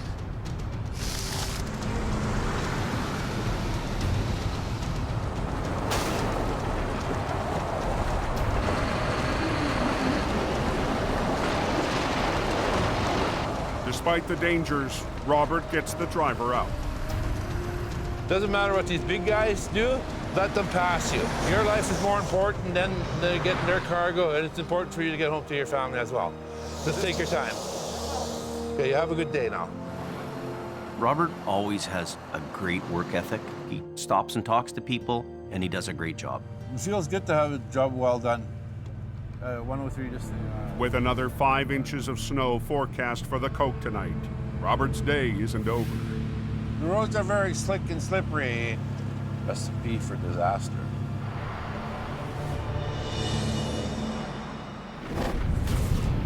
Oh, it's pretty windy down there. Down in the Fraser Valley. The highway's so closed at Thru. Yep. High winds are making it nearly impossible to clear a wind-blown wreck off Highway 1. I've never worked in wind like that, and it really complicates things. As Al tries to straighten out the semis, the wind blows a hook loose. It adds a variable that you can't control. Working together, Quiring and Mission Towing are under pressure to clear the busy highway.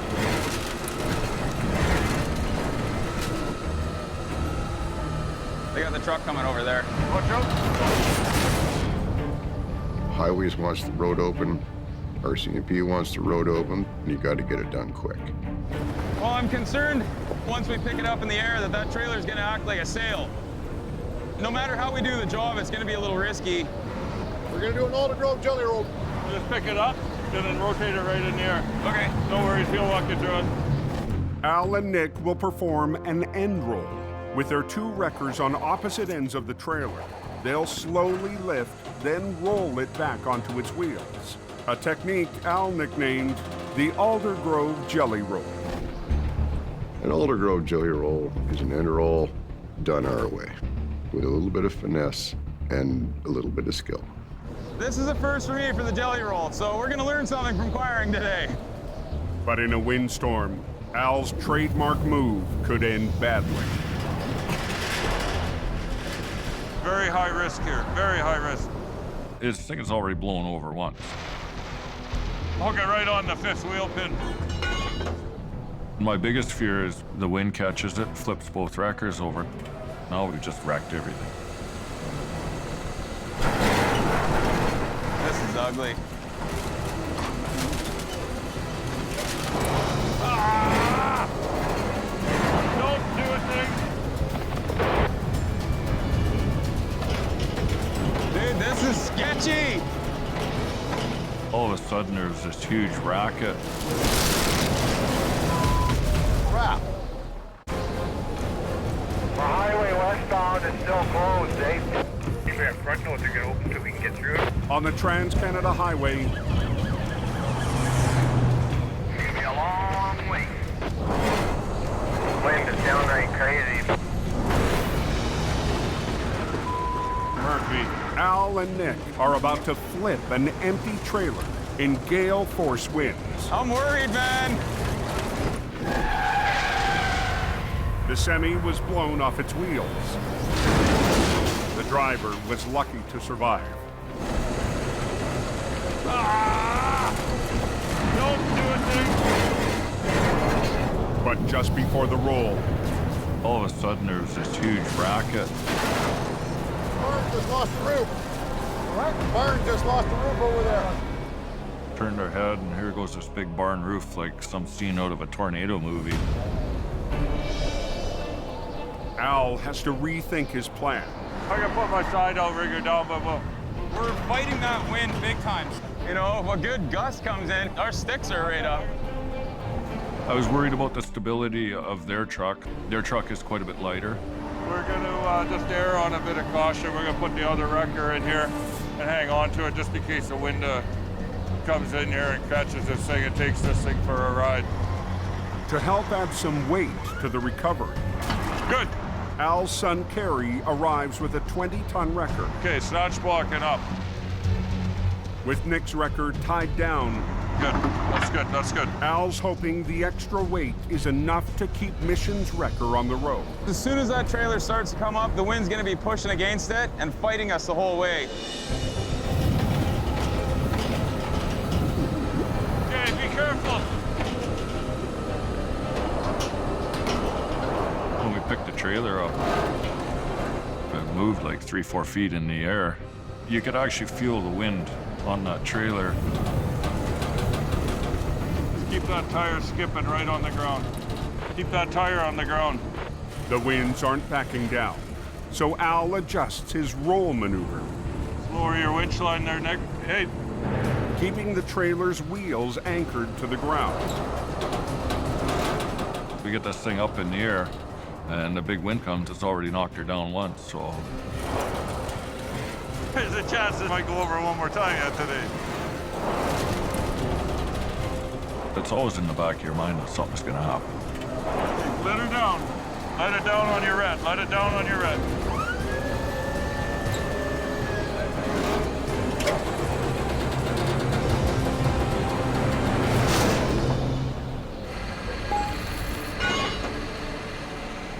Oh, you taught me something today, Al.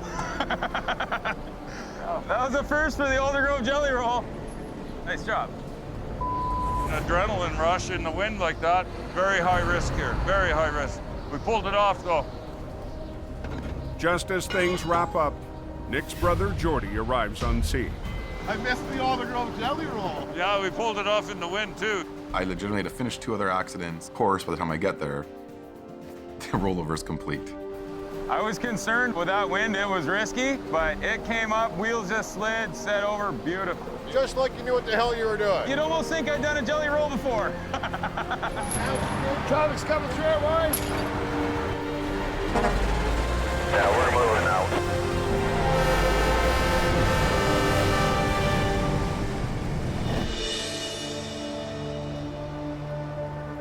Bit of a nightmare, it ain't over yet. In hope, Boy, it's a good night. Jamie hears the news. Highway 1 is open, but there's another problem. Hope's going to be out of power probably for the next 12 hours at least. So there's going to be no electricity when we get home. The windstorm has knocked out power to Jamie's dispatch center. The power goes out in our shop. You know, what I worry about the most is phones, because communications is #1. Why is this thing not working? This is the phones right here. This is the battery backup for the phone, but it doesn't seem to be working. And without any power, the phones don't work. We have to just adapt and deal with it. Rigged up an inverter to the batteries, trying to keep the phones going, and I don't want anything else going wrong with the phone, so I'm gonna just jump in the back of the truck right now. I'm gonna have a nice night in the pickup, but we got a heater, so that's good. sometimes we gotta do what we gotta do. Kind of like having a sleeper on a big rig. Good night. Up on the coke. I heard the coke was going pretty heavy, but they got 4 plows on the smasher. Plows push through the unrelenting storm. Going hard. Plows are working though. And blowers carve into snowbanks to keep the road from vanishing. And if we don't get rid of it, nobody gets through. Operator Ron Hagen is constantly watching for anyone in his path. Hey, you gotta really watch that people aren't around walking in any of the path where you're gonna be discharging the snow. But tonight... Look at this guy. Did you see that? No one was expecting a tailgater on a snowboard. Just went by. I don't believe it. Hey, you guys on the hill there, there's a pickup truck heading south down the hill with a guy behind the pickup. So watch out for him. Oh man, no kidding. Lord. 6 miles up the road. What a moron. Robert's pulling a double shift when he spots a big job for Jamie Davis. I'm coming down Mine Creek Hill, and I see there's a tractor on its side. It was right there. Oh. The tractor and trailer is flipped right over. Just hope nobody's hurt. The driver lost control and flipped into the median. He touched some black ice back there and he lost control. But no injuries, nobody's hurt, nobody's going to the hospital. That's the way I like it. The truck is carrying 60,000 pounds of peat moss. Seeing it's peat moss. It's gonna be heavy. It's gonna be heavy. And look at the weather.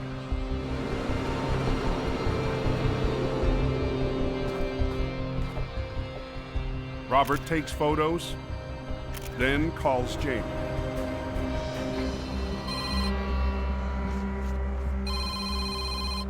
Hello? Jamie. Hey, buddy. Doing a recovery at nighttime is dangerous for your workers. You can't see. This wreck's completely off the road. It's not affecting traffic, so we can wait till tomorrow morning. How are the roads this morning? Oh, the coke is beautiful, man. At 8 a.m., Jamie's lead driver, Scott Bird, rolls up to tackle the peat moss wreck. We got the green light from highways to do what you gotta do, get it done, get it out. I'm responsible for making sure that this recovery goes correctly. Bumper isn't even bent on this thing. Just a whole lot of ugly for first thing in the morning. Swampert Gord Lundeen has been guarding the wreck since last night. How many is there in there? There's 2 per skid, so it'd be 24 skids, right? Oh, she's front to back, eh? So there's 48 of these bastards. 48. We're dealing with 4 foot by 4 foot by 4 foot plastic bales of peat moss. He's grossed out weight-wise. So if we try and flip it over with this cargo in it, the bottom of the trailer is gonna come with us and the rest of it's just gonna stay where it is. They're big, awkward bales of dirt. So it has to be unloaded for this job. But it'll take more than muscle to offload the super-sized freight. Hello? Hello? I need a picker and a 53-foot trailer. My cargo crew, they're pretty tough guys, but 1,200-pound bales, that was a little more than they could deal with. Okay, so what our plan of attack is, we'll get them out and then we'll move them over. The picker's here. Scott's called in a special crane, a knuckle boom picker. They all gotta come out and then lift it onto that trailer. The knuckle boom was the choice for this job. It has several different joints in it. They can pull sideways with it, so he could pull the cargo out of the rack. I want to know, how far is that boom going to go out that way? In charge of traffic, Robert spots a hazard. I'm just concerned about the boom swinging over top of my taper, right? There is a big safety issue with where this truck is sitting. The picker truck's swinging over his load and there's a failure, and it swings into oncoming traffic. I can't have that. Watch your back, Scotty. Every second that you have the highway blocked, it's bad.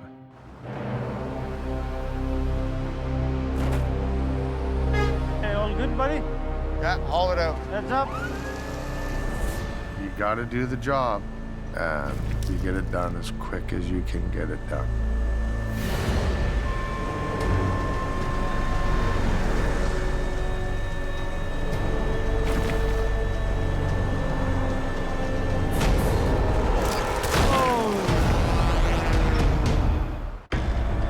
Hey, all good, buddy? Yeah, haul it out.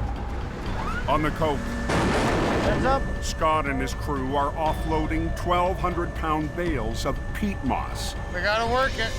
just feet from a live lane. We're picking the very first bale, and we're using one strap on it. Oh. I guess that one's pretty much where it's going. It didn't end as effectively as we wanted. Nobody got hurt, but it was close enough. We're gonna double strap them.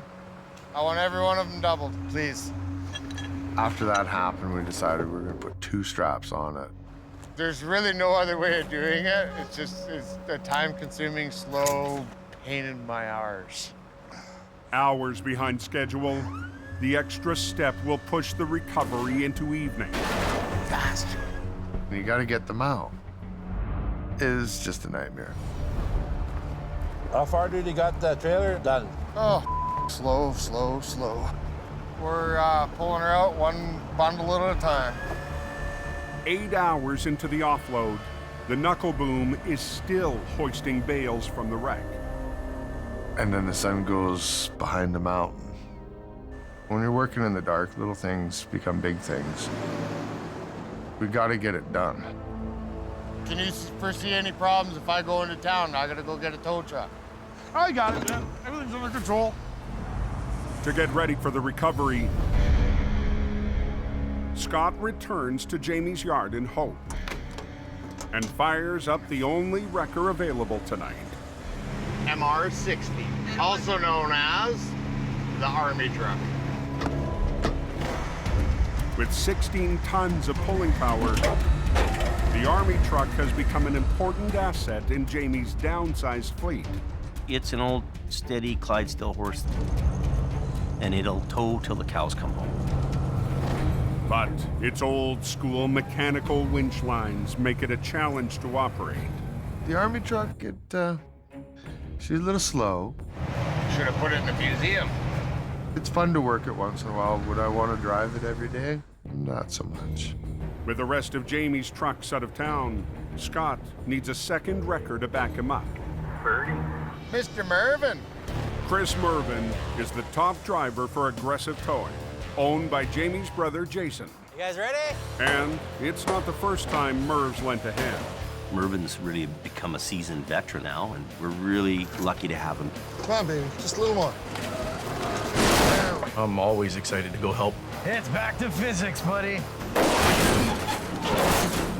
We always win in the end. I'm available for you anytime. Mervin's gonna come up. He's got a 50-ton wrecker. All right, Scotty, I'm just coming over the hill. Oh my God, look at that wreck. That's a beauty parking job that guy pulled off. We've got a lot of pulling power. Straighten it out, flip it over, drive it away. I told her it's slippery. But the big flip can't begin until the last bales of peat moss are out of the trailer. Right on, big shitter. How's it going? Oh, slow. I got 6 bales left in there. 6? Yeah. The colder it's getting, the straps are stiffening up and it's getting slipperier. Ah. Every minute that they're behind schedule, your anxiety level's rising, and it's just... So let's start rigging now. Oh, yeah. So what do you want to do? You want to drag the ass into the trailer up? Flip it and pull it. And I'd like to have less than a 10-minute closure. Highways want us to get this out of here now. I think our best chance for least lane closure is just drag her right up to the edge. Yeah. And then we'll just roll her right on the road, slam her down, None. As quickly as possible, that was the goal. Okay, well, we'll set up for that then, yeah. We decided to put my truck on the back to do the heavy side of the lifting up. Okay.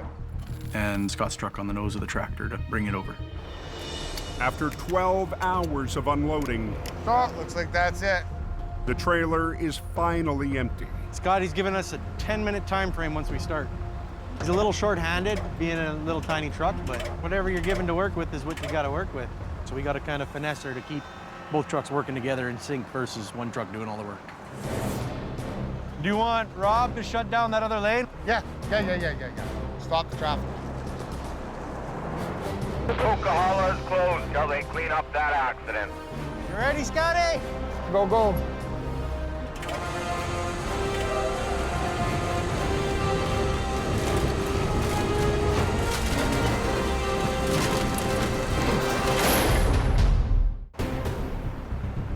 The Coquihalla is closed now.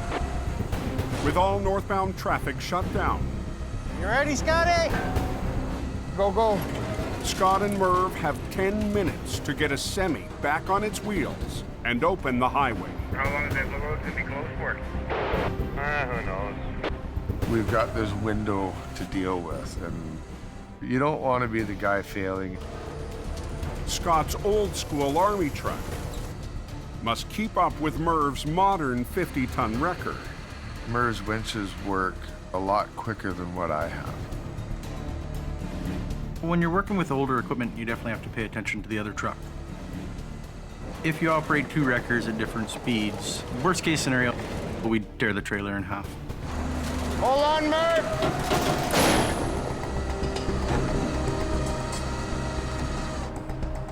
Okay, wind her up.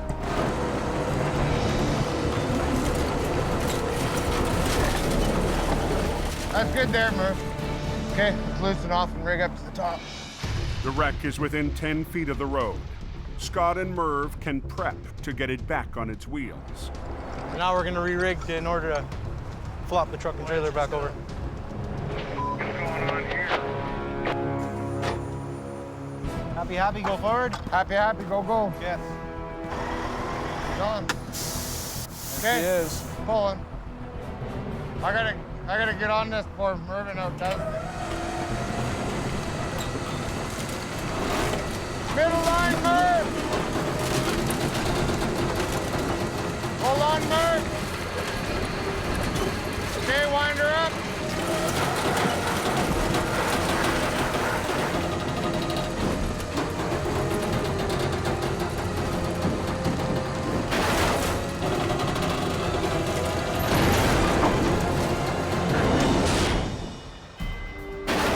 Picture perfect.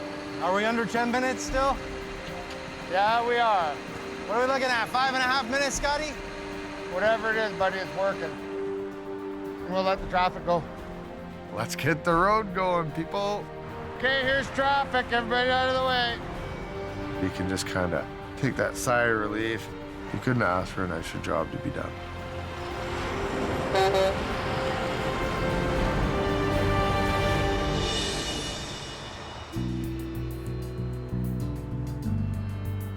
Here's the whisper of wind nowhere.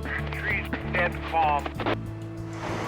2 days after the windstorm, From a big storm to clear skies. crews are still cleaning up in Hope. And the power's back on at Jamie's dispatch. Jamie Davis Towing. You can see how devastating the winds were. And the boss is in his back 40. We have a lot of trees that are down here. So help pick up the lumber. Come on, let's go. Jamie's recruited his twin daughters, Alexis and Brianna, and son, James Jr. You can do it. It's not that big. Just try. Oh my God. Just try. Sorry. So we're gonna load the wood in the back of the Tundra and get a heaping truckload full.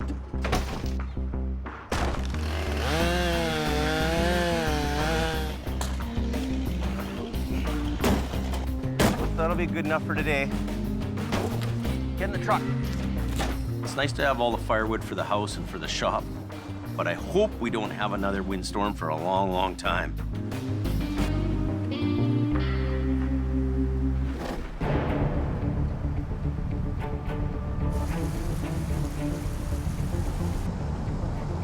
90 miles northwest. We're going fishing. Catch us a big fish. 2 heavy wreckers climb a back road to tackle a beast. It's a truck with an industrial rock hauling box on the back.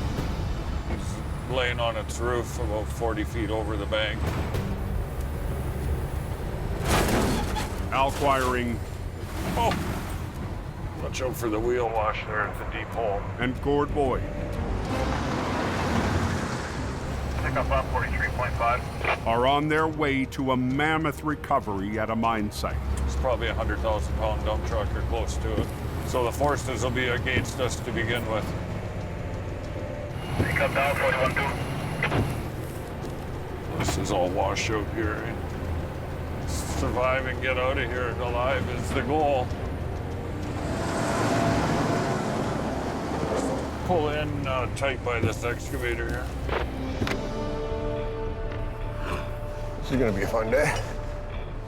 The rock truck missed a tight turn and rolled 40 feet down the bank. The turtle on its back. A big giant turtle. That must have been a holy moment while he was going over anyways. The driver walked away. That's a big-ass truck. Like, seriously, that's a big-ass truck.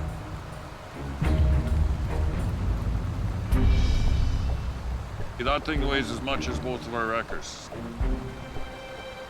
The only real damage to that thing is the mirror. This truck is the size of a house, 100,000 pounds, 15 feet tall and 14 feet wide.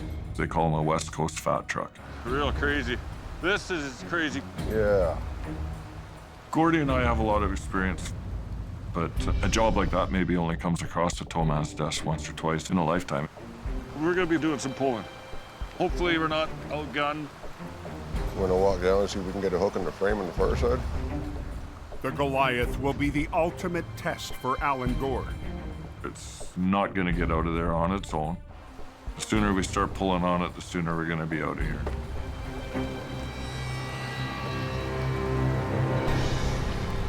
Can you grab the big 3/4 chain with one hook? You mean this one? Yeah. Oh man, that's sloppy. Before they can rig up, it's not good. Gord gets a feel for what heavy rains have done to the muddy slope. Hillside is water soaked. I think the forecast is for rain. Got it. Oh yeah, sure. I can get up the bank. My foot's sunken up to my ankles. That's a problem. Don't want to see a water problem develop here. Once the ground gets saturated with water, it becomes unstable. Grab one of my big 5/8 sling hooks. Yeah. If that slope fails, there's a good chance it'll start tumbling and take the wreckers with it. Hey, we're gonna have a problem there. Look at that. That ain't good. You're gonna go for one hell of a ride. And it's gonna hurt. Holy crap, that's slimy.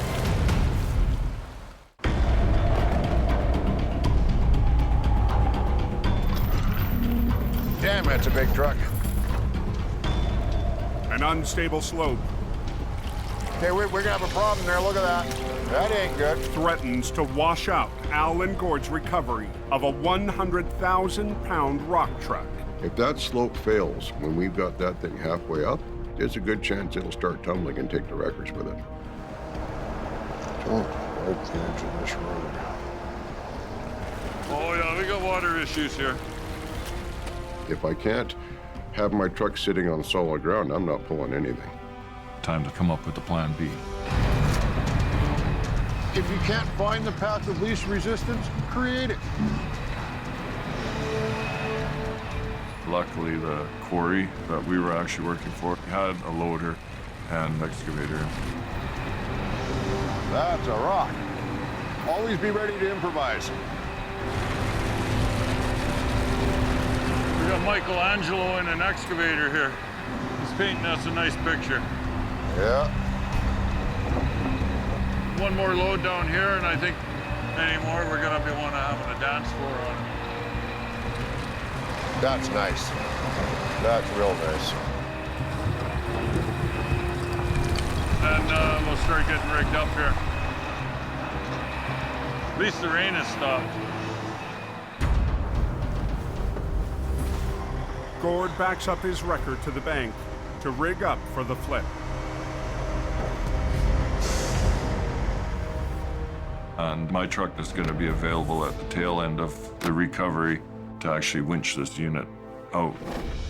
Running from Gord's wrecker to the rock truck, a single line will loop back through the excavator several times for a rare 5-point pull. I've been doing this for almost 35 years, and that's the first time I've had a 5-part line put to anything. Gord uses pulleys called snatch blocks. Every snatch block you put in the line doubles the pulling power of it. To loop the line back and forth between the excavator and the rock truck. In theory, this should give me enough to overcome that. This will work. Okay. The excavator will also act as a dead weight for Gord's 50-ton wrecker. I don't have enough weight to counteract the weight of what I'm trying to pull over. He weighs 100,000 pounds alone. You have to have the anchor. Right now, with this machine hooked, I outweigh the casualty, and I've quadrupled my pulling power. So I have one line through 4 snatch blocks. So I've got a 5-part line, 200,000 pounds of pull. Okay, we're ready to go. We want to pull this thing out. We want to get out of here. Got it. Got to have evidence suitable for framing. Just go nice and easy.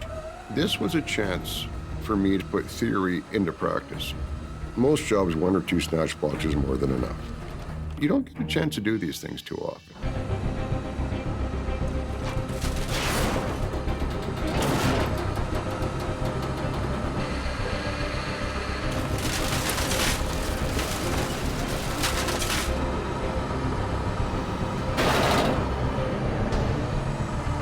Here it comes.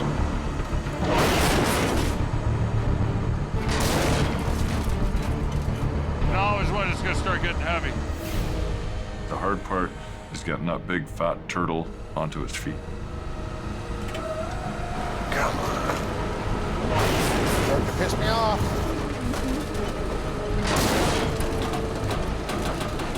Just hold on, Gord. Just hold on. Just back it down. Gord didn't have enough power in all those blocks to get it up on its wheels. No way. That's how tough these trucks are. It's unbelievable. I'll get it back down and I'll hook on that top one and give you a little help. That'd be a good idea. Al has to add his wrecker to the fight. The owner of the truck wanted this thing brought out, and I don't want to let him down. Al's just gonna add his line to make it want to come over. Little extra oomph. Whether or not it'll be enough, we'll find out.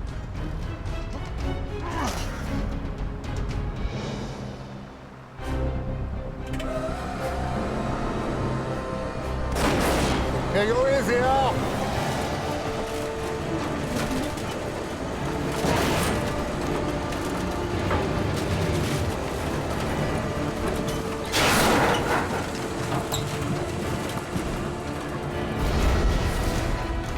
Looking a little better.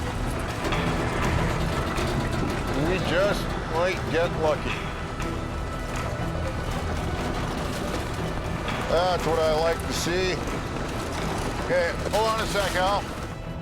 We're getting closer to heading home for dinner.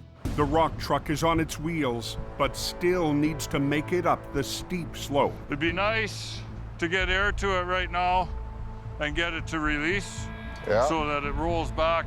Yes. The truck's air brakes are still locked from the accident. If we were trying to drag that with the brakes locked up, I'm sure we'll be there for a week. We don't want to try and pull 100,000 pounds. It doesn't want to roll. It works better when it rolls. Well, the 32-point inspection looks good from here. Okay, you ready for air? Yeah, we'll try that, Gord. Okay. Once the brakes are released, the rock truck could go for a ride and take the wreckers with it. It's on a slope. It wants to roll back down the hill. Push the button in. Push the button. I always get nervous doing this part.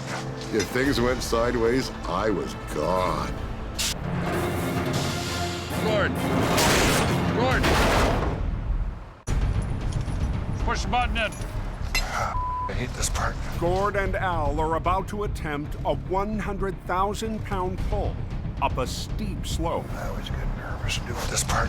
But nothing will happen until Gord climbs the wreck and releases the brakes. It's on a slope. It wants to roll back down the hill.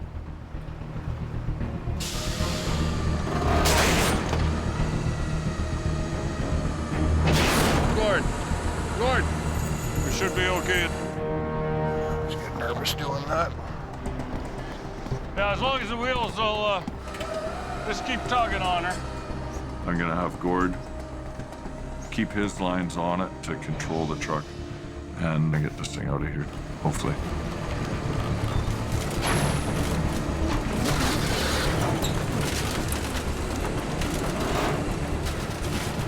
Just keep tugging on her. Thing ain't gonna get out of there on its own. There she's rolling.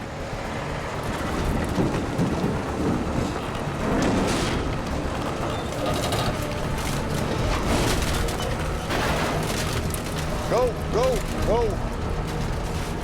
This is going very well. Oh, oh, oh. Beautiful. We're good. Okay. Mission accomplished. There she be. Damn, we're good. I'm happy that we pulled it off. Came out of there without wrecking anything, wrecking our trucks, wrecking ourselves. Chalk another one up for Team Green. Sometimes you get lucky. It's amazing what you guys can do.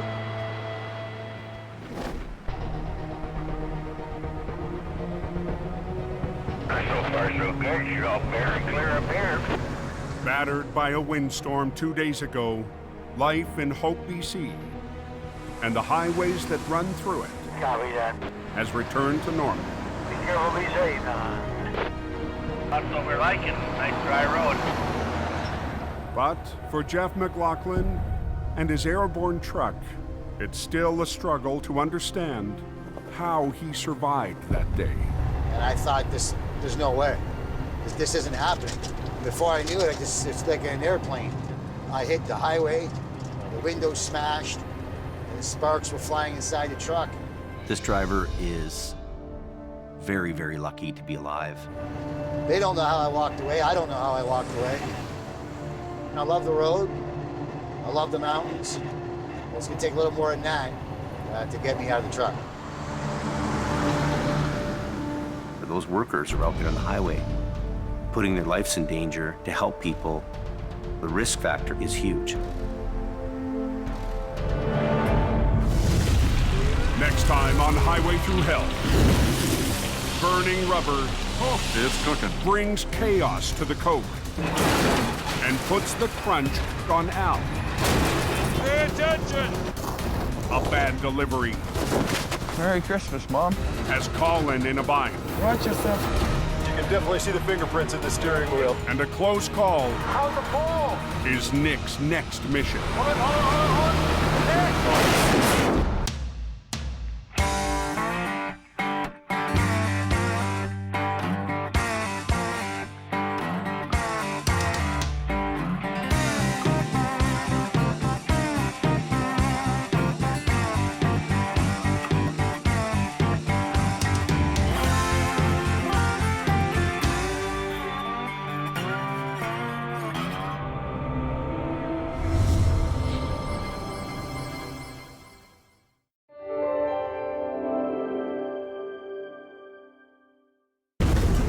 This time on Highway Through Hell, a jackknife on a bridge. Uh-oh, it's on fire now. Puts Jamie's crew on edge. Watch out, watch out. Scary ride, man. A mountain recovery has mission towing in deep. It was a mess. And a mangled load. We have to get this sketchy-ass load down into town. Makes the canyon run. Here we go. On the highway through hell. The last line of defense is a heavy rescue team ready to tackle any disaster. Because closure is not an option.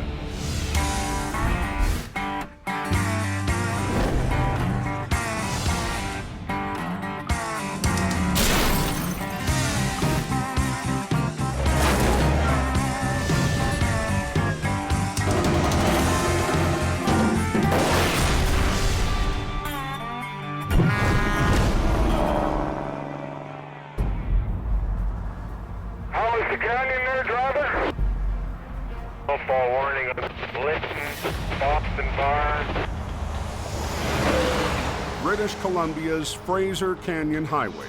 Before the Coquihalla came along, the canyon was the only route. It follows the same winding path laid down in the 1800s. Getting ready. Expect lots of snow. Officially part of the Trans-Canada Highway, Highway 1. Engineers carved the route into steep canyon walls, with tunnels and bridges just wide enough for 2 lanes of traffic. It's the low elevation option through BC's rugged coastal mountains. There it is, snowing heavy in the canyon. Today, a blast of heavy snow There's a good couple inches of snow there. has turned the canyon into a slippery mess. Pretty bad, isn't it? Chain up, lights are on, going west in Boston Bar. Even at its highest point, the canyon is 2,600 feet lower in elevation than the Coke summit. Imagine it's a little nasty up there. Snowfall heavy enough to trigger the tire chain-up lights is rare. Highway 1 should not be forgotten about. It is the original highway through hell.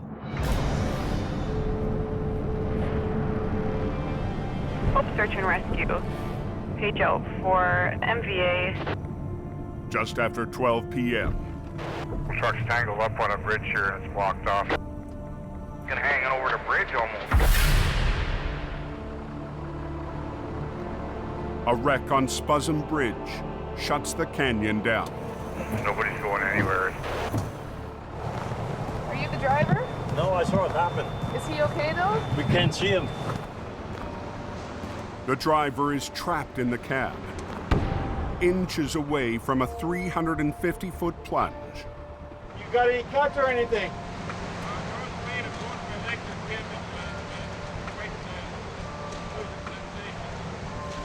Okay, we've got help coming for you. Could smash that window. Yeah. Just hang in there. Lights and sirens coming up behind you there. The RCMP. There's a couple of them up there. Hey, Mitchell, you seen better days? How's your leg doing? They're getting cold. Getting cold? Paramedics just showed up here. How'd you lose it? I come around the corner and then the back end of the trailer just started to swing. The semi-trailer fishtailed on the slick road, jackknifed, and broke through the guardrail. And thankfully, for whatever reason, the force was going not fast enough for it to go over. It just popped it back in. Saved his life.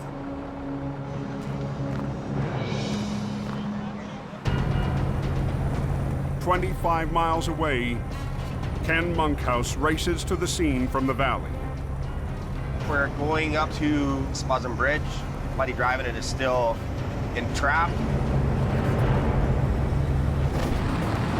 Last winter, Ken left Jamie to work for Mission Towing. Seen better days. But he missed life and hope, Thank you, sir. Have a good day. and the chance to run a heavy record. Really happy to have Ken back. I'm happy that he's there. This is one of my first opportunities to get in there and show him I got what it takes to be a member of the heavy rescue team. We're gonna get up there as quickly as we can, but we don't want to crash too, so. Jamie Davis is already en route. Everyone is on their way here, okay? At the crash site, The railing's still pretty intact? Yeah. first responders rush to get the trapped driver out. Yeah, the road's closed up here at Spudson Creek. The truck's jackknifed on the bridge. It's gonna be a while to get him out of here. Ken arrives in Jamie's 16-ton army truck. That would be a nightmare. Surprised the cab stayed on. Rescue crews brave the damaged bridge to get the injured driver. They're in the part of the truck that's hanging over the railing on the side of the bridge. Your stress level does not get any higher. After a quick assessment, Ken calls Jamie Davis for backup. It's bad. This thing's at both ends, and the back end of the trailer's facing Boston Bar, so we only have access to the front of it. Okay, part of the cab is hanging over the edge of the bridge. Highway 1's closed.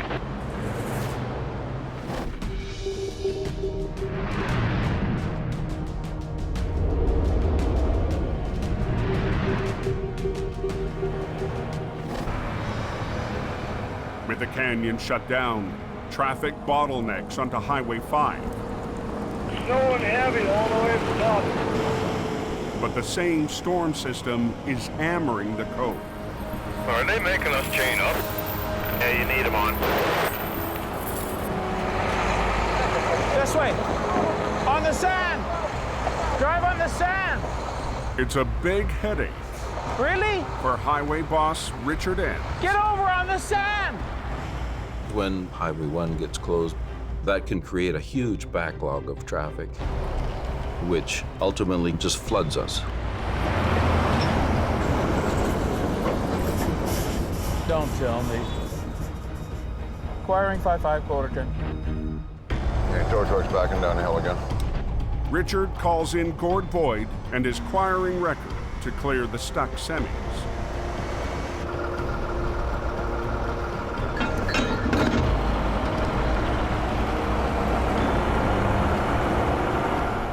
I keep pulling until they tell me to stop.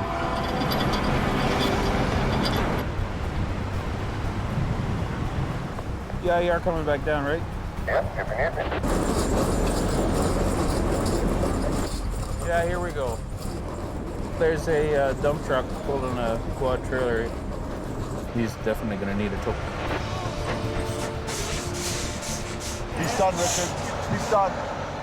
Yeah, hold your traffic. Highway shut down up ahead of you there, bud. On Spuzzum Bridge, Oh, there's a truck on there, jackknifed. Yeah, and he's hanging over the edge, too. rescue crews race to extract a driver trapped inside a jackknife semi.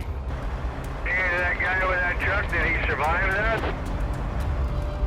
Highway 1 has been closed for more than 2 hours when Jamie arrives. I hate this bridge, it's spooky. Oh. I get scared of heights here. You look right down there. Don't. This isn't the first time Jamie's been called out to this bridge. This was the site of a really huge wreck 6 years ago. 2 guys went over in 2 separate semis, and they were down in the gully. One guy made it, one guy didn't.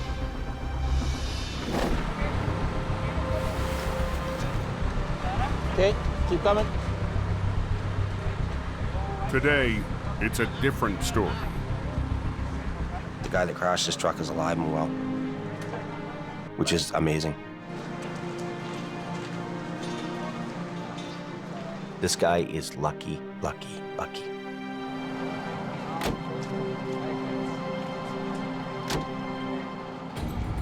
Now it's up to Jamie to remove the wreck. Pressure's on to open the road. You know, we've got to pull this off.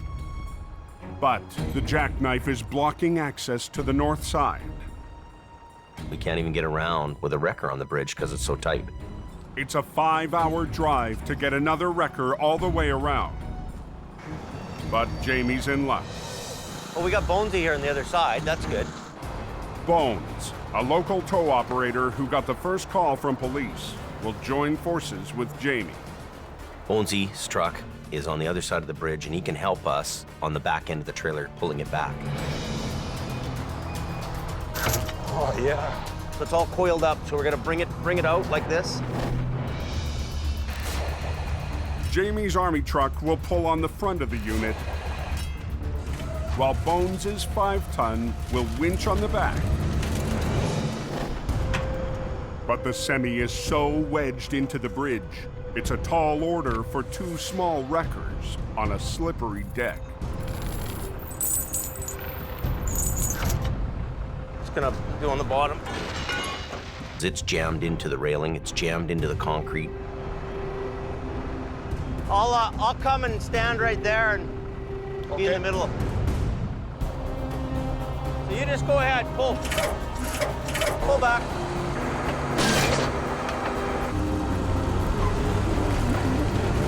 Slide back, eh? The bridge deck is really fighting us on this job. Just boom up, boom up. This is gonna be a really tough job. The canyon's closed. Anybody know what's going on Highway 1 near Spuzum? Oh, this is that truck jackknifed on the Spuzum Bridge. Yeah, I heard it's going to be closed for hours. In BC's Fraser Canyon, So you just go ahead, pull. Jamie, Ken, and local tow operator Bones struggle to clear a jackknife hanging off a slippery bridge. We've got the middle of a bridge deck. We've got, 350 feet down. Cab's totally crushed. Sliding back, eh? Everything's sliding back and nothing's moving. Only thing's moving is our trucks here. Okay, now just stop. The bridge deck is like a polished rock surface. I put that spade on. Oh, okay. And the trucks aren't biting, they're just slipping on the surface of the deck. Okay, let's get the deck truck down. We're both maxing out, so a little bit more on this one, it'll help us. Jamie drove a deck truck up to haul away the crushed cab. It's got a big 25,000 winch on here. Now he'll add it to the mix. We'll run it off the end of this deck. And see if 3 trucks will be enough to unfold the wreck. Can I have that block of wood? Thanks. That'll work. We've got the army truck on one side of the bridge, pulling on the trailer. We've got a flatbed to pull the cab around, and we got Bonesy's truck on the back end. The pressure's on. I mean, we've got to get this thing open. So just pull to what you can pull. Don't overdo it, right? I'm following your direction. Pull, pull.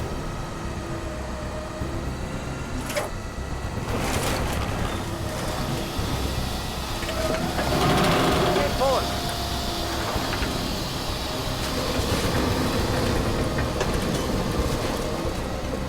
All right, front end's up in the air. Keep pulling. Keep going. Pull a little bit.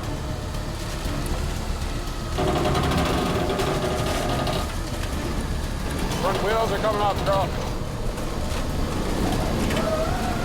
Good job. We're into the railing now. Okay. Okay. Now stop for a minute.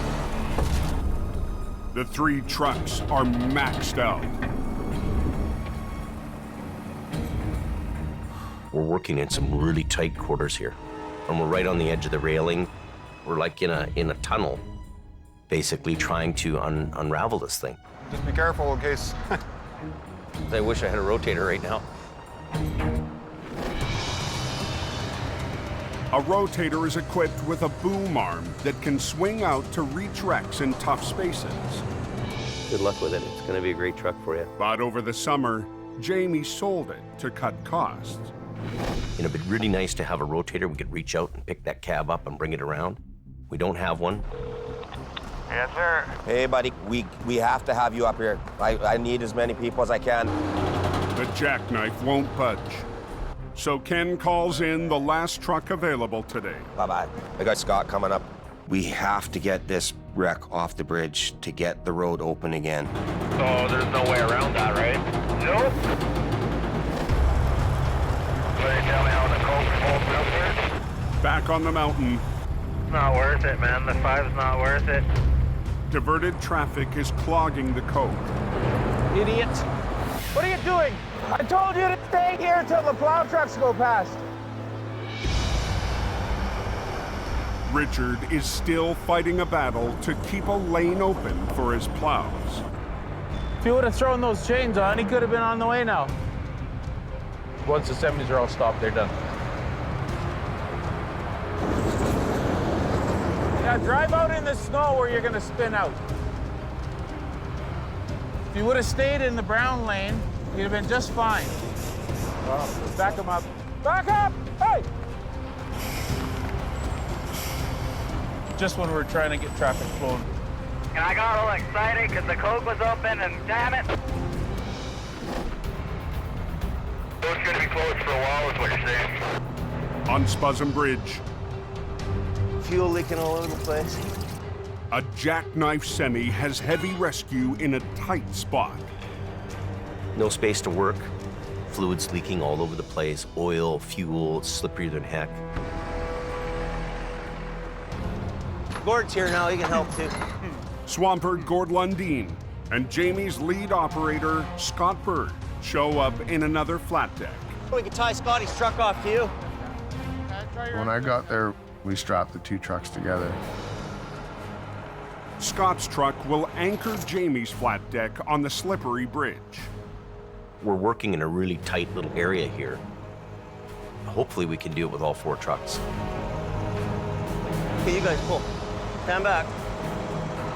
Watch yourself. Everybody watch out.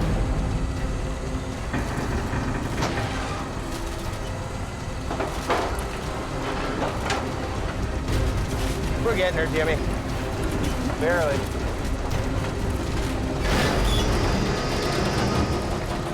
There we go, buddy.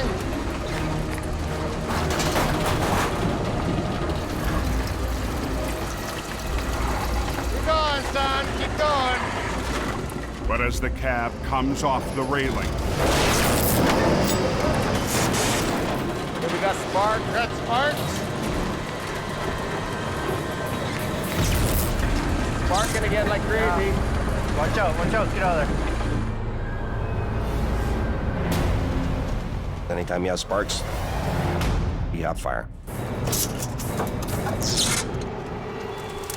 That's on fire now. Uh-oh.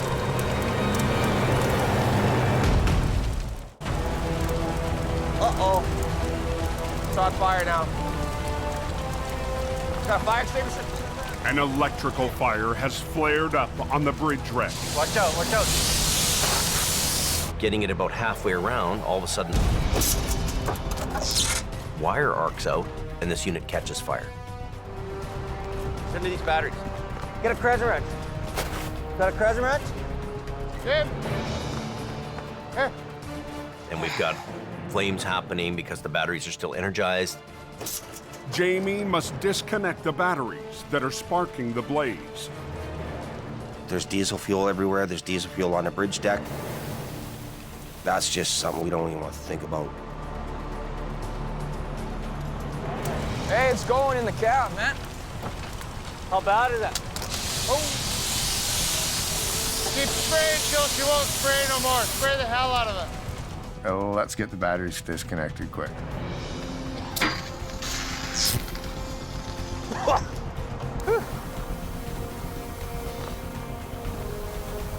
Is it out? Is it out? Get better fire station!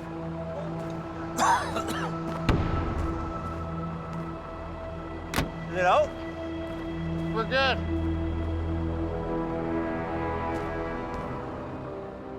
If that fire hadn't have been put out, the truck would have burnt, the bridge would have been condemned, we would have lost everything.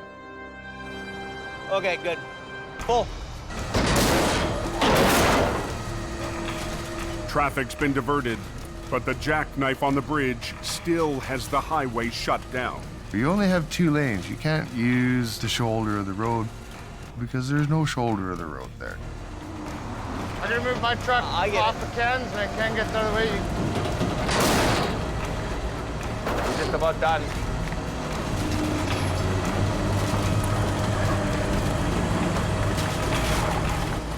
You there? Yeah, I'm there. Okay, undo her. Let her down. Okay, get this wreck off the bridge. Got things mangled, eh? We have to chop up that in the front. We can't have all these parts and pieces hanging off of it when we're going down the road.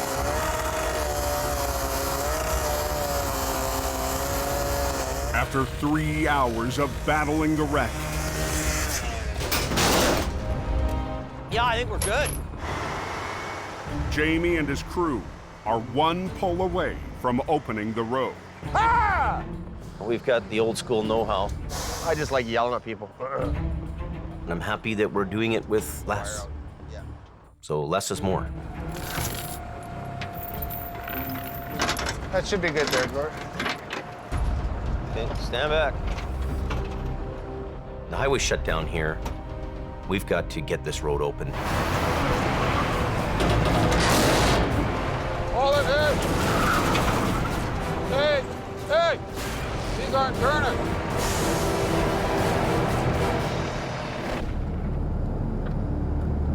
Any of you southbounders, I don't know if you can fit through or not, but there is a couple trucks all over the highway.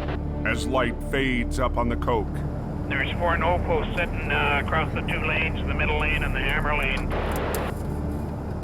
another crash threatens to bring traffic to a halt.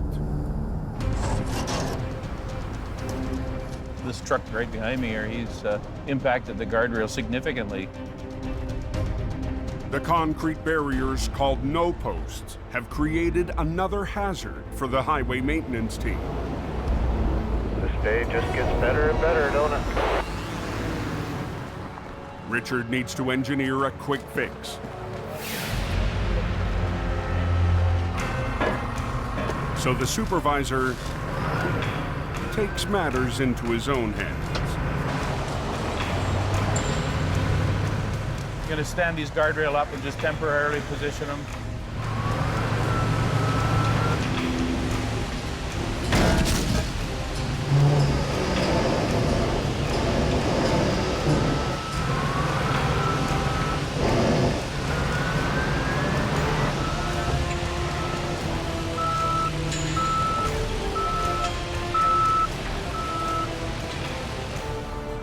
Just want to get all these chunks of concrete because they'll cut tires and everything else. 30 minutes after the accident, Richard and his loader have the no post back in line. That'll get us through the night anyway. She's all cleared up now. Yeah, the coke's open northbound. Woody, stand back. On Spuzzum Bridge, Hold it, hey! Hey! These aren't turning. a semi that's been blocking Highway 1 for 5 hours refuses to roll. No, they're locked right up. Okay. The semi's brakes locked during the crash. The airlines needed to release them are destroyed. This is just a bad deal all the way around. Okay, we got the case of brakes. The only option is to manually unlock the brakes, one wheel at a time. You got yours, Scott? Sakes, I can't even get the cover off. It's one of those moments where you think, maybe that nice little office cubicle would have been nice. You want me to crank it from up top, Scruff? I can't move it. Be warm and dry and not stinking like diesel and I want out of here.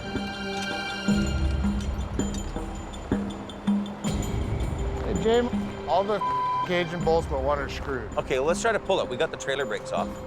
There's a couple of breaks we could not get the cage bolts into. They want the road open. Just try to drag it off the bridge.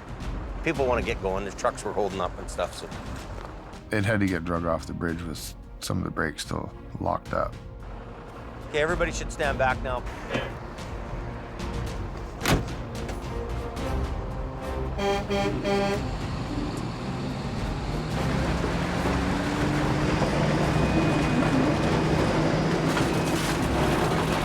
There you go. One more truck off the road.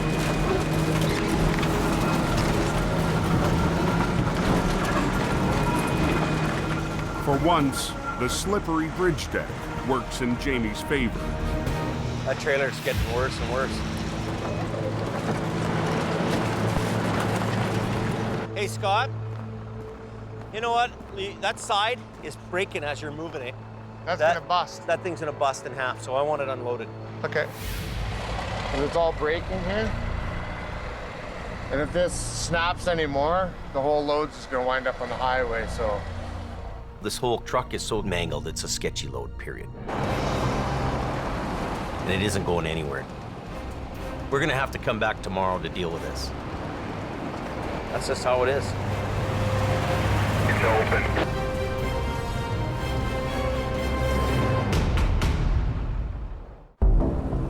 After yesterday's heavy snowfall in BC's Fraser Canyon, Oh, what happened there? a 30-ton wrecker and support truck make the steady climb up a logging road. The road conditions are pretty bad. When you're dealing with ice and a steep hill, it can be a little bit difficult. Hell of a long way down. Mission Towing's been dispatched to recover a vehicle that tumbled down a steep slope yesterday. We have a pickup that's gone down approximately 70 to 100 feet. We're gonna have our work cut out for us. Nick DePerrin leads the off-road recovery. It's extremely hard to go up into these areas to pull these wrecks out of there. After years away from the family business, run by his older brother Jordy, Nick's proving himself with each difficult job. It's so good to have him back. Nick and his crew must finish the recovery before a convoy of equipment catches up with them. So we have to get in and get out and get off this road to make it clear for these guys to get up to their work site.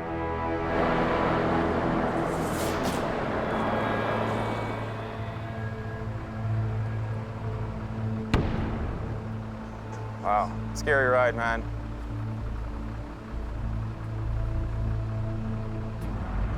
I'm thinking front if we grab the heavy end. If we go right down over top of it to both front corners. Bring it around, should roll? Get it to roll, come around, and bring the front end up.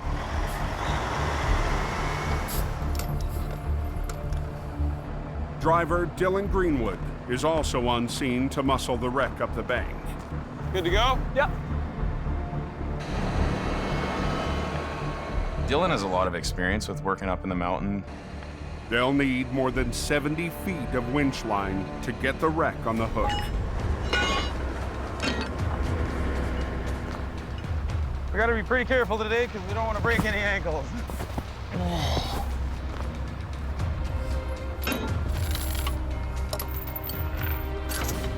Whenever you're ready, it's on your go.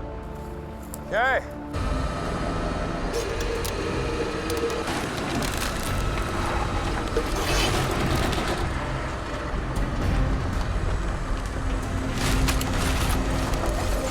That's a little better.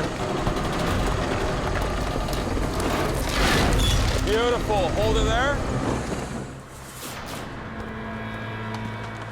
Can you slide me another chain down that line? Okay. Incoming. Nick re-rigs to move the pickup up the hill through a wall of brush and snow. Coming out. Yep. Showtime. Both lines in. Both of our lines hooked to the tow hooks allows us to essentially walk it up the embankment.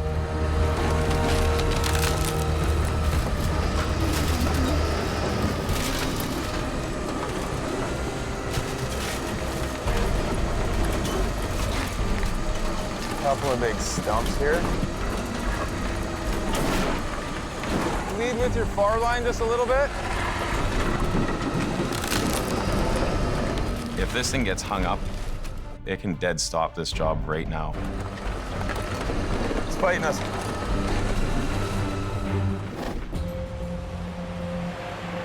It was really, really icy up here yesterday afternoon.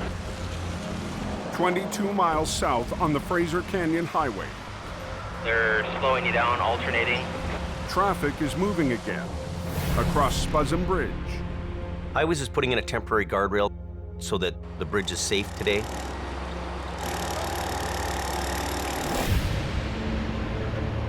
Yesterday, a semi jackknifed in the middle of the bridge.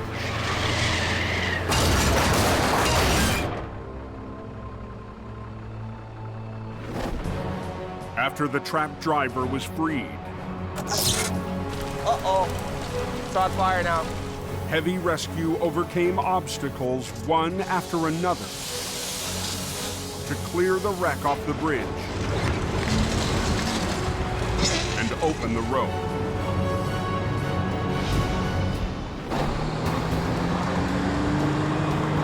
The trailer has been unloaded and is ready to be towed back to Jamie's yard. Okay, go for it, boys. But the crushed cab has to be dealt with first. Now we're kicking the bacon fat, son. Jamie's right-hand man, Scott, is in charge. He's a little rough around the edges, but the guy can do the job, and he's good at what he does. The truck is just tore up. It's tore to pieces. Real gentle, Ken, real gentle.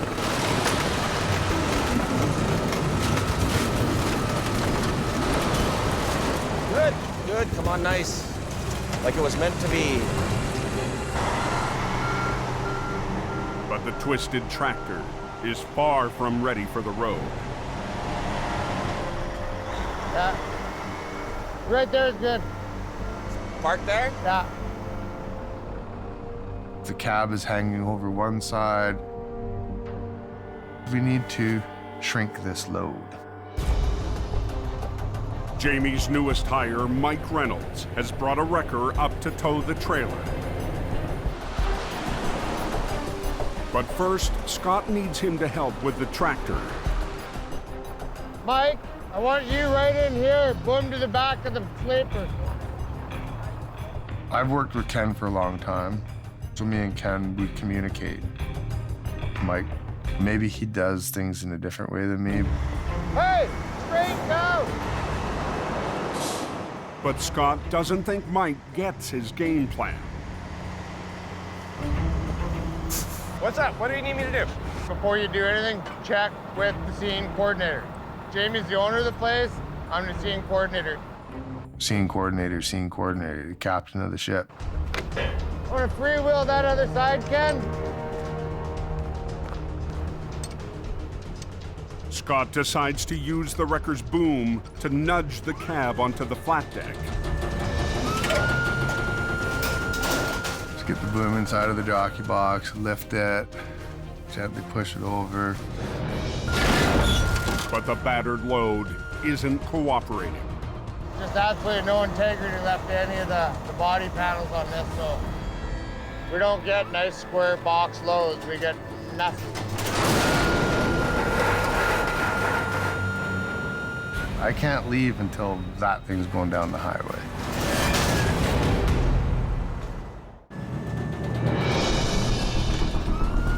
On Highway 1, this is our mess of the day. Jamie's crew struggles to get the twisted bridge wreck ready to haul. Just absolutely no integrity left to any of the body panels on this. 2 hours in, the boss rolls up to check on the job. It's not a neat load, it's not a tidy load, it doesn't look nice, it isn't nice, it's sketchy. I tried to do it the easy way. Didn't work. Jamie isn't impressed with Scott using the wrecker as a battering ram. Putting the boom into the end of something. It's not my first way of dealing with that. Metal on metal. Not trying to be the boss or anything. Scott and the crew will try to winch the cab onto the flat deck instead. Okay, Mike. But Mike has already moved on to another task. What's Mike doing? Mike! For some reason, Mike decided that we were done with him. And he's heading over to hook up a trailer to go home. Mike! Yeah? Mike, go hook up the trailer. Who told you that? Yo, we're talking amongst each other, right? It's not time to go home. It's not time to hook the trailer up. It's time to make this 14-foot wide thing narrow enough that we can go down the road. What are we doing? We gotta try and pull the cab, okay? Okay. Instead of pushing, this time Scott will try pulling the wreck in line. Got her? You ready? Yep. We'll pull the cab with the sleeper.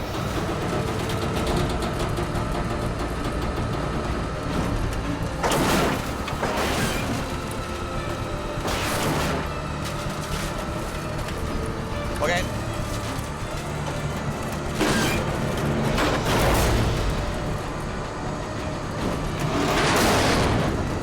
That's better.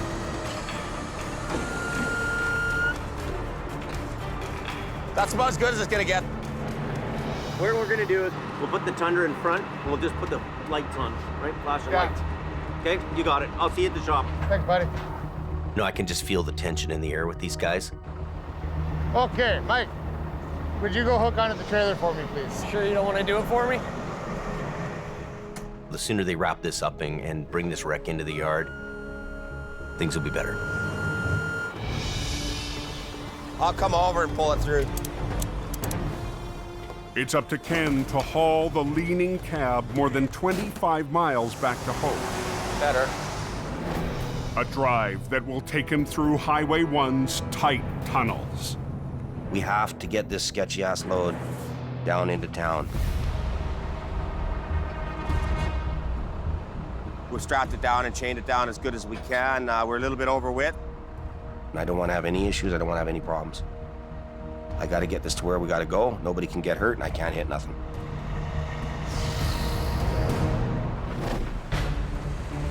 Swing it over about 2 feet. A little further. This side just a bit.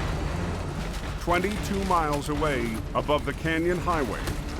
And I'm gonna ease off on the brake and then we're gonna start going. When I say ready, let's go. Mission Towing's under pressure to finish a steep recovery and get off the logging road. It's fighting us a little bit. That's what I'm talking about. Inch by inch. It's coming beautifully. Perfect. We steered right around those big stumps. Good. That's good. That is that. It feels good to have this thing up onto the road. Mission accomplished. Let's go. The convoy that's been closing in will be clear to pass. It looks like we're going to get out of here in time without stalling them at all.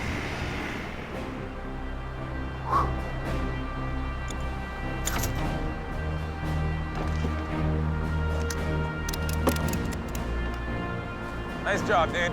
Yeah, perfect. We're out of here. All right, man. Get out of here. Anything's possible on these types of roads. It's a huge relief for us to pull away with this thing.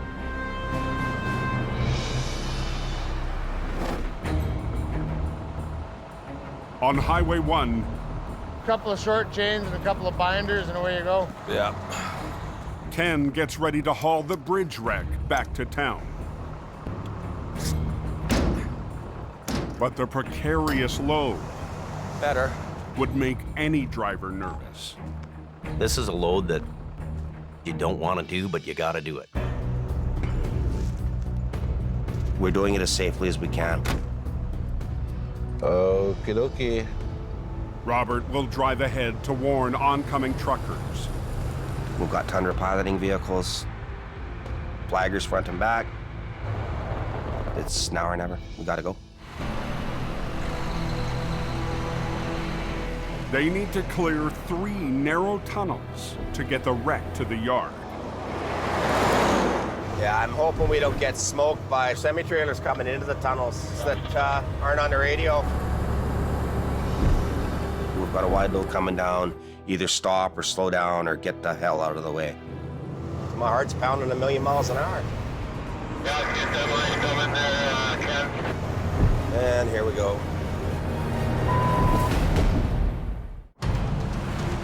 Got the tractor on a flatbed and it's real banged up. On BC's Fraser Canyon Highway, Yeah, get that line coming there, Ken. Yeah, I see that. Ken Monkhouse runs a gauntlet of tight tunnels to haul a mangled wreck back to home. You letting these guys know coming towards Sailor Bar that they got a wide load coming through the tunnel, Robert? Yes, they are. I got them stopped in. Coming. It's probably 13 feet wide. And we're driving through sketchy-ass little tunnels.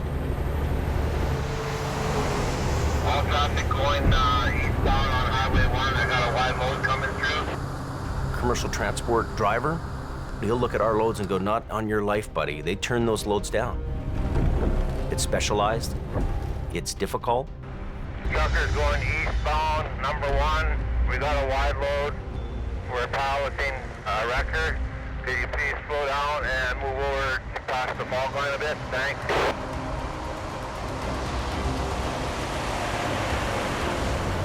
Ken has 2 more narrow tunnels to go. We can't relax yet. That's usually when things happen. When you relax, you gotta stay tense right till you park it in the yard. And now it's getting really foggy. Wide load in the fog. Come around the corner there. Leaning a bit more now. You're sweating with your hands on the steering wheel, looking out of your mirrors, but with pins and needles. But I can see the cabs bouncing up and down pretty good. How's the other side of that tunnel looking, Robert? All clear so far. Are you coming through the tunnel now? Yeah, I'm just coming in now. Head for it.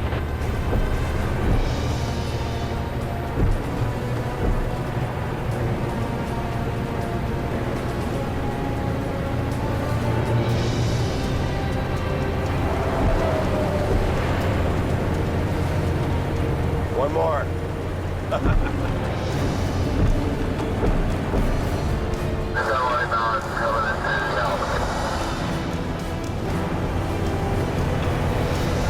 Okay, I'm clear of the tunnel, Robert. It's good to get out of those tunnels. Ken makes it out of the canyon.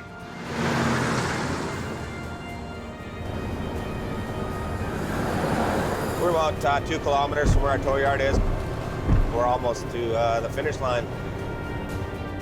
Guys like Ken pull off these hard jobs. They get the dirty work done. Here we are. One piece, nothing fell off, nobody got hurt. It's a good day. I'm done. After one of the toughest recoveries in years, Jamie's team can breathe easy. It was a really big job. Sigh of relief, I think, for me and everybody that it's all done. They did a great job, and they can relax a little bit. And then tomorrow we're on to the next one.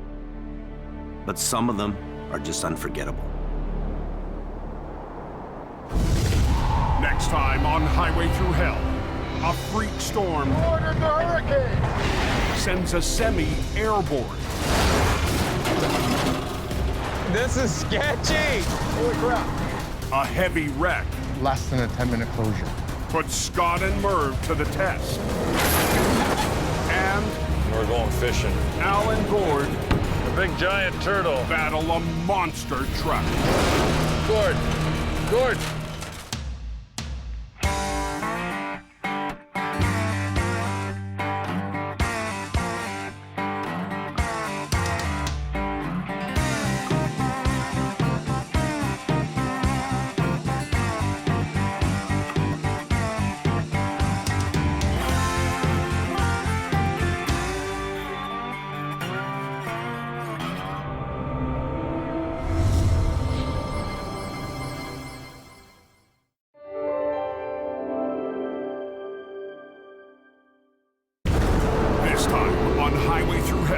Wind her up. Give her some throttle. A battle in a bog. Like 3 big fat elephants. We're gonna lean into it. Has Al in deep. Man against machine. A crash in the canyon. Everybody do a little bit. Puts Jamie to the test. Try to work together. Pull it. It's wedged under there. I can't budge it. And Jordy and Gord tag team. Hang on. On a tangled wreck. Hold on. On the highway through hell. The last line of defense is a heavy rescue team ready to tackle any disaster. Because closure is not an option.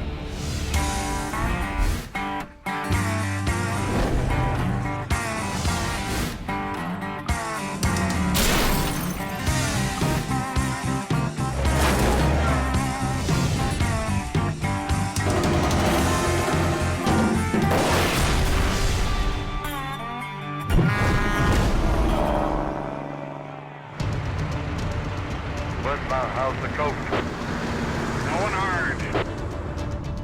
A hard blast of snow on BC's Coquihalla Highway Plows are working. has maintenance crews in full force on the mountain. Is it still snowing heavy up there? Going pretty good, yeah. When the storm hits, everybody works together to make sure the hill's kept open and traffic flows. Heavy-duty snowplows are crucial to keeping the vital trucking corridor open. BSA does a wonderful job keeping the roads so damn clean. Leading the pack With a full load of sand on. is one of the highway crew's newest machines. These are all new, and we are just ironing out the bugs. Plow Truck 244. They're scraping away. It's getting better. But after an hour on the front lines, Now we've got an issue. plow driver Robert Copeland is in trouble. We have a red engine light on. It says engine fault. The highway's newest line of defense is down. 10 minutes north, It's winter. Quiring Towing's Gord Boyd is on standby 655 quarter. Yeah, go ahead, Richard. when highway maintenance calls. I'll need you to skid 244 off the hill there. Sounds like an overheating transmission or something. Oh, lovely. You have to keep the plows cycling. As long as they can cycle up and down that hill, that highway stays in good shape. Like any other piece of machinery, snowplows break down too. Gord heads down the mountain the fastest way he knows how. Just a heads up, there's a tow rig backing down. Takes a pretty dedicated team. You got the plow guys, the supervisors. Me, I would be considered the special forces. They need it on the road for tonight. Okay, time to get dirty.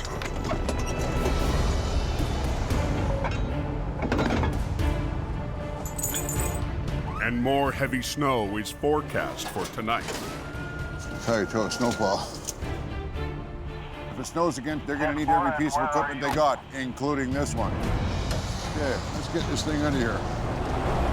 I gotta get it back to the shop so they can find out what's wrong with it. At the maintenance yard, the pressure's on to get Plow 244 back on the road before the next storm. Now you can play with it. Thanks, Gord. You're welcome. Okay, right there. If mechanics need to order new parts, the plow could be benched for days. The rock got in between the fan and then hit the inside of the rad. 2 pinholes, enough to shut the truck down. 2 hours west in the Fraser Valley, another Quiring wrecker is headed into battle, but not up the mountain. Not every day is a Coquihalla day. Most days, We gotta hustle and bustle.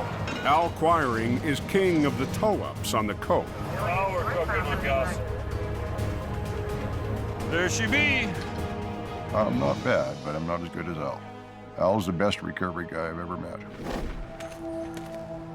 Today, The valley has drawn Al into a once-in-a-lifetime job. 2 70,000-pound excavators swallowed up at a work site. Somebody got stuck. They went in with another machine and buried the second. This is going to be a big job. The massive machines could be lost forever if Al can't pull them out of the quagmire.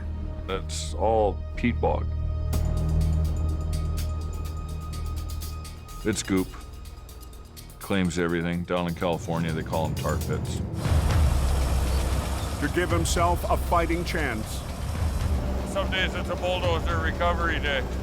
Al's ditched his wrecker and mobilized a different type of iron. We're using cats. Well, you would never get any of that chrome in here. This is for rough, tough, burly kind of men. These things are the biggest cats around. They're stuck, we got a problem. 650 feet down the road, the client readies the site for the monster back road recovery. Hey, Al, today's the day, buddy. The rock and roll party's here now. Al puts on a brave face, but no one knows if the job is even possible. They're in quite deep, and we need to get down there, hook up to them, and get them out. Okay, so I'll keep moving. Keep going. But Al's dozers can't get to work until a log platform is built out over the unstable bog. Get us enough room, we can sit on there with a couple big cats, and we'll do some pulling. I'm not going anywhere until that road is built.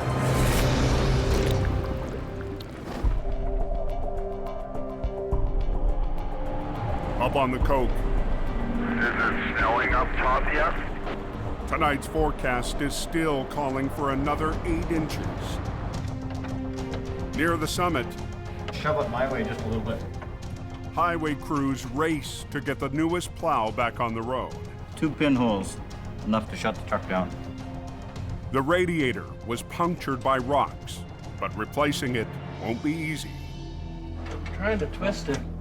For Highway Supervisor Richard Enns, going into tonight's storm down a machine is not an option. Hopefully we'll get her back up again. Which way? Yeah. Sometimes a little persuasion helps. Everything looks good? At 3:45 p.m., Okay, looks good. Alrighty. Plow 244 returns to duty on the mountain. Slippery, slushy section, snowing and plowing in progress. It's a constant battle to make sure the equipment is up and running and ready to go when the storm hits. I'll see you at the top, buddy.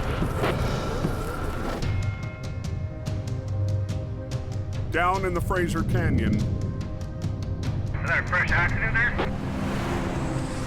I'm not sure what's happening. I heard something about a smash-up. conditions are clear on Highway 1. We're just past Boston Bar. But Jamie Davis is on his way to an accident scene. There's a wreck here that we're dealing with. It's a tractor trailer that slipped over with produce on it. The wreck happened last night. I don't know how they got there.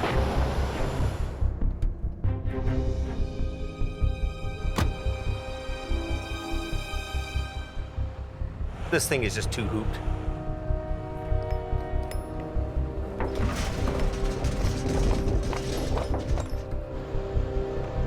I'm not gonna lift that.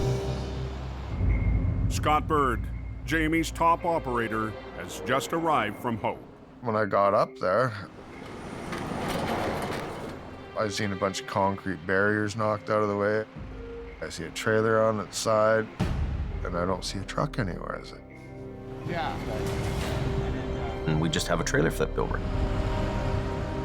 You know, usually the tractor and the trailer stay together. The semi lost control. Struck the barrier. then broke apart, leaving the trailer on its side and the tractor nowhere to be found. It was kind of a difficult one for me to piece together. Interesting. On Highway 1, Not paying attention to the road, I'd be guessing. Jamie and Scott have been called to a wreck where the tractor is missing. Usually the tractor and the trailer stay together. Okay. And I don't see a truck anywhere, is it? I don't know. Yeah. It was kind of a difficult one for me to piece together. Kind of a really weird wreck. Finally, Jamie spots the tractor around the corner, 500 feet from the trailer. The tractor is sitting upright down the road, facing back the other way. Jamie also discovers the driver spent the night in his cab. How the hell did he end up on that side? After losing control, the tractor snapped off from the trailer and somehow avoided tumbling off the canyon road. Interesting. Greatest thing I ever saw. If the no posts weren't in place there, there's a good chance that that truck would have went down into the ravine. As highway crews repair the barrier, Oh, look at that. Jamie and Scott get ready to tackle the wreck. Hey, you need a little bit of extra fat on the job? Yeah, and a little more fat. Yeah. Oh my God. What we have is a great big Greek salad, tomatoes and cucumber. Greek salad's one of my favorites, but I think after today, it's not gonna be so much. Over 40,000 pounds of produce will have to be offloaded before the damaged trailer can be flipped. The structural integrity of the trailer is compromised. Anybody trying to move that trailer with the load in it, it would have been bad. Jamie calls for another refrigerated truck. We can't lift it because we lift it and the sidewall's gonna break. And another team to transfer the produce. You send a truck and trailer here, I'll have the crew reload it and we'll shrink wrap it and put it back in your trailer. Okay, bye. With the perishable load at the side of the highway, the race is on to get another trailer and clear the wreck. In the valley, It's just an equipment and machinery graveyard around here. Al Quiring's facing the recovery of a lifetime. 2 excavators buried deep in a peat bog. The crew is finishing a log platform so Al's bulldozers can get close enough to tow out the trapped machines. Just like building Alaska Highway. Punch stick road, dirt over top, gravel, logs, peat bog. About that order. Front and center for the pull is a piece of iron with a special place in Al's heart. His vintage 1963 D9 cat. It's the best D9 that they've ever made. Bulletproof. This particular tractor that I've got, it was kind of a scrap piece of metal. Brought it home, sweet talked that thing, and finally it roared to life, and this made my day. The makeshift platform is ready for Al to start the recovery. How's it look? My biggest thing is we can't get a hold of it right now. The excavator has a tow pin on its undercarriage, but it's buried in the muck. We got about 15 feet to go to get to that pin. Yeah, I know. After a previous failed attempt, a leftover cable still attached to the excavator gives Al something to rig onto. This cable's hooked up, Al. It's a 100-footer. It's hooked up to a shackle right at the pin. You go and hook onto something that somebody else has got off their farm. If you can't see it, how can you be 100% confident with it? If something breaks, things go flying. Last winter, Al had a bad experience with someone else's leftover rigging. That doesn't sound good. So that's why I don't like using other people's rigging. We'll lean into it a bit and see if we can get it to poke its nose up a bit more. Today, Al will pull using the old rigging and hope it holds long enough to expose more of the machine. Hopefully we can nudge it out enough, we could get a big wrap around to get that big on there. I might be able to pull it just enough. Yeah, 10-4.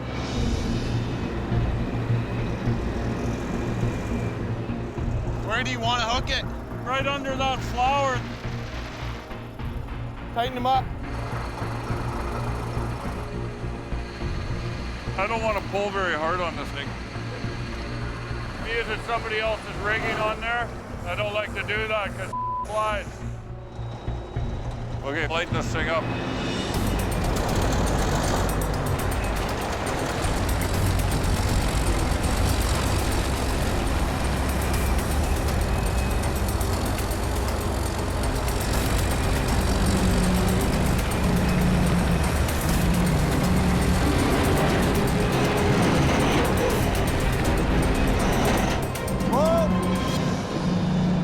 The excavator's 8 feet farther out of the bog. Joe!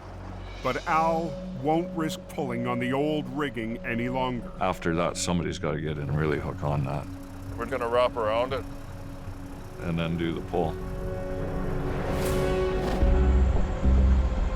In the canyon, The structural integrity of the trailer is compromised. heavy rescue waits for a crew to move a load of produce out of a damaged trailer. I'm gonna get the driver. His trucks are right off. While waiting for another trailer to haul away the goods. I'll take you home. Jamie takes the driver back to town. It's a whole lot of peppers up there. With the boss gone, Scott's in charge. We waited and waited and waited. What's in those? A crew finally shows up to start moving the produce. Yeah, we'll take everything from the back. We'll start here. Leading the offload team is a familiar face from the past. John Rogers was Jamie's lead driver in Hope last winter. 3, 2, 1. And that right there, ladies and gentlemen, is how you do a one-truck rollover recovery with a deck.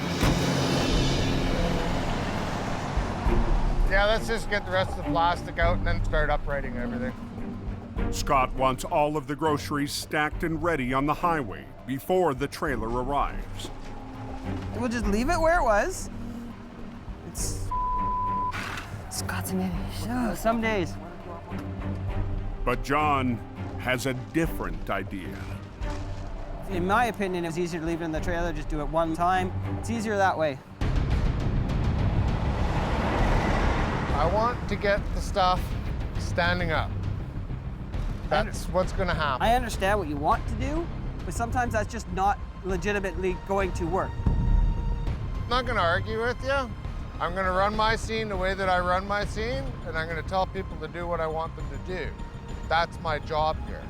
I want things out of there, over here. I don't care. Jamie's put me there in charge of the job. But you're not doing the work. We are.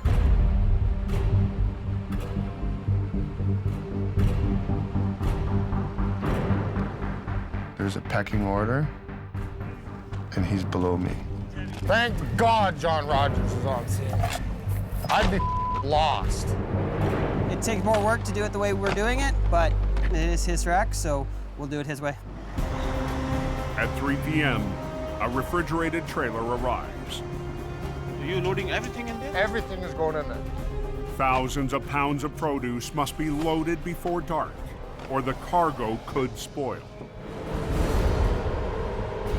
Do what you gotta do, get it done, get it out, and that way we don't have any more problems.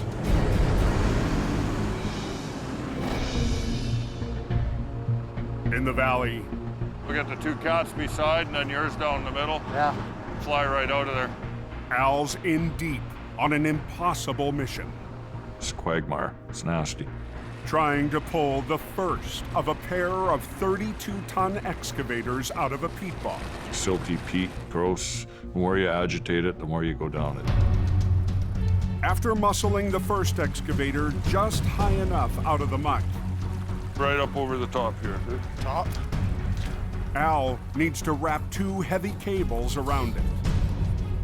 He's brought his youngest son, Lucas, to help with the load. He's the amazing Lucas. Look.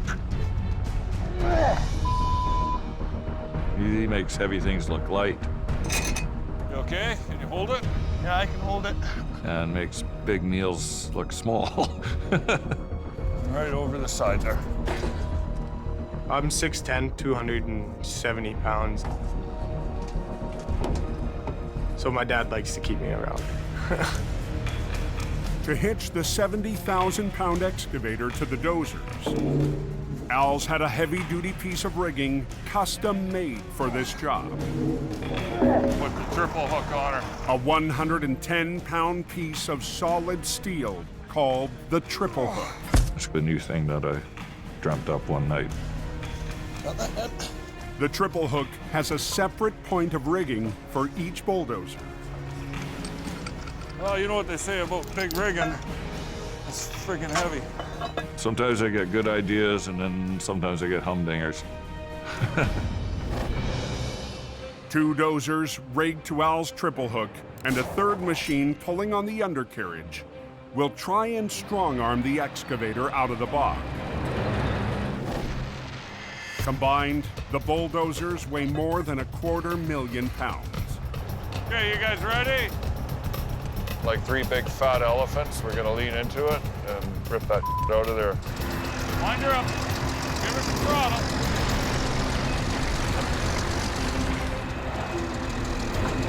Use the winch.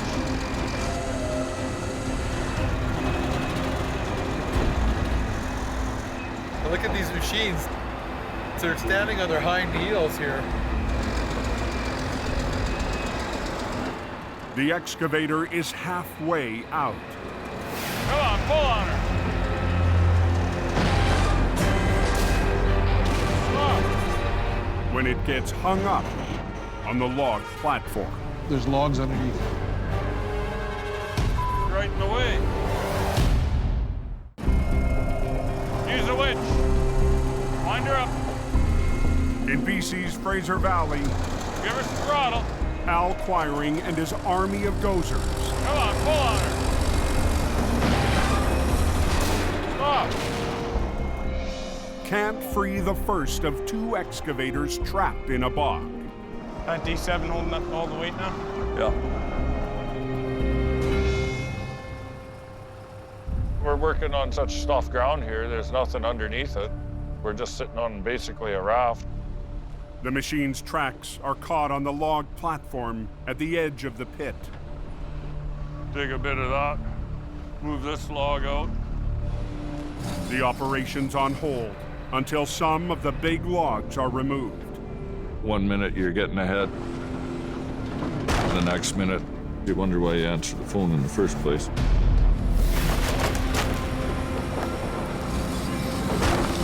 A bit more. But the quick fix could cause the platform to fail, sending Al's prize D9 into the bog. You get that thing buried, or you might be saying your goodbyes to it. I'm not ready for that yet. Let's go straight ahead. Al rolls the dice and gives the signal.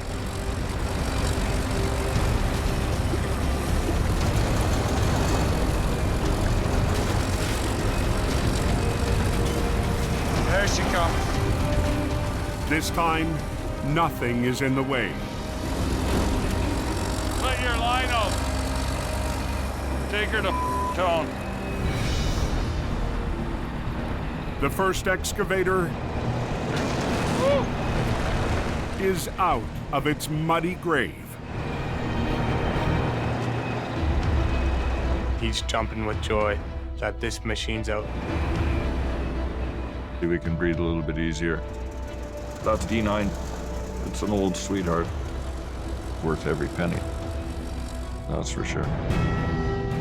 But the second machine, buried deeper in the bog, may be impossible. I guess I'm bringing swim trunks tomorrow. The next one It's going to take a little bit more preparation and thought. Come back tomorrow with fresh thinking. Man against machine. That's it for today.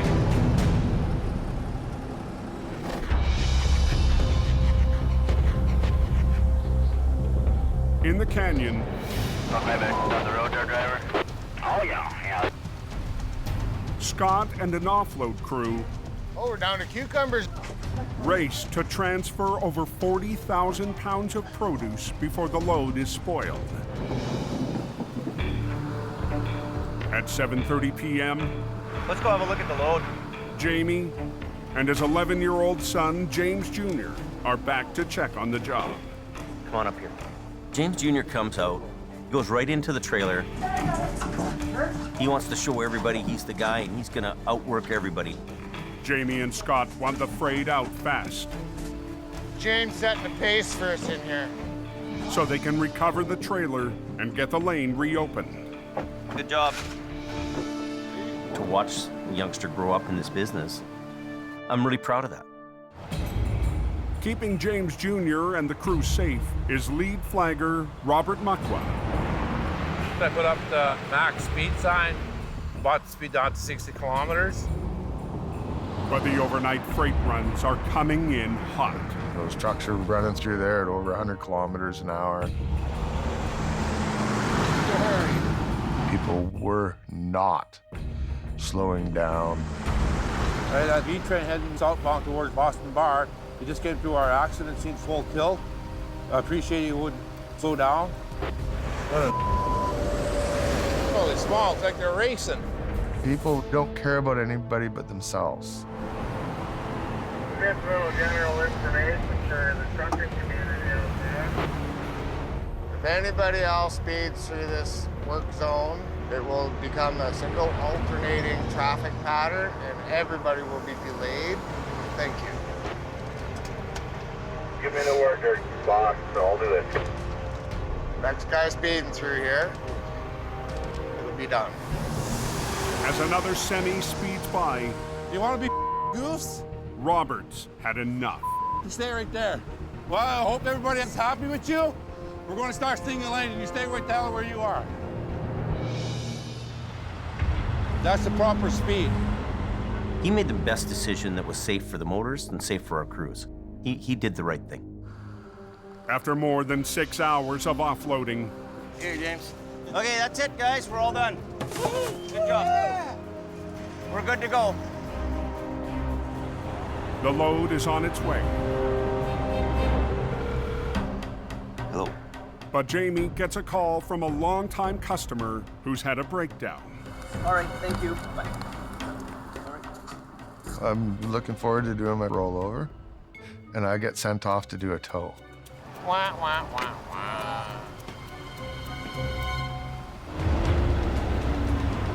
Scott drives away with HR 66, the wrecker that was supposed to recover the damaged trailer. You want to do the recovery? I've been on this job long enough. I want the trailer off the road. Jamie decides not to wait for Scott and flip the trailer with the only trucks available. We've got 3 vehicles that we can use. 1.5-ton truck, a 1-ton, and we have the rescue here. You got snatch blocks? Yeah, I got a snatch block, yeah.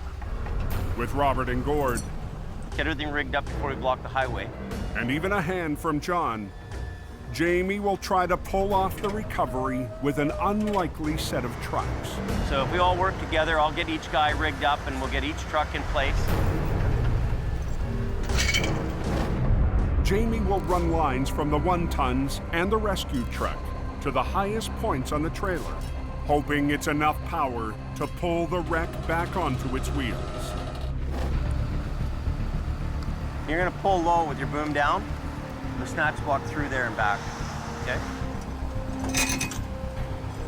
It's not something we do every day. I wouldn't want my guys flipping over tractor trailers with 1-tons on their own. And the recovery will have to be done without Jamie's best operator. Doing the impossible and doing things that wouldn't seem like you could do them is kind of cool. Hold all traffic! Tuck it up.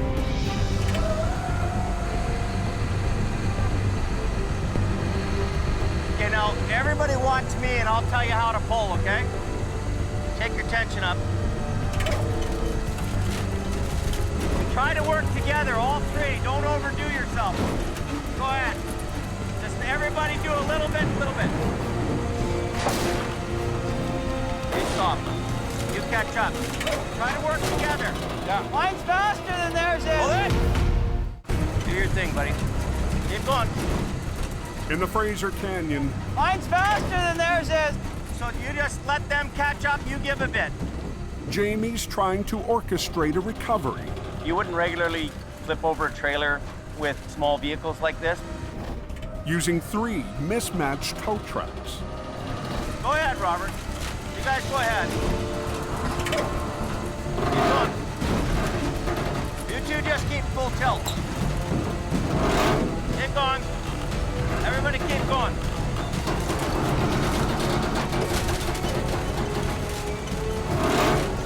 Keep going. There you go. High five. The end result is really some beautiful recovery. That was amazing, eh? Did you think you could be able to do that? Yeah. Oh, really? Oh, yeah. Well, yeah. I could do that, yeah. The right guys, the right gear, and you do a nice job. It's great. Okay, let traffic through. Scott's on his way back, eager to flip the trailer. Hey, how's it going? You all done that job? But Jamie wants to have a little fun with him. We gotta get this thing out of the way here, so we're waiting for you, buddy. It's nice to be needed, buddy. It's nice to be needed. Nice to be needed, eh?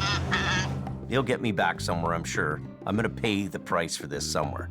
What would we do without you, buddy?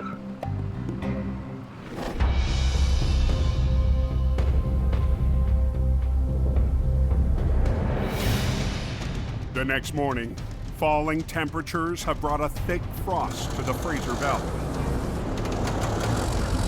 Feels like the same dragging on dream as yesterday. Al Quiring is back to take on the second stage of a mammoth recovery. There is no schedule, so we'll make that clear. Rescue the last of 2 excavators trapped in a peat bog. There's one thing about that peat. It will sink you. The 70,000-pound machine has been nearly swallowed up. It's not just gonna hop out of there on its own. The crew has been pumping out water for hours to expose the digger. Right over the side there. So, like yesterday, as he did on the first excavator, There it is. Al can wrap heavy cables around its base and tow it out of the bog. We were barely able to bust that out of there. There's no such thing as a little bit stuck in the peat bog. But today, Al might already be sunk. The second machine is packed into the peat bog, and I'm unable to get the cables around it. Water is rising faster than can be pumped out. You're in a swampy situation, water coming from all directions. I want to get the job completed. Even the big bucket from another excavator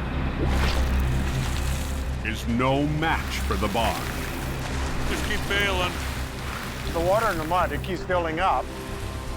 It's flowing back in as fast as he's trying to take it out. It's like a vicious circle.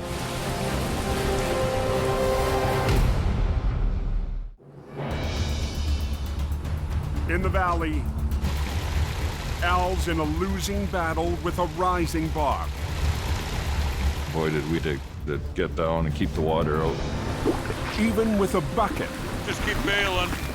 the crew can't bail water out faster than it flows back in. Made it worse, and then made it worse again. After 2 hours of bailing, We're gonna go and dig out the boom mast and see what that looks like. Al needs a new game plan to rescue the last excavator. The big problem is we can't get anywhere to hook onto it. It's all submerged completely.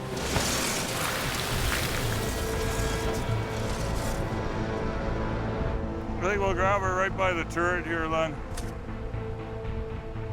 It's not my favorite spot to pull, but it's gonna have to do. You're thinking of hooking the line around the... Right at the bottom of the mast. I'll put that big grade 10 3/4 chain.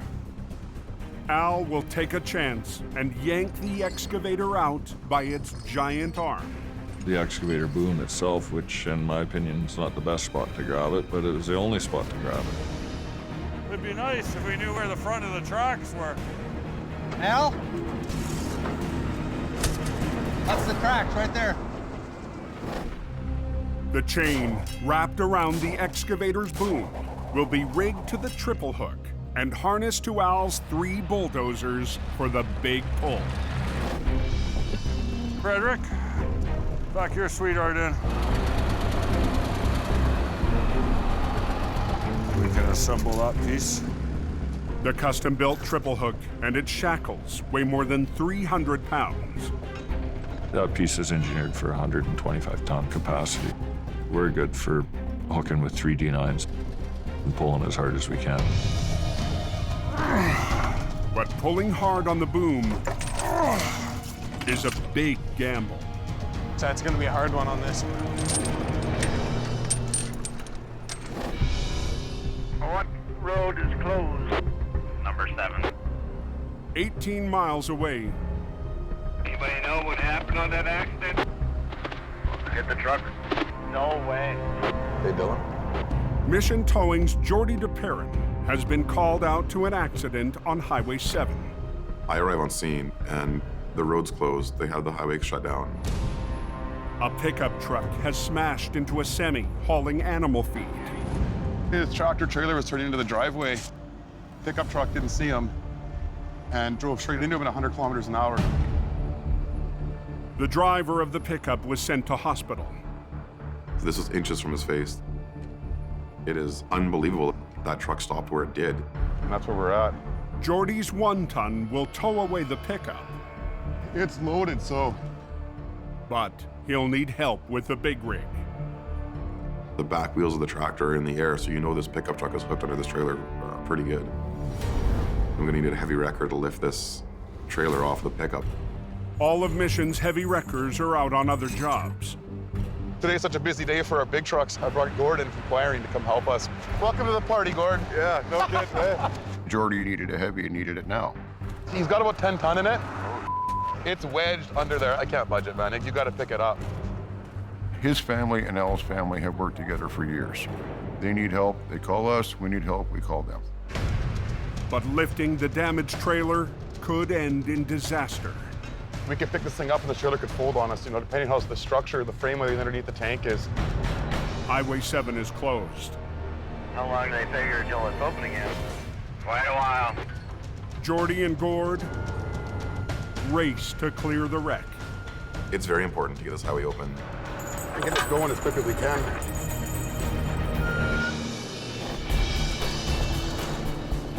In the bog. Don't jump in, whatever you do. Light is fading. Al's running out of time to rescue a sinking excavator. The base of the 70,000-pound machine is underwater, so Al's only option is to wrap a chain onto its giant arm. I was unable to get the cables around it, so the only thing left was to hook onto the top. Right here. It'll come out. As long as the chain don't break. But as Al rigs the heavy cables to his dozers, he feels a sudden sharp pain. That's ugly. I cut a big vein in my thumb. Of course, when the adrenaline's going. That's real oil. My dad, he's tough as nails. I'll just put it back in my glove. He manned up, put his glove back on, and got right back to work. Down to the wire, Al fires up his D9s. And that's when the cats come in concerto and start pulling. For one final pull before dark. Come on, pull on her. Turning fresh air into a diesel smell. It's like cool.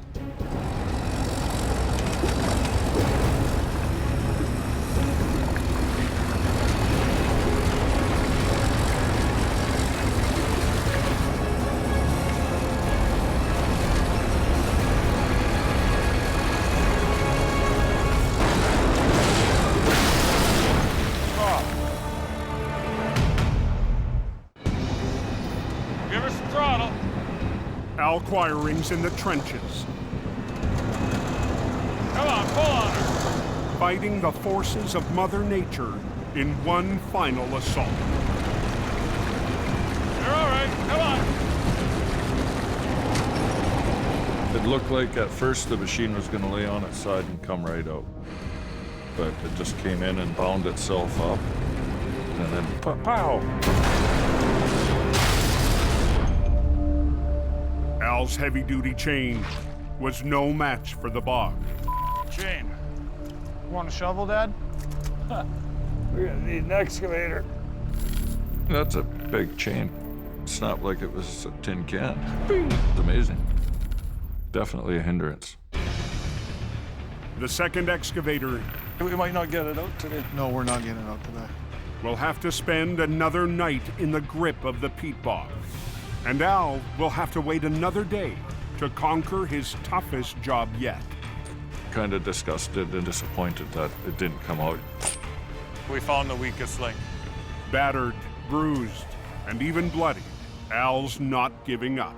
We'll just get some bigger and put on there. As I've gone down this trail of heavy recovery, each job brings its own challenges. So that's that today. Come back tomorrow with fresh thinking. I'm hopeful. I've had that chain a long time. I gotta go home and cry. Can you get through that accident, or they got the road closed? On Highway 7,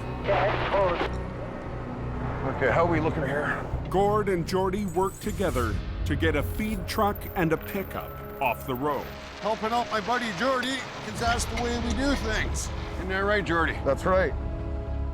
Gord will use his heavy wrecker to lift the loaded trailer off the pickup. It's a fully loaded 3-axle trailer, so it's probably, with the weight of the trailer, probably 70,000 pounds. We're going to use the 50-ton capacity of this wrecker to do what it was designed for. I'm going to lift this up so Geordie can pull that pickup out from under it. Gord uses 2 winch lines to hold the heavy trailer steady as he lifts. Worst case scenario, you get it up in the air and one of the cables snaps. Now you've got it only being held by one side and it will roll. Take up some slack. I'm gonna winch on this one. As Gord lifts, Geordie must work in sync. Hang on. To winch the pickup out from under the load. Hold on.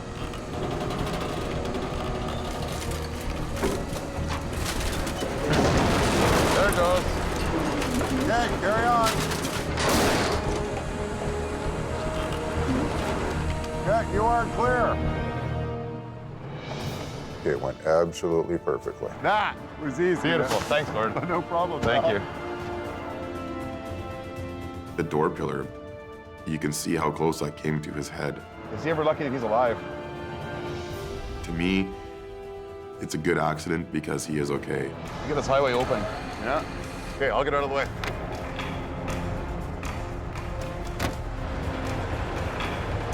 Working with Gord is very easy. I get where he's coming from, he gets where I'm coming from. The truck can move into the farm, and I can load the pickup truck and get off the highway. This road's open. The thing I like about Geordie is that, much like Al, he's had the benefit of his father's experience and his grandfather's experience, and you can't buy that kind of experience. I don't give up. Step back and rethink is another story. He does not accept defeat on any job. There's no such thing as can't be done when it comes to Al Quiring. Broken everything. There's always a question in the back of your mind. If you're gonna take the job on, are you gonna be able to see it through? Heartache Road. There ain't nothing but misery and agony down there. Next time on Highway Through Hell.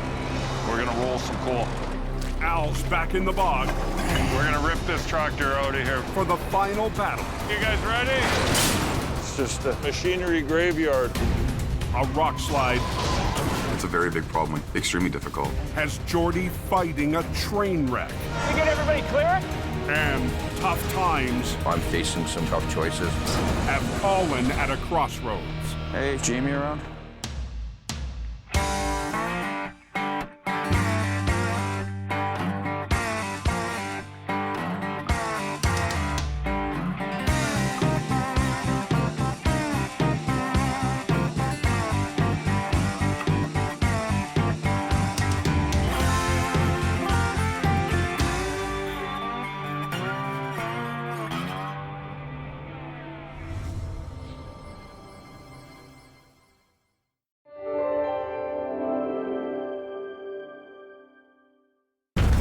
This time on Highway Through Hell.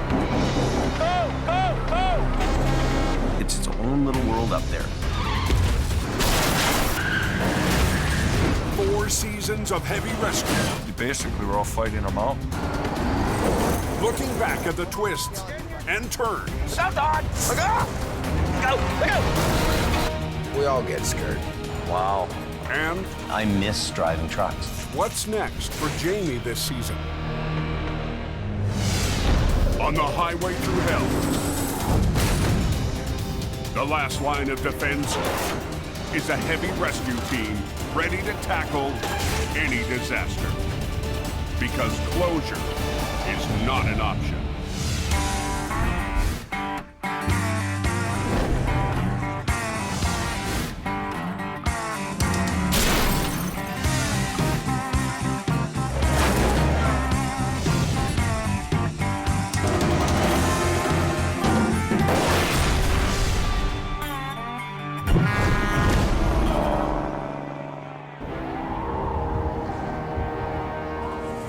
It's its own little world up there.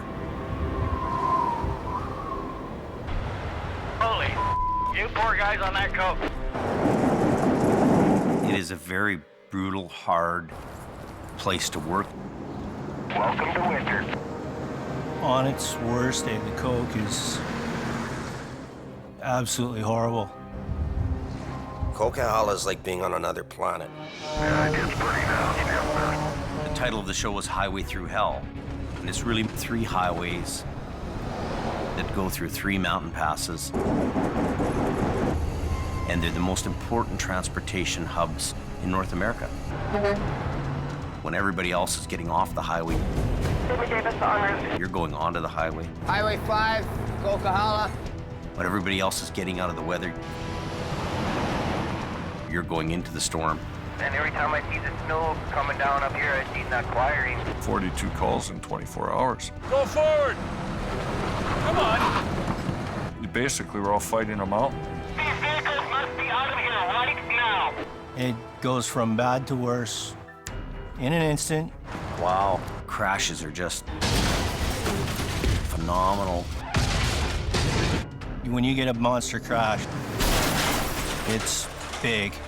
I got a line up on the right lane, and I got disco lights at the front, so we're here.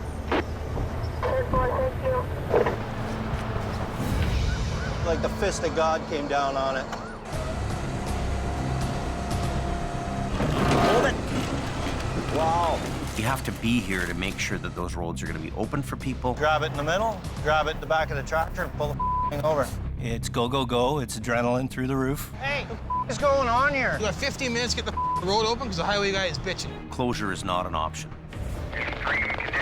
And it's really more than just one location. Northern Alberta is definitely its own brand of hell. Okay, let's go. You get it. Let's go. Stop all traffic. Flat and windy, cold. It's cold out today. Minus 53. It's pretty white out up there. It's not for the faint of heart.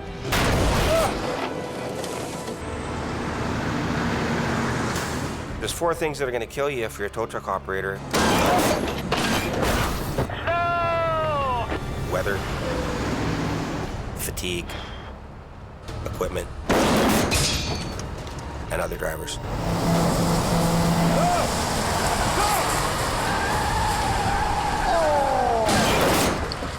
The danger is real. You don't know if anything else is going to come down and get you.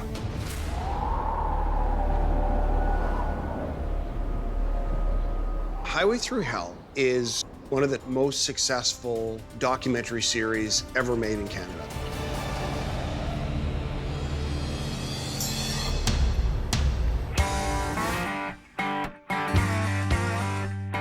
seen in 170 countries. It's one of the top-ranked TV shows just about everywhere it's played. Oh, that thing's broken right in half. People are rubberneckers. Unbelievable, man. People drive by a car accident, they look, right? So there's this curiosity that people have when they go by a car accident. And they can't believe how a truck goes over 1,000 feet or 3 semis pile up. I don't think there's any flipping this thing over. And you never get to see the world of heavy wreckers and rotators. If we try to lift this trailer up right now, it's gonna be a mess. We come in the middle of the night, we clean up that highway. Let's go, they got the highway shut down. Yeah, rock and roll.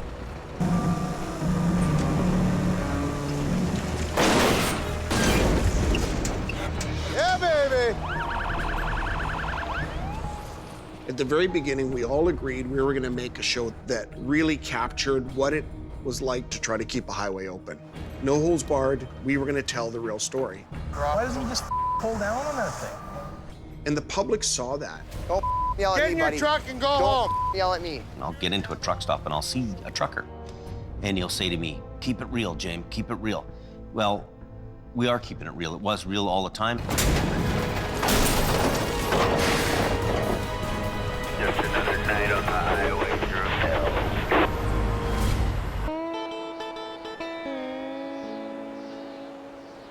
There's been a lot of changes since the beginning. The one thing that's constant is change. So happy when this place is not a mud pit anymore. In season 1, we have one location, a couple of big wreckers. We have a small, tight little crew. Pull, come on. 5, 6 guys. You've got Sammy here. Big done 4. Kevin. Somebody's gonna tag somebody today. Bruce. Come on. Adam. There's neck and neck right now. I don't know. Ken. Nice. Yeah, I like keep doing that. Yep. Beautiful. We had a pretty good crew. That went pretty quick, eh? As a team, we were unstoppable. Highway 1 is now open, boys. At the end of season 2, Let's get out of here, man. I've had it.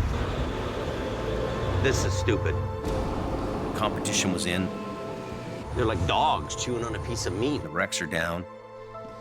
We really are faced with the reality of financial stress. Bills every day. Some of the guys at the barn that we deal with all the time. And you don't feel you can... Well, we can't survive. Survive. Really, we can't survive. They say to us, look, go to Fort Mac. There's lots of work up there. There's money in the oil fields. Go to the oil fields. Go to Alberta. The oil boom's on at that time. The work's everywhere. And we either get on the ride or stay back and die.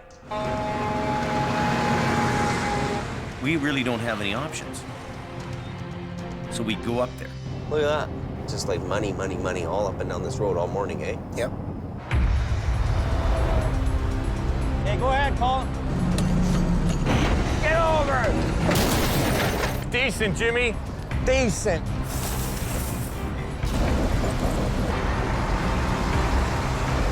We're back. Traffic just called. Now we have 4 locations, 40 trucks, and 40 people. I'm in the office quite a bit. I'm bouncing between BC and Alberta. I didn't really think we would grow that fast. It was almost, the growth was too fast, too much.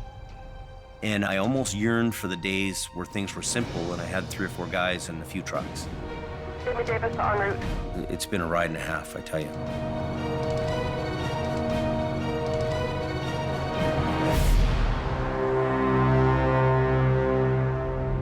Going from season 4 into season 5, it's really obvious that we need to make some changes. I got to get back to basics, working the mountains like I was in the original days. Here she is. Figuring out what's going on and how to take care of the problem. A lot of the accidents that happen It looks like it was a hell of a ride. are out of this world. Oh, this don't look good. It's so complex, and it's so unlike any other job you can do. Oh, keep spraying till she won't spray no more. Spray the hell out of her. You two just keep full tilt. Keep going. Stand back. Now I've got time to do Rex. Unhook it and get off the road. High five. I'm living to tow. Okay, tighten it up. We've got the guys in the gear. Whoa. Everybody watch out. And our job is to keep the highways open. Yeah, Jamie Davis is en route. You ready to give her a go? Yeah. We'll get him out of here. We never know where we're going next in this thing. Yeah, we win. We're not scripting anything. We're not making up what Jamie does today. Keep going. Well, it's just a day in the life, man. That's what it is. Snowfall, slush, ice. It's a tough battle. Uh-oh. Yeah, it's on fire now. Things beat you up once in a while. But if you love the job and you love doing what you do, you don't ever lose that. We have been given a responsibility to keep this highway open, and I intend on fulfilling that responsibility. Oh, it's getting worse by the second. It's you and your machine battling the elements. You still didn't get no chains on. Put your chains on and it will move. Hocus pocus. If you don't want to move it on your own, we're going to move it for you. He's got the door locked now. It's hard to be civil with these guys.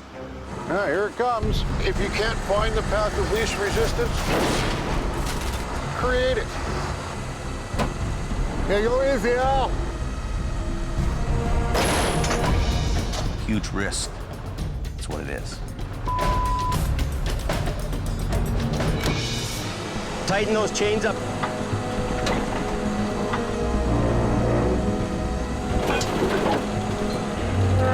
Everybody keep going.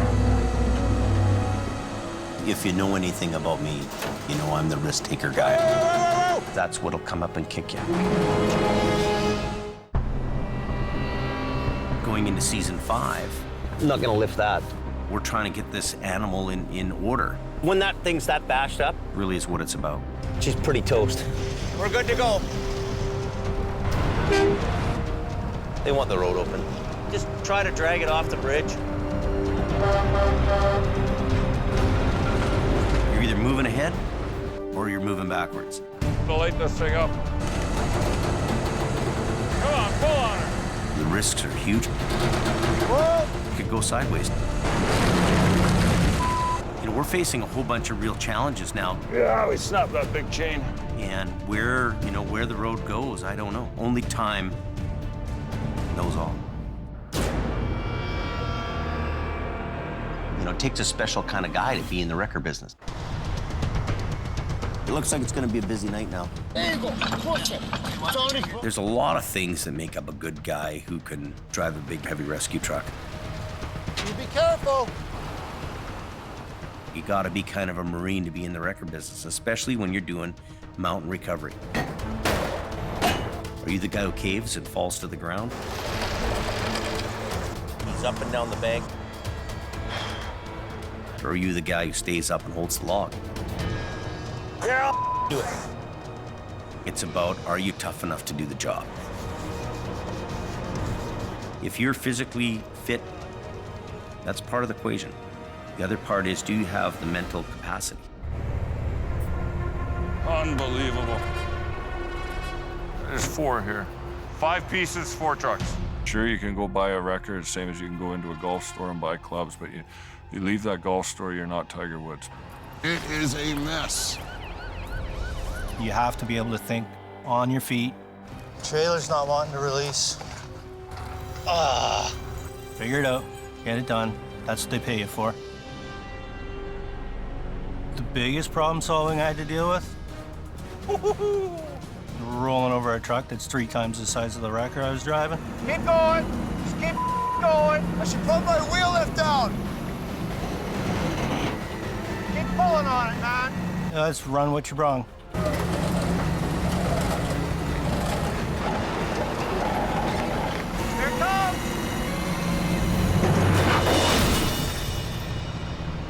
slaughter Goliath.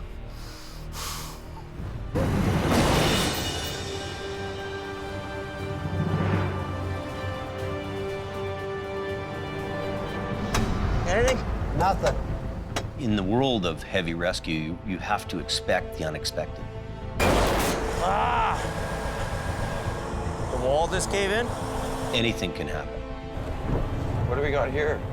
When we show up to an accident, we don't know what we're getting into until we actually get there. Wow. We have to come up with a plan on how we're gonna get that thing out of there with only the tools in our head and the tools in our truck. Everything is always different. It has to go in the bay. You've always got to be thinking outside the box.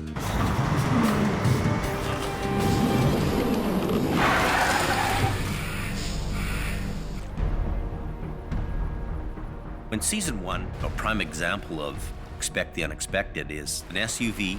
I can't believe it. These guys live. It's gone over the bank. It's 1,000 feet down, and it's upside down in a river.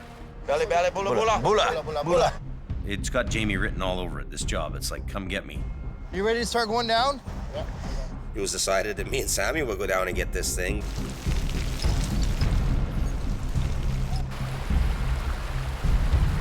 So we got a little bit of a bite on it with it. You threw a kind of a hook into it. The biggest challenge in this whole thing is the wire rope. If you put 1,000 feet of really heavy wire rope on a spool, how do you manhandle it? The rope we use originally is light wire rope. Go ahead, slow, bro.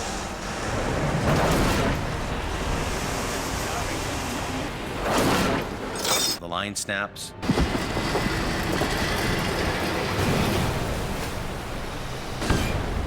And away it goes down the bank again. Holy. You guys okay there?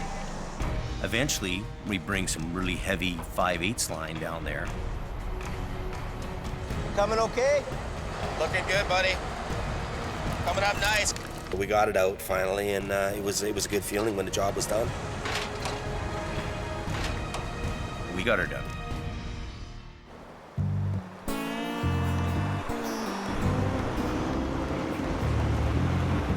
We get 100 job applicants a day. So, we're gonna put this chain on. Some guys come here, they think they know what they're doing. You're already putting it on wrong. Can you get it? Reaching back. The first time they'd have to pull a drive shaft or cage some brakes, Have you ever caged a brake before, Rob? Yeah! that's when most guys are done. Oh, around, man. Some people are cut out to do the job. How are you supposed to lock it? I don't know. You're the total guys, man. And other people aren't. Sometimes they ring the bell and they chime out. It happens. A bit of a mess. Trying to get there, take a look, see what's going on. A year into the towing industry, I was hooked. I'm gonna go ahead if you can grab the cable. Did something I love doing. It's definitely in my blood now. Get over!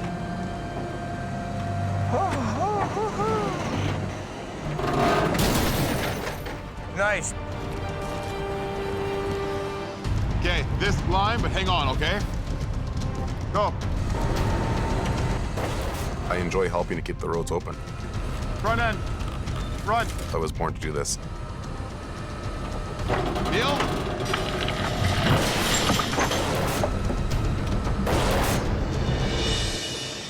Voila. Beautiful. Come on, get over! You got the right gear, We're getting there. you get the right guys. There's none, watch out! This is what we live for in the recovery world.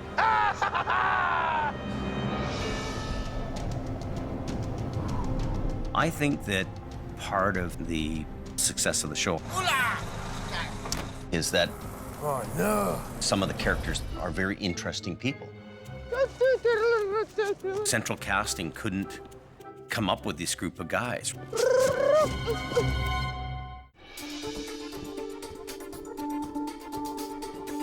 When you're watching Highway Through Hell, It's got such a diverse makeup of people and characters. I even gave you peanuts. I'm not a bad guy. And they each contribute something different. You gotta work hard. It doesn't ever get old. It never gets boring. Central Casting couldn't come up with this group of guys. Somebody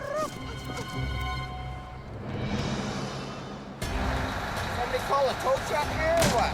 In season 1, we were a smaller, tight-knit group of guys. Kevin and Adam came as a package. Those two were a package deal.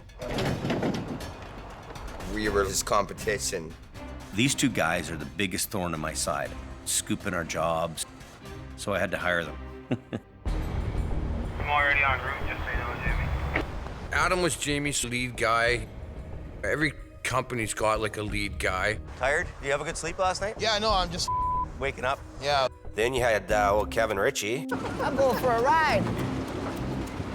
Kevin is, Best part of the whole truck is that horn. one of a kind, I guess is what I'm trying to say. It's my baby. You don't got this truck washed yet? Chicken. Walk all the way around, buddy. Sammy came to Jamie as a laborer. We get a wreck tonight, well, then it'll be dirtier for tomorrow. That's right. And as my swamper. He was always a hard worker, and he was always happy-go-lucky. If I scratch the side of my truck, I'm gonna kick your ass. Or no, just learn how to drive. Bula, bula, bula. Bula, bula. Happy every time. Whereabouts on the Coquihalla are you going? When Ken first came to us, he came from the city. 5-4's on location. I met Jamie in 1985 when we were both driving little trucks. Okay, job well done. He recruited me for 10 years, and I finally said, well, what the heck, I got nothing else to lose, and I came up. You sure you can handle this big city guy? No problem, buddy. You sure you're gonna do her? I was born in a ditch. And it was like, okay, well, let's see if this city guy makes it. Keep me going, keep me rocking. I'll work for 3 days straight if I have to.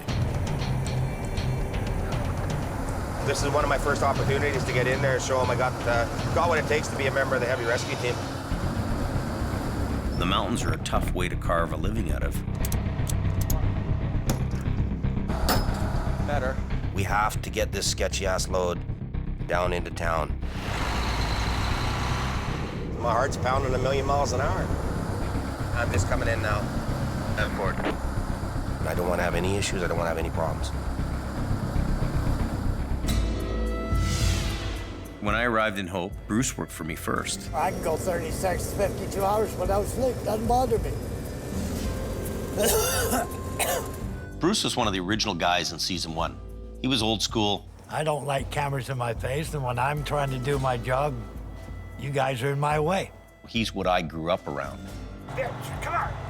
He was definitely a hard ass, and a couple words or less tell you how it is. And if you don't like it, get the hell out of here. When we learned that Bruce had cancer, it was really a tough blow to everybody. When Bruce passed away, I felt sad for him, but on the other hand, I was happy he was not having to deal with it anymore.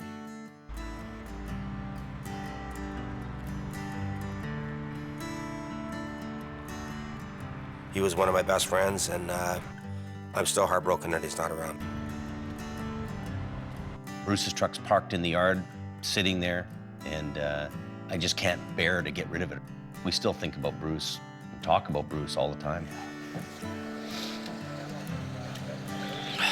Thanks.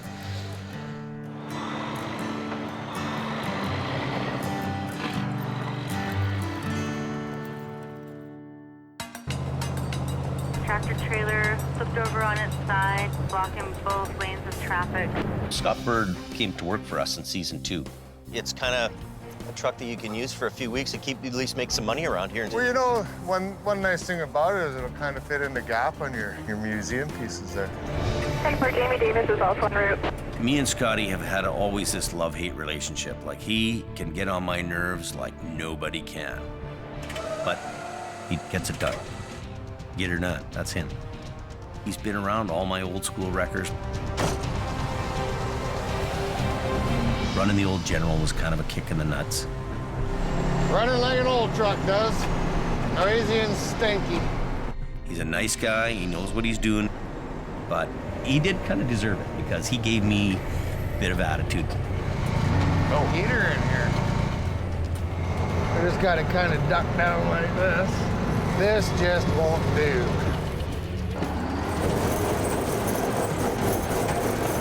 We're hopping a big time wheelie. Maybe the general broke that wild bronc. And now he deserves to drive a nice horse.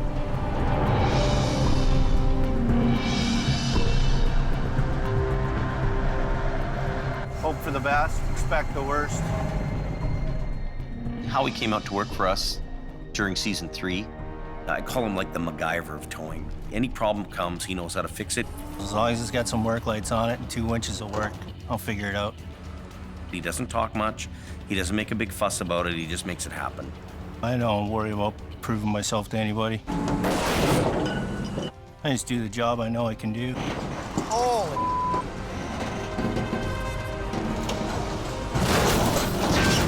There you go.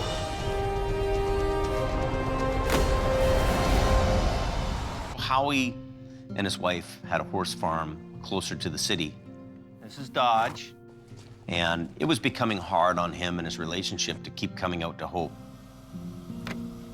He ended up working back in the city where he was closer to his house, which I can understand. I work for Clover Towing. Mostly do city driving now. I always miss going up on the Coke. That's the place to be. He did a great job while he was here. I wish he was back. Colin started out in season 3. We needed him in Alberta. Back up! Here you go, kid, have at her. Let's go! When I started with Adam, Take this side off, run it down there. now I was definitely the new kid coming into his sandbox. Let's go, come on! See you later. Adam isn't with us anymore. I think it got to a point where I surrender, I wave the white flag, man. Adam being in Alberta wasn't what he wanted to do. Let's go, Kayla. He loves his daughter to pieces, and you know, when he was away, it was taking its toll on the family. Got her? You betcha. You know, Adam and I were great friends before he left. Did you hear that about that story? No. There's a bunch of pileups on 63. I don't really have any hard feelings to Adam, simply that we were on different roads and it didn't work out.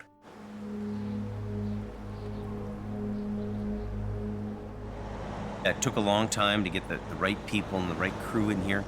It takes a special breed of guy to want to do it. Unfortunately, one of the most popular guys on the show doesn't drive a red truck. How about that? Take that, James. A non-stop towing machine. Me, my big old Vulcan wrecker, and my snap-on tools. What else could a guy want? Al and I go way back. The season's here. It's finally here. Al is a hard-working, get-her-done kind of guy. And They got Quiring towing there working. He's making some large up there. The average winter for us is 35 to 45,000 kilometers on tire chains. Al Quiring is the king of the snow shed. Now we're cooking with some gasoline. Up and down, in and out of the truck, sub-zero weather. The cops called us to go up there to do that job, and then I hear you're doing it. It's like, oh, I'm turning around. I got this place sewing up, James. We've been competing for years and years and years. $400 in fuel to come here to get scooped by Al. I got a lot of respect for Jamie. You got rust on your chrome, James. With a little hint of competition between us, definitely. Al drives a green truck, and he doesn't like chrome. I don't waste money on chrome. All that money in chrome, who pays for that? I drive a red truck, and I love chrome. I think he always wanted to be a fireman. I'm sure of it. Cable's all rusty. They're still good friends, but it's competitive. It's hyper-competitive. Big green always win. If I go another 10 years of hard towing, I'll be happy. I enjoy it too much to say that I'm gonna quit anytime soon. Gord, are you there? Yeah, go ahead. Where are you at? I'm just backing down the hill now. Gord Boyd, he's my right-hand fella. Oh, we got a couple of trucks spun out on the hill. When Al can't be there, he sends Gord. He doesn't have to tell him what to do. He just goes and does it. What do you mean he doesn't want to be pulled? Gord reminds me of a guy who just came off a Clint Eastwood movie. Stop! Stop! It's not working, buddy! You know, spaghetti western. Look at what you're causing down here. Look at that. That's your fault. Hey, see the plows? See all 3 plows. They cannot get through because you are here. He's a little rough around the edges. I'm gonna teach him a lesson.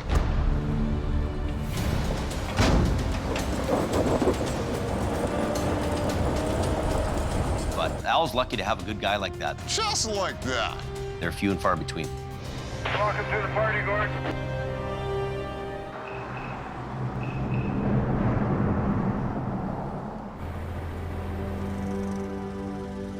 Generation after generation, mom and pop operations are what dominate the towing industry. We grow up in the business. My dad owns a towing company. Al and I are competitors from birth, just about. Originally, it was my grandfather's business. My dad and myself, and now my sons are getting involved in it. The Davis family and my family and the Quiring family, we're all longtime family businesses. My grandfather and my great-grandfather started this business in 1954. I haven't got big shoes, and they're not that big to fill. Just do the job right. Best operator that I know is my grandfather. That's who I've looked up to for all these years. At a young age, my grandma would send out pillows for the truck, and I'd ride in the truck with pillows, see over the dashboard. But he's still someone I look up to every day. My brother and I were the 4th generation. Well, this season, I can't tell you how excited I am to work with Nick. This is the path I'm looking at right here. Nick and I are on the exact same page. This is going to be our path with least resistance, definitely. We come from the same blood of towing. Lead with your far line just a little bit. Yeah. That's what I'm talking about. And we enjoy helping people. It's a whole new chapter. Makes me proud to carry on in my grandpa's footsteps and my dad's footsteps, and to see my kids coming up behind me. It's a terrific, fantastic feeling. First real MPA with my dad. My boys are 21 and 18, Carrie and Lucas, and they're the 4th generation in my family's business. He operated this when he was my age. Here we are today with me behind the wheel. I've always kind of shied him away from the trucks, you know, tried to impress upon him, you know, stick in school, stay away from these trucks, none of these headaches that I have and my dad has, but it doesn't seem to be working. He's my guy. Prince of the Coquihalla, right here. Right there. He's the king. We get the other truck in here. You're passing on those lessons. You're passing on your experience. I need 2 snatch blocks, James. Kids get caught up in the business. Come here, I'm going to show you something right now, okay? So you're watching, right? You watch your lines. I'm 100% certain that James will take it on. Easy as making a pie. Really? He's got the makeup. He's got the genes. He's got it in the blood, I'm sure. Whenever I head up to a wreck, I'm always kind of a bit worried because I've had so many close calls with getting hit. In Brandon's case, you know, he's decided he doesn't want to be part of it. He doesn't want to do it. He just doesn't want to be out there. It's too dangerous. He's got other goals. Brandon's not a bad kid, but tow trucking or truck driving, it's not in him. Watch yourself, Dan. You carry on your family traditions. You carry on your family name. This is who we are. This is what we are. Straighten your wheel out. Kelly's the middle brother. He's working with me in Alberta. Okay, let's get this thing off the road. Jason's my youngest brother. Go time. Jason's daughters, Mattia and Jasmine, are very active in the business. I'm really amazed to see them take on the tow trucks. Very interesting to sit back as a parent and watch these kids evolve around the towing business. Who's got my flashlight? We'd have to point to the DNA that keeps us towing. Brandon! Go, go, go! You never know who's coming along. Bang, you're done. Out, look out! The tow man, Slow down. every day they put their lives on the line.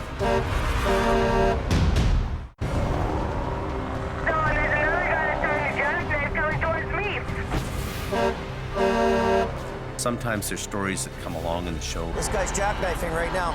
There's gonna be a crash here. that show you Wow. how dangerous this business really is. Hey! Slow down. The tow man, every day they put their lives on the line. Brandon! Go, go, go! You never know who's coming along. Bang, you're done. Look out, look out!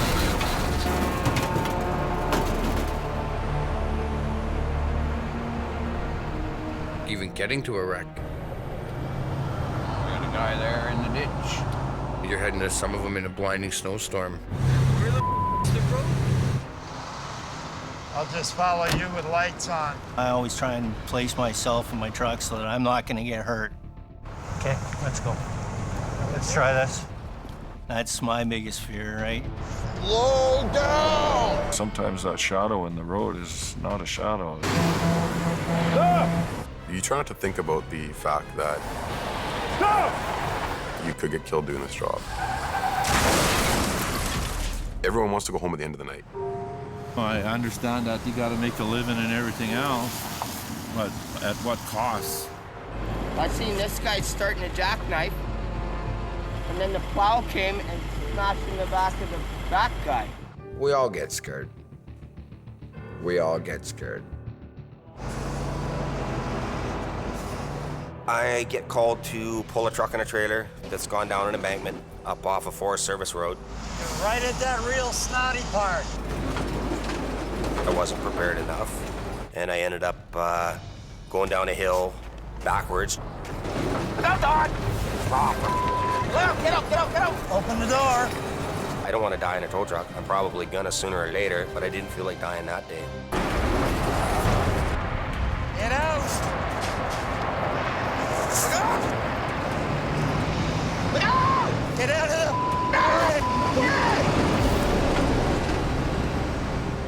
I was just lucky to come out of it alive.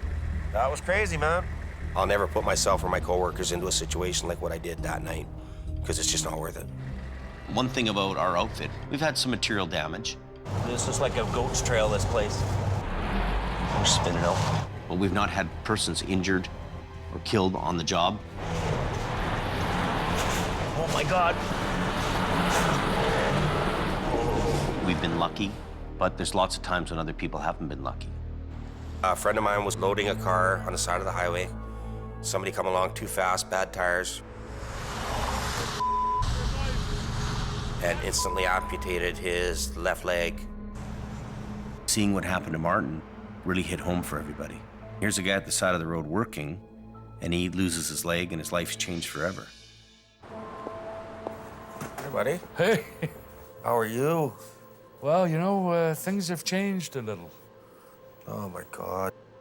I still get asked, how's my friend doing? How's my friend doing? How's my friend doing? So I know that that particular episode really touched a nerve with people. The flashing yellow lights aren't just so I can look cool. They're there for a reason.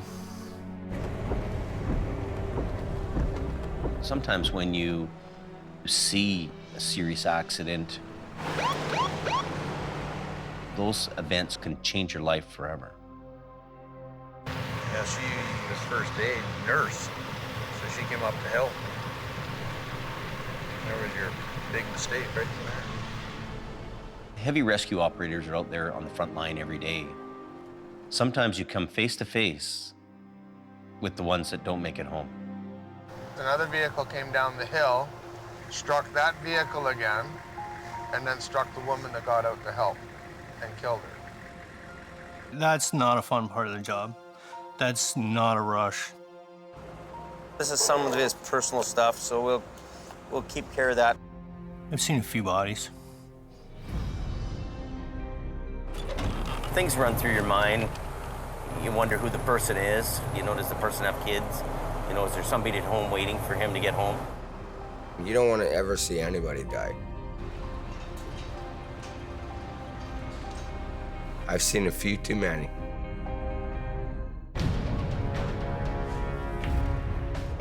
In season 1, Brandon comes along with me to a wreck. Hello? Anybody home? Oh my God. He's on the wheel. And he comes across the driver who's deceased. The guy's underneath the wheel. The guy's underneath the wheel. Is he really? The guy's underneath the wheel. Oh my God. Hey, no, get that out of here. Don't even look at it. And Brandon's only 16 years old. I could see the hollowness in his eyes. This is a big shock for him. I don't want to see that ever again. That's... Oh. That day will stay with him and the rest of us for a long, long time. There's one fatality. And then there was the one up the canyon with the formaldehyde tanker, which took a young kid's life. Somebody makes a poor choice. It's never good. I try not to take it home with me. It's not. It happens. You take the ghost home with you, definitely. I'd be lying if I said it didn't.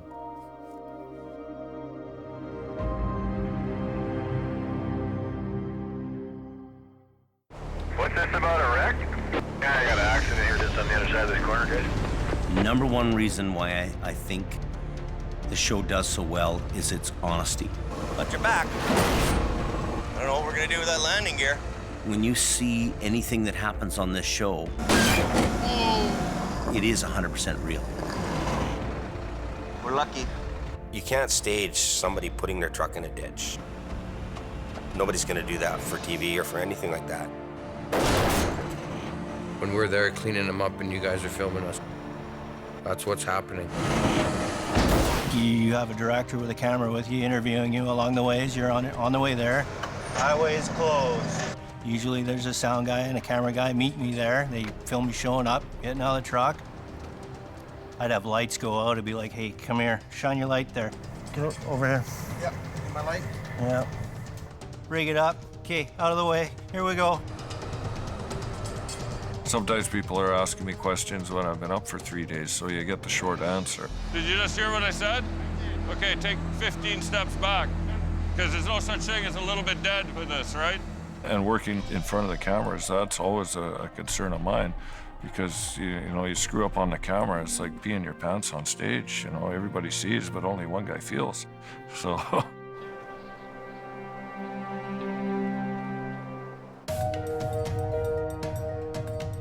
One thing I'm very proud of is the fact that the show has actually helped reduce accidents. Westbound, Highway 1. We need you guys to slow down. It's almost putting me out of business, believe it or not. We got snow squalls in with that wind. It's opened a lot of eyes to what really can happen up there, which is a very good thing. I hope the image of the towing industry has been brought up in people's eyes around the world. Take it easy in the westbound lane. There's a truck in the ditch. And it wasn't that long ago, we would be working on the side of the highway, and people would drive by and roll down their windows and yell dirty names at us, throw their garbage at us. Now when people see us working on the side of the road, they pull over, they come up, they shake our hands. They want to take their pictures with us. They want to buy us a drink if they see us at a bar. They want to buy us dinner if they see us in a restaurant. So that's been the most beautiful part of the show for me.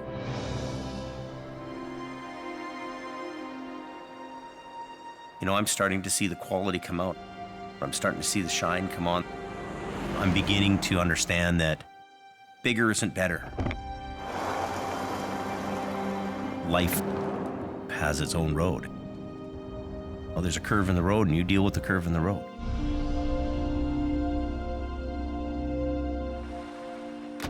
The wind is in his favor, but whether he can capture it within his sails is another story. That's up to him, right?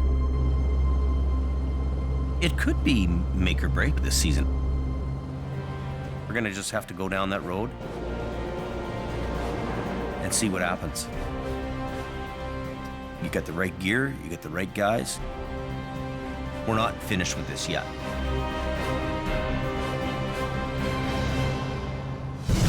This season on Highway Through Hell, is on fire. The fun of trucking. Come on, let's go! Ah! Yeah! Come on.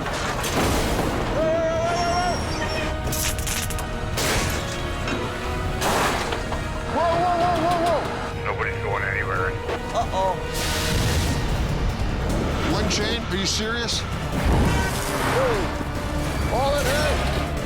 Oh yeah, you Winch are good. That looks like it was a hell of a ride. Watch out, watch out. Definitely a Japan's moment.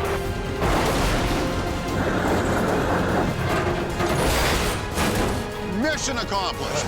Bada boom, bada bang. Here we go, once more into the breach.